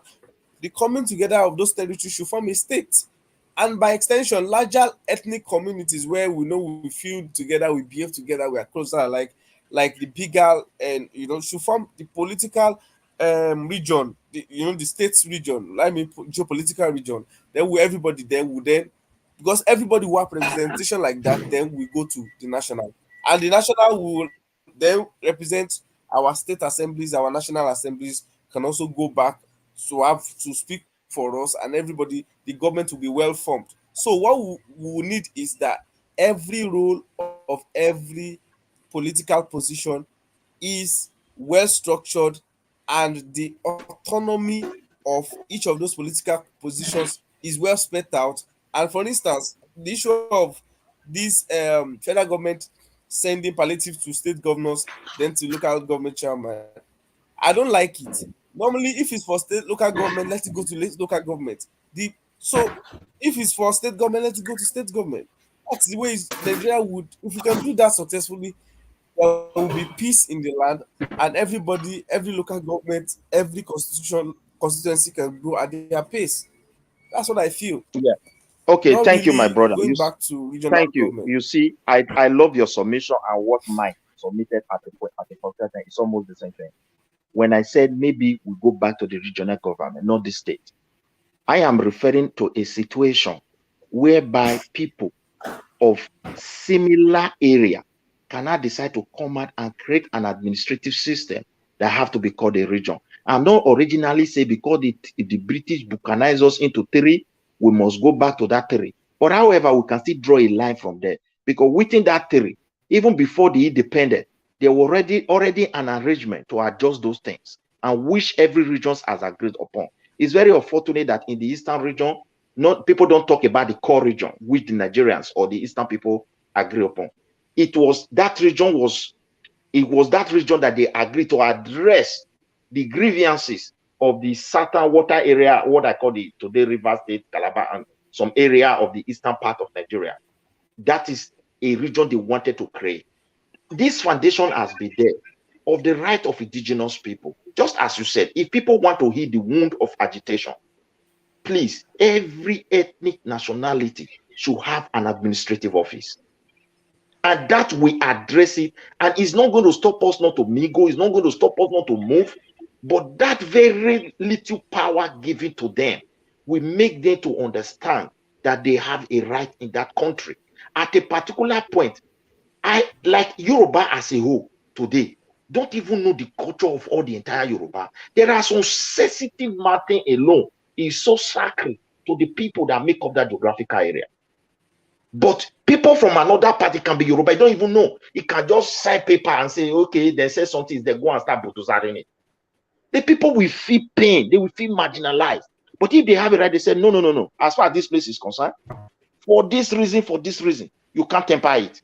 And if they have that right to stop it, they will be happy. They will feel satisfied. Then if also the federal government is investing in them, or the state or regional government, they have a record of what the federal government is doing for them, they can assess it. Will they be crying for marginalization? You use Edo State as an example. Let me all refer to that place. Some people feel marginalized, and every Edo people or Edo State people, we are people that are sensitive to issue. We are also having sensitivity over toward that issue. Not because of development. Some people are crying. There's no development in the whole of Edo State. They are crying because their brother has never been a governor since we entered this democracy in 1999. This is what they are crying for. And it's you know, that pain is there. For we are also viewing it. It's not that we just turn blind eyes. In politics, people will always contest. People will always cry for one thing or the other. We know that. But if I wish some people have a document or an administrative authority of their own that let them know how they are being managed, or at a point they have right to say this we don't want, they will not come and tell you if my brother is not a governor, I must die. Everybody can be governor. In America, I had somebody a question here. I said, how is America really being structured? He said, yes, on the top is majority, but as a boy that it become what? Minority right must be questioned. Do we protect these people? Do we give them right to protect themselves by laws? In our place, nothing like that. Everything is majority and it's becoming a catastrophe. So we agree. Now you can see when we dialogue, there are points we will not come together, we will not agree. Like what Mike submitted, I agree. We must recognize these indigenous people because there is pain in the heart of everybody. That's just the truth. Thank you. Let me add this. Now, in my state, the same problem we have with the Southeast, and they just finished that like we said that democracy is not really meant for this type of democracy we are practicing is not really meant for us. Now, the regional style of government we were practicing then, the minority can be the leader if you get to their turn. It's like arrangement like turn by turn. If you get your turn, you don't feel marginalized. But the democracy we are practicing, like you just said, is the majority that always win. Now we are talking about some people in my state agitating. What about the rest of people in Nigeria? Are they not agitating for the outside Yoruba and Igbo only them contesting? And the way it's structured in Nigeria right now, it's only Igbo and only Yoruba and outside will be winning the election. What do you mean? You know? In what sense? The way it's structured right now in Nigeria. Mike, we don't agree with you, but he's playing like this, but they will not agree. Let me break it to you. Nigeria is majority, if you like it or not. The way it's structured right now, if the power leaves the north, it comes to the south. Who's going to take it in the south? It's the Yorubas. They are the majority. They are the majority. What piece? South It doesn't. No. Let me respond. Listen. Let me land. Please let me land. If you go back to let War Peace land, please. No, somebody want to respond. No, let me give me the respond, brother. Go ahead, right. respond. Ayo, AY. Okay, so number one is I'll first start with this. Power is not served a la carte. Let's be understanding. One, you need to have an understanding with every other person. No, that's the truth. Oh yeah, Power continue, Ayo, continue what you want. Because only Jonathan that got it on a platter of gold and he messed it up. But let's move on. The truth is, everybody for now, I know that in every state now there is an understanding of rotation between senatorial zones. So for instance, if the northern senatorial zone of a state is the governor for 8 years, he moves to the south, central or the south, then everybody is having an understanding now. And when it comes to national politics, everybody's having understanding now that power must be split between the north and the south. So, and by our constitution as of today, Where is that noise coming from? I'm driving, sorry, but as representatives of the voting population. Oh no, 2/3 of acceptance of the 2/3 of the voting population, which means that now that let's say power is in the southwest now. The next time power is coming to the south, it is going to another region. Definitely, no, there's no argument about that. It's not coming back to the southwest. It's going to another region, possibly the south. But Ayo, the problem, I think the everybody problem is, Ayo, you see, I think the problem is now when it comes to who can win election, then you will not think, it's going to the south, but this person from the southeast or from the south can't get this. It's the southwest person that has that capacity to win election, and I think that's where the problem really is. It's not. It's not. It that doesn't boil down to whether it's to the south again. It now boils down to who is popular, who can win the election, and I think that's part of the problem we have. Mike, you can comment. Okay, hold on, Mike. Okay, DOG and Mike. Yep. Has anybody stopped any region not to contest in election? See, I think the problem is that some people don't know. They're not playing politics, good politics, and they're not participating. Stop any region? That's what Mike is saying now. People, we've always said some people are not practicing the politics. They don't play exactly. You see, Thomas.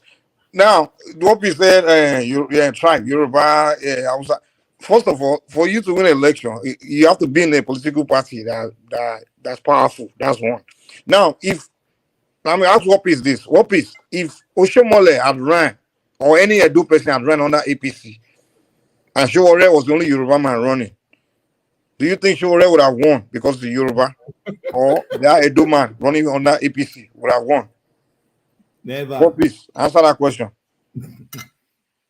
He's driving. I don't think the section is good. So, Mike. So that that's is at the end of the day, it's the politics, the party who back you. It is the party for you. The same way.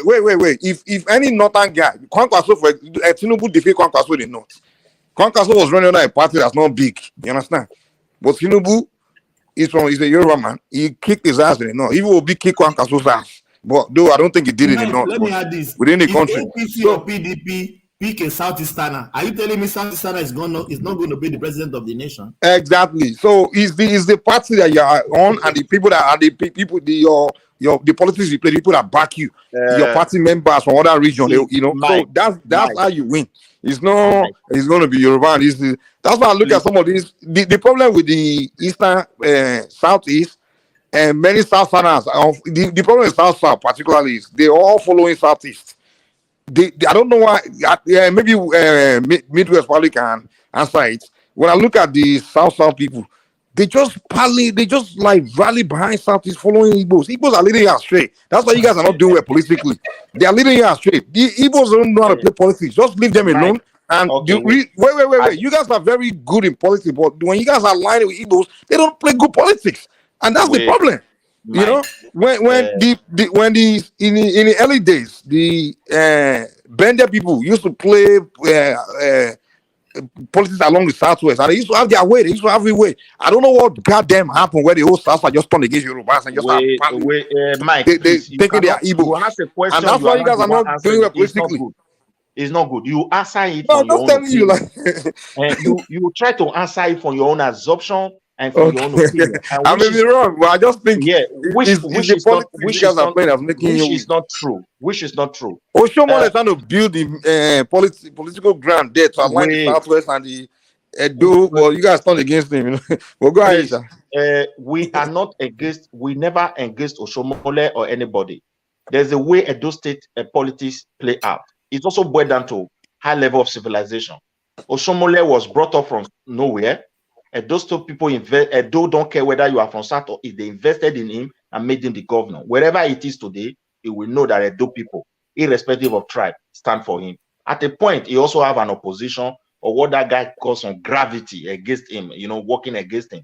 That is just part of life. But Thank God it never stopped and it's still moving. Now, when you look at the picture of this country today, Nigeria, as I said, with the state creation, it was only for power, but not for development.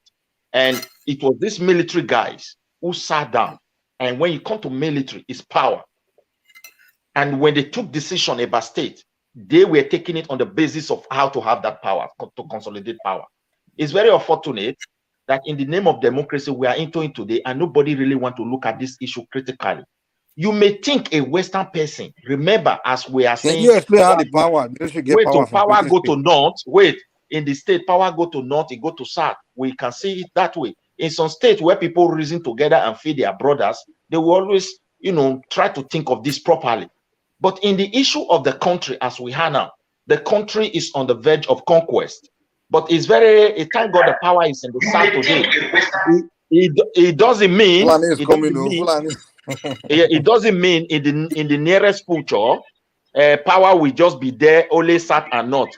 Next election after 4 years, thank God, I pray for Nigeria to still remain and peaceful and develop as a country. That does not mean a northerner person will not stand up to contest with a southerner president. So if the alignment, you don't need to pray. Nigeria will remain. You don't need to pray. Nigeria remain. Sorry, my phone keeps tripping off. I'm driving. When I just come out, I don't know what's running. Okay. What I was trying to tell Mike is this: the way Nigeria is structured politically, the majority will always win. That refers to this southwest and this north.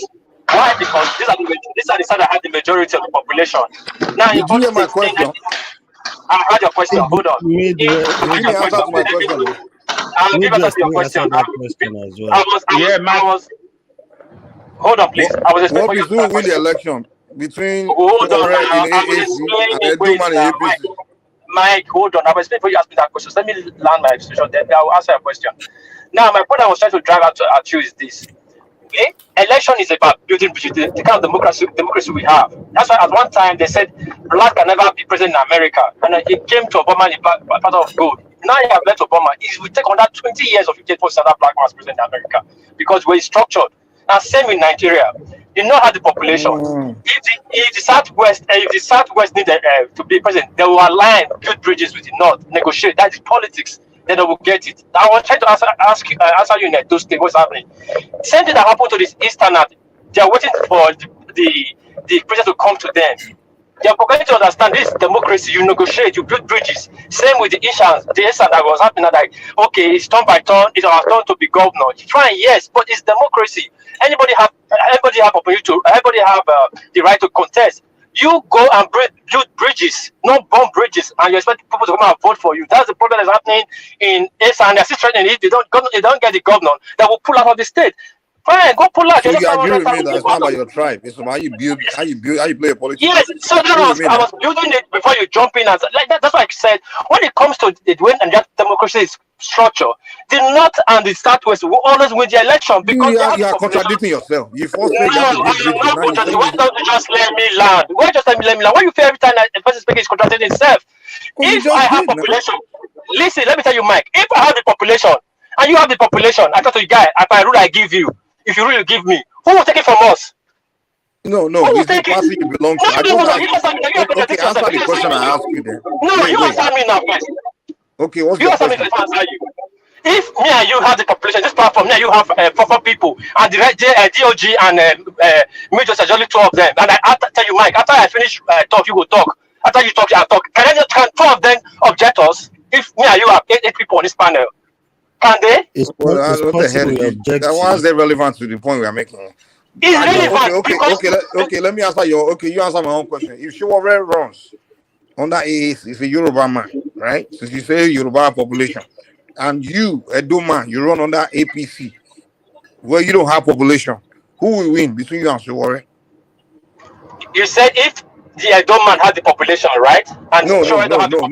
That's not what I said. Let me say it again. Since you say Yorubas have population, they will always win. And I'm telling you that Shiwore, Yoruba man, or let's say Prince Adewale is more Yoruba than Shiwore. Prince Adewale, right? You run under his SDP. And you, one piece from Edo, you run under APC. Who's going to win? I'll stick my head on it. Adewale will win. Are you kidding me? No, I'm no, not no. kidding you. What is APC will lose to realistic now? SDP. Be realistic. Let me Come tell you. on Let me now. tell you. Let me tell you APC one will thing. lose to Let's be SDP because you are from Edo. Come on now. no. Now Mark is contradicting himself. Politics is about numbers and building bridges. If Adewale has the numbers as a Yoruba man and he can build bridges We with are the not north. asking if, man. What are you talking? No, Don't no, talk here, no, no, man. no. We are not The asking question now if. is No, politics. no. Mike Adewale will win. Nigeria is a tribal something. Wazobia Stop will it. not Okay, win. why did What are we talking about? What is the It's problem of strong. You Nigeria? can't never. Are you guys Never. serious? You guys are not Yes, getting Oh, that it. is the Jesus truth. Christ. You people There don't. is That is a You the people truth. don't way. want to There hear is this a truth. way. It's the Oh, structure. God. Adewale will So be how the did one that Adewale will do the chop. last election? How did he do in Yoruba land in the last election? See, it's not bad because Tinubu was there. They have another Yoruba Because man. That's Tinubu a was lie, there. man. No, but That's he a didn't perform lie. more than Obi now. What was his vote? What was the number of his vote It's not compared to about the his number as other a vote. It's That's not his really number. matter because It's because of Okay. Tinubu. Mike, Now Mike, Tinubu is ask there. them what happened. Mike, okay. Mike, ask them what happened in Oh my 1919 God. between That's what I want to ask Showore you. and Okay, Buhari. Showore, what did Showore in Everybody hold on. 2019? What did Buhari defeat Showore in Yoruba land in 2019? Yeah, exactly But is the wait, structure of the party. The party already had exactly. Don't everybody. let hold this. on, hold on. Hold on. Let me tell you guys something. This is the problem we don't want to address. The elephant in the room that we always the politicians don't want us to address, but always come back. In how much we have Wazobia, forget party first, not party.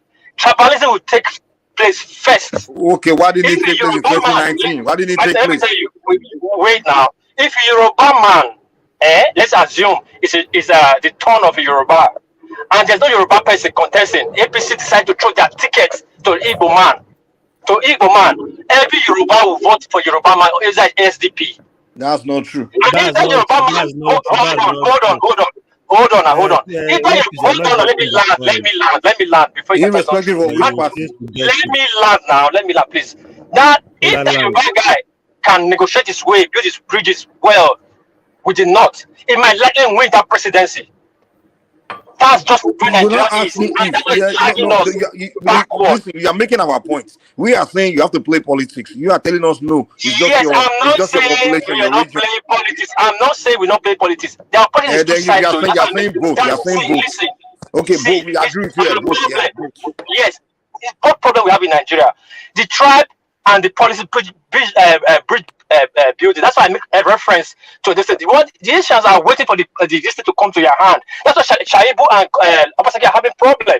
He said he wants to run. Obaseki said no, it's time for the central. But constitutionally, anybody can run. And the North and the Asian people. It looks like what Mike, you are saying. You sorry, let me agree with ask us. one question. So let's take APC away. So do you think if Atiku and Obi contested, who do you think will win? If Atiku and Obi contested on contested different hold platform. on.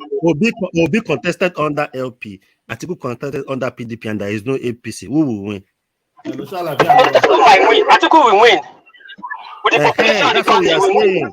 Yes, see, that Chaba must kick in. See, if you remove one becomes stronger. See, listen. Hello. One is becoming rowdy, please. It's becoming rowdy. Let me thank you. Let me learn now. See, the two factor matters. If you remove one become high voltage. If you remove party, tribal become a high voltage. If you remove tribal, the party become a high voltage. Two of them go hands in hand. That's why you must build bridges. That's what we are saying. No, the two don't go hand in hand. Yeah. It goes hands in hand. So why did Showore perform in 2019? Where will he perform? Because you cannot build bridges. Because Showore cannot build bridges. Showore cannot build bridges. One. If Showore is the only Yoruba man led for Yoruba to stand for Yoruba will run. Just example was Buhari. The Northerners didn't like Buhari, but when Buhari got the ticket, all the Northerners ran around him to become the president. It's simple. So we see it every day now. We see people come to the top of state. No. Yeah, Simba. DOG, please. Yeah, Simba. How far now?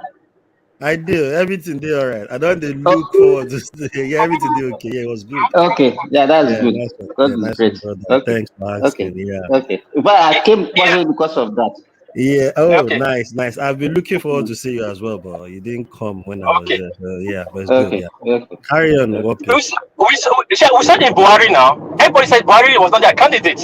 Even people that Mohammed Rubada come to say Buhari was never their candidate. But as soon as Buhari got the ticket, Tinubu gave him ticket. All they rallied around to stand behind it That was because not true. because Buhari has been contesting since. And we know because he has not won now. Did he win? Did he win? He never won. 3 times never won. But when Tinubu gave him ticket, not gave him platform, Hello? Hello? We can hear you. Take your turn. Okay, yeah. People are not just my word. People have said it here. The Northerners have come and said it that Buhari was not their choice candidate. But when he got a ticket in APC, they're relevant. What I'm trying to say is that you still mentioned APC. You still mentioned that APC.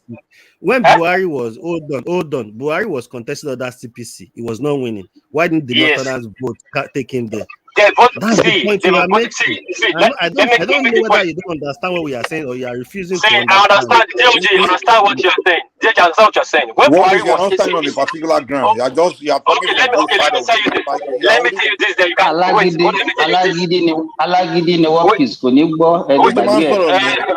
I don't know Yoruba, but let me say this, and you can figure it out or maybe not. I said two of them, the two things go hand in hand. When you remove one, that's not what you first said. I made us argue. Hold on now. This is go hand in hand. Just lie now before you target me now. Please now hold on. When Buhari was contesting then, we was doing Muslim, hardcore Muslim, he was only getting 12 million votes. That was tribal vote, Muslim vote purely because there was no party. Now when he now got party, plus the party and the tribal vote, he won. And that's what I'm saying. The two things go hand in hand. If you remove one become high.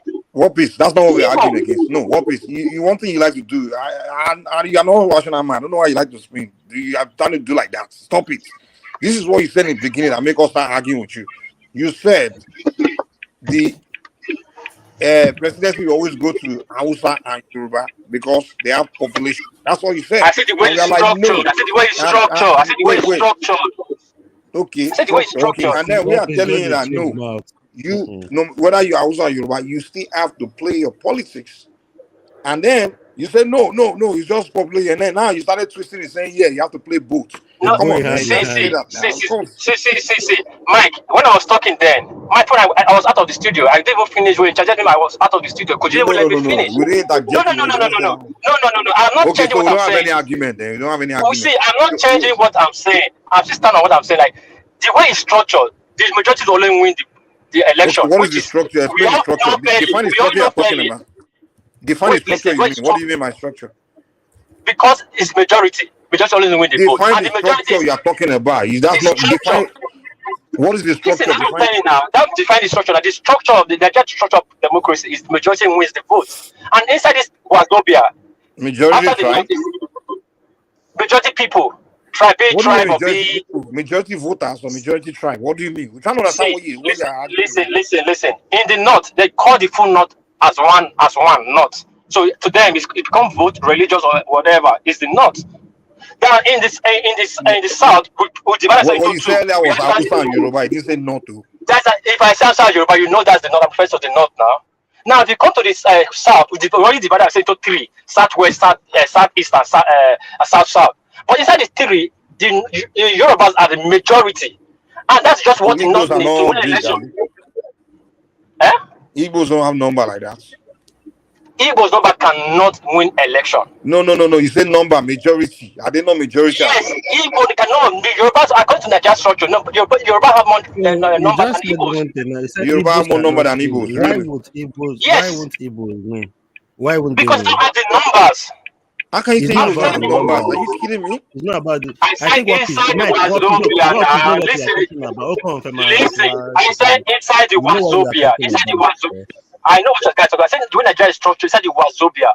After the North, Yoruba. After Yoruba is Igbo. Inside that three of them, Yoruba can never win an election. You have to build bridges. By the time Yoruba align with the North, so wait. The Yorubas have to build bridges before they win. Once two of them align, they will always change power between themselves. Name who doesn't have to build bridges to win. Igbos don't know how to build bridges. No, that's not what we're asking. No. Name who doesn't have to build bridges to win. There's no region in Nigeria that does not have, they can win without building bridges. That's just a fact. Mike, you're the one spinning my words. No. This is your argument about you always be Yoruba. You're trying to make it. You're trying to make it. No, you're spinning. You're arguing against things you say. No, you're putting words in my mouth. No, I'm not See, putting. No, you guys don't even are, the truth. no. You are I'm saying putting words in exactly my what mouth. you said. Now, One piece. Relax. see, the one I Relax. said at this time, I'm So still relax. One piece. I Wait. relax, Let me please. give you a scenario. A Yoruba man wants to run, and he doesn't build bridge with anybody. An Igbo man wants to run, he started to build bridge with a North. Who's going to win? Yeah, Igbo will win. Exactly. Because he has the one majority that's enough. So that kills your whole argument that Yoruba will always No, win it and did not Hausa kill will my always whole win. argument. See, It it did kills not me kill my whole. completely. This you did not kill my whole argument. That's only this is what I'm saying. You only want to take my word from the middle. I was saying I use the ASAM first, and I'm using the Igbo. I said the problem they have in this last election, they want the president to come to their lab. They don't want to build bridges. That's why I started with, and the way Nigeria is structured, the No, we're Wazobia. arguing against you saying Yoruba and Hausa will always win Hold because on, they now. have majority. That's what I'm saying. Now let me get to that. I made that statement. I said in the Wazobia structure, the Yoruba and Hausa will always win. And you just say how? I said because they have the majority. Once one align with one, that is finished. The power will go back from the north You are and still go back saying to the the same southeast. thing. So You what still are say you? the same thing. That's still the So same thing you am said I now. saying? Listen. Okay. I said I'm standing by it. I said if one, I said, and I use the platform as an example. I said if me and Midwest we have a panel, and me and you have a panelist, and the remaining two is DOJ and Midwest, they don't have a say. Because when I realized, after I talk, you talk. That was a simple example I was making, and I make it back to the S. Like they don't want to build Do you bridges. guys They remember want the government to go 2011 to their hand. election? What piece? Wait, do you remember 2011 election between Jonathan and Buhari? Jonathan built bridge across. He's a minority guy from Ijo.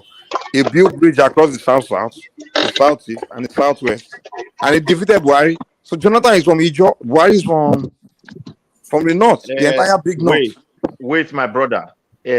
Jonathan, if Jonathan contests again today, will he have that popularity he got then?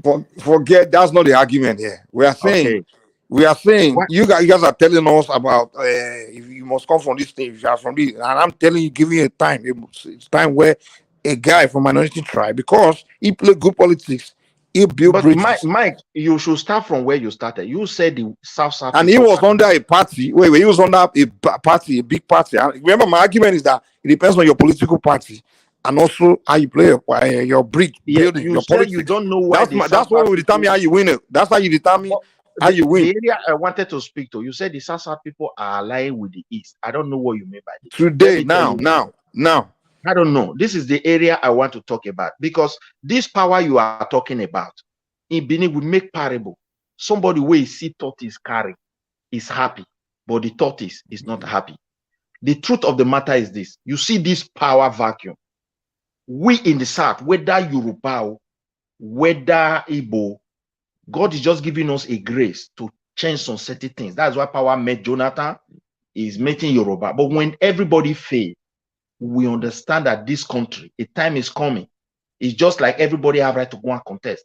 You will see a Northerner will going to rule every one of us. Even you, Yoruba, you will no longer see that. The Northern will what? Have it in your mind. You said the Northern will what? They will be the only tribe, only region that will going to rule. It's not going to happen. Remember, I just gave you an example in 2011. We are already heading there. If just power, it is the country. The North cannot win without building bridges with someone in the South, somewhere in the South. They will build the bridge and the power will remain with them. Mike, let me interject with Midwest. When we keep telling you that, when Mike was still telling you that you are just followed Gombodi to Southeast, the truth is you don't have leaders in the South that can speak for you guys and make straight decisions for you people. I think you people just go and rally around Wiki, because it's obvious you are just you've always been tagging yourself. I don't know why it started. You've been tagging yourself to the Southeasterners. You cannot sit down, your region cannot sit down and make decisions. I mean straight decisions. Look at all your governors. There have been accusations. Look at all the Omugos sum they've collected and they've mismanaged it, and they are saying Northerners will keep ruling us. It's not possible. No one single region can become president. And the North now, let me tell you, the North now is even dividing into fracas. It's in Northwest, there's in Northeast, and there's in Central. When power is going back to the North, power is if you know the game that is being played now between El Rufai and Ribadu, you know that politics are started for 2031. Now, please look at my point. I beg for a few minutes. I just bring for 1 minute. I beg. Let me just put this 1 minute for you. all this power, or what we are talking about here now is power struggle, which the development, the progress of the country will continue to pay for because the way the country is being structured. And that's what we are exposing here. Whether we like it or not, power go to east, go to west. No, the thing The is, development of the country Midwest, is only just paying for power. Midwest, And yeah, Midwest, you yeah. say your region is suffering from development. Not all regions in the country are on the same level. Apart from Lagos, There apart are from some Lagos, regions which that when region they is get developing in power, they know how to Southwest? use with power How and many what they states want to developing in achieve with Southwest power. apart from Lagos? And I can tell you, Southwest, when we aligned with Buhari, we negotiated for some things. No, And we when brought some we of align with those Buhari, things. which state is developing? Is When it you people Osun, Ekiti, or negotiate Kwara, and you don't They are get power, or developing. Ibadan? that's your They are developing. Trust me. Ayo, Buhari, look, Babangida was from Imina, Niger Southwest. State today. What are they enjoying? Jonathan was from Otukwe. No. You go there. Midwest. Every place is Obasanjo is from somewhere. Go to his place where he came from. You will understand that. Huh? Listen. That is Jonathan. That is Jonathan. Their time have gone. I don't care. We are smarter now. We are smarter. We know what we. At that time, they were also smarter. You see, at that time, they were very smarter. They were very happy. Every time it's a turn. It's turn by turn. Midwest. AY. I think your AY. Let me give Midwest an example. Doing rubbish in terms of governance. The truth is, there are people that know when they get power, regions when they get power, they know how to consolidate power and they know how to use power to transform their own region, the development of the region. You are saying Buhari did not try for his people. I think he should go to Katsina State. Look at the number of things he brought to them. He brought new medical centers to them. He brought a University of Education. He brought transport university to them. Are you kidding me? They celebrate Buhari like tomorrow will not come. In Buhari's place. See, my brother, power, get my point very. My point is very clear. True.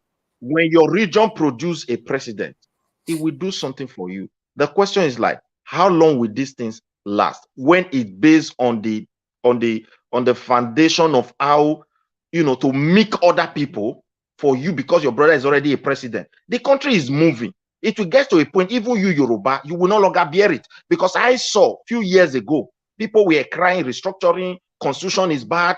Prominent people, now they are silent. Because every one of us is now addicted to when power comes to my region. I'm not saying when an Edoma is there. When an Edoma happens to be there, the problem is solved. The answer is no. When Midwest. His people were happy. Midwest, when Babangida was ruling in Mina, Niger State were like the top of the people. Bandit is already taking over everywhere. When Jonathan was there, his people were seeing themselves as champion. Yeah, with the Niger Delta, we go there. Oh yeah, it's spilling everywhere. No place to, even no air to breathe in Port Harcourt as we speak today. It's from South region. So all these things we are just saying power in the center. The country itself will use development to be paying for power. You want to boast that Western part is moving forward. The videos are you saying it doesn't matter where the leader comes from. But you are the one that's telling us that development that does not have impact on the life of the citizens. Is that development?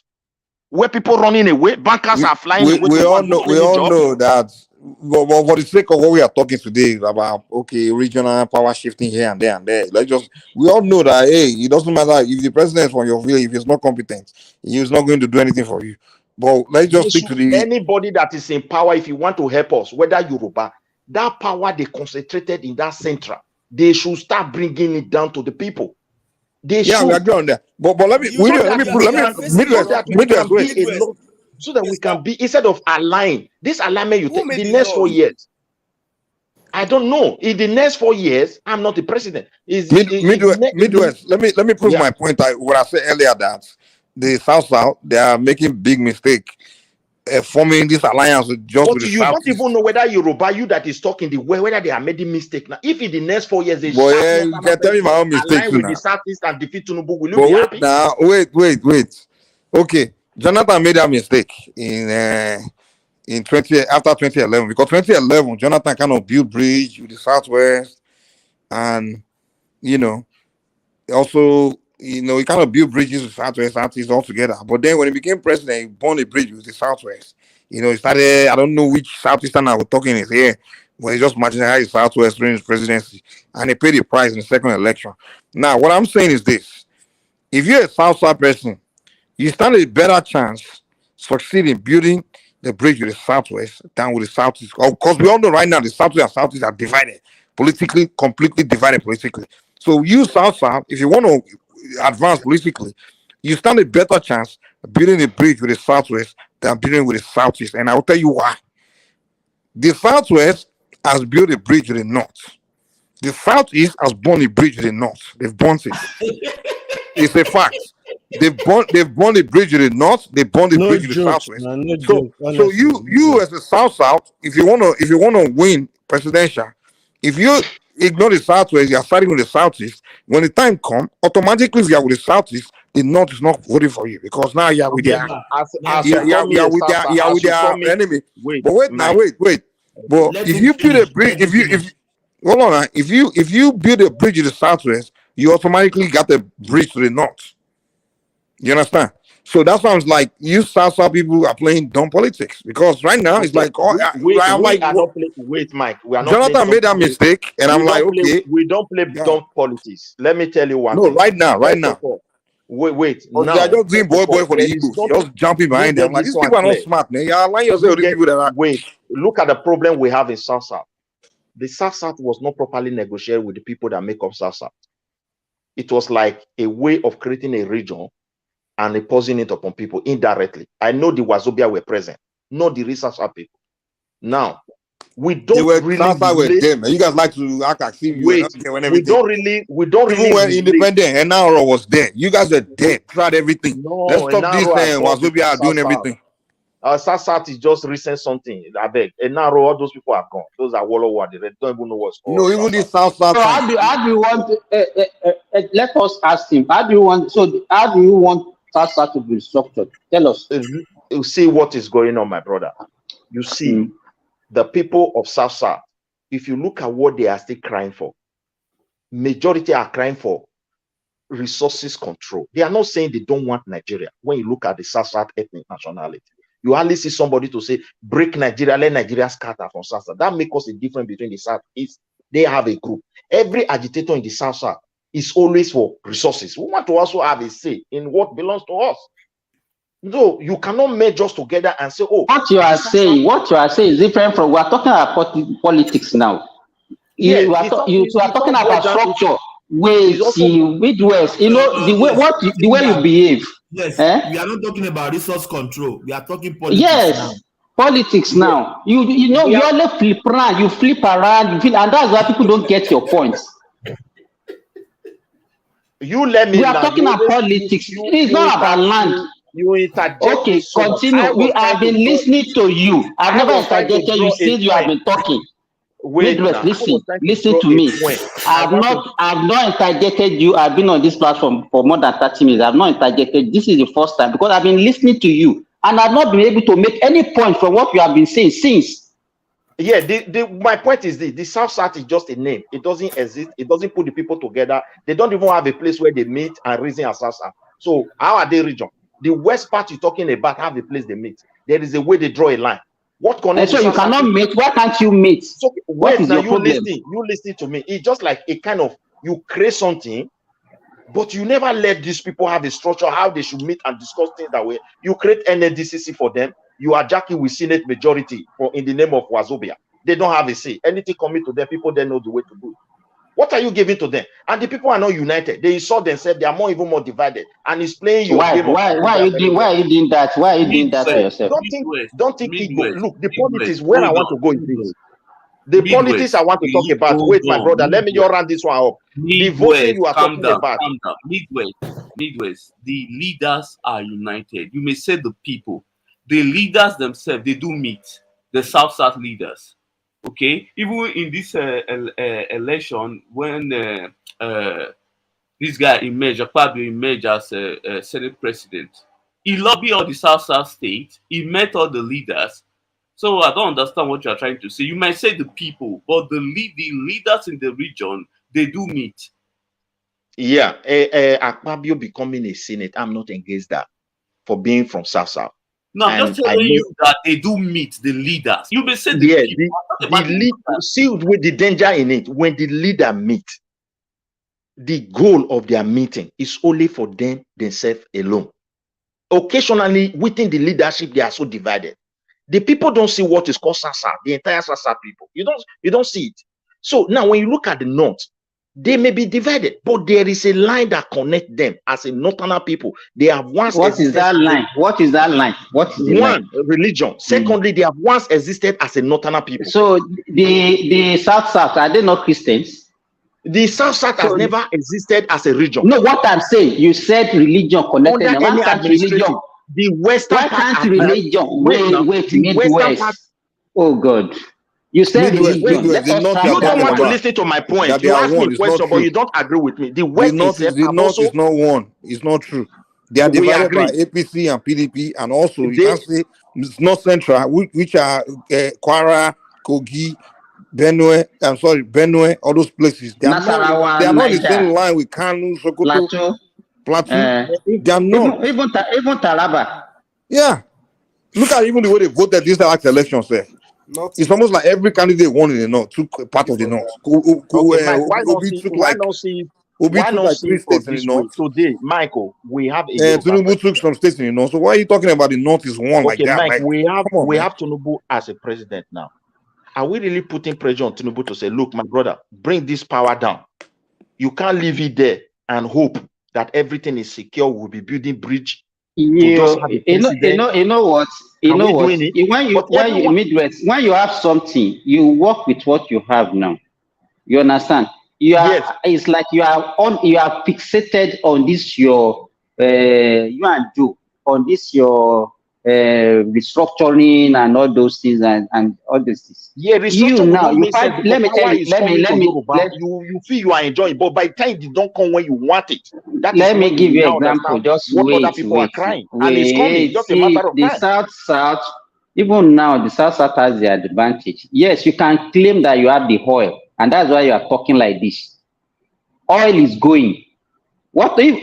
Have you ever looked at it that if oil disappear, how would the South even survive? Because you think that you are the main source of the revenue for the country, and you are boastful of that, and that's why you are shouting resource control, regional control, whatever. Even the 13% derivation that all your states in the South are getting now. Have you ever seen anybody in the South carrying play card and say, no, we don't know what our governors are using our money for? You always focus on the center, blaming. Okay, you cannot. And it's the same thing that we have been talking about on this platform, that you people, Nigerians don't want to take responsibility for their predicaments. Now you are talking about the North. Wait, let me finish. So you've been talking since. So let me talk. You said the Northerners they are united because they have one religion. The Southerners, they don't have the one religion, especially South. How many Muslims are there in the South? Are they not Christian? Why can't that Christianity bind them together? I did not mention only religion. I mentioned 2 things. What is the other thing that I mentioned? One, they have once existed under administrative as northern people. They have argued, they have disliked, they have liked themselves, and they have been taking decision as a northern people. The foundation is there. In the western part of Nigeria, who laid that one? Who laid the foundation for them? The British laid it for them. They didn't lay. The British did not lay any foundation for anybody. You can lay it for yourself. Why can't you come together as a group? Well, let me add my point. Let us. How did they lay it? Let him explain how the British laid the foundation for them. The British lay it, and at the same time they build upon it. In the West, did they lay it? Tell us. Wait now. In the West, the British lay it, and the Western people build upon it. And somehow, what did they lay? Tell us now. Elaborate. An administrative, regional administrative. Wait. Tell us how they laid. A regional administrative body called Northern Region was laid for them. Really? And in that place, they started coming from the colonial masters. Then with the Sudana, right? With Sudana ruling the whole. First of all, where the whole of them started coming to see themselves as one. It started from that genesis. In the western part of Nigeria, they never saw themselves as one, man. It was also the same. But so I don't want to. You always interject me. Let me just put this finish. Go ahead, so that I can just put this thing for you. You see, what is going on in Nigeria is this: many people who went to a conference to say Wazobia, we are the majority, are the one that destroyed this country. But everybody is coming to collect. And when did they go to the conference? And wait now, that you as a Yoruba, when person said, for example, look, this power is too much in the center. When you have your brother, where are those bosses who were crying for the constitution and all? Are they not silent now? If Edoma is there, that is the thing that you are when jumping. Jonathan was there, we are being carried away with my brother is there. And you don't want to. You made some statements trying to pin you down on it. You just running from it. I am trying to round it up. Let me round it up, Mike. You will have it somewhere. Mike, just give me time, please. You put your own. Please let me round up this talk. Let me round up this talk. Mike, let me round it. Mike, let me round it up. Those who were doing these things never did it because of development of the entire country or individual, but because of power. The suffering you will see in the South is what you're going to see in the North, is what you're going to see in the West, is what you're going to see in the, and it is the common man that suffered it. But when it comes to that power, who will have it? You sound like you're saying some Wazobia came together to create all these problems. That's what you're telling us. Yes, it was okay. It is Igbo, Yoruba, and Hausa, the Northern. Okay, tell me how they came together. Tell me, elaborate. You guys can just throw word out there. Listen, look at the secret. Look at the secret. Now you told me in the Senate where you make law, they put it majority have it. When other people bring things, which laws have they been making to put you down? Please tell me. They don't. The only law they make comes together to put you down. Tell me. The only law they make is how to consolidate power. There's no other thing. The country is not going to. So the Yoruba, Igbo, and Hausa are coming together to. And put you down. A South person was there. This mistake is learning it. If he has brought power from that central to the state the way it should be, and to the indigenous people, I don't think that central would have been so important the way it is today. Because indigenous people will have a right to say, where is my development? Where is the commission you say you want to give to me? And there will be law to ask those they elected as people. You are referring to state. So is the Wazobia that's doing all this? The same governor you gave to us, we cannot hold them accountable by law. Is the Wazobia that gave you governor? Wait, is the Wazobia that gave you governor? Is that what you're telling us? I cannot ask my governor. The same Wazobia, they made law and say you cannot ask the governor. No, you said the governor you gave to us. The way this thing you guys do, you just do all these words. And that's what you guys do in all these places when you're having conversation. Mike, did you listen to what he said? He said the governor you gave to they gave to us, they make a law that you cannot question them. He didn't say that because I gave them governor. Mike, hold on. Everyone, hold on. Mike, Mufesho said I will be shutting down in hours. So can you just lead the section for 30 minutes? I will flip out. Yeah, Mike, over to you. Okay. All right, okay, no problem. Yeah. Hey, sorry, can I have a little minute, Mike, before I jump out? See, the structure of Nigeria, we might be jumping the guns or we might be shying away from the truth, but the truth stays in our face. The way Nigeria is structured, the democracy we are practicing is not for us. We might want to defend it, we might want to cut corners. It's not going to help us build or develop. Now, if we go by the way they structure the states, we go by the way we structure the states, and they say religion, let's do religion, and the way we structure the state, the North can decide to win an election without the South, and Southeast, and Southwest. And who's the North? Define the North. Define the North. The North is from Kogi. Listen, that is not. I'm telling you now. I said when they structure yeah. Listen, not just a whole. Midwest. Let me land now. Let me land. You ask how. Let me tell you how now. Okay, guys, hold on. Everybody, wait. Everybody, hold on. Let's not talk over each other. Wait. Let's I tell you say how there. Let me ask you how. What is? Give me a second. Here's the deal. Here's what we want. Like, what we notice is that people just say things, and then we're trying to have them really break it down so we know what they really mean. Because what we see in a lot of these places is that, sometimes you use words like the North, do this. Okay, now I want to know what that North is. You know, things like words like they want to get to the gritty of it, to the root of all these words that you guys use and all these terms that you use. That's why we're asking this question. And when we ask you, please just be precise and explain it. Let me tell you. Wait, give me a second. What we notice is that when I ask you this question, you jump to something else. You're trying to run away from it. We don't like that, man. Come on. When you ask questions, you give person the time to explain. Now, when I said the way the Nigeria is structured and the religion, the North will always win. And they ask me how. Let me say how they say No, we said the shouting North. What's the North? No, I ask you, what is that the North? northern region, the northern states. We have northern states that you Okay, call the it 19 northern states. state. I said it for the 19 northern state. And if you add Abuja to it, you become 20. If they go by 20, that, okay. they will win. They will win. They don't need the Really? remaining 17. Based on what? Because what? They are united. They are I one. say you would see you don't tell my English. I say they want to go on religion So you ground. can win election in Nigeria by winning in 2026. Is that what you are saying? If somebody win 20 states, what's left for the state for you to win? You have to win 24. No, you don't.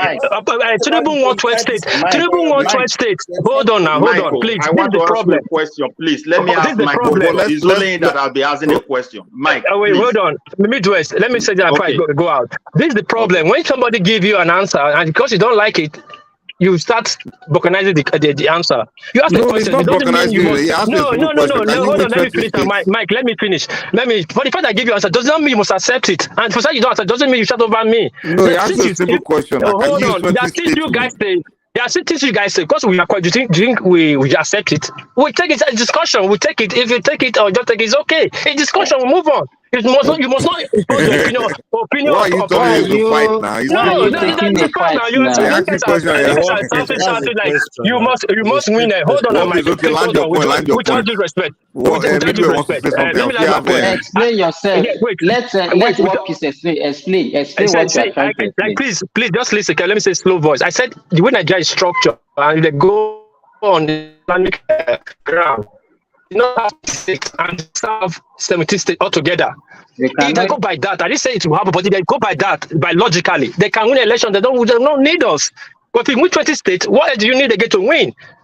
Now, if that structure we feel is not nice, we have the right to say that there is no structure where it's fair enough able to say that. Simple, and I rest my case. Can you go on? Mike, Mike, okay. I wanted to ask you a question, Before you come in, the North is not monolith. It's not one ethnic group of people. Because in Northern can make the same argument say the South. So we need to get that in, put that in perspective. Because the North include Kwara, which are largely Yorubas, Kogi, include Benue. Even in the core North, you have Kanuri. I mean, it's just not this one people that we just describe as this boogeyman coming after us all South. So let's get that straight. Okay, go ahead, Midwest. Network. Hello? Midwest. Okay. Is that my network? Hello? Yeah, we can hear you. Go ahead. Okay, Mike, look, let us use brotherly mind. You see, what I discover from you people in the West now, particularly the youth, when somebody disagree with you people, you quickly switch it to that division between you and the Igbos that is becoming so pronounced. Oh, they are taking side. We are not seeing Nigeria like take side of tribe now. But what we are saying is this: if the power is in the South, now because power is in Yoruba person, it means it's not in the West, it's in the South, according to the structure on ground. Let those people try their best to take a breath and ask themselves a question. What is really the problem of this country? Because that power they put in central there, if they don't bring it down, everybody is coming to be on the same page. This is what we are trying to put before you. Let me ask you a question. If a northerner person contests in the next 4 years, and that northerner person is able to convince Igbos to form an alliance with them, carry the Sasa, do you think a Yoruba man will remain in that position? No. Okay, and if another election is coming, they are able to play the way the Yorubas now feel that, these people are no longer supporting us with anger. Let me also support another note. Will the power come to start again? And when you look at the power is consuming the progress of the country. This is what we are speaking to. As you said before, my brother, let them bring this power to the local people, the right of the minority. And this is how America was built. This is how all European countries built. When you come to their places, you see a local government that is as large as more than 3 states in Nigeria. You will see a local government that is just like smaller, not even up to a single local government in Nigeria, having the same authority. Why do you think they draw all this line? It's because of their cultural heritage of those people from foundation. So please, it is our time, whether a Yoruba is there, a Sasatman was there, like when Jonathan was there. If he has did the needful, as you said before, he cut off with the West, and that was very pronounced, and that is why he fought. if he has brought that power down, we all would have been enjoying it today. I tell you, this state you are talking about, they gave my should go and hold my governor. Do you know how many people that are protested? Do you know how many cases individual have against my governor? When you go to court, the court cannot wait. Even the FCC don't even have power to question my governor. What can I do? Okay, there is nothing. Okay, Midwest, let's definitely yes, but yes, so please don't be putting it as tribe. Benin is aligned with Igbo. They want to come and fight you. We are not after that at all. Yes, before you go, give me a second. That is why I refer to that South. We are not the type who say break Nigeria or kill Yoruba or kill Igbo, kill this one. No, don't put us in that page. Okay, we say things in a different way. Okay, yes, before you go, let me just say this real quick. Midwest, let me tell you the reality. You see that looking at Nigeria from north versus south. There's not one united, no one united south. We don't. Yoruba people don't. Me, I would say me. I don't look at it like that anymore. There's no more north versus south. It's just who aligns with me is who I rock with. There's no one group of Satanas because we're never one Satana people in the first place. It never happened before throughout Nigerian history. So I don't know when people say power to north come to the south. I say south, we are one united people, one people group of. In the north, yeah, they may have something that brought them together. Even in the north, they are not just one united people like that. Because, like I give you an example, we have Benue. The Benue people don't have nothing in common with the Kanu people. The Kogi people don't have nothing in common with the Zafara people. So this north-south thing, I'm done with it. I'm not with it. It's just there's no such thing. I'm mentally, politically, and culturally, morally, or manner. I don't know that what it is in terms of manner. I have something more in common with someone from the north than I do with the Igbos. So I don't know what is north-south thing. I'm not with it anymore. I'm done with it. See where the power lies. Hold on, Midwest, hold on. Okay. With the current constitution, let's be honest and sincere. No president who swore an oath while taking office and you expect him to go against the constitution, it will be possible. If we want to make any change, yes, the Nigeria National Assembly can do something, just as the way they devolve the power sector now to the state. It can be done by legislation, but expecting the president to make a dramatic change, it is impossible. It's like he will be fighting against the constitution that he swore to protect. So I don't understand this kind of pressure we want to put on the current president, and we want him to perform magic. It is impossible. I'm not among those who want magic. I don't want magic from any leader or AJ is coming. I just believe the way Nigeria is structured, nothing is going to work. Yeah, but if you want to make any change with the constitution, it will be the National Assembly, not the president. I don't even believe Tinubu is a bad person. I've never said that. Whether I'm not saying he's a bad person. Let me just tell you the truth. Yeah. So I see him as my president as far as he's there now. But the truth of it is not as easy as you think it seems. It's not easy. My brother, when something is not good and it's affecting the masses, and you allow the masses and address them and say, yes, I can bear your pain. This, I don't want you people to join me. They will join you. Because now the president want to, as somebody said, he want to give some money to the state to alleviate the pain, which is a very good sign. Do you know how much Buhari pumped to these state governors? What impact is he having in the life of their people? Because me and you didn't ask our governor what he spent. What are you saying? Do you know how many cases my governor is having in the court? That they cannot even open the house? Midwest. So blaming the center is not the case here. We should blame our local leaders. My brother, there should be executive. There should be executive power. There should be executive power with this money that will tell the governor that all of them is subject to external auditor. And see whether this money will not go to the people. Our people don't even know their rights and who to turn to. And that is why we see every Nigerian is always saying, the president. And I'm always saying there is a reason you vote a local government chairman. There is a reason you have an honorable for your constituency in federal level, a senator, But because all these people, they don't even know they are right, they can't question these people. These people get allowance for everything, and the money they still allocate to them to go and use for their constituency, they still embezzle it. I can tell you several people that I know, I won't mention their name, that even the money they give them for their constituency, upon the wardrobe allowance, newspaper allowance, petrol allowance, everything, furniture allowance that they get, they will still take all that money that is meant for the constituency. They're in their constituency, that people suffering for water. Wait, my brother, if you have that kind of person in your state, then you now approach peaceful demonstration, which is the right of every citizen. That is good. Saying peaceful. Let me tell you what I'm saying. Then wait now, and another one after that. Please let me run this one. This one is very important. Wait, and you approach the court of law. The same people who gave him all these resources, they are there to protect him.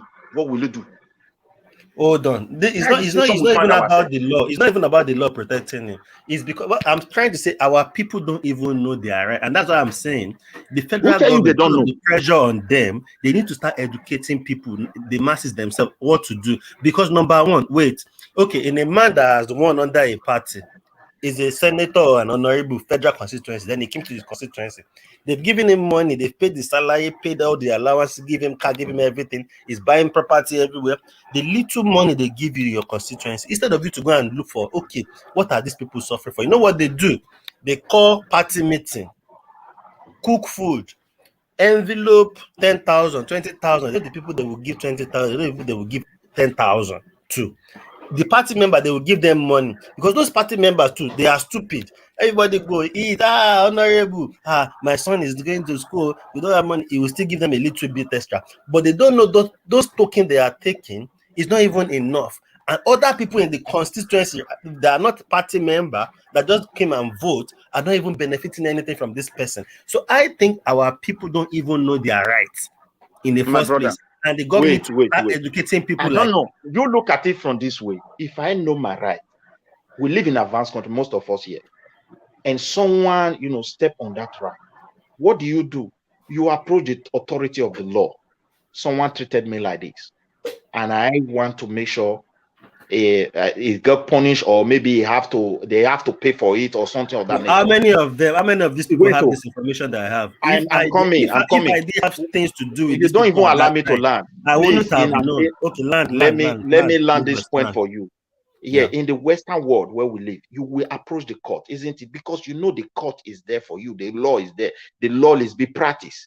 Now, someone is my leader. They gave him money to build school. He pocketed the money. And I approach the court of the law. Those who made the same law, who gave him money, they are together as a tribe. They see him as one of them. They protect him with that power. What can a common man like me do again? You're talking that people don't know. Why don't they know what is going on? They don't have a place to cry to because of this power that they gave to only one place on top. We are here. And this is what I'm saying. Someone is saying, I am here now.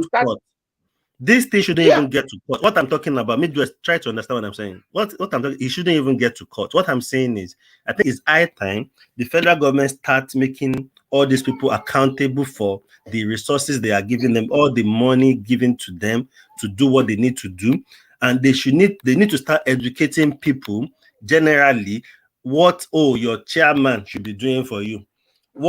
Because some of these people you can't even, if you don't know them, you can't even go to the office and say, I want to see my chairman.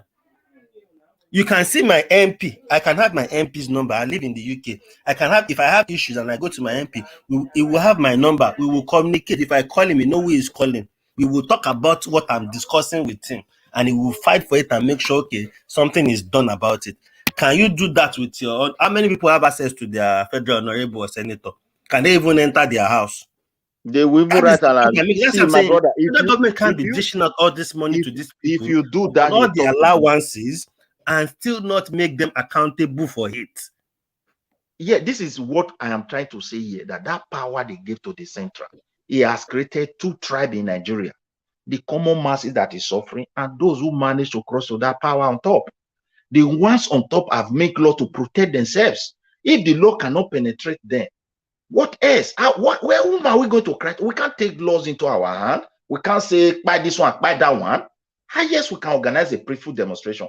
And can we just go to street? The few things where they still build for us, make we go to burn them? We can't do that. It is the law that protects people. This is what we are saying. That the whole power is just only on top of that federal, and everybody is fighting for it. Now it has divided us. The common man is busy insulting some. This one is Yoruba. You insult hell out of all Yoruba race. Why that your own tribe that is insulting Yoruba? Your brothers on top are with the Yoruba leaders on top. They are now already one tribe. You want to hurt him. The same Yoruba will go and protect that your brother. It doesn't care. It's not from his tribe. I don't know whether you understand. We are just there on top until they bring that power down so that we can be having chance to add those who we elected on the grassroots. And what is this power? Can you define this power you're talking about? Progress. We are not going to define this power you're talking about so we understand what you mean. The power is the people authorities who can influence everything, anything they can. This is what I'm speaking to. So you want the power for the people to be able to influence things. I want a situation where people on ground, the king, the small tribe, the small kingdom that we once recognized should be having an institution where the people can cry to and make a law to back it, that when they make this request, you must address it. If you don't address it, they become an unpunishable offense, being a leader. Okay. This is what we want. But you have local elected officials now. I mean, my brother, the way they design the local, see, they were in trouble. Now, the state governor, the state governor is the one that will conduct the state election, local government. How are you going to win a state governor in a local government election with the way Nigeria is? If we give the same power to the king, I mean, it's okay. Now, if we select, which I agree, that's what I want. I want he will select people that he can control on his own and make sure he stand for them to win. Sometimes if people discover, if people discover, look at another thing. Wait a minute, give me a second. So you say the governor will be this bad guy that will do this bad thing, right? Don't you think we, as the people, should start figuring out to elect a righteous person to be the governor that won't behave bad? And I think what we have to do, because we elect the governors. It's not like he put himself there and he's the power. Even if you have regional government, are they not the same people that rule those regions? Exactly, Lou. See the difference in the regional government. There is no way you can have there's no way you will not have a regional government when there is no authority to the indigenous people, like ethnic nationality that make up that region. So the region will not work. You're still always going to have leadership, whatever system you do. And that leadership, if it's a bad leadership, you will suffer the same thing. So the best thing, whether it's regional, whether it's this, whether it's that. Say for example, if you still vote wicked criminals in, you suffer the same fate. The leaders always be in position of power. They will always be. If the INEC conduct local government election for everybody, the state governor will be weakened to manipulate. Now, if the state governor don't have power to say, I don't want local government, there is no way a region with a local government will not exist. But in this scenario, like in my state, it is now for the over how many years, it is not the administration will be ending next year. It is now we want to do local government chairman. For what you are here supporting earlier now. Well, let's put that one aside. We are about to support one person or the other. You support Tinubu, I support Peter Obi. This one support. That is politics, and that is how it's supposed to be played. But didn't do irrespective of the person, irrespective of the person that is ruling, there should be power to question them. This power cannot be taken away from every one of us, and we expect to progress. It cannot be done. But Midwest, no one is. See, the thing is that.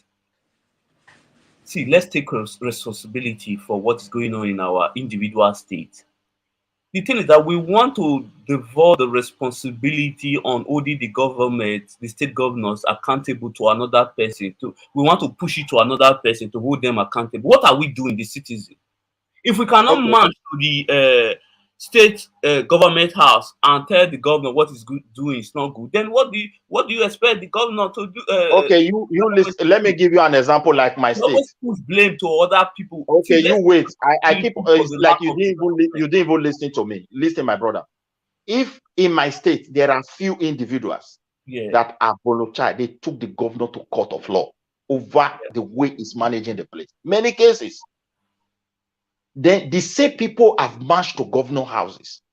over some certain policies, the governor can just still tell them, don't worry, and it ended. When this court you approach, the lawyer will make Then you don't vote for the governor next time. It's simple. wait, the lawyer will make you to understand that look, as far as it's in the seat, we can't this case, there's no way any judge can even open that file. You can see the complexity of you saying somebody should go to anywhere. Okay. Let me tell you, one thing you have to let me say something. There's a reason why Lagos is working at least, let me say, 60%. You know why? It is because of the people. Because if you look at this, most Lagosians, they rather pay attention to their state than Abuja. That's why you see the governor's always active. He's always moving. He's always in every direction. Because the people, Thanks for listening. The people know who to, there's problem in the state. But when it comes to other states, we just abandon the state to the governor only and face Abuja as if our problem is in Abuja. It is not there. The problem in Abuja, I want to tell you, is this. Okay. Abuja issue. Me and you, maybe you are from Yoruba. We are the common man. Edo, I be Binibo. Okay. Maybe inside Edo now, maybe you go say you are Esan. The chance you see Esan and Edo, we can insult ourselves now. Before it's not like that. Everything is degenerating. The reason is this. We are one tribe. The politician has placed us just in one tribe. Every common man, irrespective of tribe. Why on top, they are one tribe. Whether you are from Eonsa, you are from Yoruba, you are from Igbo, you are from Edo. There are some certain things you want to penetrate because that power is on top. They will protect their own. They don't care where it come from. It's only when it's not buying to them. They cannot turn blind eyes. All these chains need to be broken before we think of development. Let me interject with that. You are wrong. Yes. Midwest, you are wrong. You know why you are wrong? What I say you are wrong is because you are giving an excuse for the what I call it now, for the failure of your governor. Now UFC is telling you that you face your local stuff. The money that is coming from federal, at least for now, we know that federal government is giving them money, right? Money is coming.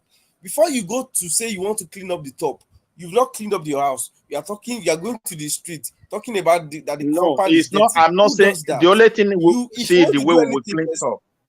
No, I'm not saying we go and clean the top. Midwest. You have to do the top should give us the power. No, look at constitutional right, constitutional law.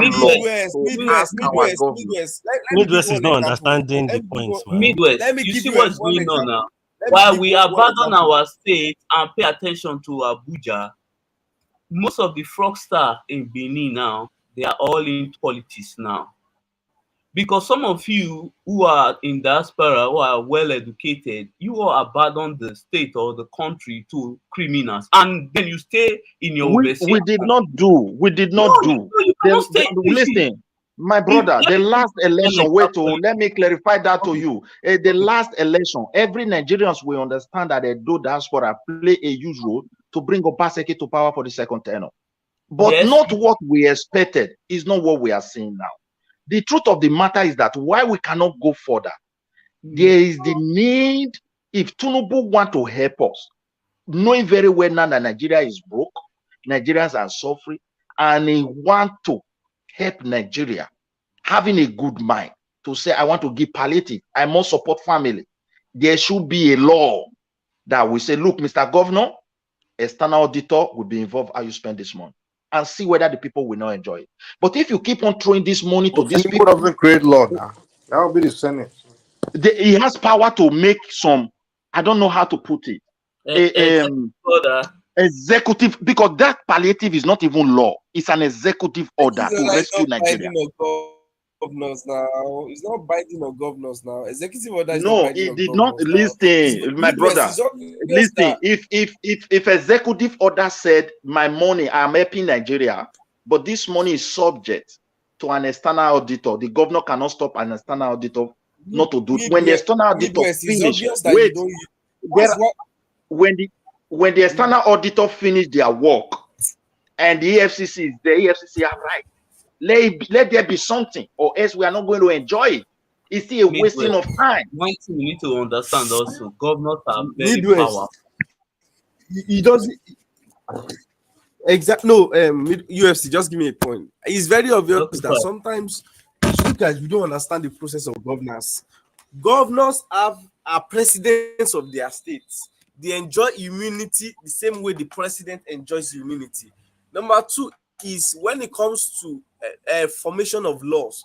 It's not something you just sit down in a month or two and they will pass the laws. You know that if they want to enact anything into law, it has to pass the first reading, the second reading, third reading. It has to go through public hearing. Then they send it to the president to assent. What are you saying? Before you even complete that let me process, ask you a question. The executive order. The executive order to remove the subsidies. Did it pass through this process?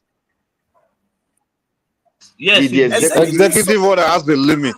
No, it has a limit. The removal of the subsidy, I think it passed through the Senate. Subsidy. Also. Yeah, they have. No, it's I part doubt, of the PIA. but I don't know. The removal of the subsidy was passed. No, that's the thing. Removal of subsidy says PIA law that they passed said 18 months after they were going to remove subsidy. Then they went back to the Senate to get an extension for 6 months, which it gets to June. So it was not something that they just woke up one morning and say executive orders. Tinubu did not use any executive order for subsidy. He just made everybody realize that subsidy is gone. There's nothing we can do about it. According to laws, one thing I know about subsidy, it was just something that Tinubu made when he was making one speech that subsidy is gone, and that was when the commotion started. And because he just reconfirmed it. That's what Tinubu is just telling you people what is going on. But let us. Okay, now I also want to ask another question. Maybe you are right. Because of time, let me ask this one again. This palliative that they want to share to the governor, did they also pass through the Senate? So this palliative was passed through what we call the National Economic. It's passed through what we call the National Economic Council, which is recognized by law. Okay. Why not? Vice President why not a law? National Economic Council. Why not a law? An executive order also passed through what we call EFCC, that economic crime or something, that there should be external auditor attached to it. If you want, with the situation we find ourselves, cannot be tried. Midwest. What you are saying now? Governors cannot be tried until after their tenure. Midwest, you can sponsor a bill and lobby for it. Guys, I'm sorry. We have to shut down now. Thank you so much. We must not pass 10 hours. Okay. Yeah, my guy tell me. Yeah, thank you, guys. I know you are in the middle of conversation, but I've said it earlier on. We are shutting down in 10 hours. Thank you, everybody. Thank you, guys. Labiasho. Okay. Labiasho. Yeah, just stay there. Yeah. Okay. Thank you, everyone.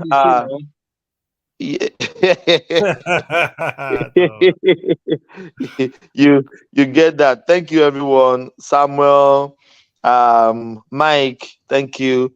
DOG, stay there. Everyone, it's very interesting. Sorry for you guys that haven't spoken. Yeah, I think Akim hasn't spoken, but we have to shut it down. Thank you, guys. Yeah, carry the conversation in the comments section. Thank you, everyone. Yeah, I'll see you guys the other side tomorrow by the special grace of God. Thank you. We can't go without playing music. You know that. Yeah. I